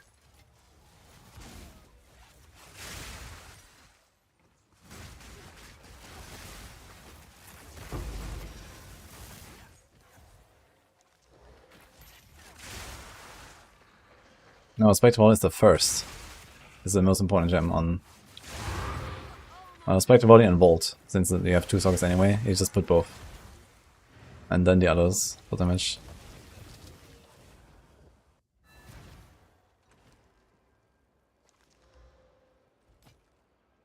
Time is not on our side.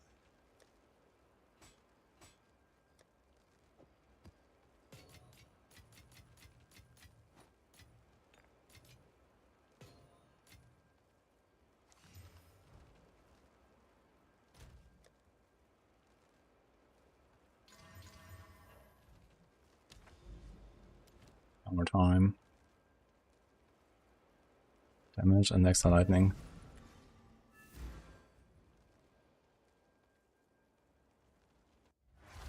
What's the skill rotor? Well, the typical clearing is Barrage, Lightning Spear. Wait 3 seconds and repeat. Now the Spear Field and then Explosive Stormlands. You cast Explosive Stormlands always together. This is like your single target combo, but with this higher attack speed, you have to do something in between or you have to wait because your explosive will not go off. There's a 1.5 second timer. With high enough attack speed, you can cast a third skill in between. So we do Explosive, Storm, Spear Field, and then Explosive, Storm, Spear Field, and so on. It's like for single target or for elites.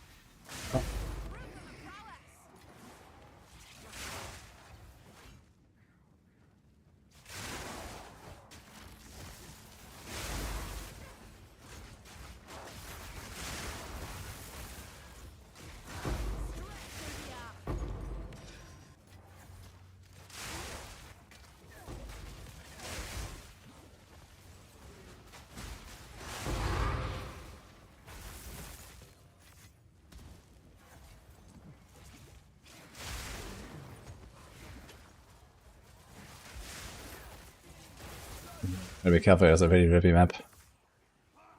And I think I have no portals in it.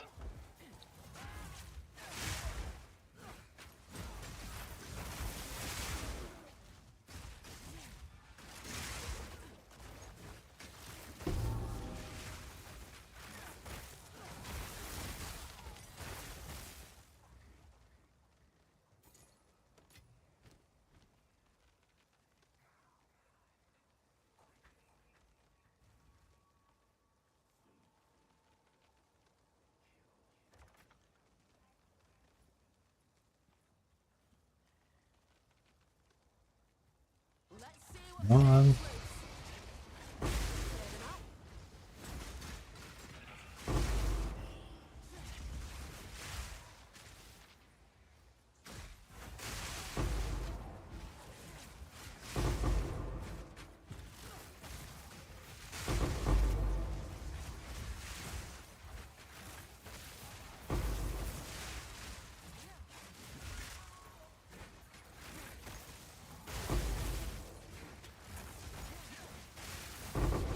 Oh shit, I also had Delirium still, this is why it was so hard.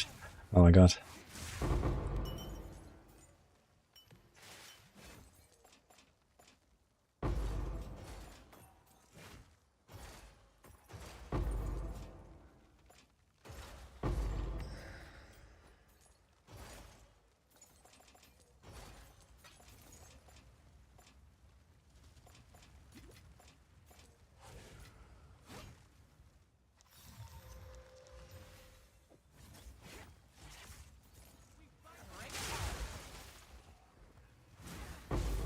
Clean kill.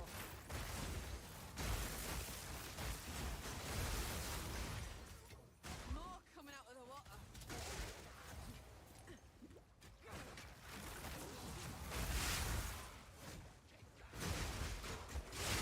That's the way, yeah.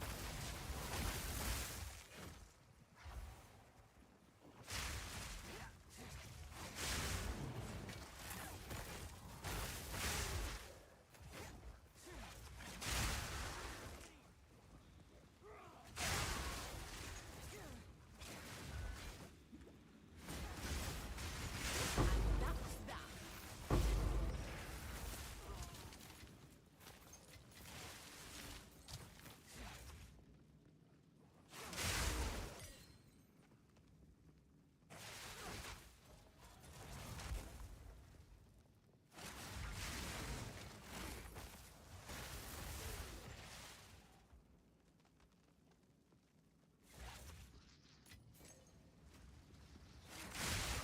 This was doing a mock interview with what Jonathan would say. Okay.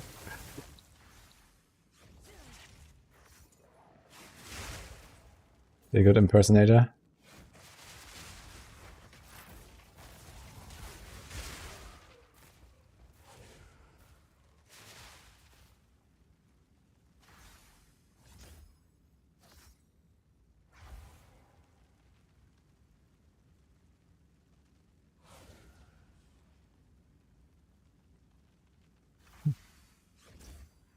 That's very interesting.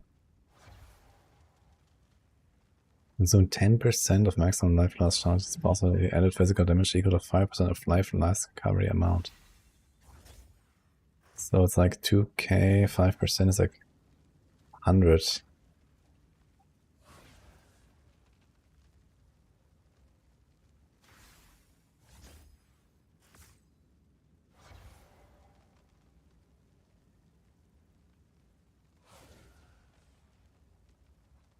Thank you.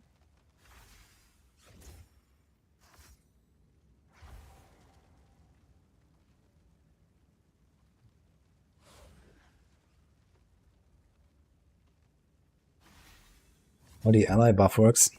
What do you mean exactly?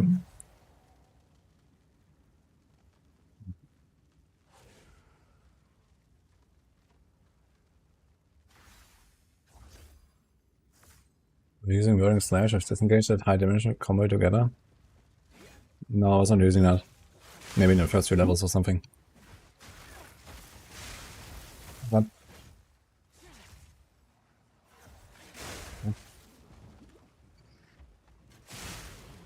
Stay here because you have food. Just let him follow you. Hmm? Just let him follow you.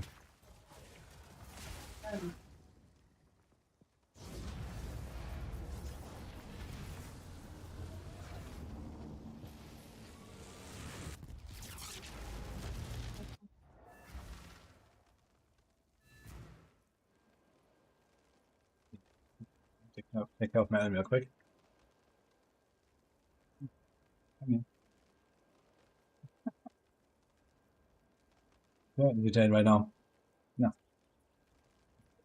He did something really bad. to be honest.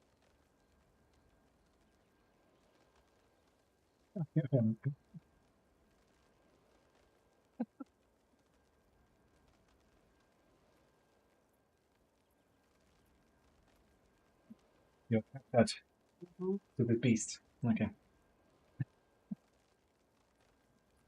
Mimi's gonna take him.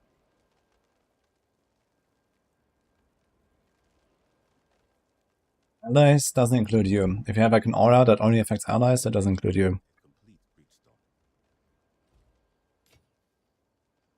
Collect more otherworldly remnants.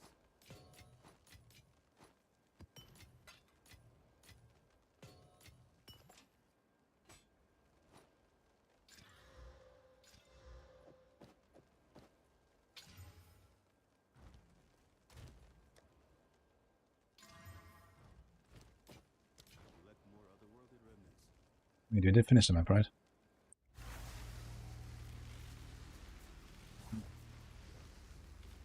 I like it here. It's quiet like.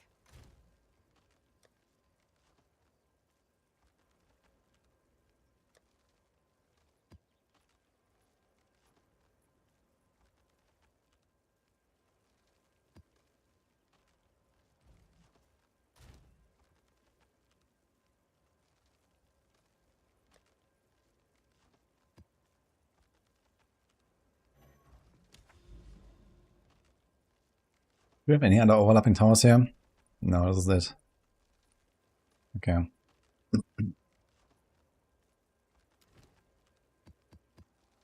Dude, these triple tablets are crazy.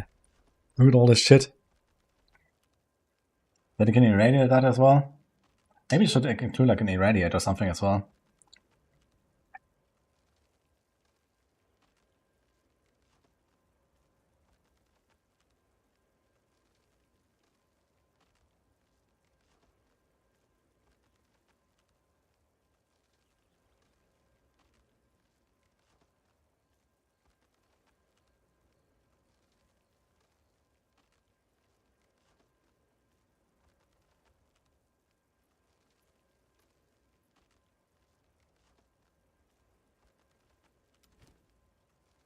A beautiful decay. With 39% monster life. Let's try that. I saw was dying either DC earlier, yeah.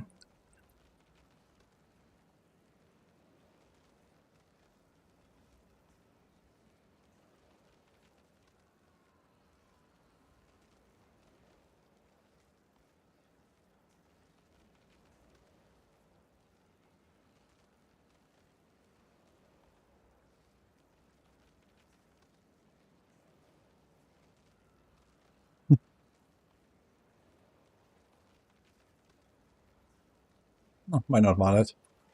Not the craziest.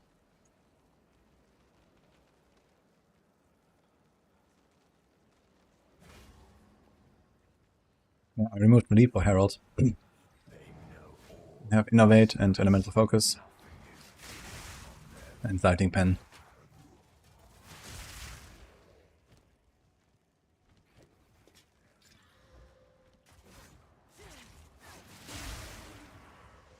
God, the lags. From below.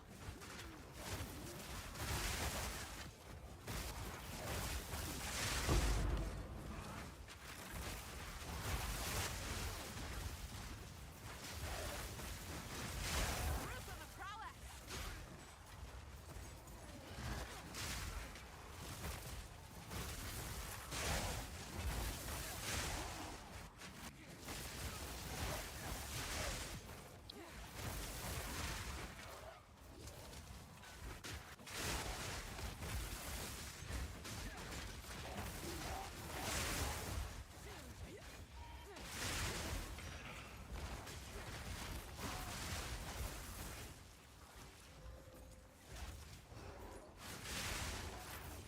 Innovate, Elemental Focus, and Lighting Pen on Herald.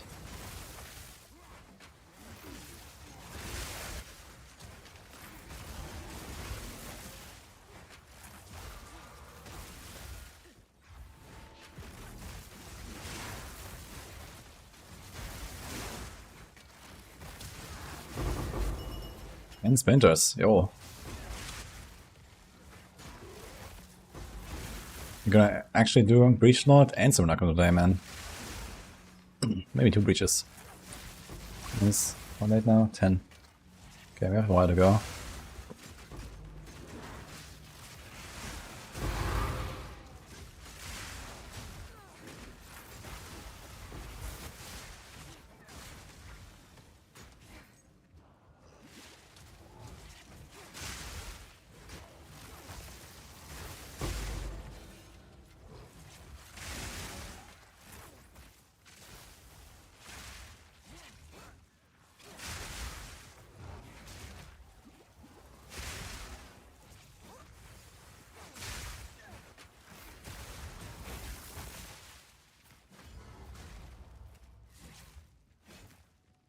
Time.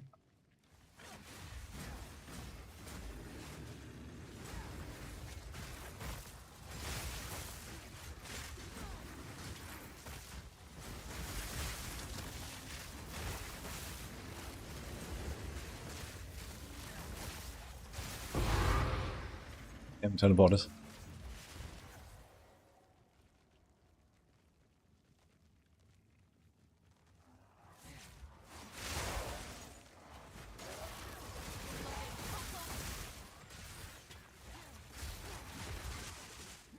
Just do it. Yeah.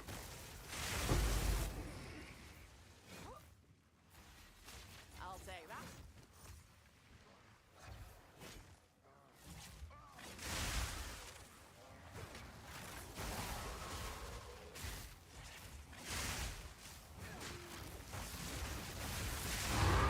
Almost a challenge.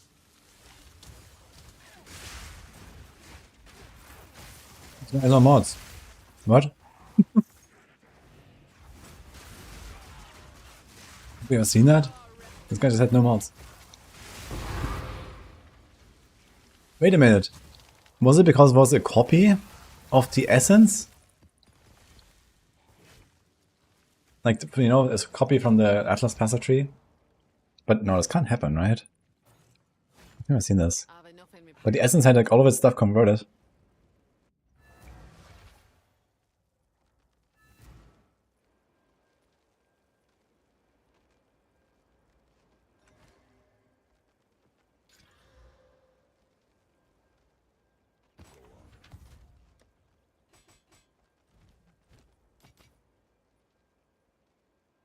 Until next time.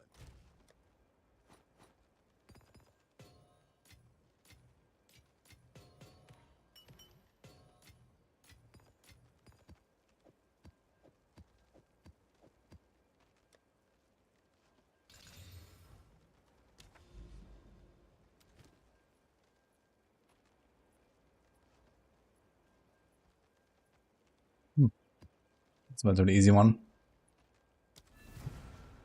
Guys, listening time. It's been too long.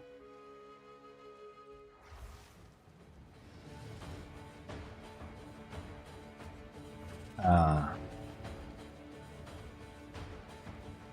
gonna override it.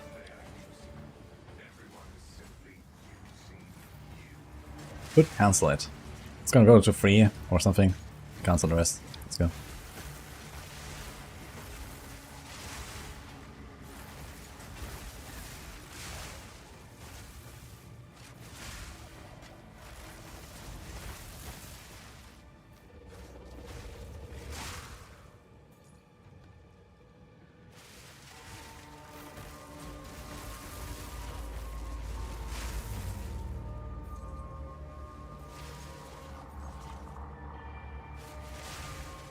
It's also actually not bad music for this zone, I feel. But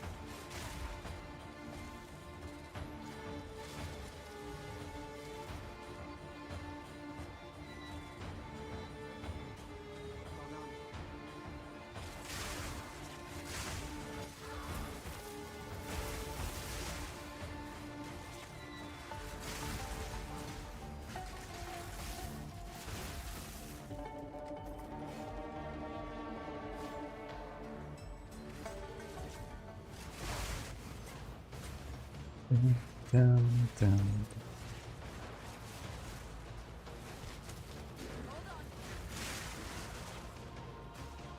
Too many league mechanics on this map. Where's the music?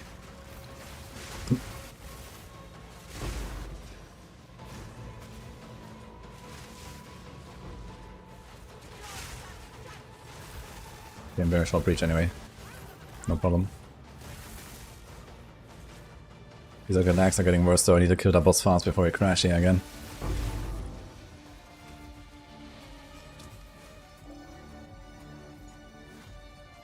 I'm not sure if I'm that desperate for chance drops anyway. I don't even want any uniques for this build, so I guess we don't just take every single unique.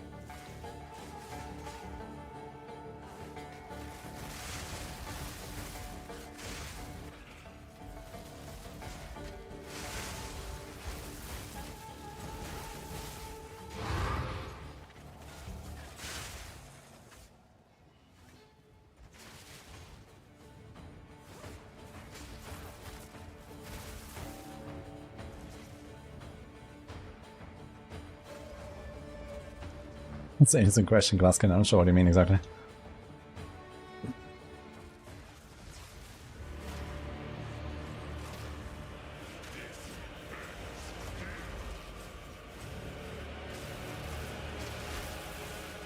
Yeah, for some reason there's this weird wall.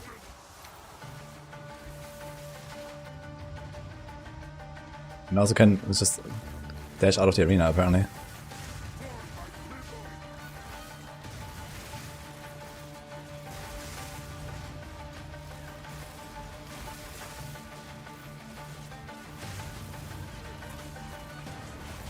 Here, look, there's this wall. I can shoot into it, you see? Something is up there.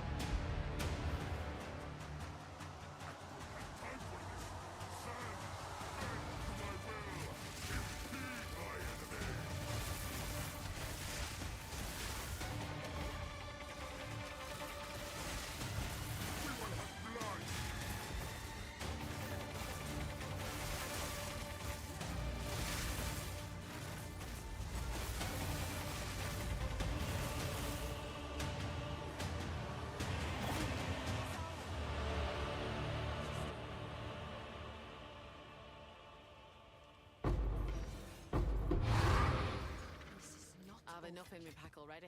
Not yet.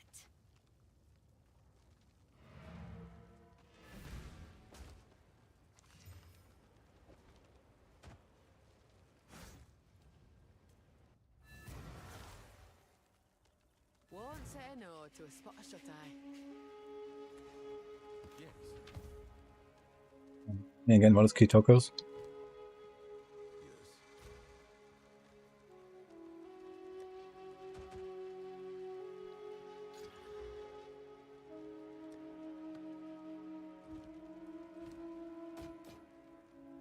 remnants for my research. Only one fragment. Okay.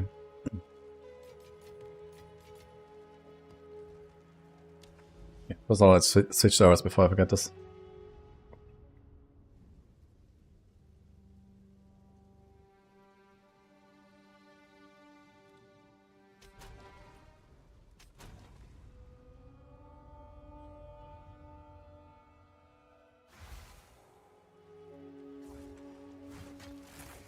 Hopefully it's better.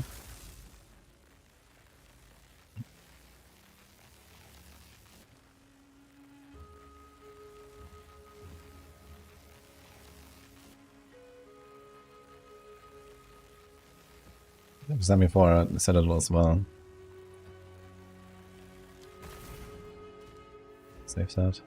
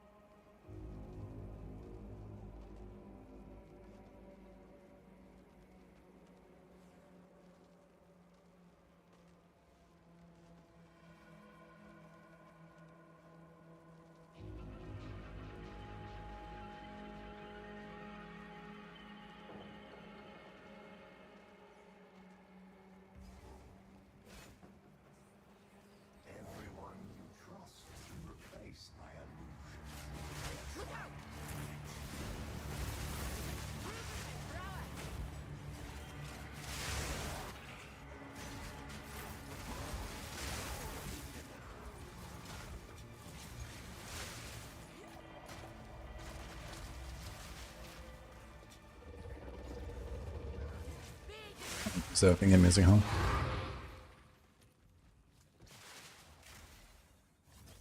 Yeah, it is.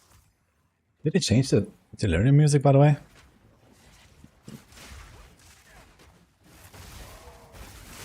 think they changed it.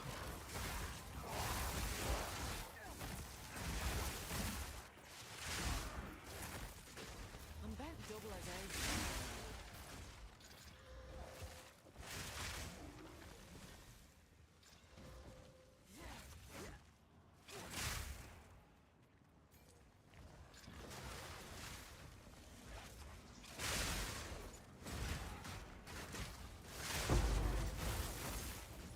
Thought it'd come in handy.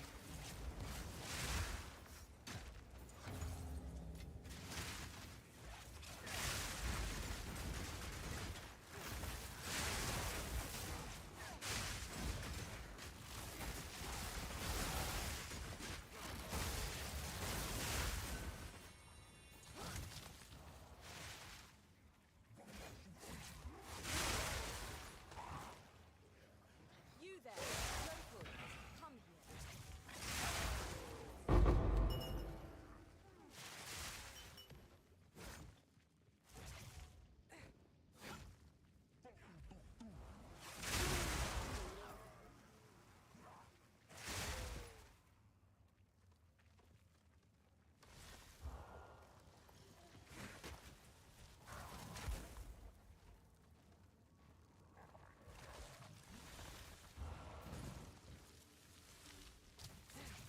Let's see what shakes loose. That's clear now.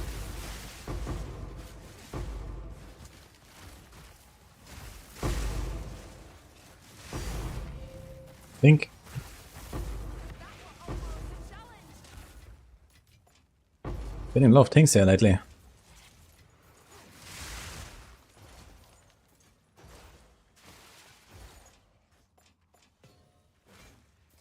Pack's full. Wait.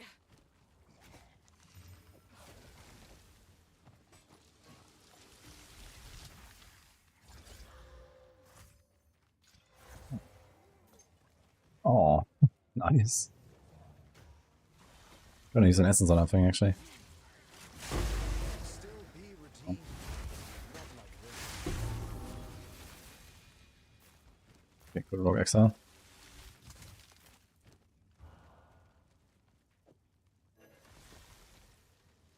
It's a lot of stat lines. Saying nothing.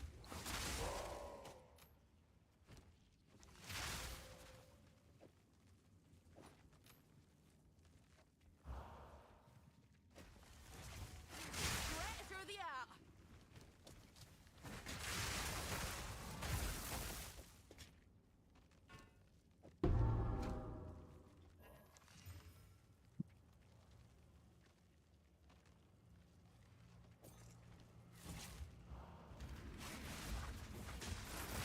It would be interesting if Rogue Exiles had like, you know, better gear equipped than normal. Like first of all, no fucking blues.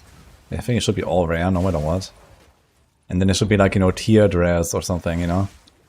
Tier 2, Tier 3. I mean, I have the system already.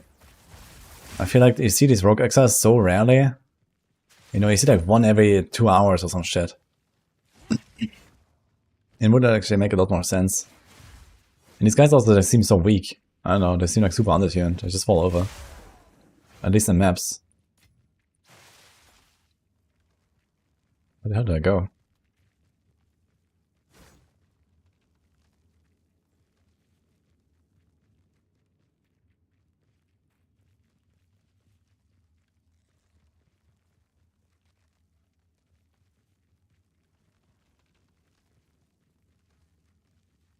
I'm on Milan server now. Switch from Amsterdam, which was laggy.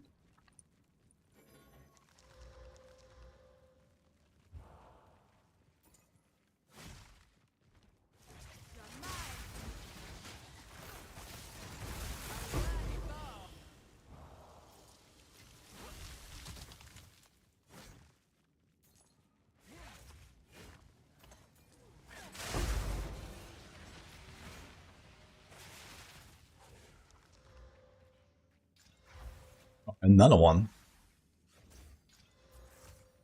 We actually need those percent spears out.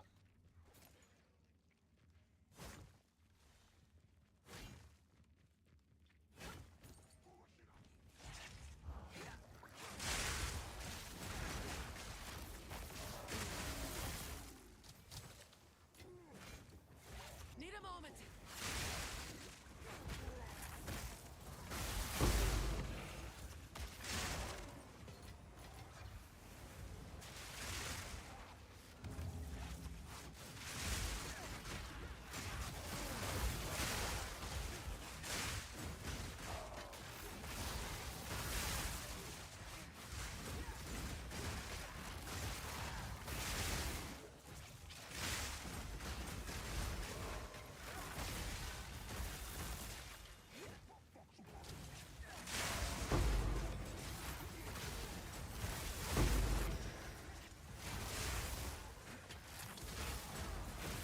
I'll not make the journey home like that.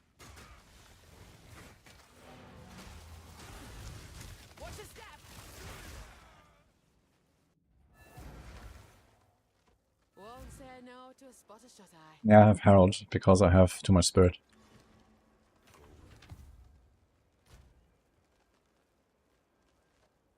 Yeah. I could also just add some extra spirit supports, right? Like Herbalism and Legion. Maybe I'll do that on over the Herald, to be honest. We'll see.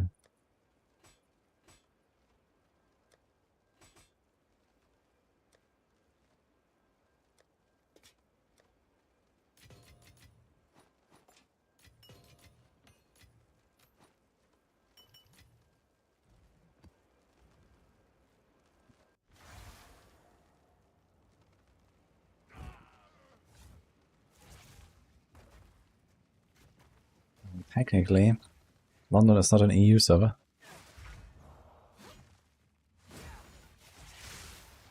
Proof of the prowess. Watch your step.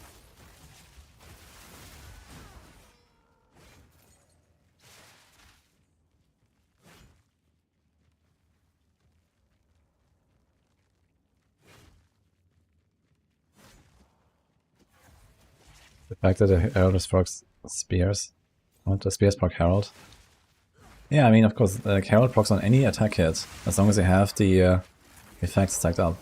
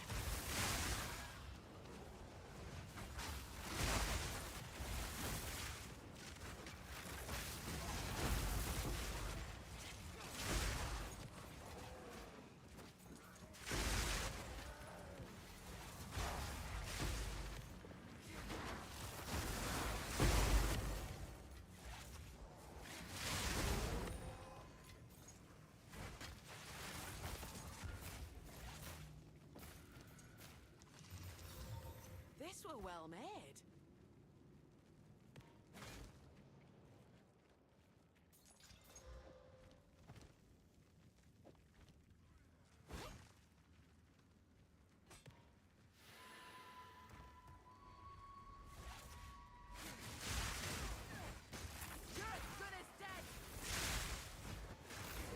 I think they added some mechanic where the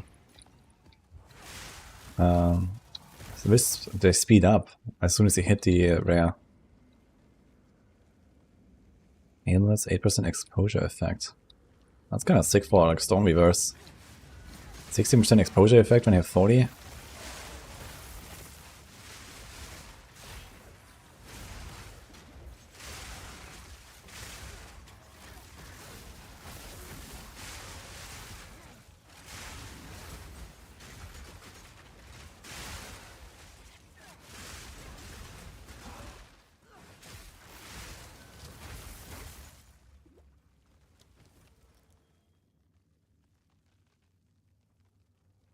We got the annulment. I mean, annulment is basically the same as a swap. You just need to pay an extra exiles. Which means I should probably buy it.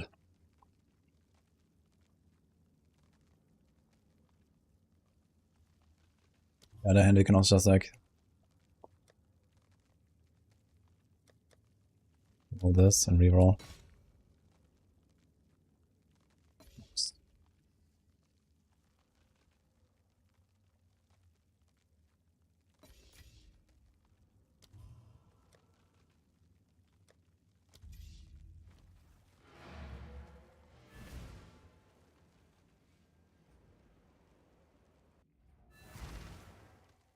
Is the Moon Striker? Got lags again. Yeah, I just changed server too. This was no easy task, but I have a feeling the real challenge is yet to come.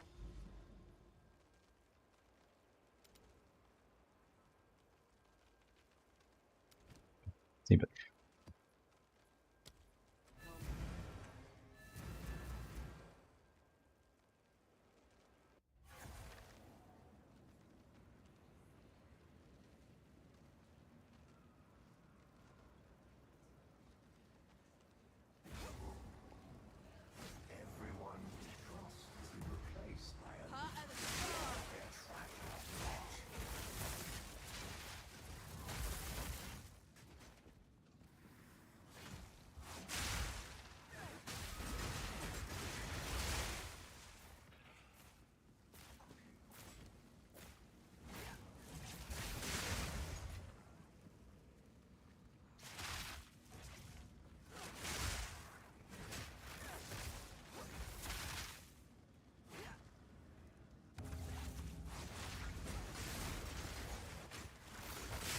we'll change the server in the main menu.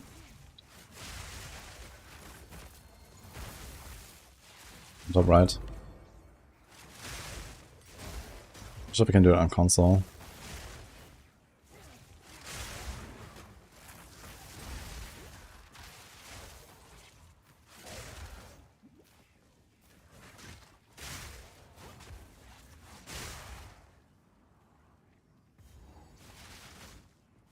Wait.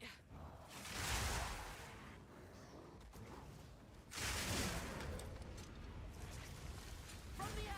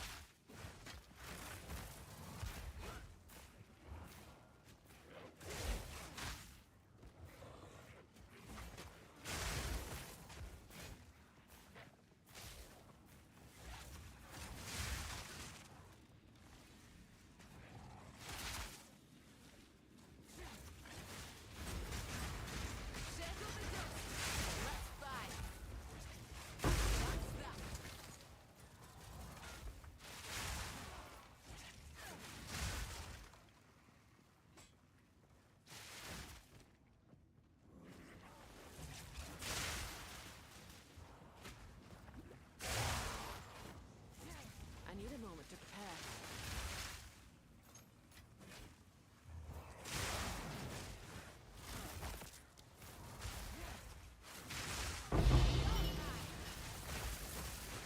Nice.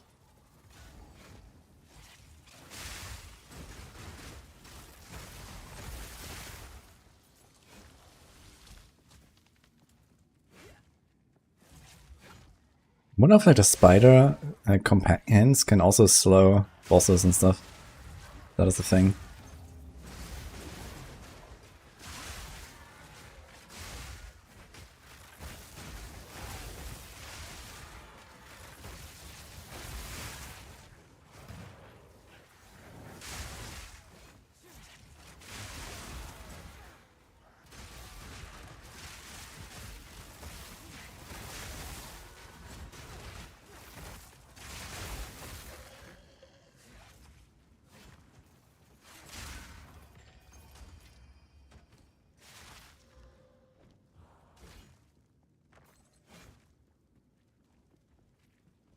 See any beasts? They have tailed abilities on their gem tab. Yeah, you can see like their aura and stuff. I was running up the base attack, like the spiders. They shoot like some webs and slow stuff.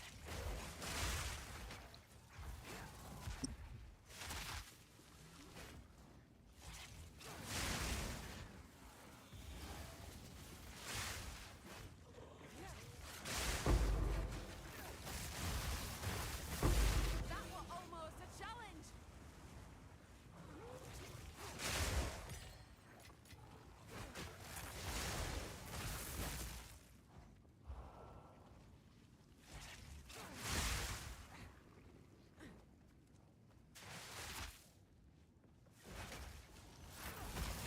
What the fuck is going on, Isaka?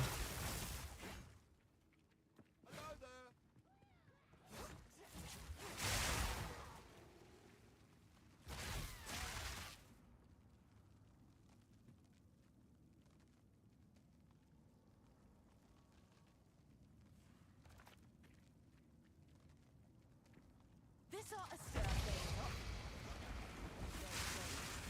Wait.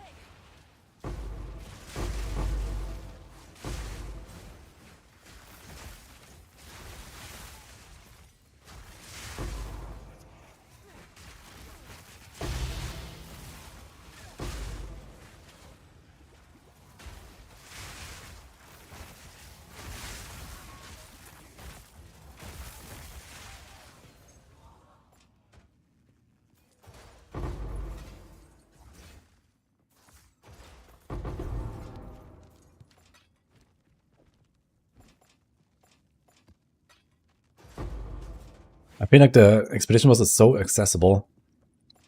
I fought him 5 times now. And none of the others. Maybe it's gonna get better on the others once I have like some of the points invested as well.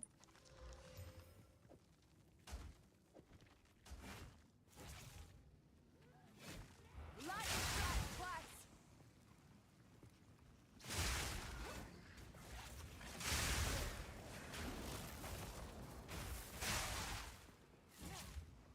The small shops in Germany don't take card. Ah, okay, I mean this is... Clean kill. This has always been like this, I guess, but I guess it might get better over time.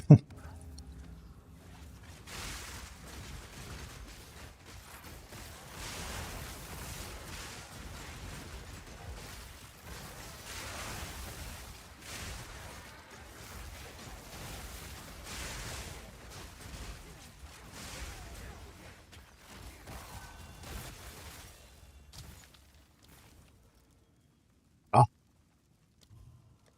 Be fair. Huge.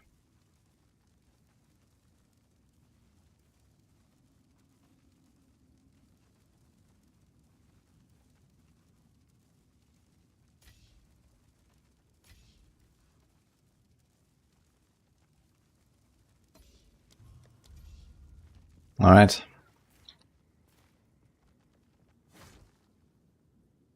First King in the Mist soon.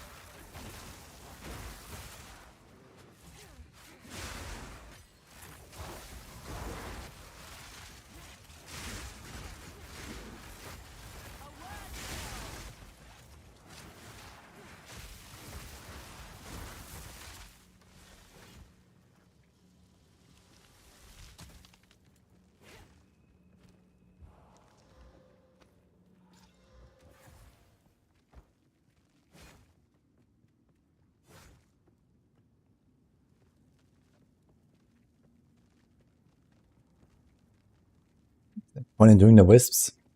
Yeah, basically once they enter like a ram mob, they will give them more juice. I'm not sure how much, but there are more drops and stuff. And also only monsters it touches. And also some of them drop like talismans, which are like new stockatables. So some of them could be really impactful depending on the build.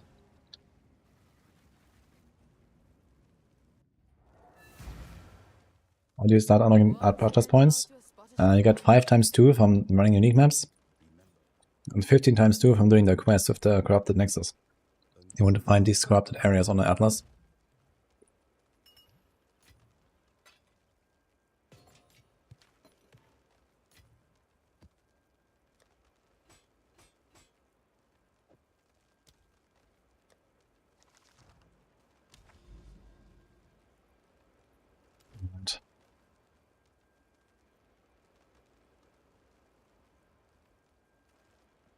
It's a really nice map for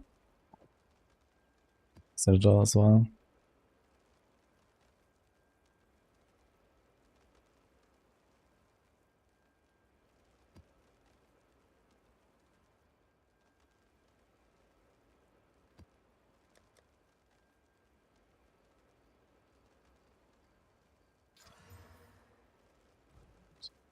Speak.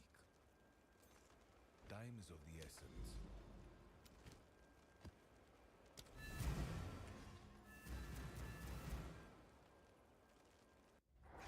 Yeah, corrupted areas. You know this red tentacle stuff on the atlas? You go there, and in the middle is a nexus, and this is what you have to clear.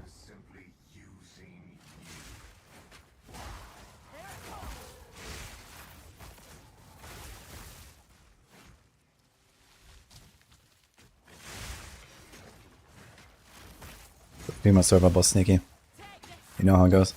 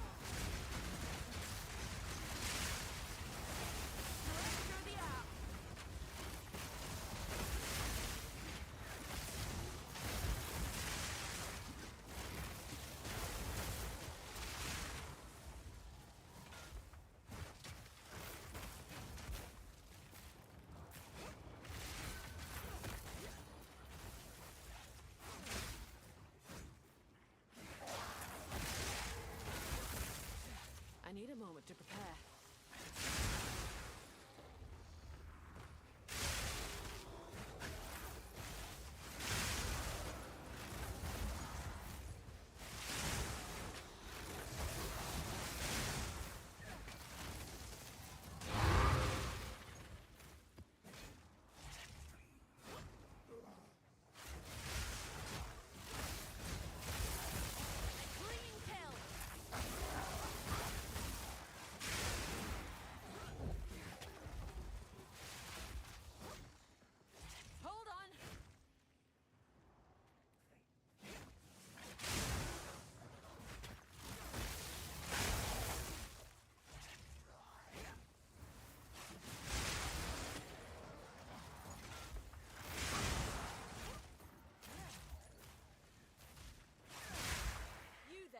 Local, come here.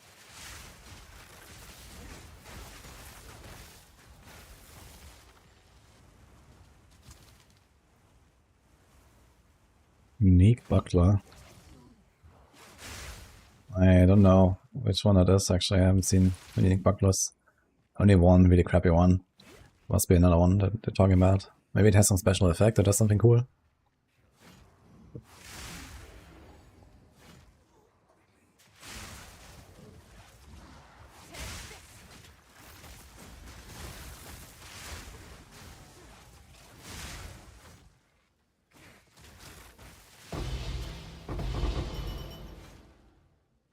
Rita Jula.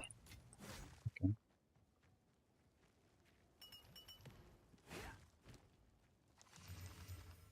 Can you give me a screenshot of that buckler?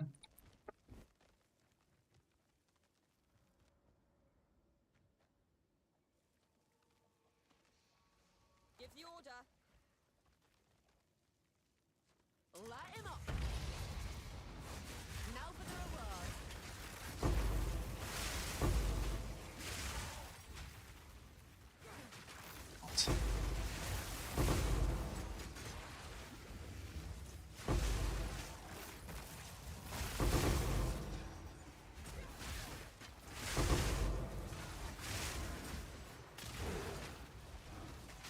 A worthy foe.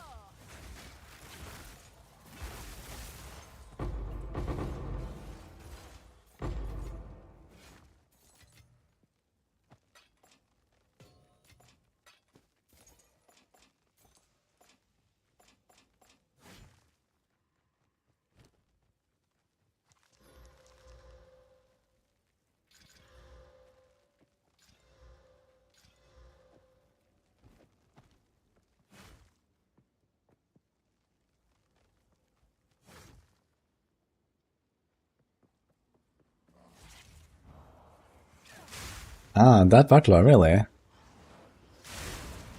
Yeah, I found this like a few times actually. Wait, really? What the fuck? That makes no sense to me.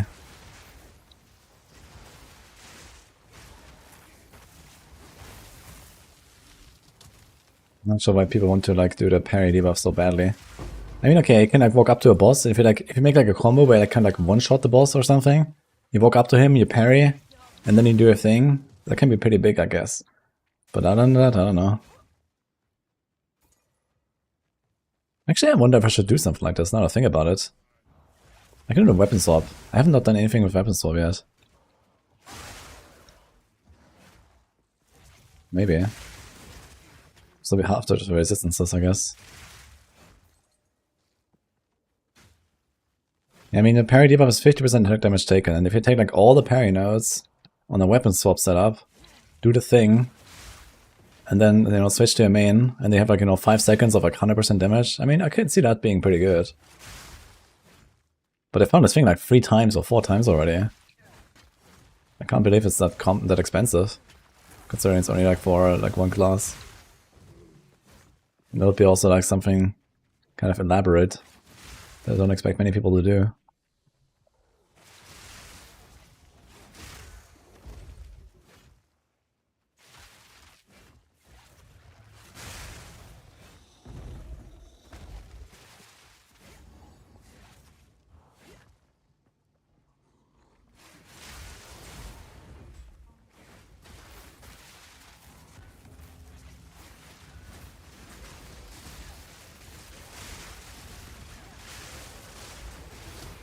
Almost a challenge.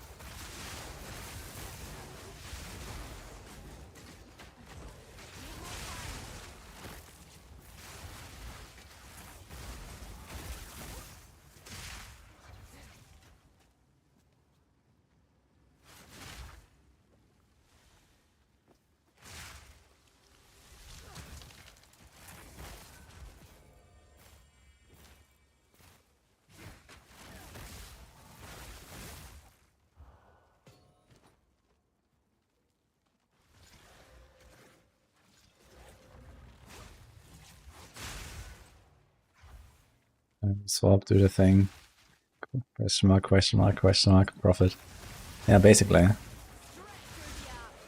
We have to wait for the boss to actually do a parryable attack. And the thing is that even if you do parry, there's a good chance that he will just stun you, right? Like, I noticed that in early game at least. When I tried it sometimes on a boss, he would just like swing at me with an auto attack and I would get stunned. I was like, cool. And then I never parried again. That was it. I'm traumatized.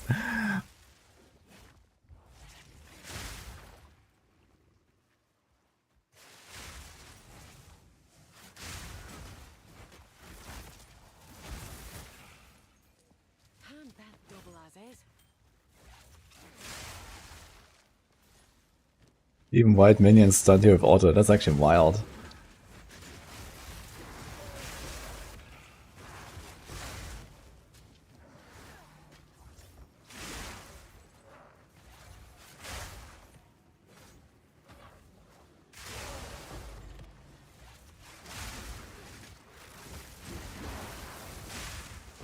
A clean kill.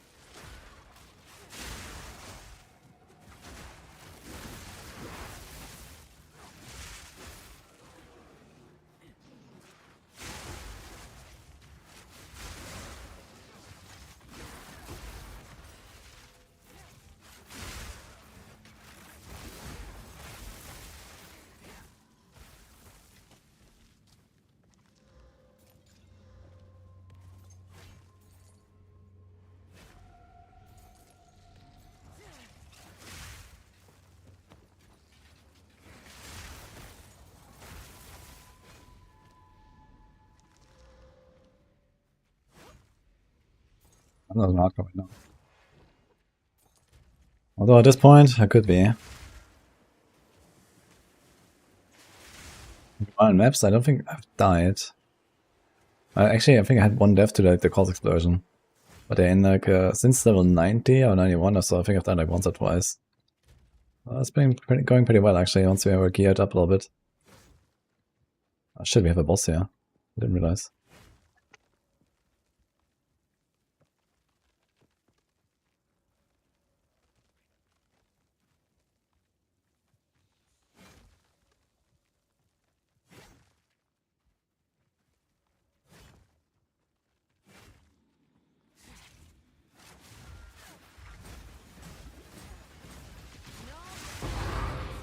Another trophy. I'm bet double as is.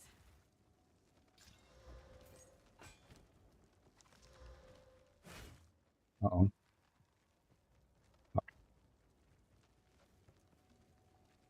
Dude, hitting Grotto with boss is the worst, man. It's fucking insane.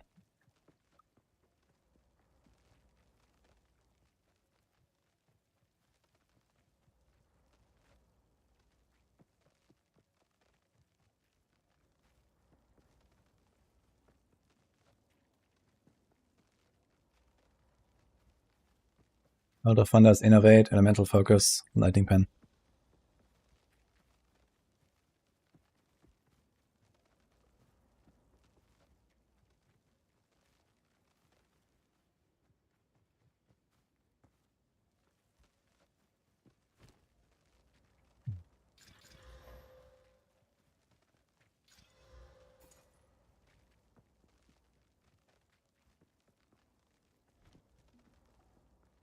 Oh, you're anonymous. Back off. Thank you. 2 years. Appreciate that, man.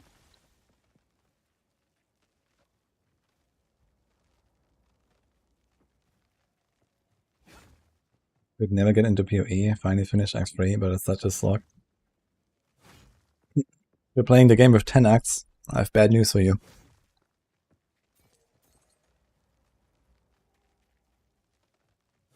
It should only be 6.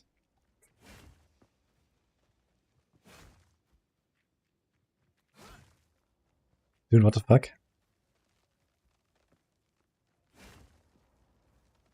Actually, I just realized. You see that? Yeah, I can actually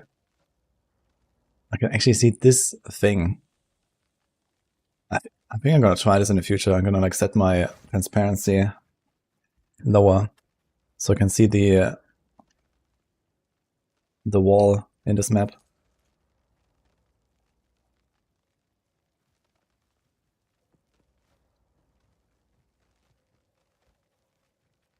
When do I solve mana issues? I press 2. Or whatever your mana button is.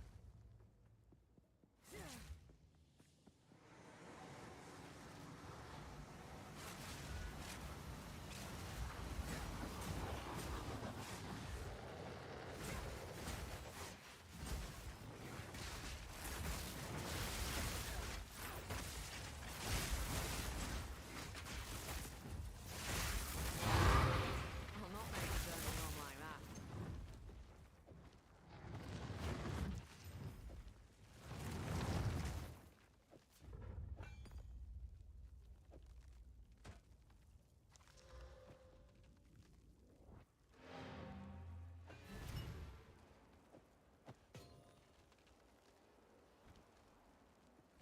That was the belt. A sight for sore eyes.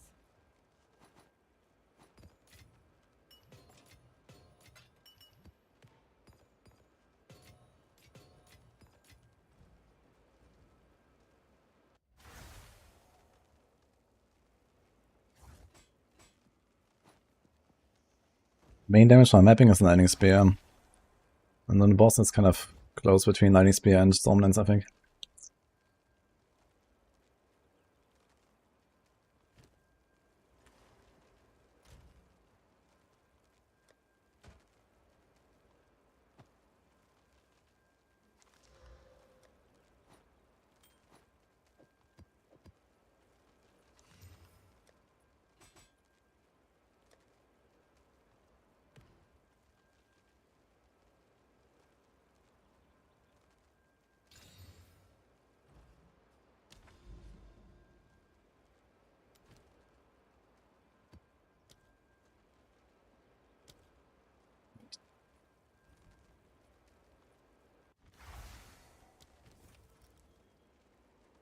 Okay, my King and the Mist is not showing up, unfortunately. Is there like some rule where one deferred item always shows up or something? So should I just stop deferring other stuff now? To get my King in the Mists? Not sure if that's a thing.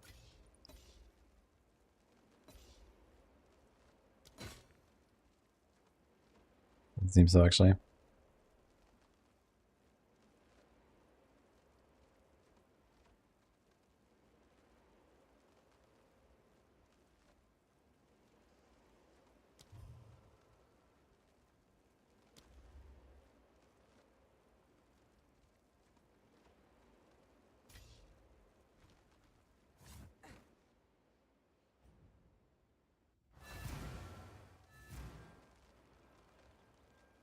Can increase the support gems of a skill.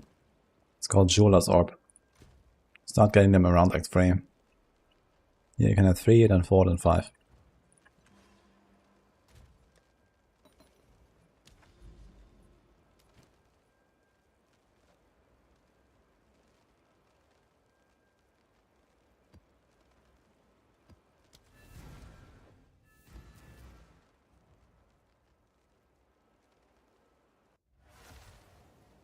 My anoint is Armor Thundering, but it's just like some random elemental pen.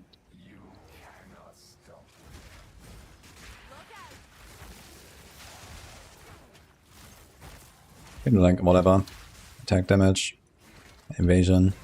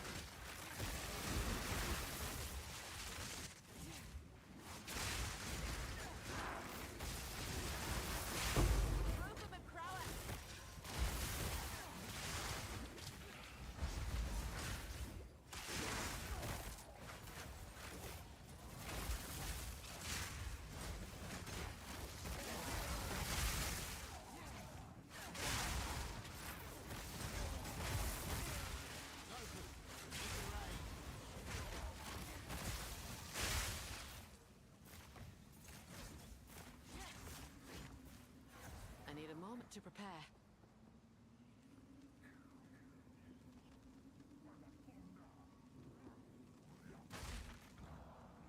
Light him up.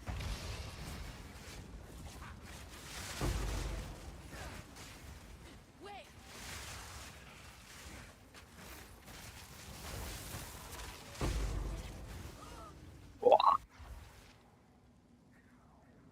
I shouldn't have done the Itharium with it. Fuck. That was too much. That was a pretty crazy expedition. Should have ended it. What? Wait.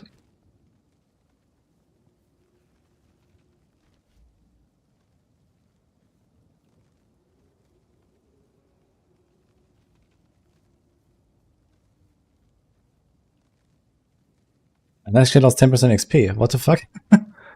It didn't consume my fucking Omen. I was at 91%, now I'm 81. The fuck?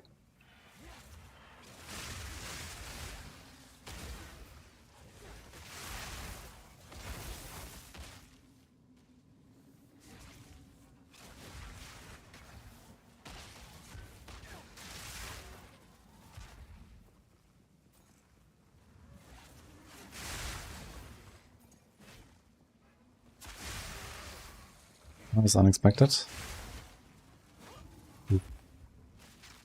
It's like, I don't know, almost an hour now or something. If I had known that, I would have ended the Simulacrum for sure. Delirium.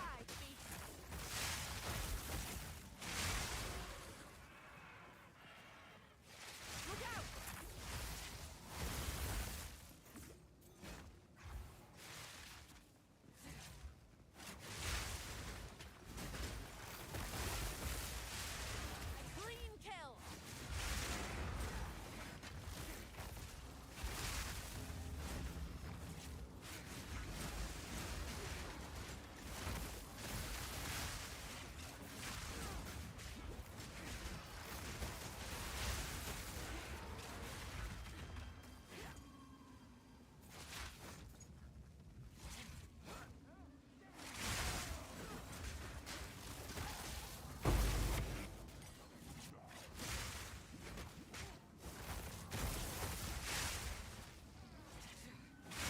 Good eye. Let's run that wisp down.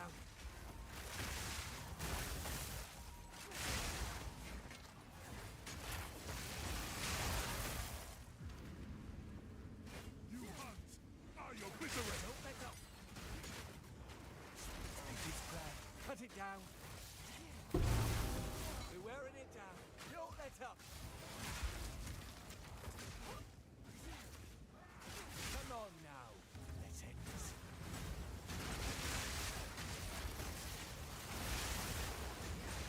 Finish it. His hunger! Wait, what? The Exile got up again. From the ritual. And he drops his loot again. What? He has a corrupted ring.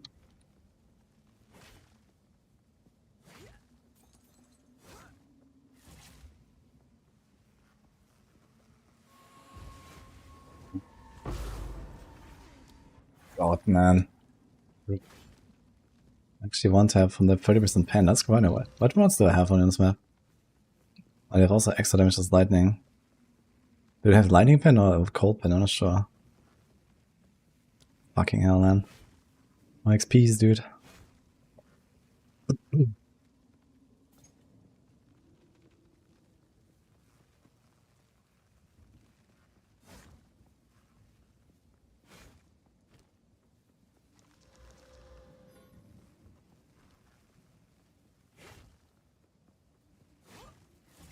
Hold on.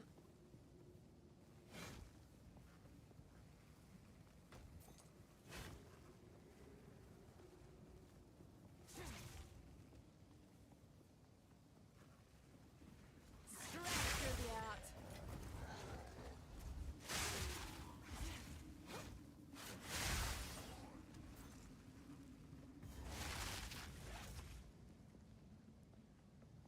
Come on.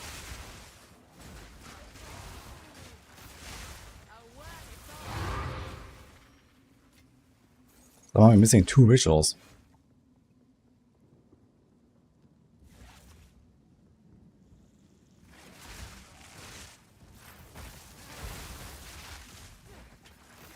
Last Epoch interview? No idea.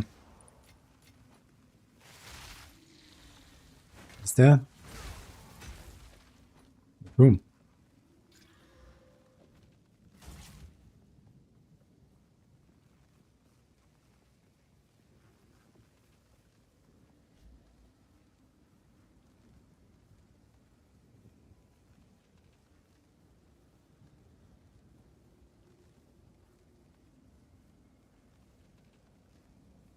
bit of try, apparently. But I usually bounced in the end game, and I think that a lot of other players shared that sentiment. But in these past 9 months, it sounds like you have done tremendous work on that end game loop and just providing new options, not only in terms of content but itemization as well. Did one of you want to tackle that? What is this new end game supposed to feel like, supposed to do and accomplish? Yeah, and so in terms of the goals, in short, we wanted to improve endgame, respond to player feedback, and set us up for future content. And you can split all these between short-term goals and long-term goals. So I'll start with the short-term goals. So looking back, Season 1 added a pinnacle boss, which the game lacked. It didn't feel right that there wasn't a satisfying endpoint for endgame in this regard, both in terms of difficulty and narratively. So this was great content, but it didn't add much to the endgame holistically. So the primary short-term goal with Season 2 was providing more content broadly at endgame, giving players more to do and allowing them to sink more time into min-maxing their characters. We knew we wanted to provide some element of player agency in terms of influencing the monolith. That's the Weaver tree that Car was mentioning. We knew we needed new bosses, new enemies, and we wanted to tie in more endgame itemization and crafting into the monolith. We've only really had that with the Eternity Cache, which is more in dungeons, so not specifically tied to the monolith. We were also keen to add our first side zones to Echoes as well, as that experience just didn't exist before. And then the secondary short-term goal there was responding to player feedback. So that includes a lot of changes like overall game balance, so buffs to underperforming skills and reducing the power of a few extremely overperforming skills, improving the balance between ward and health, adjusting enemy damage over time, and by adjusting I mean reducing it, and making changes to boss ward, and we've also added a bunch of quality of life features that people have been asking for, things like auto stashing, mastery respec, and so on. So all these short-term goals are around basically wanting to keep players more engaged with the end game, so exactly as you're saying, Try. In terms of long-term goals, that was simple. We knew we needed to develop a procedural generation system for long-term, as mentioned before, and we also wanted to add in mechanics in Season 2 that would also integrate well with future seasonal content of the game. So things like the Weaver Tree and Woven Echo Influence, those features will likely make an appearance when we're talking about future seasonal mechanics. So yeah, to recap, improve endgame, respond to player feedback, and just set things up nicely for the long term. The Woven Echoes look very interesting, especially the post from the first day of Hype Week yesterday, a few of the previews.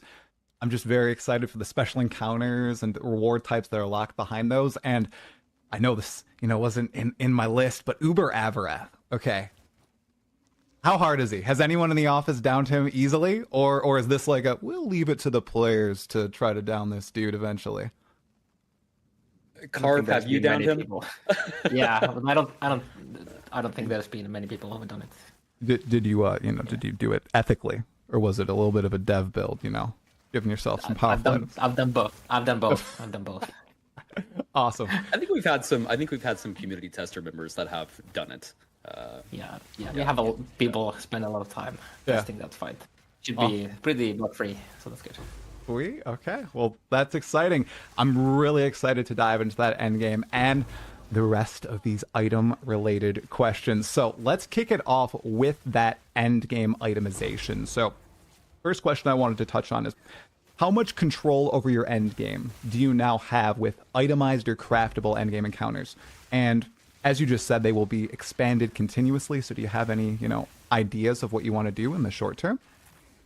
So most of Season 2's endgame content is via Woven Echoes, which are items that drop, and then you place them into the Echo Web. Note that these Woven Echoes aren't craftable as such. You're not sitting there and re-rolling them, looking for specific modifiers and things like that. In terms of setup, all you need to do is insert them into the Echo Web and run them. Some Woven Echoes have corruption requirements to be able to place them, but that's about it. So in terms of influencing the monolith, in terms of its rewards and encounters, most of that is done via the progression in the faction and usage of the Weaver Tree rather than modifying Woven Echoes directly, if that makes sense. Yeah. In the past, we've talked about itemizing monolith modifiers. We even come up with a fairly concrete plan for that. But for now, we're more keen on keeping Echoes easy to run with pretty little setup. One element that we will be using more in future updates, though, is woven echo influence. So, when placing a woven echo, there'll be a circular area, and that area will influence nearby monolith echoes. So, as mentioned before, when we have a new seasonal mechanic in a future update, perhaps you'll be able to use woven echo influence to add elements of that mechanic to surrounding echoes and things like that. But yeah, to summarize, you influence the experience in the monolith through the systems provided by the faction, rather than crafting on the woven echoes. Got it. Okay.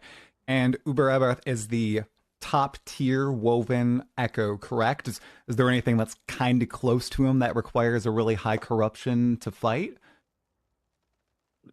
So I think it's like 500 corruption or something that you need to access it, but it's way more difficult than 500 corruption is. So if we just the same with normal Aberrath, where we give you access to it earlier than you probably are ready for it in many cases, just because we don't want to make you slog through like a long time and then you just instantly kill whatever comes your way. But in terms of difficulty, Aberrath is still probably the second hardest encounter in the game, unless we like start thinking about pushing very high corruption and then you doing these woven echoes there, because some of them do scale with modifiers and corruption.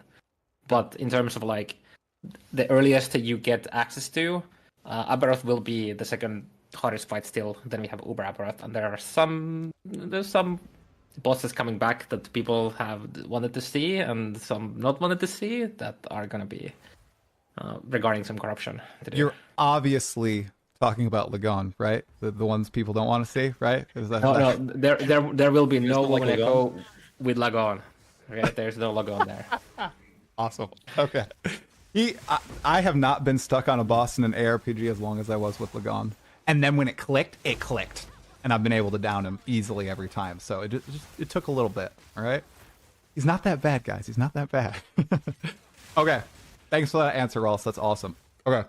This next one has to do with something that the community brought to my attention. So there's a bunch going on with legendary potential in this update. However, lots of people have expressed that if you find an item with one legendary potential, it's kind of useless. It's kind of a feel bad moment. So are there any additional options coming for lower legendary potential items, like the 1 LP items that I just mentioned? Or are those going to stay as like the, oh, well, that could have been a 2 or a 3, right? Yeah, so we're adding a couple of new features to help with the sort of, as you're saying, the life cycle of uniques. So let's just say you've got a bunch of relatively common uniques with low legendary potential. Previously, that was unfortunately the end of the road for those items.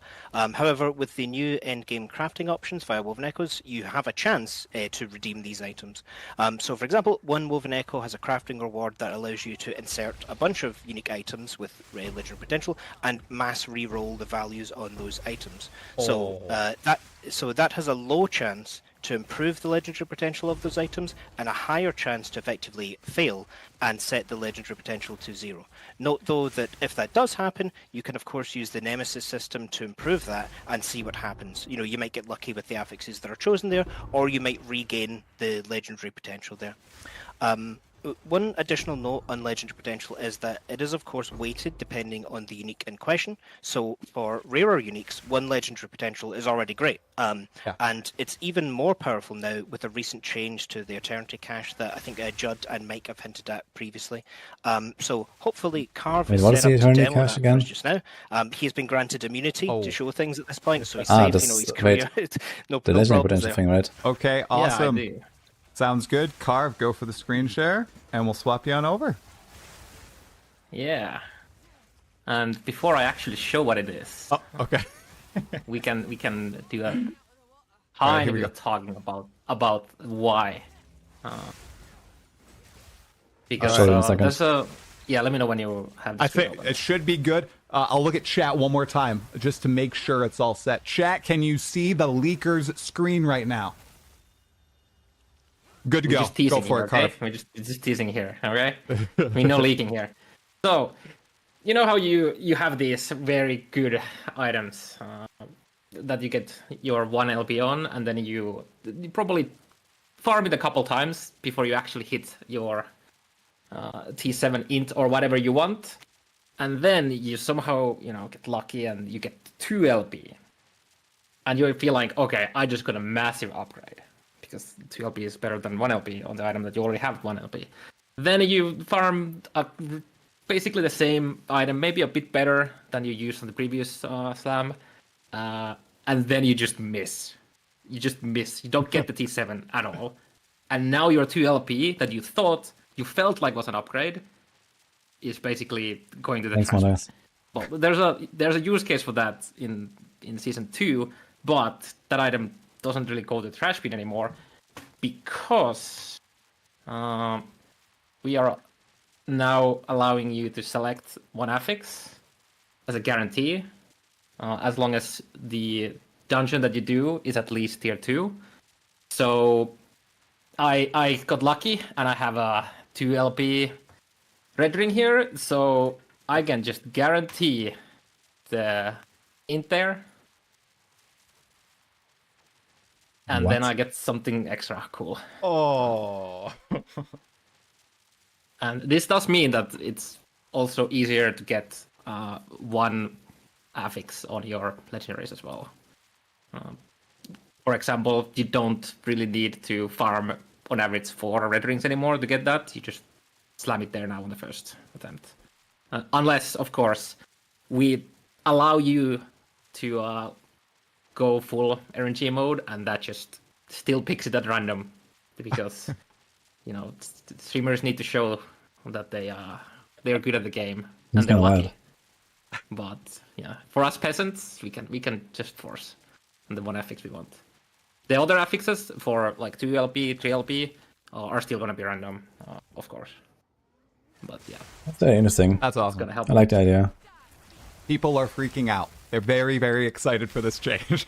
That's awesome. You may have maybe deliberately missed out one potential thing that could happen here as well, Carv. I maybe left that. Oh yeah.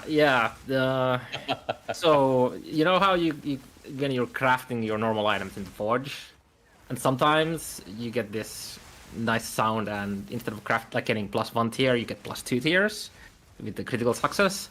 Now there is a very, very low chance when you're making legendaries to get critical success with Eternity Cache 2, which then just takes another affix from the item.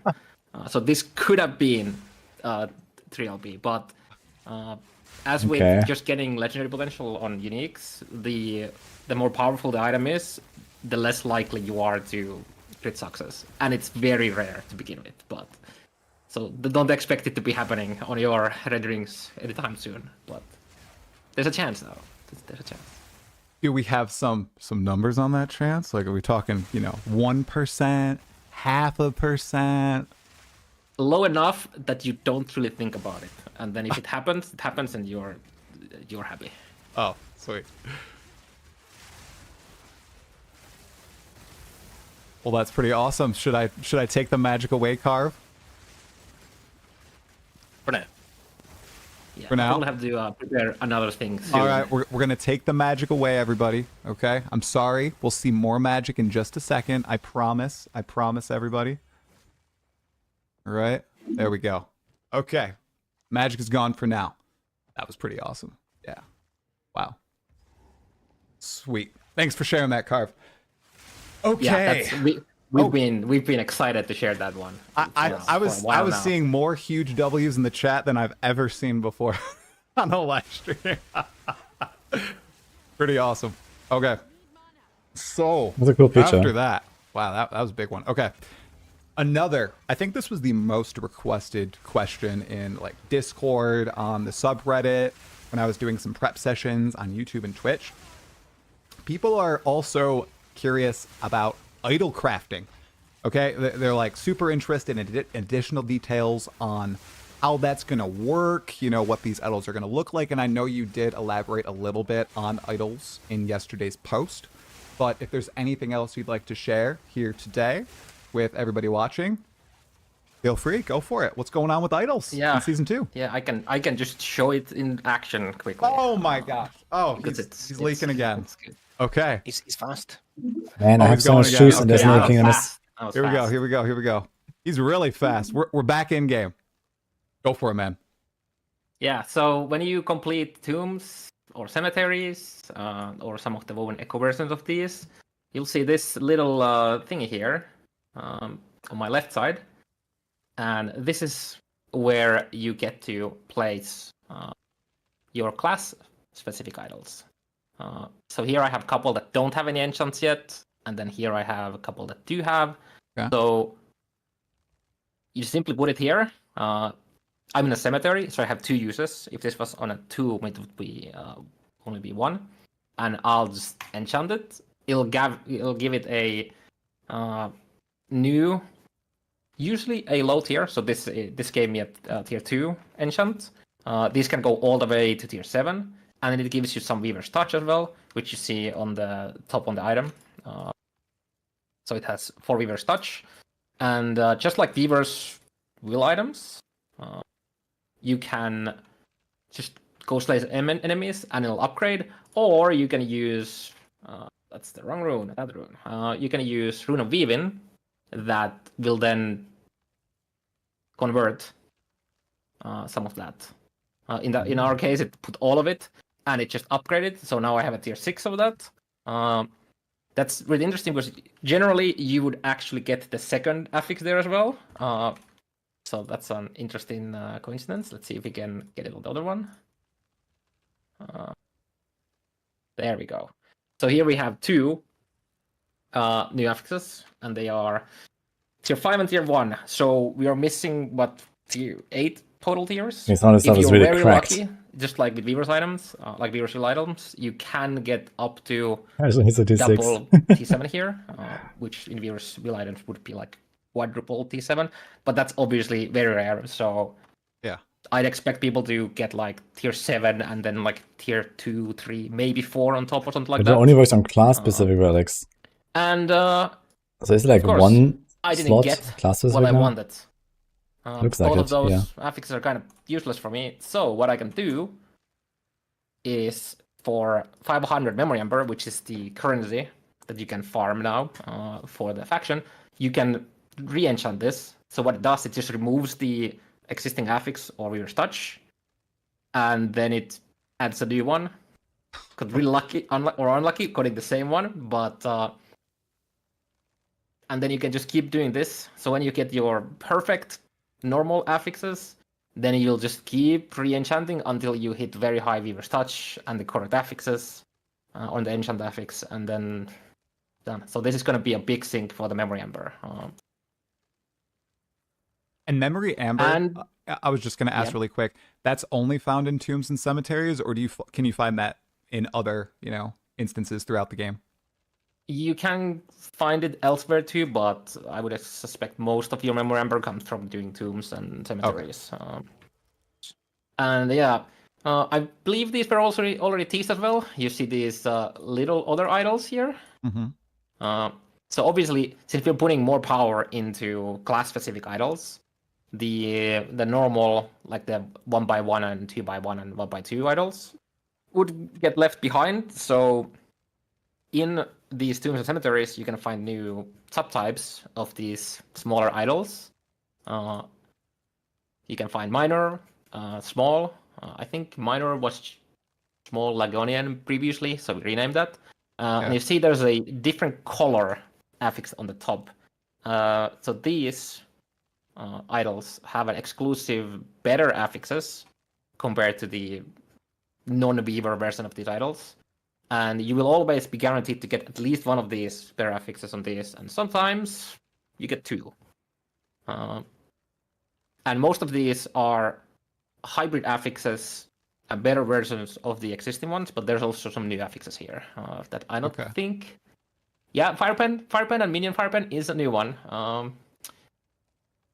And then the increased health here with the health on kill is basically the upgraded version of the increased health on the stout idols that currently exists. I think it goes to 6. Yeah, 6%. There's a chance to apply fairity on hit. There's some pretty good Weaver idols too that you can find.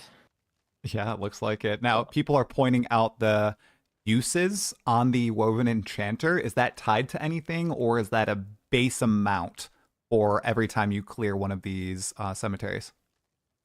In tombs, you get 1. In cemeteries, where I am currently, you get 2. Okay.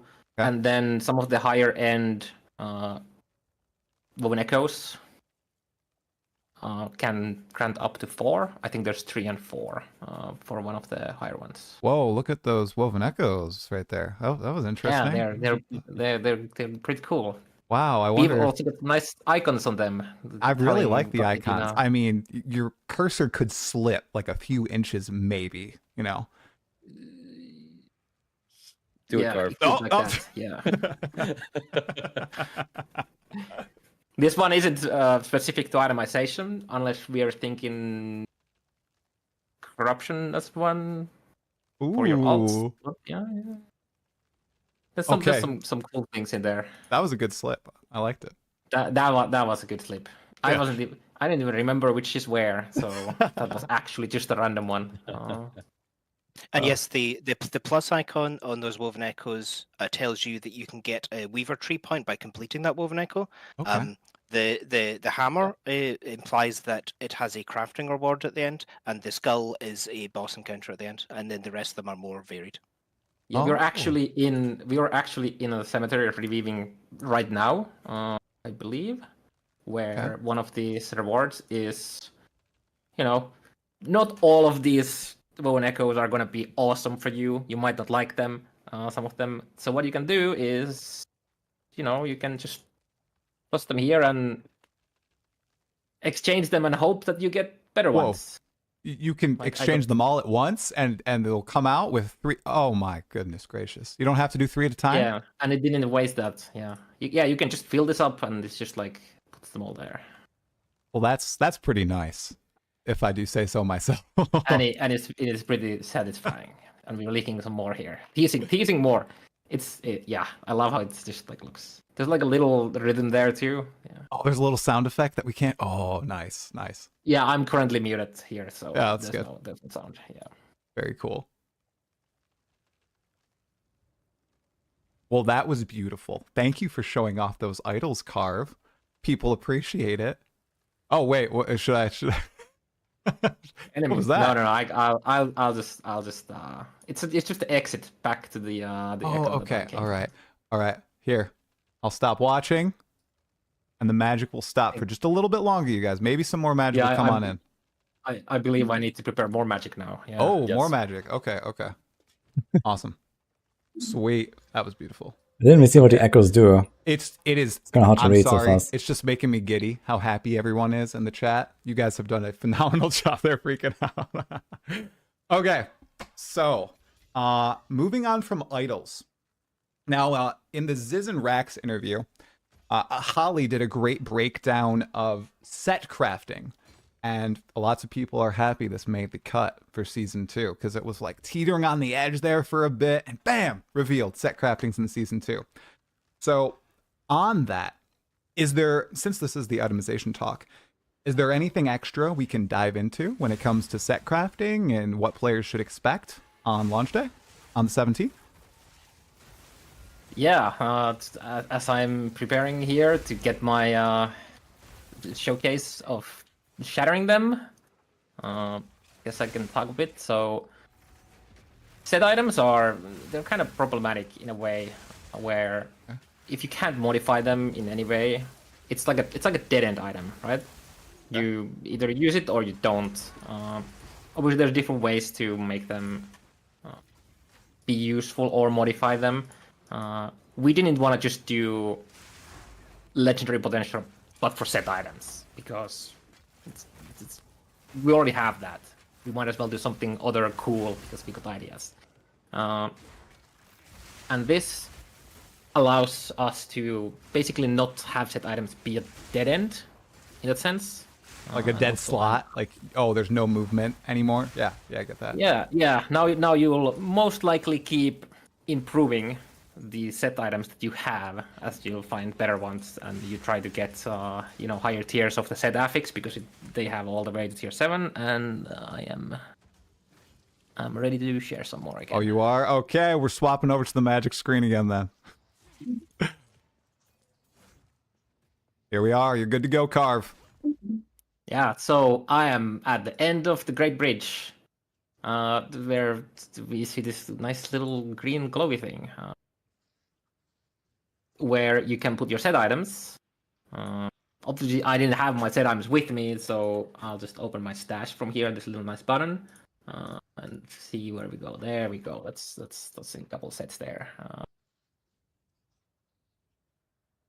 I don't remember what the key combinations here are. I'm just going to do it this way. I'm pretty sure you can do it manually, but there we go. Shift. That's the button. And then again, we see a couple uses. So you can just fill this up, and then you do that. We get the really cool stuff here, and we have a bunch of affixes on the ground. And each of these affixes, so they have their name. Like this is Corsair's Blood Cull. So this is only going to work on helmets. And we can probably craft maybe some set items. Maybe I'll show you some. What would be cool? Villatrias, maybe. Everybody likes Villatrias, right? Yeah.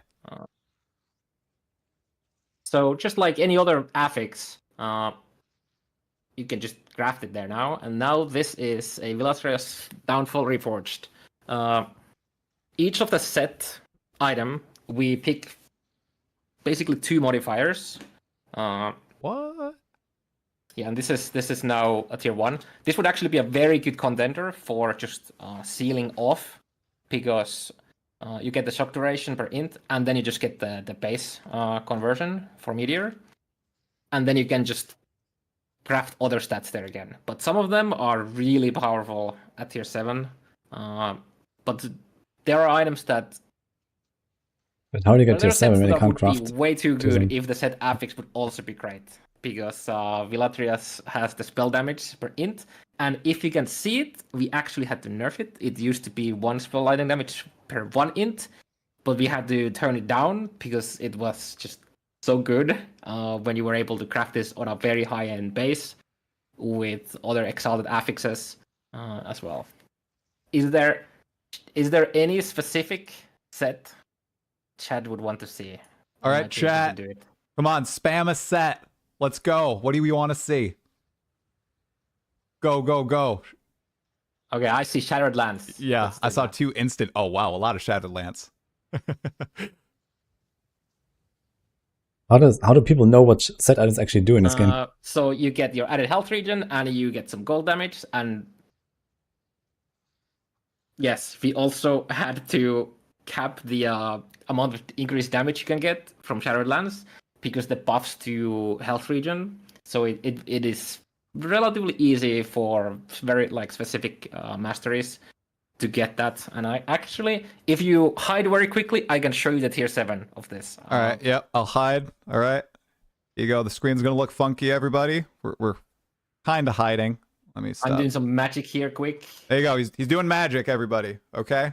Am I?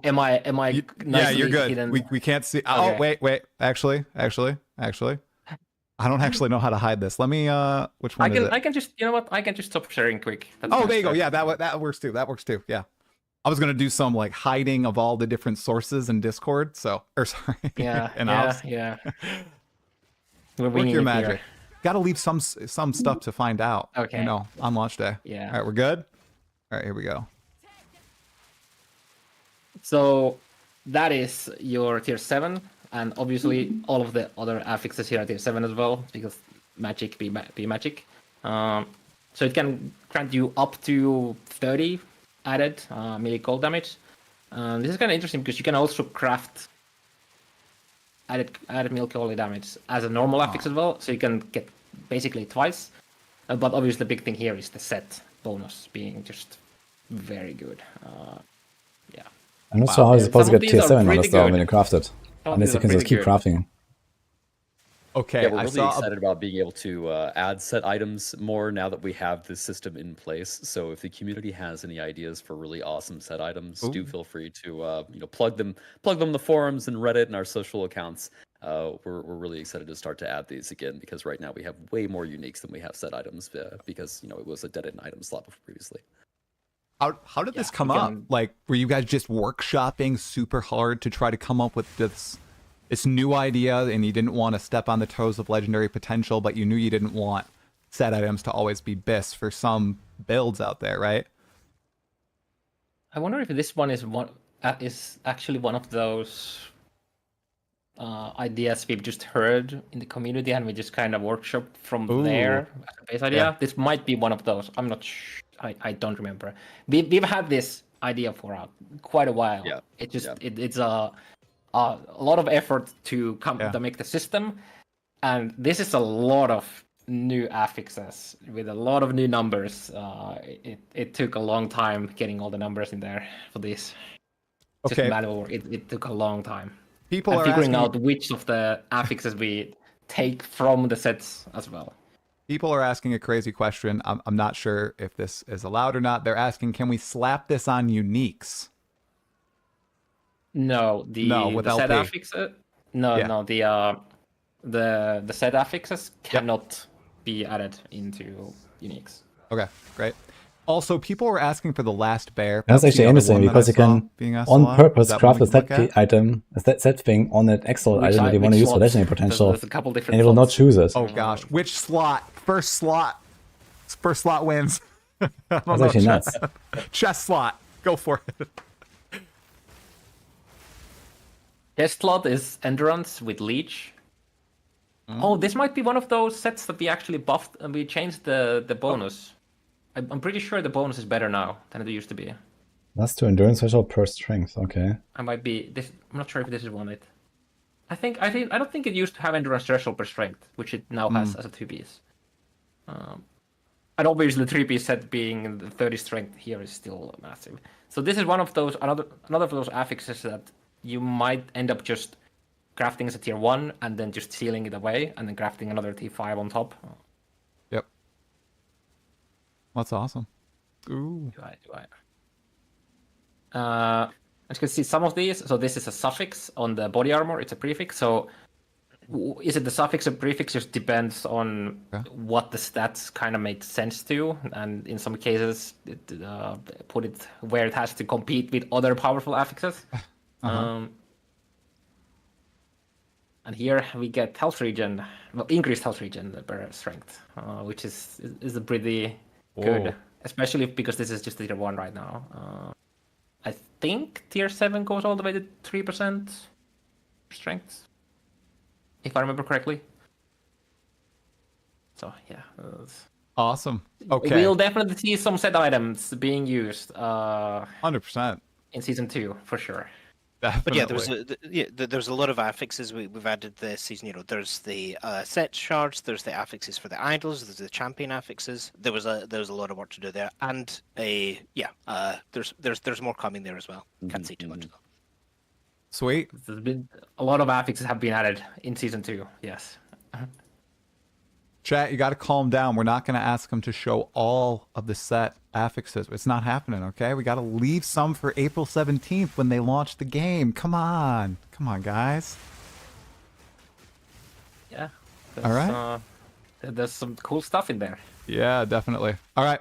Let's let the magic go away. Just for a little bit, though. I'm sure will return momentarily. Here you go.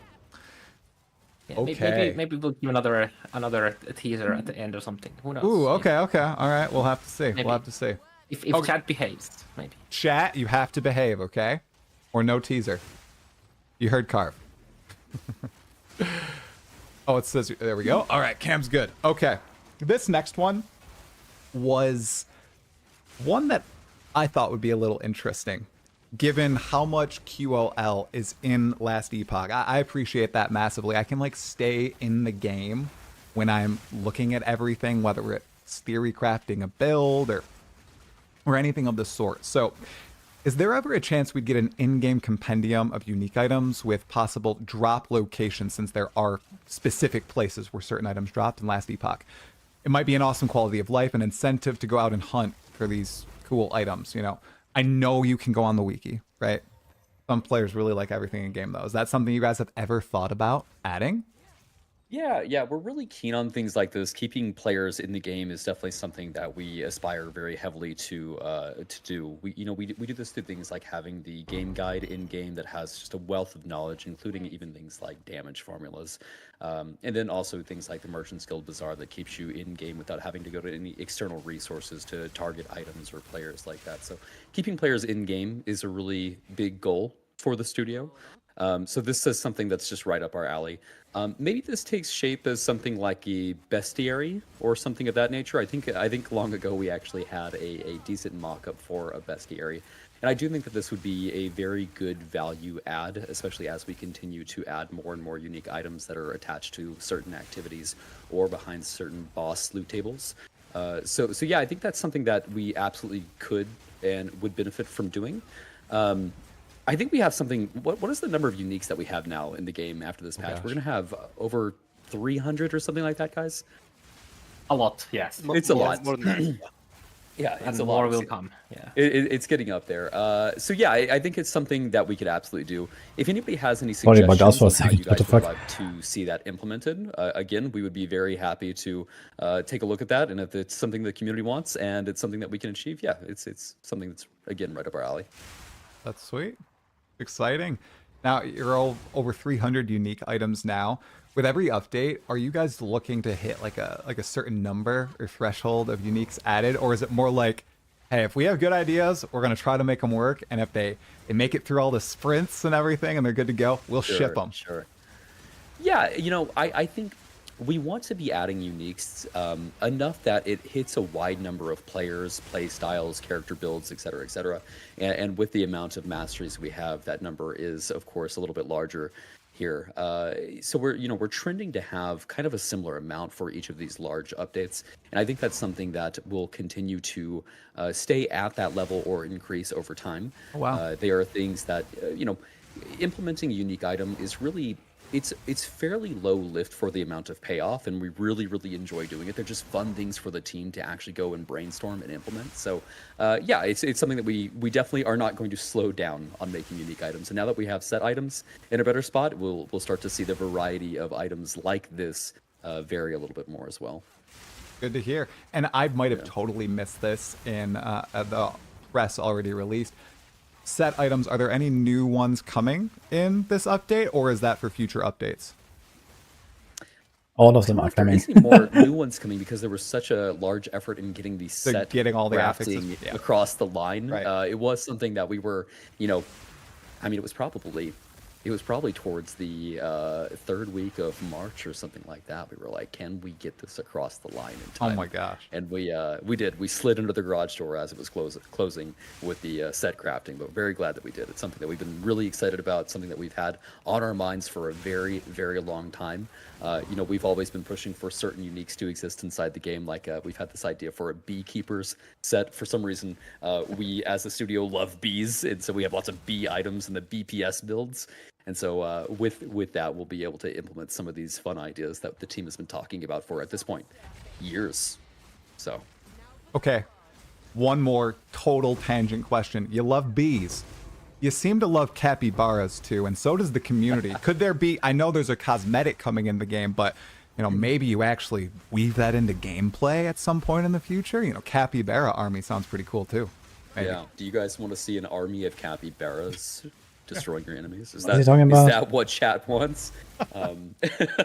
Very possible. I bet the animation team would have a really good time with that. I'm not sure if we're gonna do a capybara swarm of enemies. We'll see. I had to throw that in there. Okay. For sure. Everybody's spamming yes, God, yes. Okay. Of course. Okay, this next question is I'd say one of the age-old great questions of ARPGs. And it's like a hot button topic in the genre right now, especially. And I'd love to hear your guys' thoughts on it. So some ARPGs rely on best in slot items being picked up off the floor or being crafted. Are you happy where Last Epoch currently sits on this axis, or do you think it'll move more and more toward the best items being crafted from scratch as more items are available? Of course, there are lots of different systems in Last Epoch right now that allow, dropped items to be incredible, but with all this awesome stuff implemented, Is it gonna, lean more toward that crafting end? What do you guys think about it?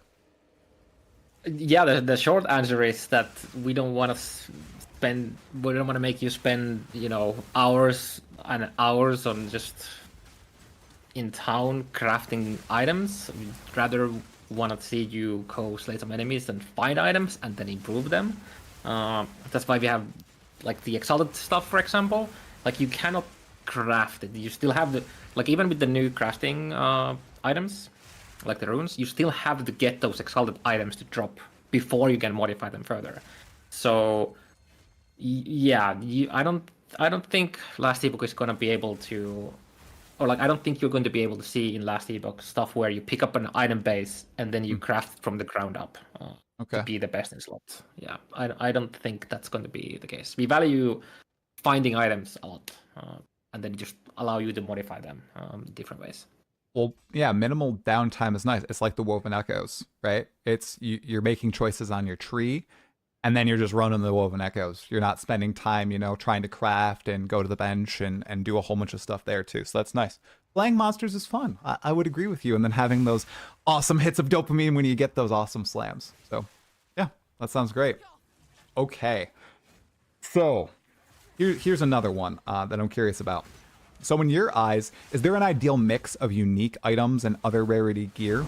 Or is it truly a build by build determining factor? So kind of meaning do you think that full unique character builds should exist in your game en masse? Or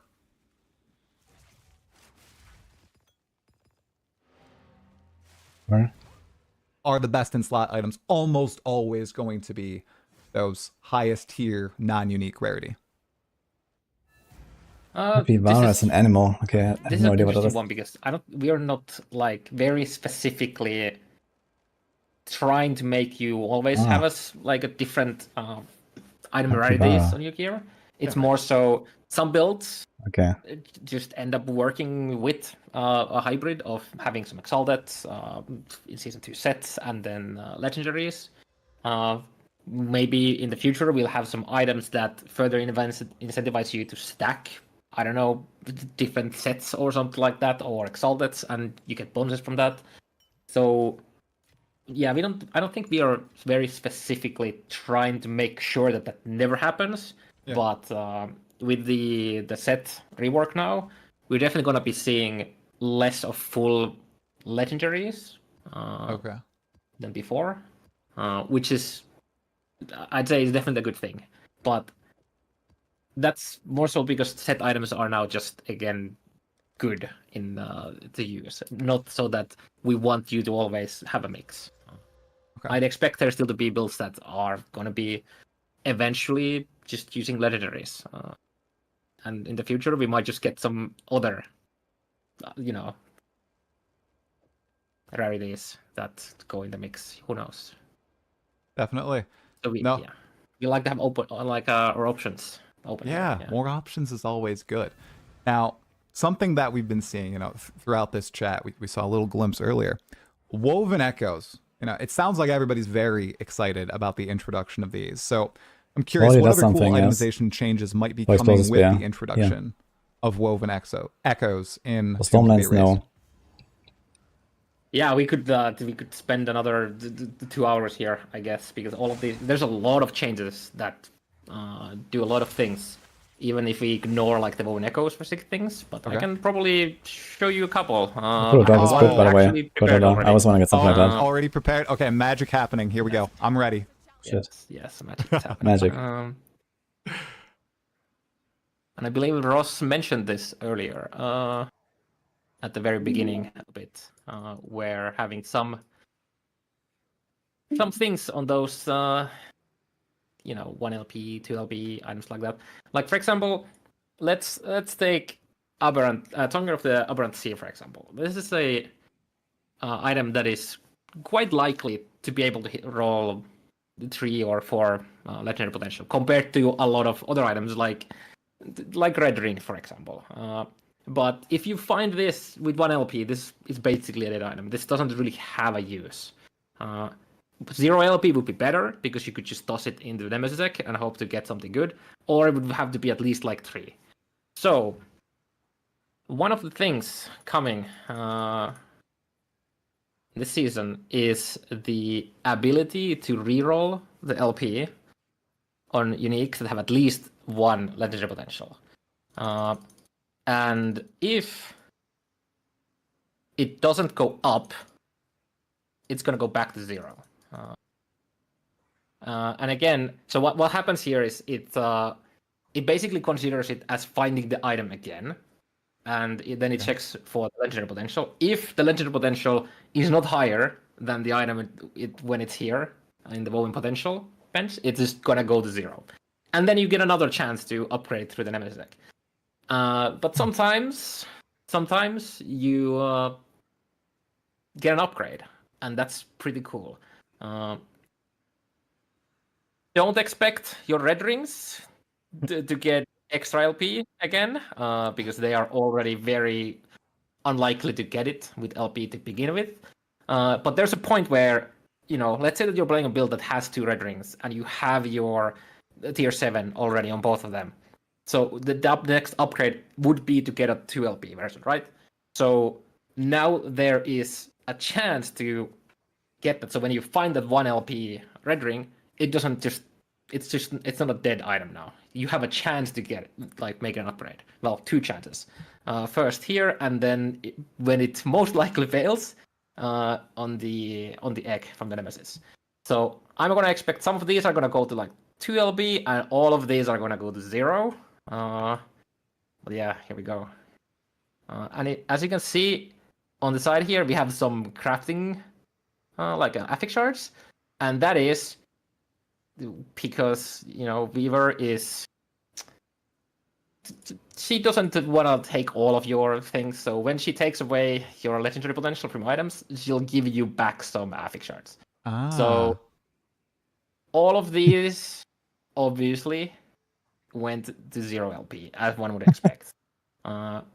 Most of these are probably going to be 0 as well. Let's see if we get, yeah, there we go, 2 LP.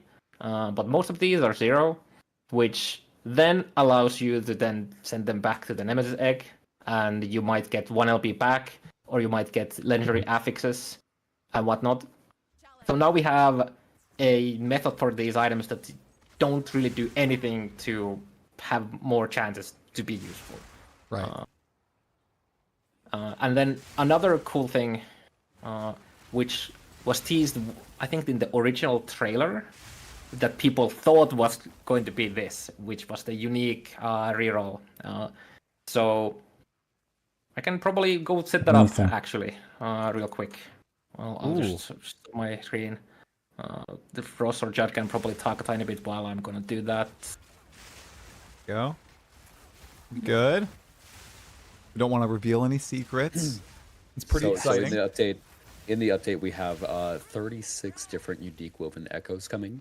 Oh, wow. We just recorded the patch video. I recorded that, and we're at the patch video. Just the high-level overview of this patch is over 20 minutes long, and I try to condense it as much as possible because there's just so dang much going into the patch that it's very, very long. In the patch, I say there's 37 woven echoes, and the team called me out on it. So I apologize. There's 36. We'll get to 37 very shortly. I promise you. Yeah, just slam in on the work for that 1 extra echo. Just put it in. I agree. Okay, I'm ready again. All right, you ready? All right, go for it.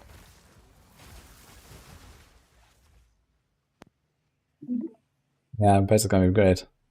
Okay, so this is the thing that you saw teased in the very original teaser trailer, which has a sacrifice and a reroll. Oh. So this allows you to have another, yeah. So this allows you to sacrifice a unique or set item or reverse wheel item to reroll the implicit. So in here, the movement speed would be an implicit, which already is the highest roll, and then the actual affixes as well, which also happen to be max because this is a dev modded item. And the cool thing here is that remember all of the red rings that went to 0 LP. Mm-hmm. If I go to Nemesis egg, then they're most likely to get like some bad affixes. So what you can do with those failed legendaries is you could put them here. Like for example, here I only have a. Well, okay, this is a very bad example, but I could imagine that the tier 7 int here is like a tier 4 or something like that. So I could use this to re-roll the values here, and obviously because this had everything perfectly rolled before, stuff went down. But this is a way to basically those failed legendaries to spend them. And big on some hopefully, items. Tailwind like Feather, over a for longer example. period of time, or just the first time get lucky. Very common and item, improve very your high items. roll So ranges. This is another way to slowly improve your items. And obviously this has some restrictions. So I cannot reroll 1 LP red ring with a 0 LP. It has to have at least similar power level. So in this case, it would be Yeah, that's rough. badly rolled 1 like affix legendary red rings, most likely. Got it. But this is another way to keep like slowly upgrading your items. Because we've had a lot of people ask for ways to, be able to do something with uniques. Because sometimes you get lucky, you get 3 LP or something like that, and then all of the other rolls on it are terrible. Now, through the Nemesis Egg, which I think is probably the best way to get like legendaries with like 2 affixes for something like red rings, like the more rare items, because it has a relatively high chance to just add affix on both of the rolls, like both of the upgrades, and you can just use those as a reroll fodder now, which is pretty exciting. So all of those badly rolled legendaries now have a purpose. No, That's kinda have a great. purpose.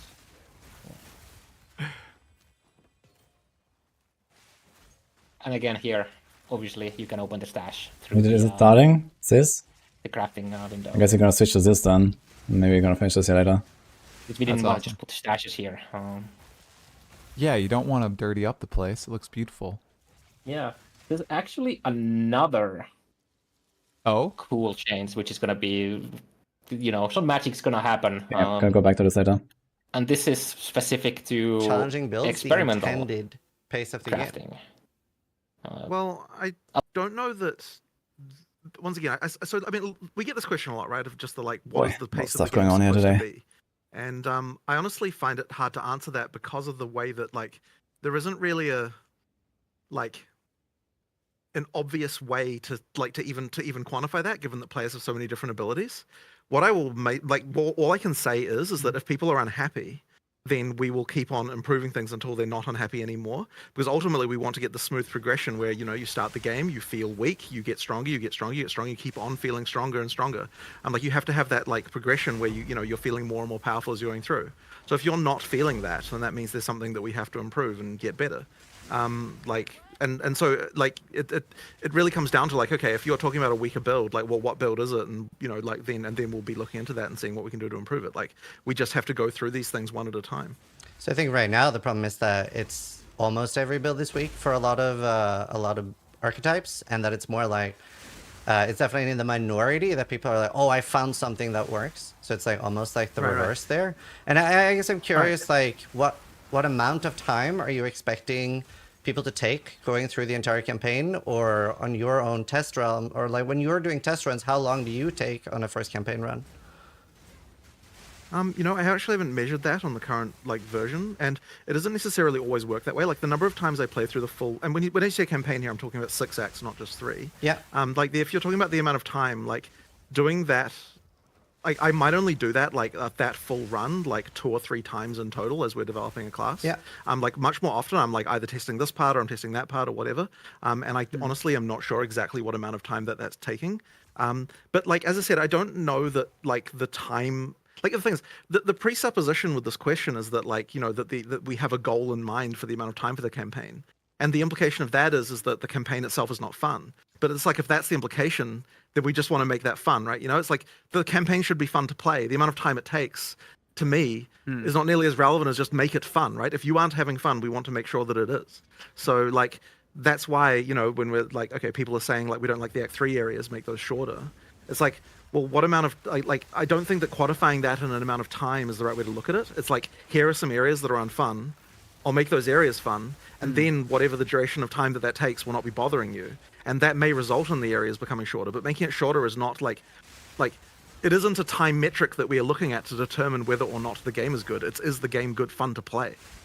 So like that I guess is kind of the way that I would look at things. And that's, I think, what puts us a little bit, like when it comes to communication with the community, like people will have their opinion about what they think is the reason that the game isn't fun. And they might be right or they might not be right or whatever. But at the end of the day, what we're looking at is just like, okay, you're obviously having a bad time. We want to fix that.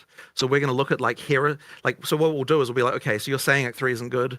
We'll look at Act 3. We'll look at the reasons why it might be bad. We'll fix those reasons, and then that may or may not reduce the time. Or in this case, it definitely will. Like, it's shortened it by a lot. But to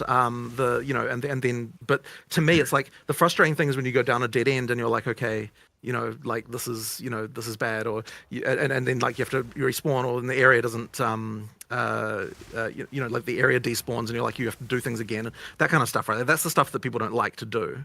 And so that's where we sort of look at. And so then when it coming back to builds again, once again, it's like, okay, if you're not having fun with your build, then that is a problem. We'll fix that.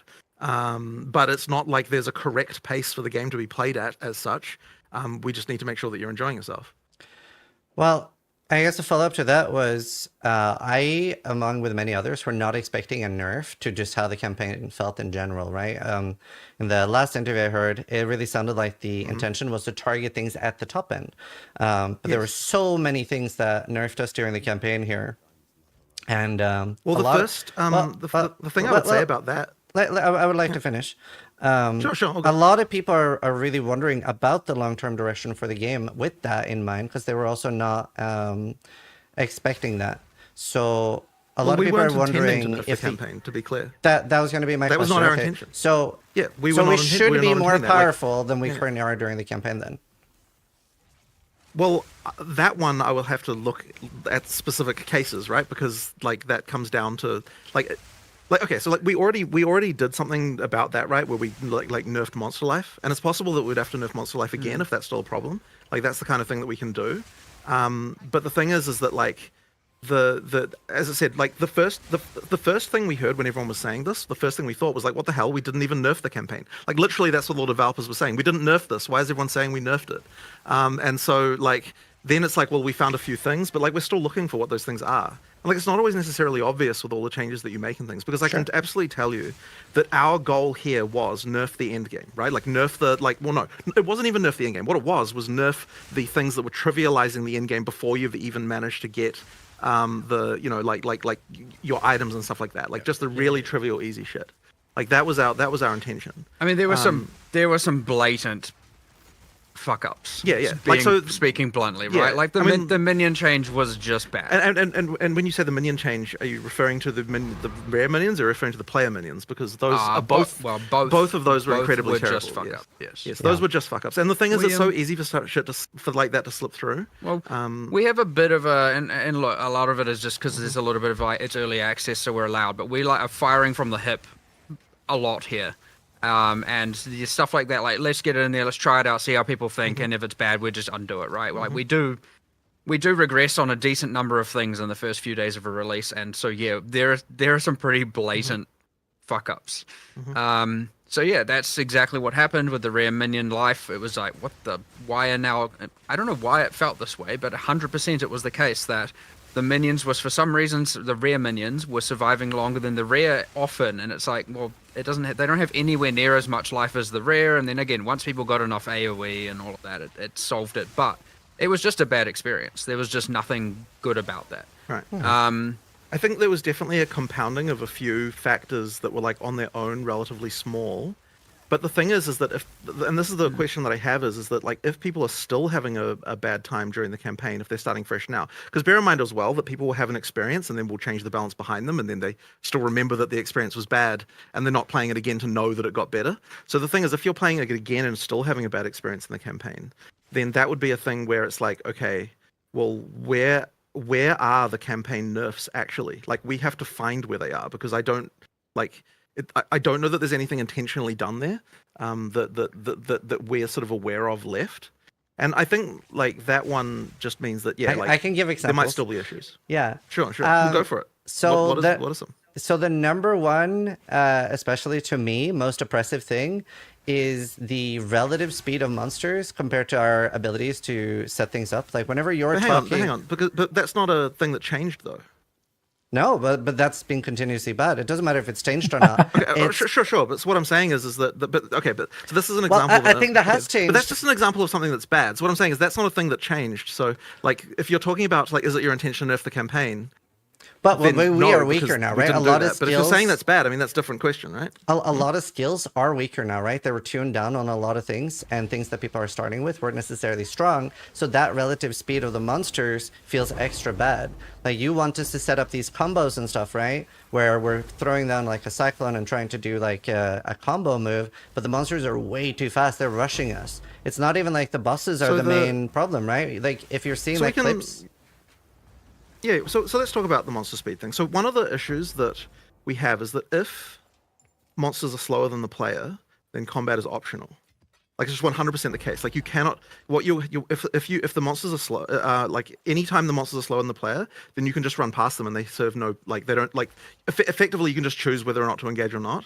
And like I don't think that kind of gameplay is good.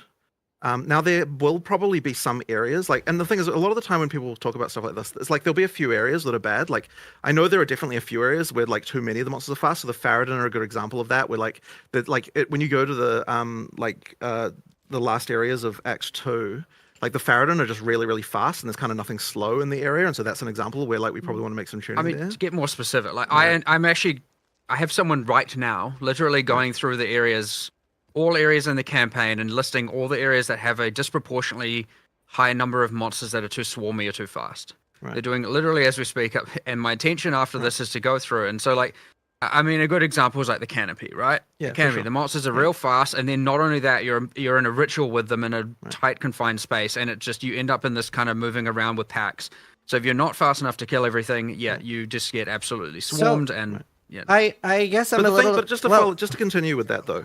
I just want to mention that like one of the issues we run into is like people will say, like things should never be faster than the player and that kind of stuff. And it's like, well, if we did that, then the game would feel pretty lame. So it really is a question of like targeted changes, like finding where the worst things are and then solving that issue. I really disagree with that. So you were saying like if the monsters are slower than the player, then combat is optional, but like it's an ARPG. We want to kill the monsters. That's where all the loot is. That's where our XP is. Like, sure, you'll have some speedrun scenarios where people are running past them. But usually what ends up happening is that we're running past them, bunching them up in a large bunch and killing a bunch of them. And that just feels really good. That's a core part of ARPGs for a lot of people. So I don't think that being faster than the monster is as bad as you think it is. Like, we actively want to kill monsters. That is the entire premise. Well, I don't necessarily disagree with you that gathering killing is fun, right? And you should still be able to do that. But as I said, I don't think anything about the fact that some monsters are faster than the player prevents that.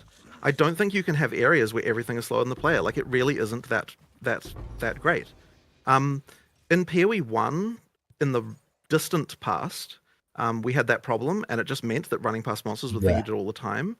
And then there were some changes, like I don't know how many years ago it was, like what was it, 4 years or something like that? When was the Act 1 thing? Like we made changes where we made a lot of monsters faster than the player, and at the time, and that wasn't negatively perceived at the time. It just made the monsters feel better that we had there.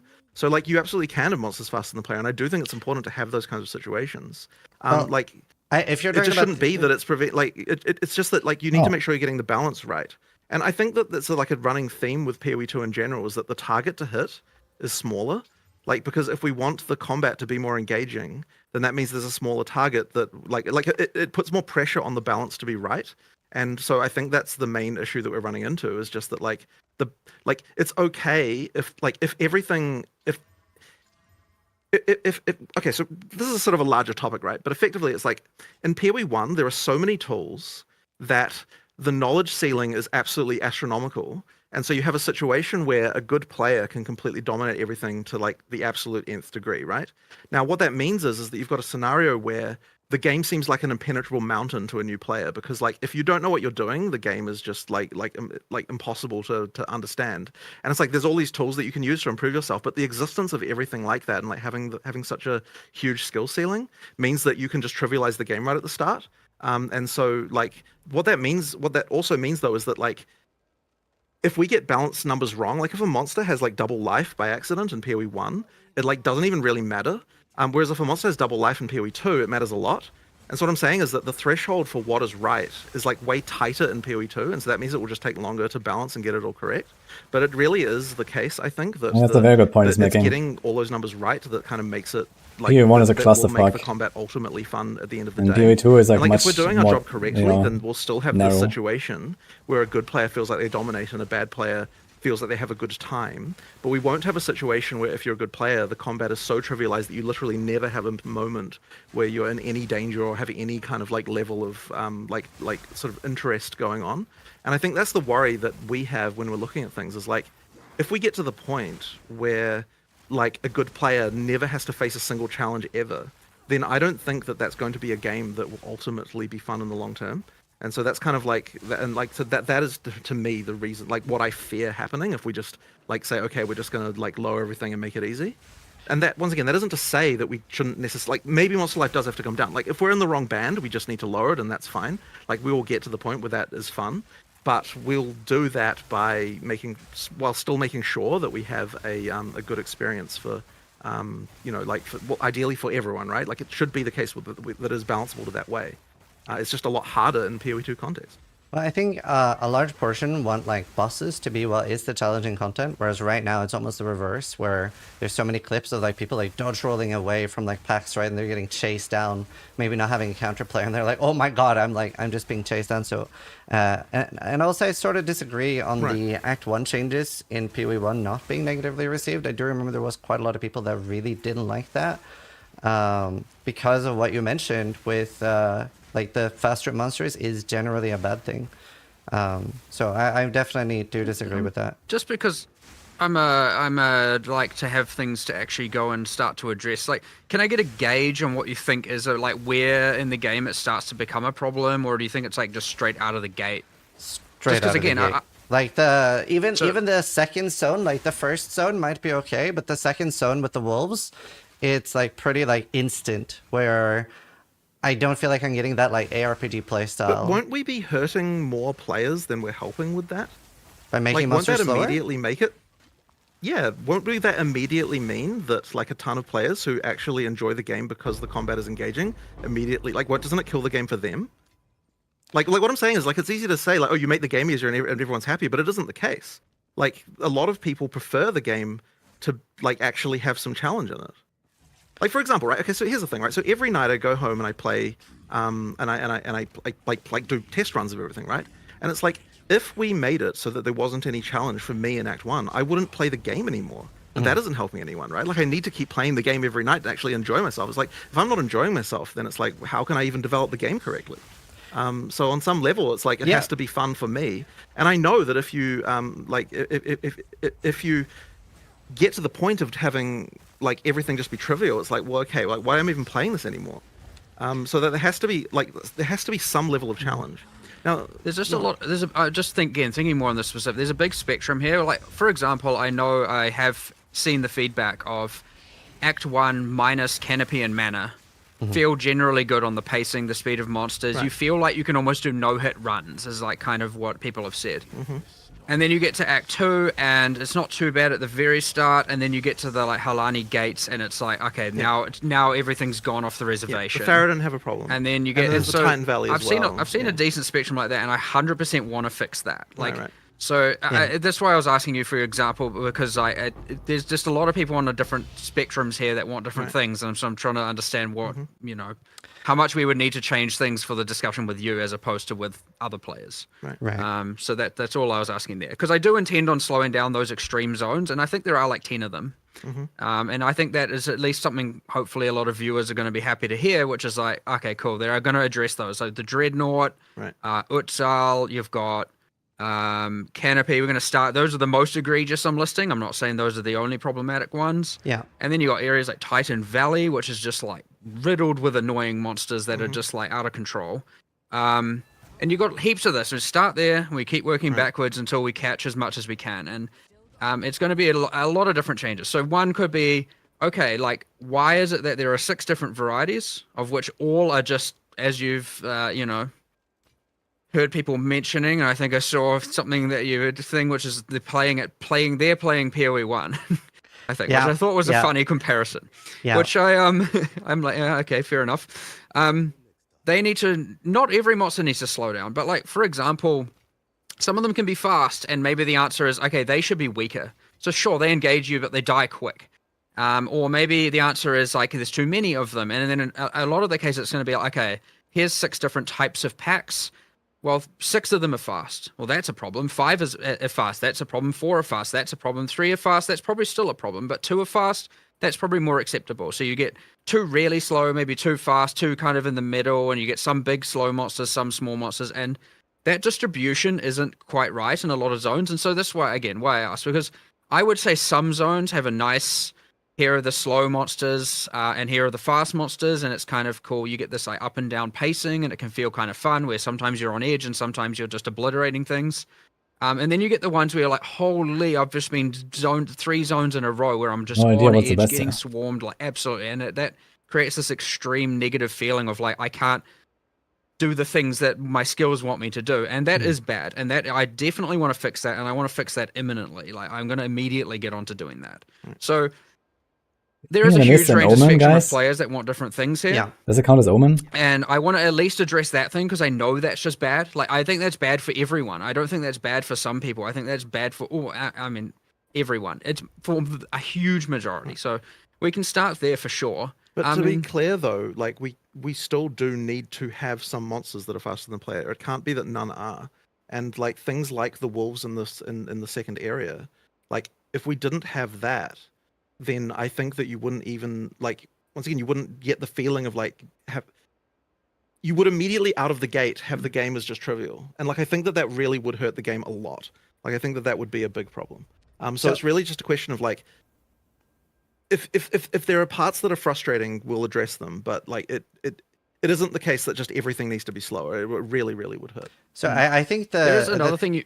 I was just gonna say, I think there's almost like 2 different player bases. Don't tell me, does this work for King and blast and maybe have challenging bosses, and then there are people that want like the entire gameplay, every second to second moment to be like very engaging. So it's I guess like I don't know that I don't know that I agree with that either, because I don't think it's so binary as you say. Like, there is a middle ground that will work. Like, I'm almost certain that there is, and the way that you get there is by just looking at the individual cases and just fixing every one of them until like the rough edges are all sawed off, sanded off, and then and then it kind of works. And like, you'll get to a point where like, you just don't get frustrating experiences anymore, because we've managed to sort of fix all of those cases, and that point won't be in a situation where just everything is slow. Like, we really will still have a level of engagement there. I guess the problem with everything being so fast, and part of why I pointed out like everything almost, is because it's such a heavy focus on combo gameplay right now, but it feels like the speed of the monsters are heavily incentivizing like 1-button builds.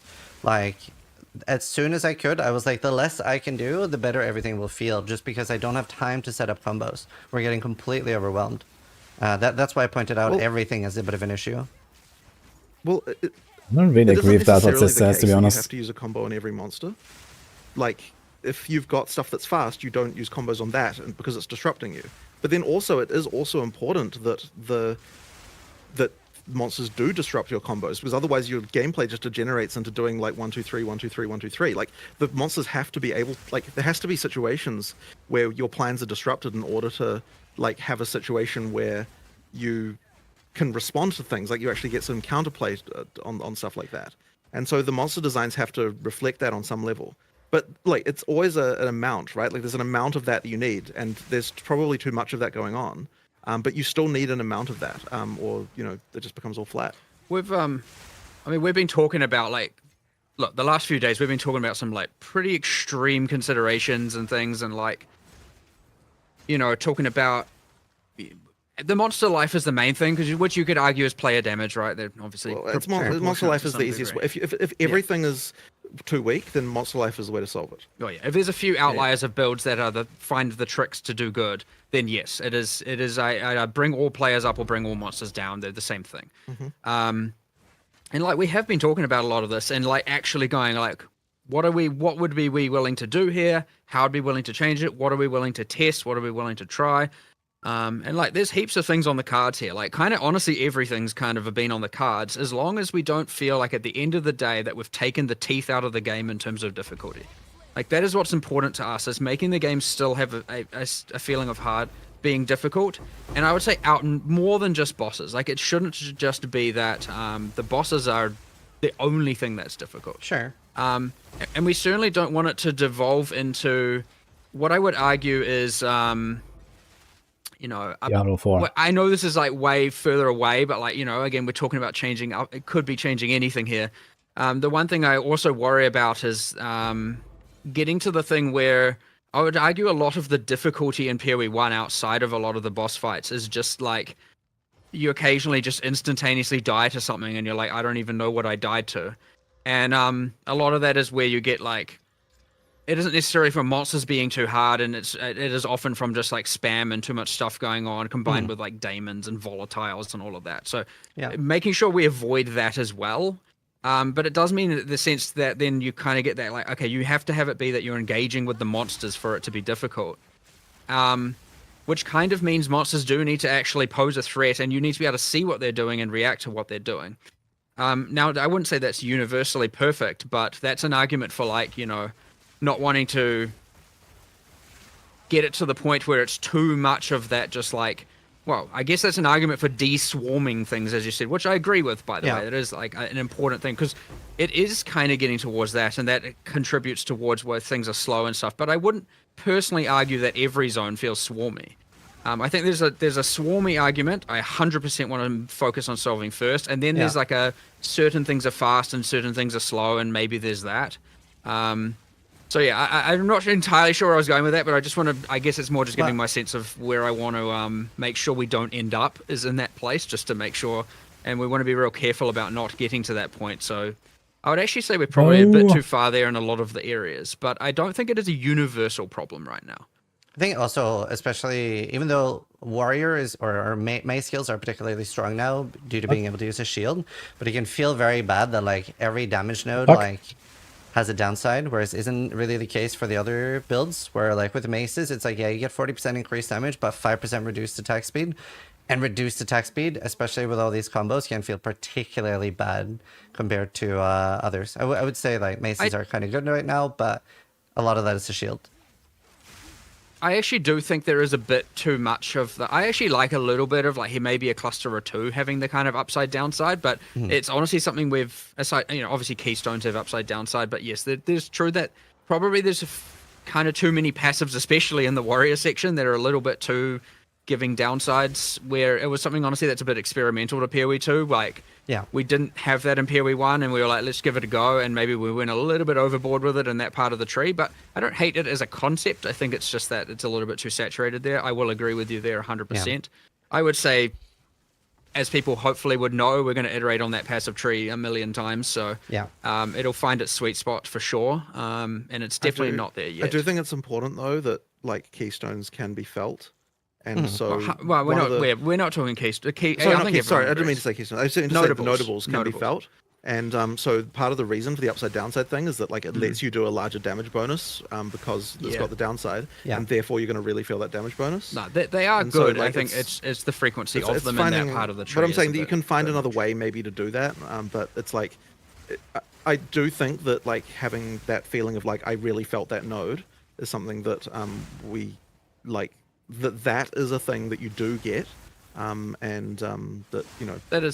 that is important in our passive tree philosophy. Yes, that the before and after of taking a notable, especially the first. Obviously, nodes become less valuable as you get higher level because they're just saturating into a bunch of diminishing return. Well, not diminishing returns, but more like the 500 to 520% increase is going to matter less than the 0 to 20 and whatnot, but.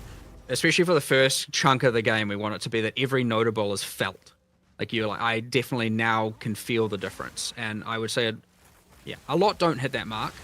Some do, some don't, but yeah, we've been trying new things there, so Yeah. Bit of a pivot. Yeah. So the next question, I want to talk a little bit about the fact that you have only done like the crazy large changes between seasons, and you talked a little bit about that. You felt forced to treat the game like it was released. Are you still happy with doing only large balance changes between patches, or is that something you would maybe revisit with something like every 2 weeks, especially with like a warning period, like changes are coming in 4 days? It's hard. I don't think that you can just nerf people in the middle of a league no matter what. Like, we get highly punished for that. Look, I mean, people are going to be unhappy about nerfs whenever we do them, as you know, like as we can see. But like, it is actually strictly worse if you get nerfed while you're playing the game. Now we're in a position now where, because things like are probably possibly undertuned, that we can just do mid-league buffs, and so that means you'll see way more patch changes happening now, because like it's okay to do major buffs during the middle of a league, which we just can't do. Yeah, which we're doing now. I generated a relatively large list yesterday. Which I know we have that whole philosophical discussion earlier about player power. Well, like, there are many builds, many skills that are underneath, because obviously otherwise I wouldn't be have spent a good chunk of the day going through and assessing what needs to be increased, right? So like, I don't want it to take as like I don't want people to take away from that as being like no, we're happy with the current balance. Like, obviously not. We're still going to make changes. We're still going through everything and we'll get to that sweet spot for sure, but like... I mean, it's going to end up feeling like a season of buffs this time, and the reason why it'll feel that way is because, like, the medicine has gone down now. Now we can start on all of the actual, like, you know, like, all of the positive buff parts. And so it's like, last season we just weren't even in a situation where we could even do that, right? Because it's like you already had we genuinely tried to. We genuinely tried to. We had this plan of, like, bring all the top end outliers down and then make sure everything is feeling good in the middle. And we started with the bringing outliers down. And then all of a sudden, and this is why the patch notes were so late, we were like, oh no, like we're like running out of time here. Like, we thought we could get through more of the balance and start bringing more things up. We didn't get to do all that we had hoped to do. But like, by that point, it's kind of too late. And so like, we're going in, and then now our idea here is like, we thought we were, like, literally up until the last minute, we're like, okay, we're gonna keep going.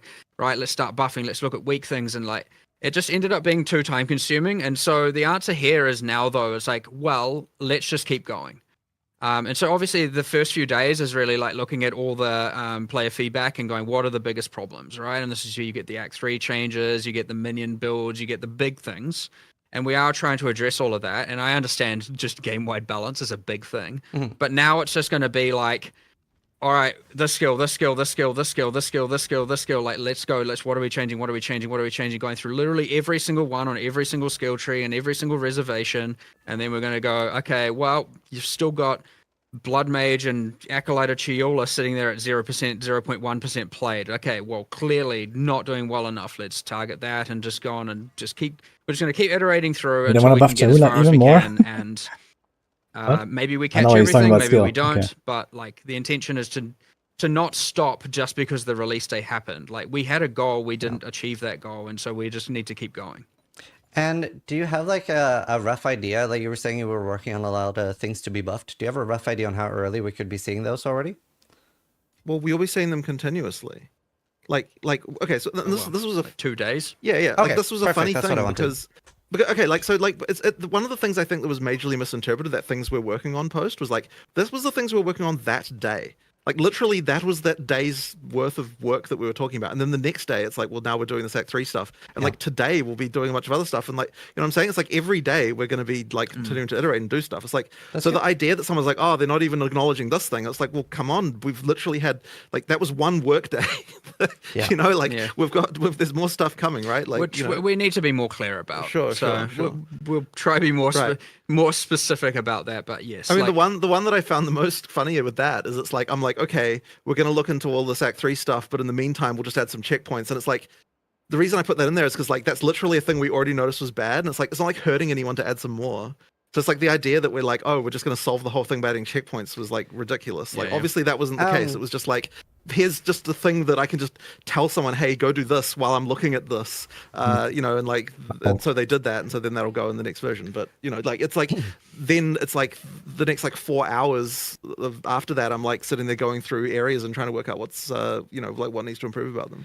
Yeah, so checkpoints is kind of something I want to talk about with the large zones and stuff. And you made a post yesterday talking about that several Act 3 zones would be reduced in size. But as a core idea, is Path of Exile 2 being aimed more at like doing one long playthrough and finishing up one character rather than do like 5 to 10 characters and the people that are playing thousands of hours per year? 5 to 10 I mean, I characters. don't. That's once again, it's not like I'm not targeting one or the other.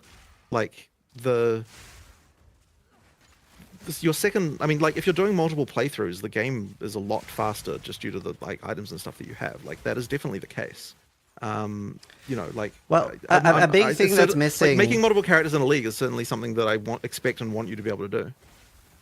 Well, a big thing that's missing comparatively to PoE 1 is our ability to speed ourselves up, right, on our second characters. In PoE 1, you have things like 7 League Step and stuff like that, and at least so far we don't have that many alternatives for that, and our movement abilities are completely different.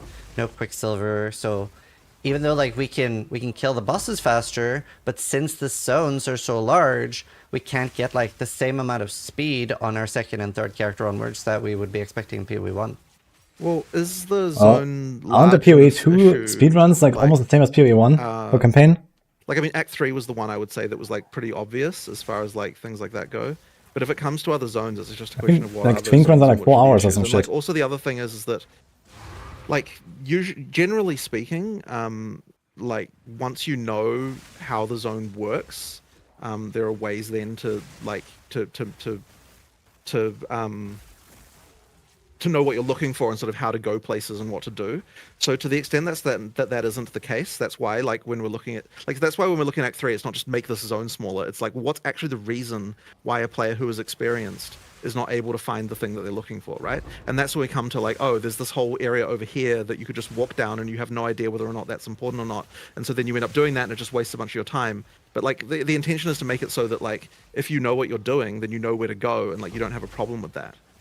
So like that's why a lot of the changes in Act 3 are just like, okay, yeah, like you randomly get bad luck, and then the Chimera Wetland has the stupid Y fork thing in it, and like takes ages to go one way or the other. And it's like you get rid of all of that stuff, and then the zones won't feel so large because like you'll know where you're going and you'll know how to get, you know, it kind of works out that way. But I do know the layouts, so and they are very large, even with knowing the layouts, just because our movement speed is like relatively slow. Like even like Matlan Waterways, before they're getting reworked, hopefully the rework makes them a lot slower. But I know exactly where I'm going. I'm not like backtracking into the wrong area, making it longer. It is just a lot of these zones are very long. Like I understand that area is a challenging one, and it's hard for us to actually fix like trivially because just the way that the level generation works there, there's not an easy like.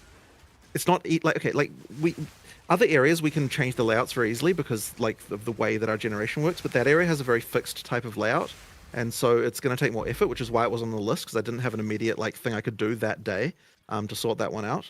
But like I understand that that's an area of concern for people, but like once again, it's like that's a specific area, and I wouldn't say that like. That the issues that area has would apply to the whole game. You know, like that's just an area, a specific problem for that particular area. So, is speeding the player up an option? Like, is that something you'd be willing to consider?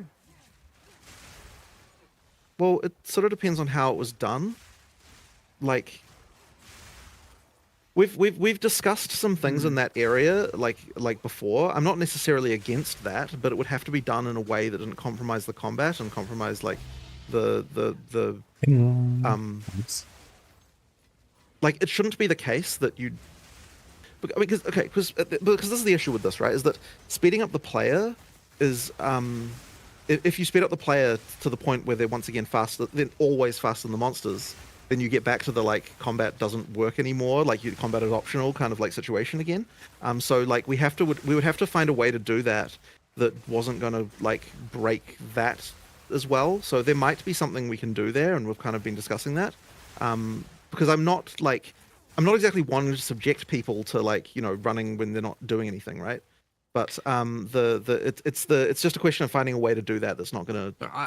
It's hard to say anything specific because like there's a little bit of like the moment we say a specific solution, people might hold us accountable to that in a degree, and like we haven't tried it yet, so we can't. We have been talking about it. We Yeah. do have some options we want to try. We just don't want to talk about them before we try them. Right. But like, yes, I agree. Now you mentioned one other thing there, just because I don't want to gloss over things too much, which is you mentioned the Twink unique problem. Yeah. Which is 7 league steps. There are many more items in PoE 1 that you can use to streamline the efficiency on reroll. That is still very deficient. Yes, it will come in time, I assure you. It's just a matter of we did higher level uniques this time. Obviously, they're not going to have low level item requirements. Maybe next time there's a more even split. I don't know. We just need to keep going with the uniques, and we'll eventually get there. We do have some designs that achieve specifically the low level high movement speed boots. We do have that as a thing that I definitely already have designed. I think it's just waiting on the art, and then it's going to go in. But yeah, there's going to be a lot more of those coming over time as well. Like that will solve itself in due time for sure. And but is there like the question I was okay? So is for damage, the twinking situation is not bad right now, right? It's like not for as damage. bad. It's not as bad. Again, you can kill stuff fast. It's the movement speed specifically that we're. And the fact that we don't have movement abilities, like in the same way, like there's only so much speed you get with shield charge. Like if I'm doing like a 3rd or 4th character, I can definitely get enough damage, right? It's rough on my 1st character, but you don't at least have to use movement abilities as the solution to this. And I would prefer that wasn't the solution because. Then the movement abilities impact the main character the same way. I don't really get that argument. Going on there. Like there's going to be a better way to improve that without having a movement ability As said, solution. we have some things on the cards. We just need to test them out and try them and be able to actually have a good argument as to why they are good, and we convince ourselves, damn, we should have done this before, or they're bad, and we're like, here's why they're bad, and we can explain what we tried and why it's bad. But yeah, again, we're always a bit on discussing what those will be because. Yes, again, they're being held accountable. People get their hopes up for it, and then we have to say it doesn't work. So, like, there's a little bit of like, let us just try these things, and then we'll see what we come up with, and we'll tell people the moment that we have it. But again, it's not a piece of. It certainly is something that's come up, and will come up every single repeat of the league, and so it's not like off our radar by any means. Okay, that's good. So obviously a bit of a different question, but on console, debuffs have the option to be at the bottom of the screen. Could that be a toggleable option for PC? Can be rough to like I'll look move into your that. eyes. It wasn't on my radar. We might be able to do something. We like have a full buff UI rework going on at some point soon. It was planned for earlier, where like so this can be part of the consideration, I guess. But yeah, our UX guy's currently working on. Has it on top 5 of his list, kind of thing, of things that we're going to just do to improve the system. That wasn't to do with moving them, but we can add that to the list of things that we might want I mean, to it's do. the If people- whole if people they can do go behind the boss's life bars and all that problem, and hopefully, if it's good enough as well, we can port that to PoE 1 because it's a more egregious problem there for sure. Yeah. The next question is about in PoE 1 we have a lot of player agency over how we solve early problems. Like the skill tree has a lot of temporary fixes for a build early on, where if your gear isn't up to scratch, you can get 30 to like strength dex int, you can get leech, you can get resists, even like specific ones like fire, cold, lightning, etc. You can get very easy access to fixing mana and stuff like that. And a lot of things that are like temporary fixes that you later on fix with gear.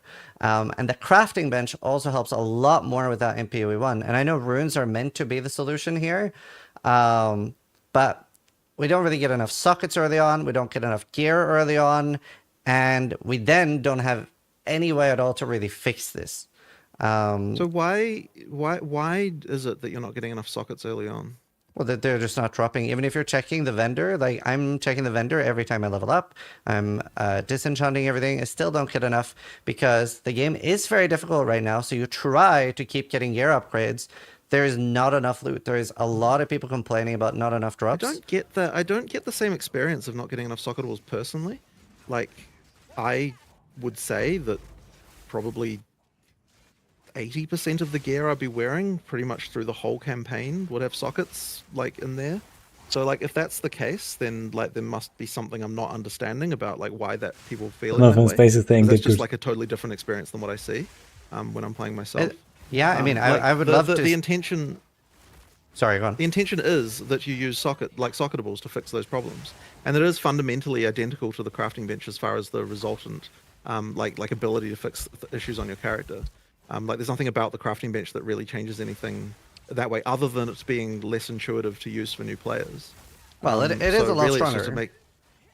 Well, there's the power. Yeah, there is the power. Well, okay, so sure, there's the power, but like I mean that's a different question again, right? Like if you're talking about fixing problems, then that just comes down to the values on the mods, and like what those should be, which aren't necessarily right.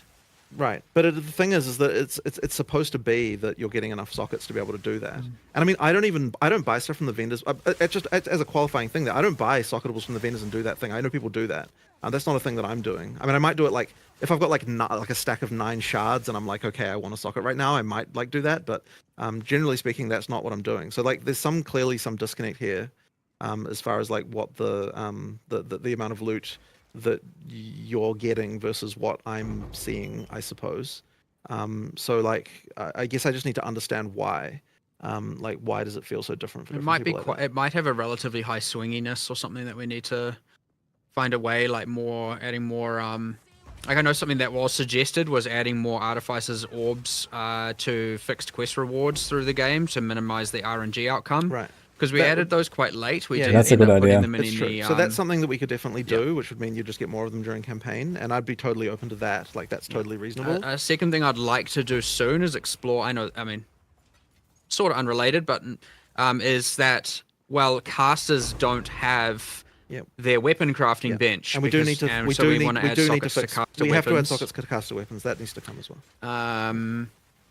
Now there is one slight concern that I have seen echoed in a decent bit of feedback, which is that the runes are, which is mitigated with more artificers orbs for sure, but the runes are creating a bit of a sense of making it like the thing with that the PoE1 sockets created, which is like replacing items becoming slightly harder. Yep. So there's a little bit of just making sure we're careful about that as well. But being able to have more artificers orbs and thus socket more gear will mitigate that, so that when you get your upgrade, you're able to add a socket to it. But I would say that it's definitely the hard-coded drops that would be the thing that, because if it's not happening to everyone, then it is a thing that will that would be better off solving that way. But yeah, the caster weapons getting rune sockets and obviously runes for them, and adding more deterministic artificers orbs to the campaign is certainly two things on my immediate radar to help at least mitigate some of this. I might do a quick review on the power pass of the runes as well. I just don't want them to be too much about giving damage, but it might be a lot of the more utility and defensive ones are just on the weak side, and those can certainly come up immediately. Well, the problem that you have, once again, is that, like, so I sort of mentioned this earlier, but if the tools that you have are too powerful, then the people who know to use them are benefited to a larger degree compared to the people who don't. And what you're doing there is then you end up in a situation where content will, be like, it's just a new player goes into this and it's like, well, I didn't know about this, and then like you get screwed over. And so like things like even nodes on the passive tree can be this way, where it's like, okay, well, you had to know to pick this, and if you didn't know to do that, then you're screwed, right? Like that's the kind of thing that's like a bit of a problem.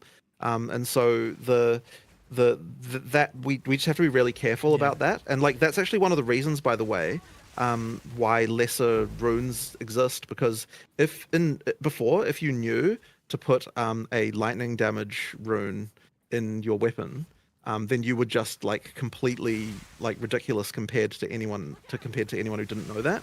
And so it's like you've got like, it shouldn't be that just a single, like if there's a tool like that which you just with knowledge alone, it's like you're completely like you're completely overpowered compared to other people. So you just have to be like, we just have to be really careful with that stuff. Well, it's important. It's just no, you're going. It's just important to make sure that the solutions are very front facing, because that passive tree stuff, in PoE1, sure, I agreed, and it seems obvious to a bunch of people, but then also there's two problems going on there in the PoE1, which is it adds to a sense of complexity because it's like, here are the things you must know before you start playing to have a good time.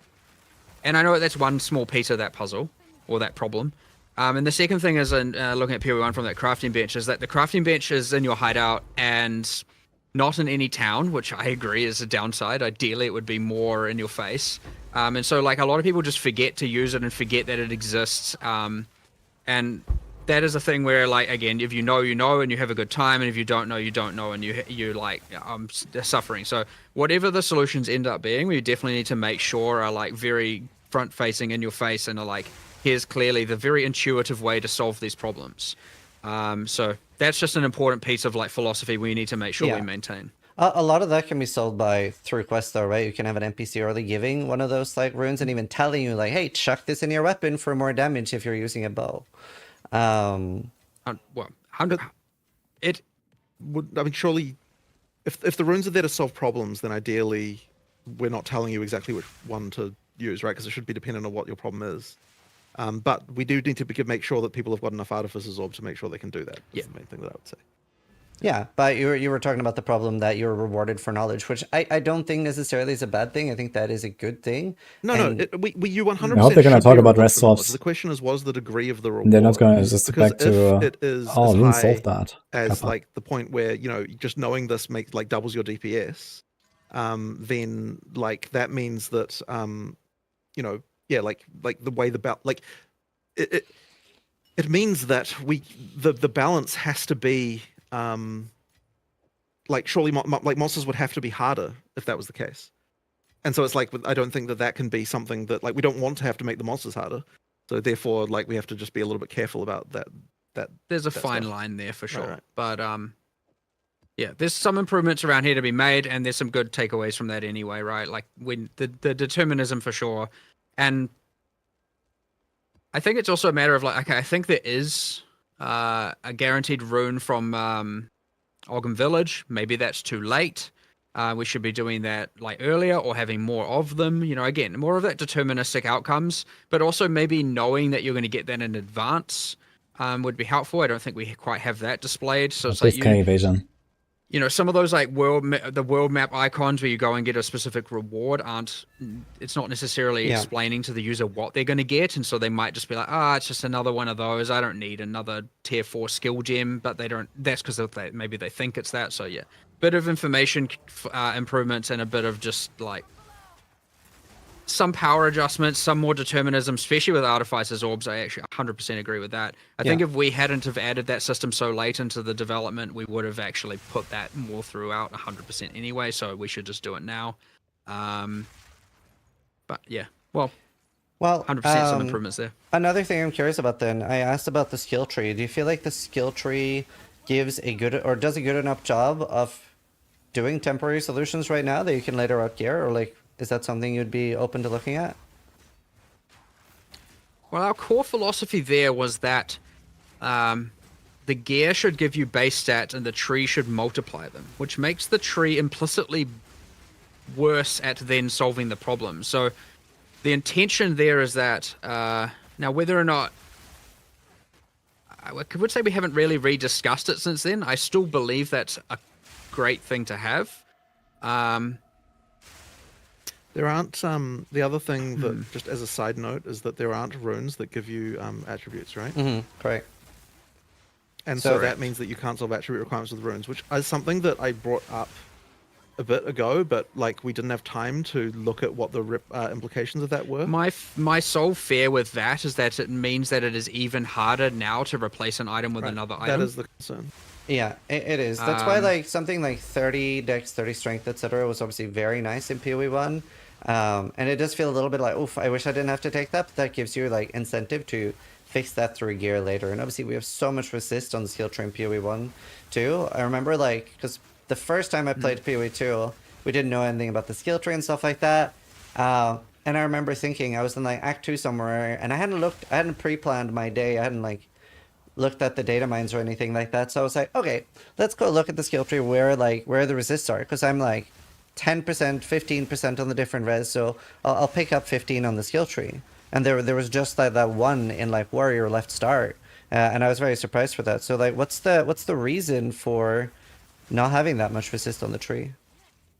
Because once again, as Mark said, the tree is the theory of it is that the tree enhances what your items are doing, in order to make the items. But I mean, look, there's something to think about again. Like Yeah, there might be something to that we should be reconsidering. Yeah.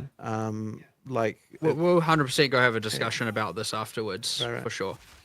Like I certainly have a whole bunch of thoughts on this real quick, and I definitely want to go over it and just reevaluate this, because like we did make a lot of these philosophical decisions, right? We were like, tree should multiply, obviously aside from attributes, and gear should give the base, and like, you know, because an alternate solution might just be that the resistances given by the runes are like way too low as well, right? Like that certainly, because if you think of like the tree for one on obviously PoE 1, and you combine that with the crafting bench on PoE 1, like the amount of resistances you're getting there, even from the lowest tier crafts and the tree, is enough to certainly be able to solve any problem. So there's a little bit of just like making sure we don't want to make it too trivial.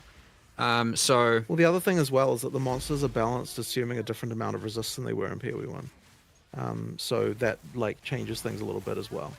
You know, like the expectation is not that you have like high resistances through the game necessarily.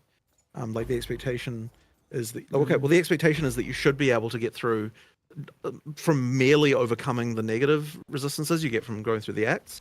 Like if you're at 0%, you should be like that should be enough, and then any improvement you have over that is supposed to be just like something that's making your character better. But if the monster life or monster damage is not calibrated correctly, then it won't feel that way to the player. But like that was kind of like balancing around 0 was like another idea that we had to try and make it so that you always knew the amount of resistances you were supposed to have. Like being that like if the number is red, you need more, and if the number is not red, then you have enough. Like that was kind of the theory in order to make it more obvious. What people are supposed to do there. The other thing about the tree that can be a bit tricky here is that when you have that problem, like you probably have that problem immediately, where you're like, oh, I'm dying to all this fire damage. To this boss, I don't have enough fire resistance. The answer can't be like, okay, I need to look at my tree and get some fire resist, because that's too late, right? Like you need to solve this problem more immediately. Right. So having a more immediate solution is ideally what it would be. So ideally there you'd be like, okay, I'm going to swap this item for this item, and or maybe put this rune in, and now I might have another go and have a good time. Where if the answer is like, okay, there's resistance nodes over here, I just need to get 6 more levels so I can get them to then go and fight the boss. Like, I understand there's a level of like, obviously they're good at forward thinking problem solving, but like when you're like in the moment and you're like, damn, I'm struggling right now. What am I going to do right now? It needs to be a more immediate solution. And that's where the passive tree solves it in one regard, but doesn't solve it in another regard. And it's important that, yes, the runes are there to solve that problem, and certain items are there. And sure, it's easy. It is not necessarily incorrect to say that those tools aren't as readily available as they should be. Yeah. Yeah, I also think part of it is that we're definitely not dropping enough gear. Like the state of my gear, it's quite rough. Like a lot of the things I've found throughout the campaign ends up being 1 or 2 stat items, if that. But isn't that just but this is the thing I would say about that is like, okay, when you're saying your gear isn't good enough, you're also just saying the monsters are too powerful. Like it can just be the monsters. Like I don't think that it needs like there's an element here of like you might just be conditioned to wearing rares in every slot all the time, which doesn't have to be the case. Well, like the gear power is entirely relative to monster power. So if you're saying your gear is good enough, it doesn't have to be the gear needs to get better. It can just be that the monsters are too hard. Sure, if you're talking about also like damage and like I said speed, but okay, can you give me an idea then? But that's important though, because one of the things that PoE 2 has gotten us is that you're not just saturating on rares like halfway through Act 1 anymore. Like you actually do. And what that actually means is that you have situations where you change from a rare to a magic. In some cases, you're like changing around your gear through the campaign, and it results in way more like gear upgrades as you go through the campaign. Like there's way more often because, you'll downgrade to a blue, but then you'll find a regal and you'll upgrade it, and then you'll add some more mods and so on. And like the amount of gear changes that are happening through the campaign is very, very high. And so if we just dropped more gear, then we would lose out on that. And whereas if we lower monster power, then you're improving the like you don't need we wouldn't need to do that. And once again, that doesn't necessarily say that the gear is in exactly the right place, but what I am saying is that like it isn't just buff items. Like it is a question of player power relative to monster power. But the thing is, like, we aren't switching out gear a lot, though. I think a lot of us feel like we're like finally finding, let's say, like a glove with 60 life and 15 fire risk, and then we end up keeping that all the way until maps because we aren't really finding anything else. We have very little currency to craft with and stuff, and a lot of people also reported finding like a large chunk of the majority of their currency in Act 1, where maybe people find as much as like 3 to 10 exalts in Act 1, and then find 0 in Act 2 and 3, so it seems like very early heavy. I can't really explain why that would happen, because like the gear, like the way that loot drops doesn't change. The only thing that changes is the number of magic and rare monsters that exist. And so over time, the amount of loot you get increases through the game just because the number of rare and magic monsters increases. And due to the way the currency drops work in PoE 2, the more of those you get, the more rare currency you'll get, which means that like it'll just feels like you get more currency. So like that isn't a phenomenon that I understand for sure. Like you should be getting more currency as you go through the acts for sure. Like that is as far as I understand. Several times I've been joking about making new characters to farm currency, and a lot of people like said they agreed. So thankfully, we can relatively easily, if we need to, pretty much after this, add some logging for that and go and see what's actually happening. Because that is unusual. Like I can't explain why that would be the case. I concur. There isn't. It shouldn't work that way. It shouldn't be that way. So if that is the case, which isn't necessarily true, but it could be. We're never going to rule out any bug or unintended thing where we can get some logging for that relatively fast and just check the data and actually see what's happening. But I also do want to understand why some people feel like they get a lot of currency and others don't. Like I just don't understand what can be the responsible for that. Because like, you know, it's like I wouldn't say that every time I want 6 mods I can get them, but I would say that I'm using exalts like all through the campaign. I'm using regals all through the campaign. I'm like rolling like from whites to rares like pretty continuously as you're going through. So like there's something odd about that I need to understand. Yeah, I mean, even like I would say myself, I got very like few regals and stuff to use. Like definitely was not on the rich end during the campaign. Well, how many is a few? Can't go down. I'd say through the campaign, I dropped probably 4 regals. Well, hang on, but we're not talking about dropping only. We're talking about disenchanting too, right? So, because of crafting being so RNG, I will generally have opted in. I've tried both, obviously, between like disenchanting, but I find that I benefit more from gambling than from actually trying to crafting. My experience with crafting is picking up every blue, looking for 1 stat, regaling, and then that missing and the item not being usable. So if you're not disenchanting rares, then you certainly won't get a lot of regals. Like sure, but I've tried both. Right. Well, I can't say much as to that, but like that is the reason you don't have regals if you know, like that is where like the primary source of regals through the campaign would be disenchanting. Like that isn't to say that gambling isn't better. Maybe it is, but you know, like that it does explain that particular 1 currency item at least. It's also quite a few alchemies and stuff as well. Yeah, alchemies are kind of not really intended to be that common anymore because the intended way to go through to rare is more via regaling. So like alchemies are like relative, like the alchemies are the kind of like, oh awesome, I got an alchemy. That's like a kind of that's the uncommon thing that you do occasionally, not the like kind of common workaday crafting that you're doing all the time. So like it should be that the regals are the primary source of crafted rares.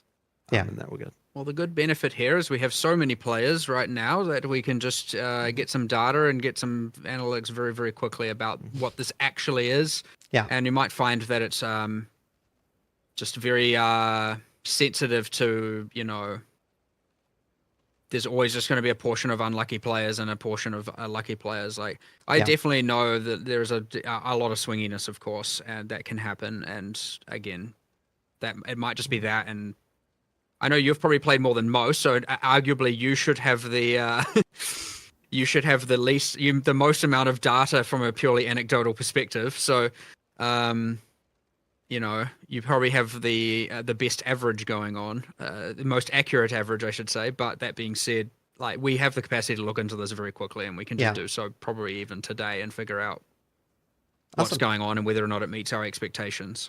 So the next thing I want to ask you about is the ailment thresholds. You have like how easy it is for the player to be stunned, player to be frozen and stuff. And I would say that feels a little bit overly punishing when we don't have as many solutions or tools, right? Because we have one charm slot, and it is quite difficult to get a second or third. And that's competing for freeze immune, stun immune, poison immune, ignite immune, and chaos immune. Chaos resist, and bleed. Now, I would say who cares about poison, ignite, bleed, or poison? and bleed from the monsters don't actually do that much right now. But if it did, like this would be a very, very heavily competed for, like singular solution to doing anything with that.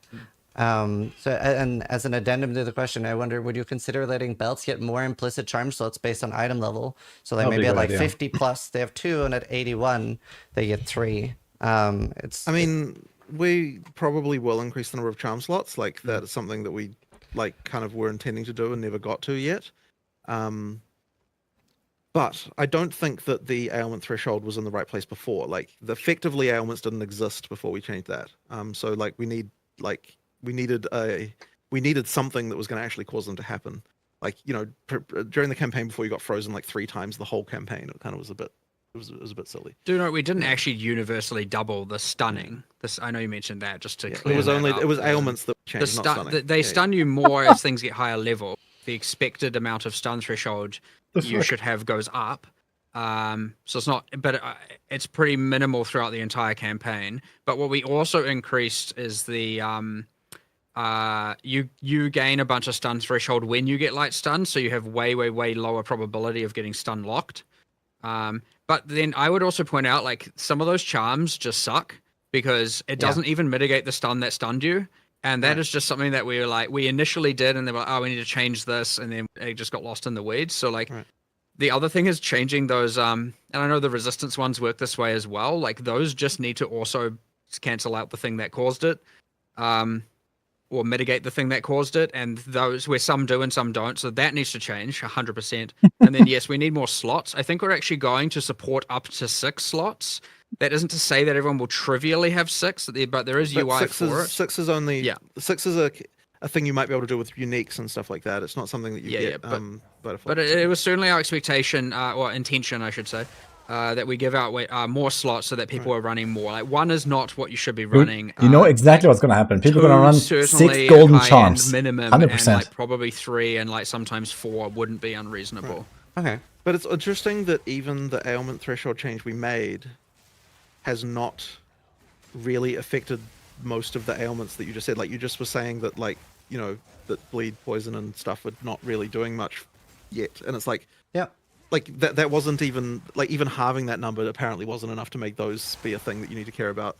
Like only frozen is the one that really kind of changed, I think, and like for the most part that you actually noticed. The stun thing is separate; it's not part of the ailment threshold change. Yeah, I mean, but if they did do a lot of damage, that'd be very overwhelming right now, and things we can deal with. Well, but I mean, yeah, like it's not like we want it to be overwhelming. It's a bit of a different game, right? Like but when you get the mod and modifiers and map mods and everything involved. Sure. But you know, it does need to happen sometimes in order for it to actually be something that's worth mitigating. So now we just need to look at the actual, the charm stuff as well. One's above incoming, guys. And do you think the implicit will be tied to item level at all? So it'll be something that you don't necessarily have to do a crazy investment or a path on the tree? I don't know what the answer to that is. I have to think about how we want to introduce that. Like that is one way. I mean, but there might be other ways. I just have to look at that. The other thing is like charm. There's a level of like reviewing charms in general is just how, you know, aside from how many you have and not just their implicit, like their base value. There's also just like, I'd say a lot of the modifiers on them are just absolutely like nonsense. It's like, oh, recover 4 mana when it procs. It's like, okay, thanks. That's not a useful thing to happen. So there's a bunch of affixes there we just need to make better as well, and we may as well probably do that at the same time, unless of course it makes it take longer, in which we'd rather just get out the number of charms first. So Yeah. In PoE 1 we have masteries, I'm a huge fan of those, especially for temporary solutions. Is that something you're open to bringing back in PoE 2? I'm not a huge fan of them because they ended up devaluing the notables a lot. Like, the notables became really bland when masteries were introduced, and it's like, and it also means that like the where you are on the tree didn't matter as much either, which like kind of wasn't amazing. So I think that we like prefer to have it be a situation where the notables are more interesting, and I do think that in PoE 2 the notables are very interesting. Like, it's something that like I think that is notably good. So more work like, to do there, yeah, though. but there is more work to do. But I don't love the way that the masteries kind of like blandified the notables, and so yeah, I think we can. That's probably. I think I prefer it. Just putting the power in the notables rather than the masteries. But I don't feel like they're directly competing at each other, right? You can still have like really interesting masteries and notables. Like, those notables can still be super interesting. I mean, I don't think they need to bring back masteries. there's only so many stats that can exist, but I mean, look, fundamentally everything competes with every other thing because of the way that, like, you know, due to mod dilution. So like you have to, you know, you have to budget that in some level. Otherwise, you just get a situation where you've got so many effects on your character that like everything, that like nothing, no one thing matters at all. So like that's, you know, just. I'm a bit more torn about this one personally because I do agree there are downsides, but on the other hand, the one that added it to PoE 1, so like I'm a little bit like. Well, I don't think it was obvious at the time. What downside that would have. I mean, that was certainly not something that I would be against. There's also just like the passive tree is like overwhelmingly complicated to people, right? And so having this extra layer on it was probably my biggest thing of like, oh no, we made the thing that scares people the most more scary. Right. Because there's this extra layer that they have to, an extra keyword they have to know about, and that was my main thing of like, maybe we should just simplify the thing that is like the scariest thing. Like that was a big argument to me, which it's a good argument to be fair. You know, there's intermediary grounds there as well, but yeah, there's like downsides to it for sure. Like I agree. There's also maybe a way to make them work. I don't know. But I mean, what's the goal of it, right? Like, if the goal you could maybe make some, like a few give you temporary special nodes, not like a mastery for every single cluster, but there's like, you know, 2 in every class area or something, right? That is also true. That are specifically, you go there and then you can choose one thing, kind of how some of the ascensions work. As a player, it is just very fun. Like, I absolutely enjoy it. And it definitely, I can tell you, it does not make me feel like notables are devalued. I was even more exciting because you get it when you get the notable. It's hard to identify that in the moment because like you don't notice the lack of something, like, you don't notice the lack of something, of what something could have been in the same way that you notice, you know, like the thing that's in front of you that you're enjoying. You know what I mean? Like, it's harder to appreciate the fact that the notables are less cool in PoE 1. Sure. Like, because you're not thinking about that. You're thinking, I want the. I mean, you can at least rest assured that we're going to think about why they were important and what we could do to solve them, whether it be that means or another. Like, the good thing about these is all of the things almost everything you bring up is going to result in some sort of multi-hour discussion between us over the next week. So that's good. Which is the huge benefit of these things for sure. Yeah. And again, thank you for doing it. But the next one's something I care a lot about, especially as a hardcore player. Defenses seem very undertuned compared to offense, and just like anecdotally, if the two options, right, if we look at it in a bit of hyperbole, where I get to watch like tankiness be out of hand or offense be out of hand, so like literally somebody walking up to a boss and one-shotting it, or looking at somebody standing there be immortal, right? I always think like if one should be out of hand, it's more interesting when the defensive one is out of hand. You still get to see the boss abilities and stuff like that. Yeah, but the possibilities won't matter because you're it seems immortal. so much easier always, and I think most patches have been like this, where it's always easier to scale offense rather than defense. I think this is how it has to wonder be. a little bit They how have to you make feel about defense that. undertuned. Well, you're not wrong that often the best defense is stacking all of the damage. Yeah. I mean, we've suffered from this for a long while. It is ultimately a consequence of just having the game be, like, again, talking about the hip firing and things be a bit unregulated with respect to the levels of uniques and builds and stuff going everywhere and hard to think of it all. And, like, But it is generally true that we have more offensive. I guess people find damage in general to be more fun as an investment avenue. That for is sure. the real thing, is that most people would prefer to invest in offense generally. I agree with that. Mostly the case. But then shouldn't defense be even more encouraged then for the people that want to? Because even as a hardcore player, I almost feel like it's the opposite. Like anecdotally, for example, for point one, and full disclosure, I have not been able to get to Arbiter yet, right? We're very early in the league, so I don't know if you made them do less damage. But in point one, other people were doing some testing, and I asked softcore players to try a little bit, and there were people that were getting one-shot by Arbiter moves with 15k life. Some that are like kind of hard. So as a hardcore player, what I felt like then, I was like, well, and since I can't really tank, like there are multiple moves here that I can't tank, not just like one big telegraphed one shot, but there are multiple here that I can't tank. So what I did to overprepare instead was I went in with so much damage that I just one shot the boss, which is a little bit deflating for me. I would say Arbiter was one of the least fun bosses, whereas I would way rather go in and be so tanky that I can make a few mistakes, and then end up leaving. It's quite hard to split the difference between being tanky and being immortal. Like, surprisingly hard to get that right. And when I say that, it's because you can regenerate life very quickly. Oh my god. And so if you don't die... Like, okay, and the other thing as well is that boss abilities that do those big hits take a long time, right? And like the bosses often can't hit you again immediately afterwards. It's like they'll do their big ability, and it's not like it's going to just immediately follow up with something that's going to chip you down either. So yeah, like, but if we you can't fail, tank them.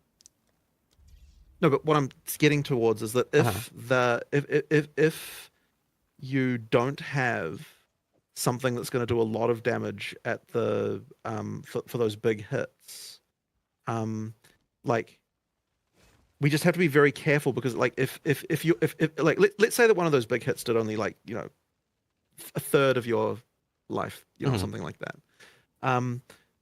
I don't think that then the boss would ever be able to kill you ever, because it would have to effectively be able to do three of those, like of those things before you can regenerate them. So what you're really asking for, and this is something we discussed a lot in the past, by the way, what you're asking for is for a more attrition-based gameplay style, like a more MMO style like thing. So yeah, and what you're really saying then is that you want flasks to do way less regeneration, and you want regeneration to be controlled way more in general, and then have a more attrition-based gameplay style.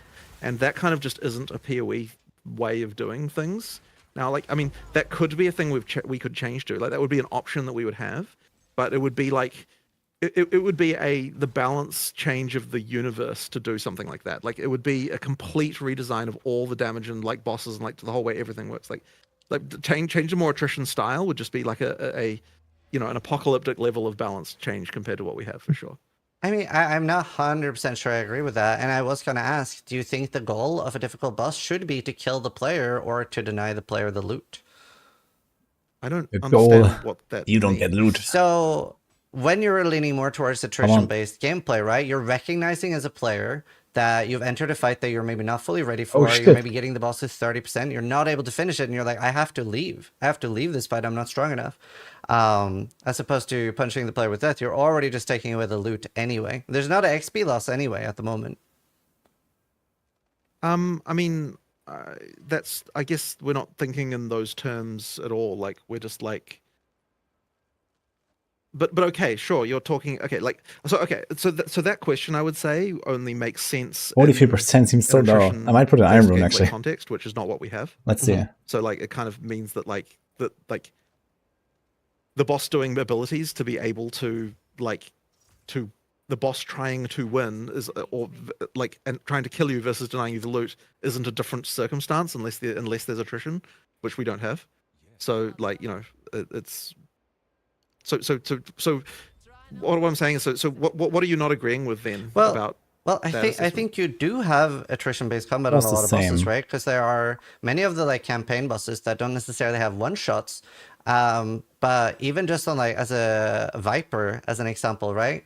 I was having a like quite long fight because I wasn't particularly powerful at Viper. So I think I had to reset 7 times without it killing me, but 7 times before I was able to actually kill Viper on my build because I was running out of flasks.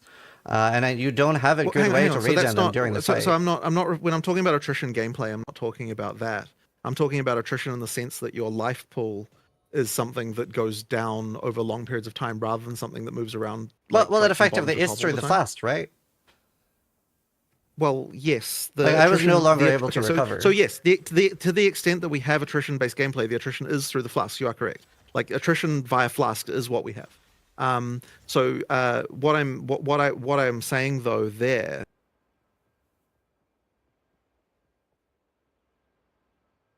I'm saying is. Well, okay, sure, fair enough. Like, yeah, the flasks do give you the attrition, and so therefore the campaign is quite attritioned. It's just that way. The kind of cap comes off, so to speak, at Endgame, where like it can be very. It's certainly the case with a concept like Leech that the moment that a boss can't one-shot you at all, which. Well, okay, like if you removed all sources of flask charge gain out, like. That you could do in a boss fight, then you could probably reduce the size of the big monster hits. Well, just to check real quick as well, just because specifically talking about Arbiter, there's kind of a few things going on. Like, it is the intention that the skills, and which happens in the game and PoE 1 as well, and like some people might argue it's some sort of bad design or not. I kind of like it. There are other skills that are more like your personal agility or dexterity based, and you have to avoid them, and that's like, you know, stand in the elder donuts and the, you know, the dances and the like move into the lanes and the, you know, bullet hells-esque things where it's like that's not really your character as much. Like, are you thinking those are fine, or are those, whether or not they're exactly tuned in this context, like in terms of timing, but are you okay with the idea that those kill you and you don't get to make, like, whether or not they could be more lenient is a different question, but like, are you okay with those killing you and kind of your defenses don't really matter? Like, are those the problem? Is what I'm just trying to understand exactly what skills are a problem. Yeah, so for the Arbiter, I feel like there are multiple, right? You have the corridor move. That was pretty much always a one-shot, right? And sometimes, obviously, like you were saying, that wasn't like the main topic, but they can spawn almost too far away. I remember seeing a clip of like Quinn running slightly in the wrong direction, and then he sees the corridors the other way, and he's like, "Oh, it's over for me." You have the Arbiter move where he does like the fake out meteor, where he starts like firing the beam into it and stuff. I guess the way, like, as a player, I would want defense to be is the more I invest into defense, the larger my room for error should be. Which is where I'm feeling there's a big disjoint now, right? Where it just isn't. And then I'm entirely. He's talking about one boss fight here, to be fair. Because I'm still having enough defense that those mid-range hits and small hits, they're still not one-shotting me. So all I need to be able to do is tank them, and then I just don't have an option for huge one-shots at all. Okay, so yeah, I understand the point of view from that one. The main thing is just we're going to have to be really careful with the balance to make sure that it isn't now just like, you know, 20% of investment of the way there. Now you don't get one shot by them, so you just hold down, you know, whatever button on the boss or whatever, and now you're leeching permanently and you're fine. That's the concern. So like, if it is a like universal... Okay, like for example, would it be okay that, I mean, look, the corridor, let's use that as the example. So the corridor obviously has some like, okay, it's too hard to get, we need to probably improve the way the lanes spawn such that you don't get into that situation where like, this is literally impossible for me to run there unless I have X or Y. There is the thing where like, okay, for example, if like life regen wasn't regulated, like, do you really think any player in the game, like this is, I'm not saying this is wrong or right, should just be able to AFK in that? I'm just curious. Yeah, so definitely I prefer that over watching people one-shot bosses. 100%. With enough investment. Well, look, no, we won't disagree, but just like, I'm just curious. Do you actually think it should be okay or able to? Yeah, I'm not entirely against something just being a straight up one shot, like failing the memory game, for example, in PoE1. Like I'm not inherently against that, but I do think the current ones are a little bit like too fast to be those one shots. Yeah, I agree. I just think there is two problems here, which I'm interested in. One is mechanics feeling fair, which there are things here that are unfair, and that is bad, and they need changing. And I will get that adjusted today. And I'll get that on live as soon as I can, which might even also be today.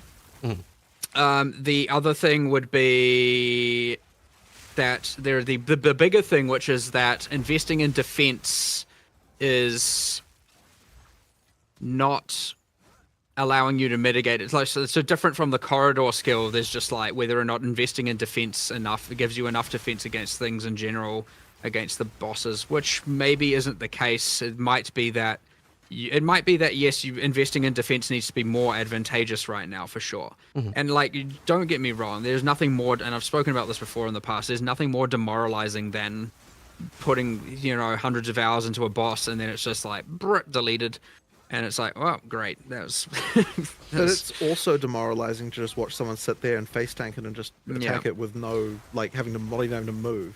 Like that's also especially without the gear. Like it's kind of it's almost a bit ridiculous to discuss like which of these two horrible outcomes is better. Like like surely the actual answer is like neither of them should be happening. No, I agree. It's just that it's pretty rare that we've seen defense be the really OP one. That's all, right? Like we very often see offense. Maybe it is, but like I think that's probably also a lot around the fact that people like building glass cannons. Like that is a thing people just like doing.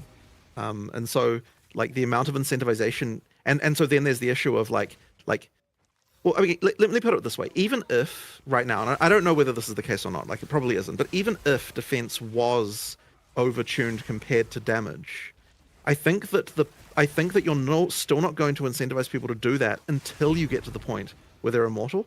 Like I don't think getting 80% of the way to immortality is actually enough even for people to still not want to build glass cannons. And so you kind of got like that issue of like it's just really, really hard to get that balance right. So the like and that isn't to say that we won't try, but I'm just saying that like it is people. There just tends to be an erring on the side of offense for that reason, and I don't think either immortality or insta-killing bosses is right. So like that people probably concentrate on the damage more. Yeah, especially, I mean, we have a bigger problem, especially with just, just thinking about it. Like, damage also now resulting in crowd control amplifies the problem even further. Yeah.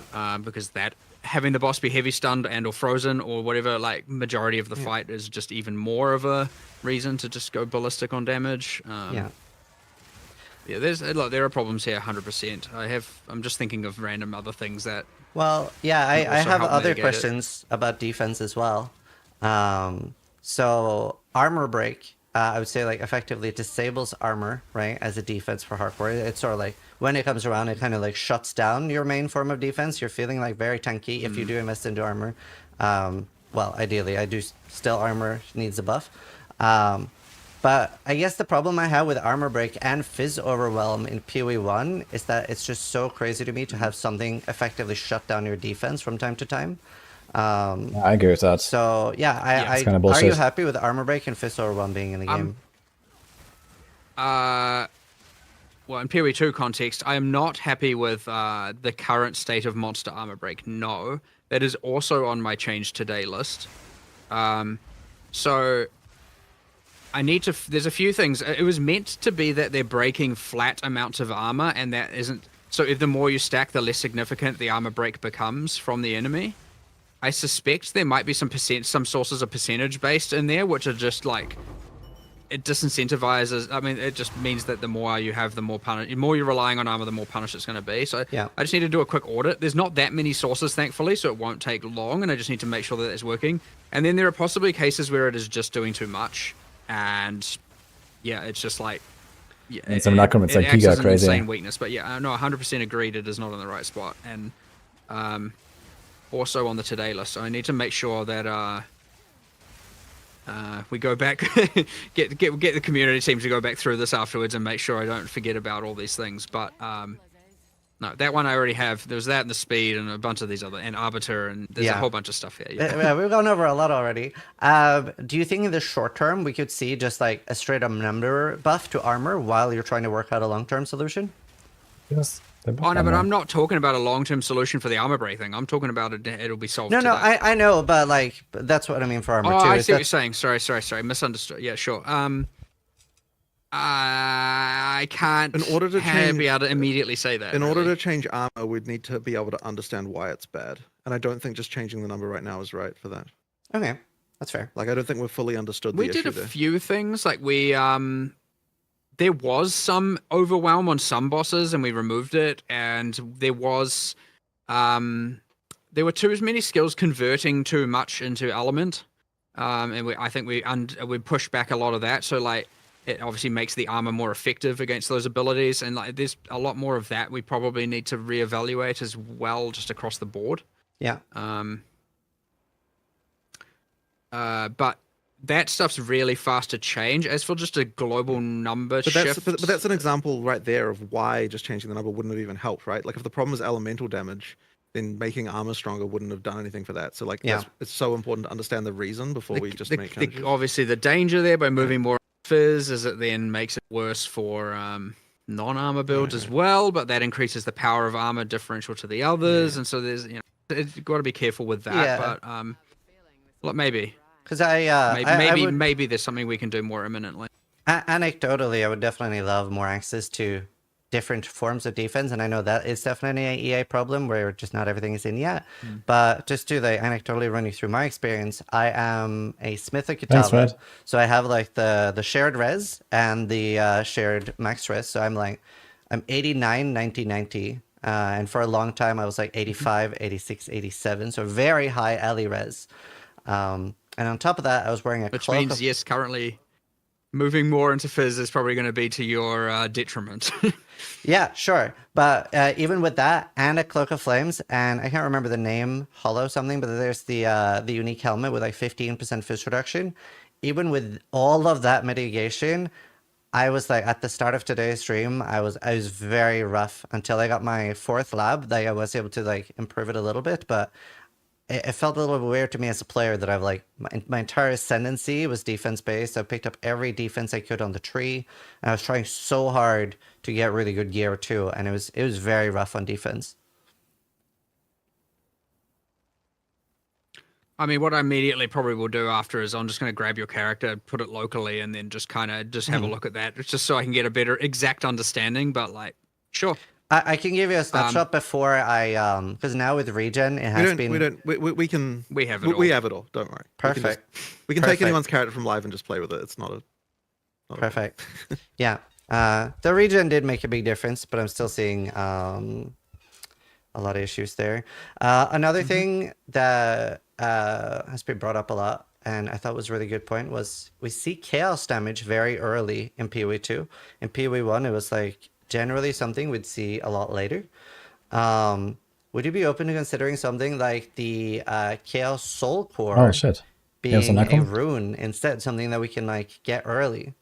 It's definitely a big part of what makes Viper so scary. Is it's almost impossible to get Chaos Res early on. But yeah.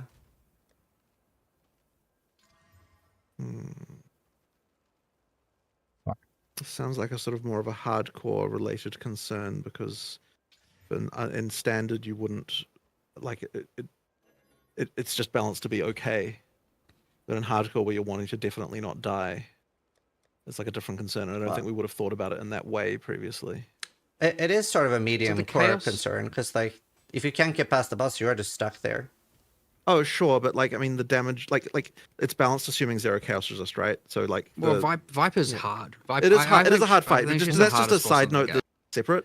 But like in terms of just the fact that it's chaos damage, I don't think is as relevant in standard play, because like we're balanced assuming you have no chaos resistance, and so therefore, what does she do that's chaos? Obviously the big purple meteor storm that I want to make some changes to, because it just creates too much mess on the ground. It's a little bit lacking clarity or that fairness problem. And then the how many spare of us things, right? I'm assuming. So the way it works is, aside from poison itself dealing chaos damage, The only other things that are chaos damage are anything that is purple. Yeah. Right. So So all of just- her green stabs and slashes, none of that is chaos, and none of it So should it's be physical. chaos. It's I should physical say. hits, and then the poison. If it poisons you, then it is chaos damage. But because the poison damage is based on the hit, your armor effectively mitigates the chaos damage because it reduced the hit size.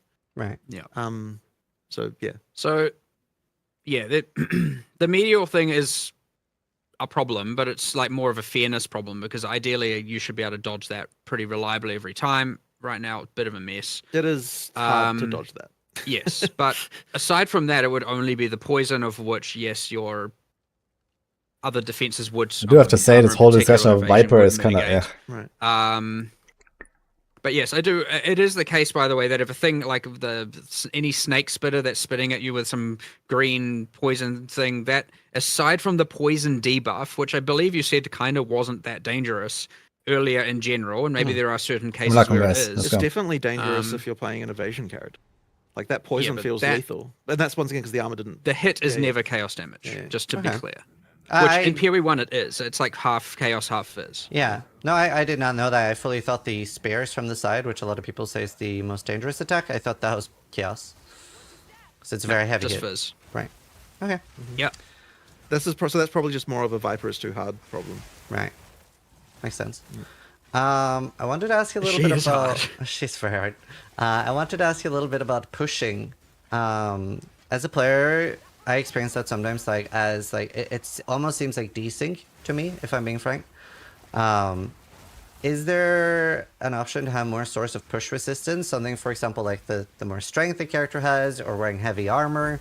It does seem a little silly to a lot of people that, like, people maybe have 300, 500 strength, or they're wearing, like, full plate, but, like, yeah, a lot of monsters are just... That's actually a good pushing idea around very easily. for RP purposes. I like that. It doesn't currently exist as a Reduce concept of mitigating knockback it, resist, because it was meant to be more of a reduce physical thing knockback distance on self. Well, there's two things. There's like monsters pushing you because you literally cannot occupy the same space as them.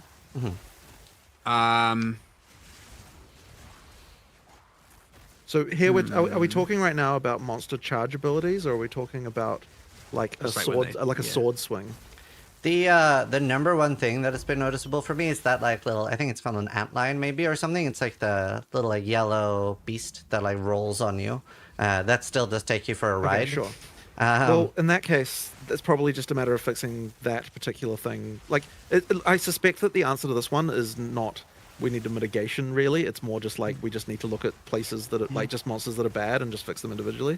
There are certain things I wanted to do, like I wanted it to be, and there were technical limitations here that we probably need to reevaluate, but I wanted it to be when you were blocking or parrying and you got hit, you got knocked less back because you technically did deflect them. Right. In the parry case in particular, and Well, like in some cases there's just push direction, like maybe the antlions and are then not some pushing you well, side with that thing. The charges and things taking you a ride has been, like, honestly the bane of my year. That's just a that's more of a just specific setup of specific monsters and stuff like that. Like, did we fix what's his name, the lumberjack guy? In theory, but it seems to regress. It still happens sometimes. It seems to just break every I week. don't think this is a, like, balance question. I think it's just a technical, like, we just need to fix some places and Yeah. I just wonder... There is also some desync we need to fix. Cause, yeah, sure, there's also that annoying. Yeah. Is pushing something you would consider temporarily removing until you have fixed the issue? Not at all. No, it will make the game feel like dog shit if we do that. Like, there's just lots of things that you need to have. You need to have some pushing in order to make work. Like, Okay. I think it's more just specific monsters. Right. Okay. Yeah. Okay. I'm not 100% sure I agree with that, but we'll move on. That's because you haven't seen it without it. Like, yeah. That's fair. That's true. If Like, we there's a turn lot off of all things- sources of pushing, it would just be it would be a disaster. Right. Yeah. Okay. So during early access, we've talked about, like, respecs and lowering respec costs and stuff. And I wanted to bring up the point that a lot of players are using a large amount of their gold on gambling, because a lot of people are falling behind or feeling behind on gear. So I wonder if you would consider further lowering costs and even, like, reopen the conversation on ascendancy respec during early access, especially since you've been talking about that you are going to be buffing things. So let's say somebody is like, oh wow, Flame Blast looks really cool. I would love to be able to try that, but maybe redoing the entire campaign again, which could be over 20 hours for a lot of people, feels very prohibitive. I do find it to be, maybe not. I do find it to be very fucking cheap right now. Is the thing. I agree. How is that for you? I can't say personally I've run into that as a problem. Like, I'll respec my character all the time. I don't even think twice about it. Like, it's not been a concern, really. I guess it depends how much you gamble or not. It probably Well, does. at that point, yeah, but even like, I'm saying even if you're just like early, so I don't think it takes that long to actually do a pretty substantial I respec. have to admit that I haven't been gambling in my playthroughs, really. Like, I was, like, probably about 6 months ago I was doing that all the time, and I just haven't really been doing it recently. When we did the like gold model and respec costs, we had assumptions of like, here's how much people will spend on vendors, and here's how much, and there's probably look, those assumptions assume a perfect world of that person exactly doing that thing, and so yes, if anyone was to stray from that assumption, they're now not going to be able to afford one thing over the other. What I'm actually hearing right now, by the way, from this and an earlier conversation we had, is that I need to not be I need to do some disenchantless runs, because apparently I'm not testing something that players are actually doing. Like, my runs are entirely, like, I disenchant every rare on my runs, generally. And so if that's a different behavior, then I need to test that and see what the experience is like. Because, like, the whole, like, there's not enough currency thing, there's not, you know, like, stuff like that. And, like, and if you're telling me that you're, like, selling your rares and buying, gambling all the time, and then you're also saying you don't have gold for respecs, it's like, well, this is just like a materially different playstyle that I'm not currently testing myself. That's kind of funny. So, like, I think that's what I need to do to see what's going on with that. And with the last point I made, would you, especially with the fact that there are going to be buffs coming during this, would you I don't think that anything changes between early access and not early access regard, by the way. Like, I think that if the argument is that it should, like, I think the argument is the same regardless of whether it's early access. Like, I don't think the early access is a part of this decision regardless. It's just, what is the price supposed to be? We should get it correctly to that. Well, price. sure, but I'm talking about ascendancy respec was what I wanted to. Yeah, otherwise it depends a little bit on the severity of the change. But like it depends partly also on just how much we change. Without knowing the you know, how big those changes are, because I need to get in there and actually do them first and then make that decision, really. Like, there are certainly options there. It is important to me to make sure that I understand exactly where I sit on the Ascendancy class respec thing, because the moment that's turned on, it ain't going back. So that is blocked by me, and I will take whatever is necessary on that one. I understand it. Well, it is more. Can I ask you a question about it then? Sure. Do you feel like it is absolutely necessary to have those both be permanent choices? Because you already do have the character class itself be a permanent choice, right? Oh no, and I'm like, I do understand. Do be clear, I am on the fence about this. Like, I can't say that, like, I'm like, oh, I can't believe PoE 1 has Ascendancy class respecing. Like, I'm all for that as well. It's just I'm also for the more permanent decision. I'm just like, I need to find the variable that makes me be able to, or the articulation to be able to go one way or the other. And it's very easy to just fold on that, like, very easy. It'd be very easy to just be like, we're going to change it right now. But it's not, when you have the things that you can't come back from, like, you definitely want to be certain to some degree. There are some other staff that share the same sentiment as me, and I might just go and have a bigger discussion and actually figure that out. And like, it is true, it's not really fair to make people have to wait for that decision on my behalf. I kind of was like, look, by release, post early access, you will have that decision one way or the other, and that will be the way it is. But yeah, fair enough. If the argument is like, if it's going to come up every single time, which is fair, people care about it, then I probably need to press the decision sooner than later. So I'll just get that answered sooner and not have people wait so long. Hopefully, for everyone's sake, it's the answer you want. But if it isn't, well, you might just have to deal with it. That's fair. That's fair. I think I was curious about, like, so you went with the decision to keep that Energy Shield does not get bled, which is sort of like given monsters a form to be immune, right? Like it feels very similar to like a monster. I don't think that we've actually come to a decision on this really. Like there wasn't like I think after the last time this was discussed, we never actually went back and talked about it. So I wouldn't say we've decided that. It's more just that it just went in like that because we didn't get another chance to talk about it. So I don't know that we have a real answer as to what we want to do with that yet. Okay. Like we probably will revisit that. I personally There's am a tiny just space here. changing it, to be honest. Oh my god. Sure, then, I mean, I have no objection to that. We made the decision a while back. Like, I don't see why it can't. I did want to bring up, if you do make it like that on players too, remember to put bleed immune on CI. We will definitely change CI, but it is a thing that the players are now going to have to deal with who aren't CI, just as a a note, as a thing that will happen. Yeah, but I wouldn't say that bleed is exactly breaking the bank right now, is it? Or it was for a while. There was a period there where like bleed was just brutal. Like what changed to make that not the case? Like I'm talking pre-release. Could you remember when the frickin' like prowlers and G14 bled you? And, we had bleed on a lot more things, and then there was some crazy damage multipliers on it. Some that I can't remember why they were, but I mean, again, pre-release. Can do it again. No, you can. Cool. They added 6 bottles. Which was also unfun, by the way. Yeah, they're going to remove it. I'm just saying, like, I don't remember what happened. Yeah. I have a question about Ignite Prolif, specifically with the monsters needing to stand still for, or like needing to be near the source for 2 seconds to be able to proliferate. It probably needs to be buffed. It's on the today list. Okay. It was actually on my yesterday list, and I didn't quite get to it, so Cool. it sucks.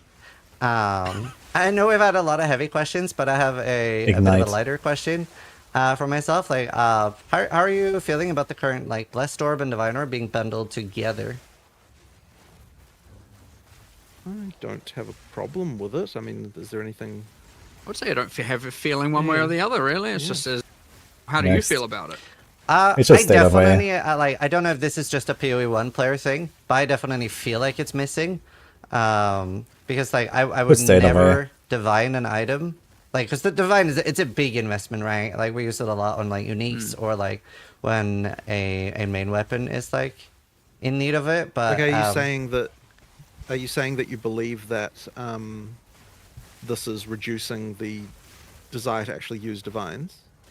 It's just that I would never use it for just an implicit on an item, so it just makes an item feel like pretty much permanently worse than what it should be, I guess, is like my personal anecdotal feeling as a player. I mean, is that partly also just because the ranges and or power of an implicit is just too weak as well? Yeah, potentially. I mean, they're not exactly impactful in most regards. Some are good. Some are very good. I can't say this is something we've really thought about. Yeah. So that's just it's just a thing that kind of happened, and then like we honestly it just went under the radar the whole time. So yeah, if there are more opinions on that, I'd be like really happy to hear them. Yeah. It was just something I was curious about, so far I'll bring it up. The next thing is about movement speed. In PoE1, we have a lot more things like Whirling Blades, Frostblink, etc. And in PoE1, I feel like it's a bit more viable to completely forego movement speed on boots and go for like triple energy shield. But obviously, movement abilities aren't in the same spot in PoE2. Is there ever a world where you either like think about like removing the hidden movement reductions on shield and armor, give like a implicit movement speed to boots? It's trying so hard to get any kind of speed wise with like the higher bases. Holy shit. Well, I mean, are you just saying here just make movement speed on the player faster? So, for example, like one idea that I saw was if you let's say that some bases have 5, 10, and 15 movement speed, so like that the higher bases are slightly better, and maybe even like scale less, right? So that some of your movement speed is guaranteed, or make it like a lot easier to roll movement speed, like increase the weight that it can roll. Well, I don't necessarily think it's bad to have a base type where you've got a mod that, that's somewhat mandatory. Like that's okay. But it sounds like but if you're As a like, player, it just like if honestly, because I mean the thing is, in PoE 1, are there really people going around like? Surely it isn't common that people don't have movement speed on their boots in PoE 1. I mean, I guess I've it's done it technically quite a lot. viable if you just. You reckon? Yeah, quite a lot Like- of like triple energy shield boots and stuff. What the hell? Or especially different in PoE 1 because we have It's the specialized influence knowledge. things. Right, and right. stuff Again, like that. seasoned players, not like Right. Yeah, just not new like players, sure. random. But it is an option, and it isn't really in PoE 2. Like movement speed is a lot more mandatory. I mean, I don't know. To me, like, I mean, sure, I do not disagree with the fact that there can be scenarios in PoE 1 where that's not the case, but I would still say it's Oh, how does basically that- mandatory. how does there not for in the them, guide? Like, But it can run it for from- most of your PoE playing career, I would say that you're Well- going to be Oh my wanting to God. get movement speed on your boots. You know, I would even argue like the single best boot in PoE 1, which is the Ralakesh and Patience, they don't have movement speed on them, and like they're still considered like Right. pretty much the best boot. right? But I mean, isn't it fundamentally then just the back to the question of like, you want to move faster? Yeah, for sure, it is. Sure. So I mean, I guess that would be the so At the really end it of just the day, comes back what to people that. want. Move Right. faster implicitly and less dependency on the mod, right? Yeah, But I mean, whether or not it's implicit Which or is based on the mod or anything, it's just I want to move faster, right? Like it feels like that's really the core. Which of comes it. back to the Yeah. we Yeah. need to have those discussions and Right. Yeah. It's similar. A difference in PoE 2 is that the implicits of uniques, especially things like life sprig, will scale into the endgame. Where, like, if I find a life sprig on my level 80 character now, it's never going to be usable early game. But the explicits on life sprig, and a lot of other caster uniques and things like that, they don't scale either. So have you explored the idea of the actual explicit scaling or the implicit not scaling so that you can find these like twink leveling uniques? Like, what are your thoughts Shit, around dude. the uniques there? I don't think we would want uniques to have the explicit scale like that. My God, man, Omni is so That's kind of not insane. what uniques are about. With turbo and damage. So I just not that is not a particular solution. almost the bigger dead. questions about whether or not the implicit the skill should or shouldn't level up with the item. Well, I mean, it currently does, right? It does. It does. But something that could be interesting is that if you find a life sprig on a level 80 character, it can scale up to that level, so it would scale with your character. That would make it feel really good as a leveling item, for example. That you can use it at level 1, you hit level 3. I really don't like that kind of thing. The whole like item that just scales with your character. Like, I don't think that we want to move in a direction where you'll have less times when you put items on your character as you level up. Like, that doesn't feel like the right direction to me. But there's also more whether, and there's a second part to that, which is whether or not life sprig should even have high level requirements ever, which is a more thing that's come up a bit. That's more, a separate question. That that's come up. I'm kind of not quite sure about that one at the moment. That's fair. Yeah. Well, there'll be more discussion. I mean, so one thing that was proposed and as a potential solution to this is that just the like. I feel like maybe you didn't like this. I can't remember who didn't like this. Someone didn't like this. Because I proposed that we make it so that the implicit skill on uniques has like a cap level, but then that does level up as you go through the game. Like not so it does not that sorry, it's not that it levels up, it's that like it is capped to the level of where you are. Yeah. So that way even if you get a level 80 life sprig, you can still equip it at low levels and then and then that will go with you effectively. And somehow I see that as different from like your items changing as you level up. That to me that's not quite the same thing. So like that would potentially be an option. I don't remember why there was some reason why we didn't do that, but like it might still be on the cards. That's fair. Wait, so you're saying if you find it at level 80? I'm saying if you find it at level let's say 80, 16 skill, but you can still equip it. It doesn't change the level requirement, but then the skill gets down leveled to the maximum that it can be for the. Oh sure, Yeah, I thought that's what he's proposed just a second ago, but No, he's talking about the explicit scaling. No, there's a second thing there. The second one was that, yeah. Yeah.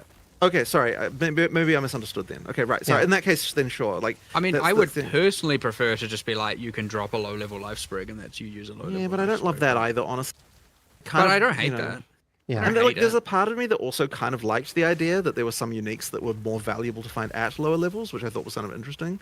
But I don't know whether players actually like that or not, so that's just kind of like a random other thing. That's fair. But I don't hate that. Yeah. What you Yeah, proposed. I was just curious because we do find them a lot. Another question is about the minion resurrect timer. it keeps resetting like the entire timer every time a monster dies. And that can feel very frustrating. So I wondered, how do you feel about that? That the entire timer resets? Well, if you don't have that, it feels a lot more frustrating. Let me tell you. Like that was how it was until we changed it, and like it was so bad.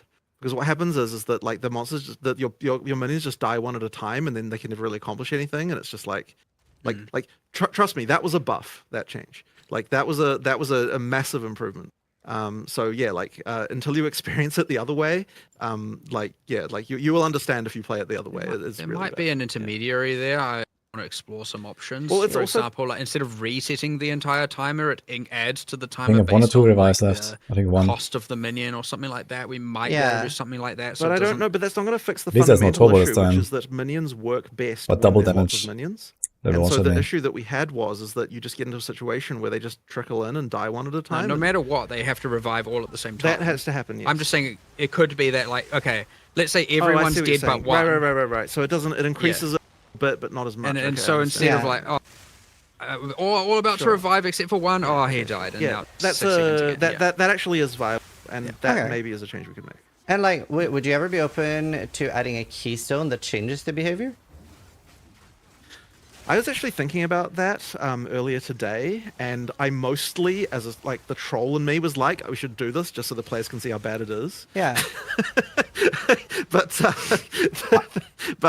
yeah, that was probably a negative thought I shouldn't be having. No, that's fair. I mean, I think a lot of people would like to see it.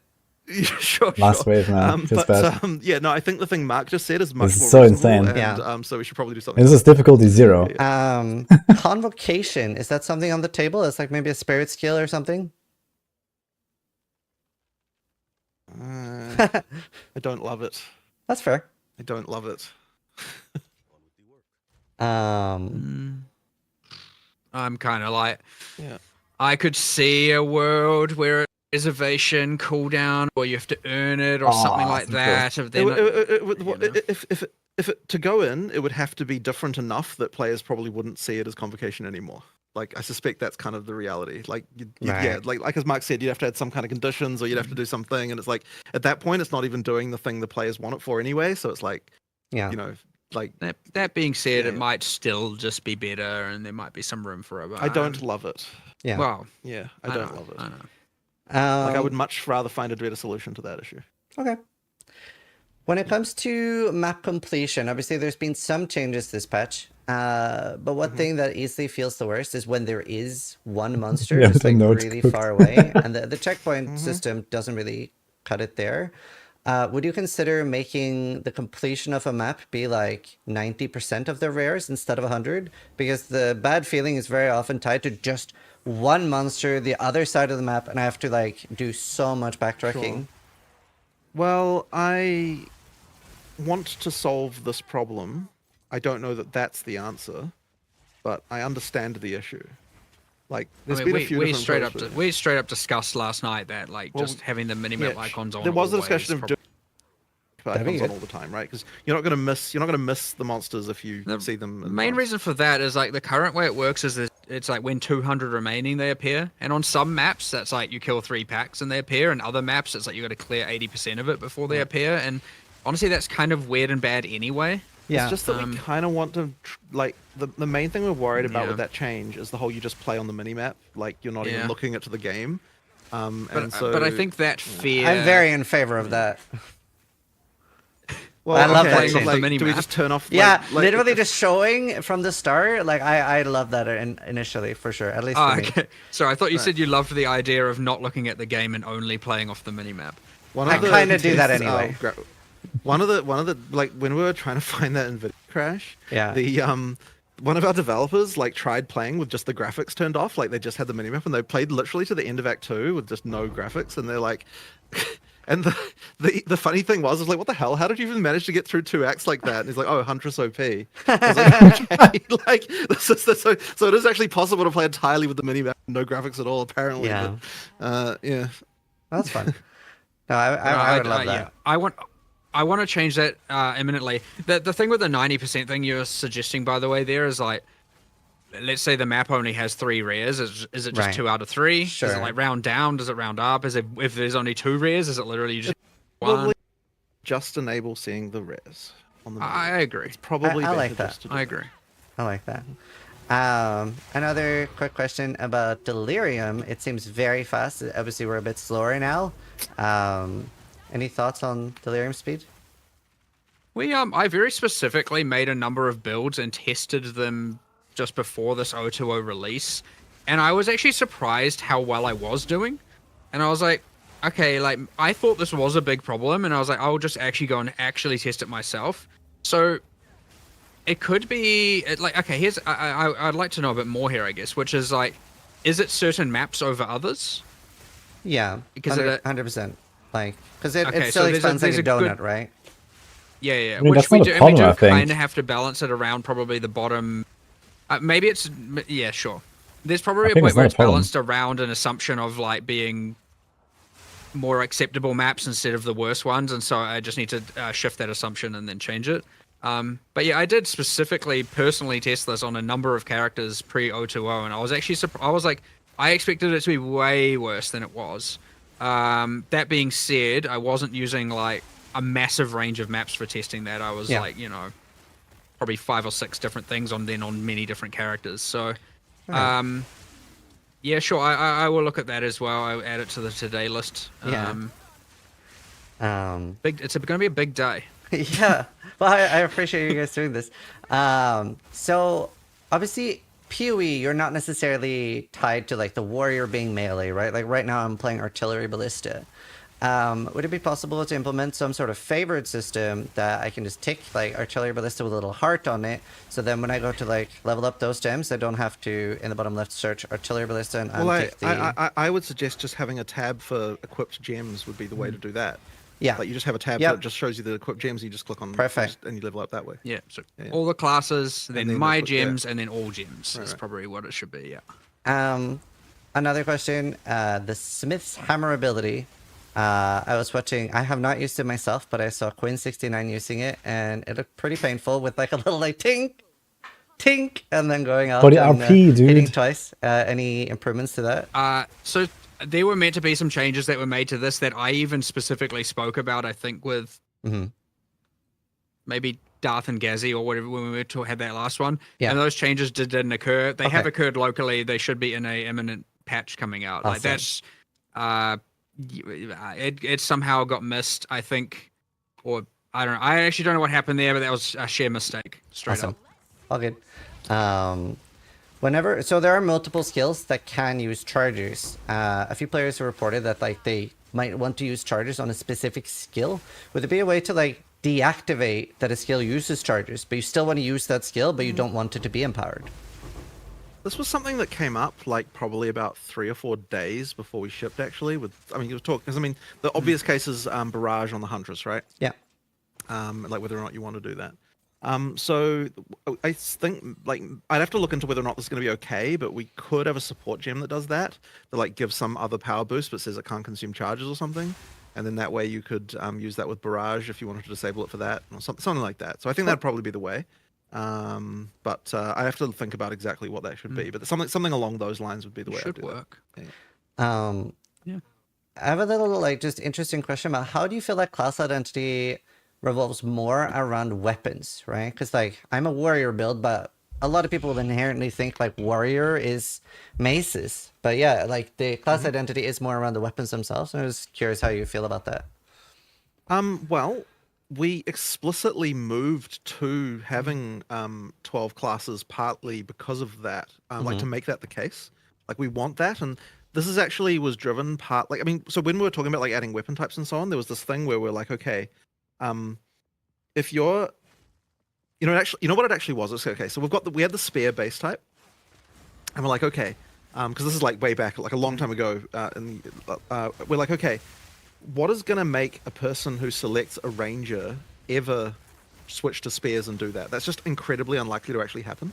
It's like ultimately the purpose of the classes at the start are kind of to give you a stereotype to like to go to, Now you don't have to follow that, obviously, like everything's Yeah. open, but giving players like a thing where they're like, okay, like I know what I'm gonna do, like I'm gonna do this thing. It's like it's kind of important for new players to have that happen. So Yeah. I think it is overall very positive and kind of like why we did that in the first place. And I mean, like an evidence of that in PoE 1 is like, yeah, players who select Ranger, like even though there's all this whole thing about being able to become a melee Ranger, like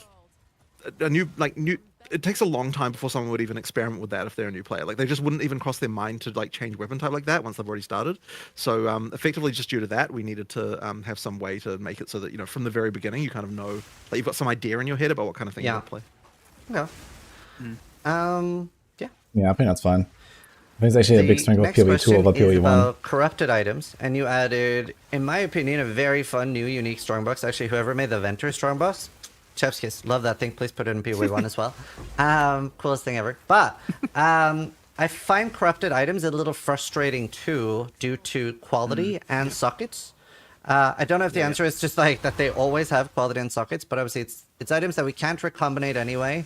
And I just want to hear your thoughts on a balance pass from that. It's very frustrating to get a really cool unique that is or rare that is effectively useless. Yeah, something needs to change there. Like it isn't right. We actually removed some corrupted drops before 020 went out, and then because we were like, wait, hold on, getting corrupted items just sucks. Yeah. Like this isn't a good thing you want. So like corrupting an item of your choice is great,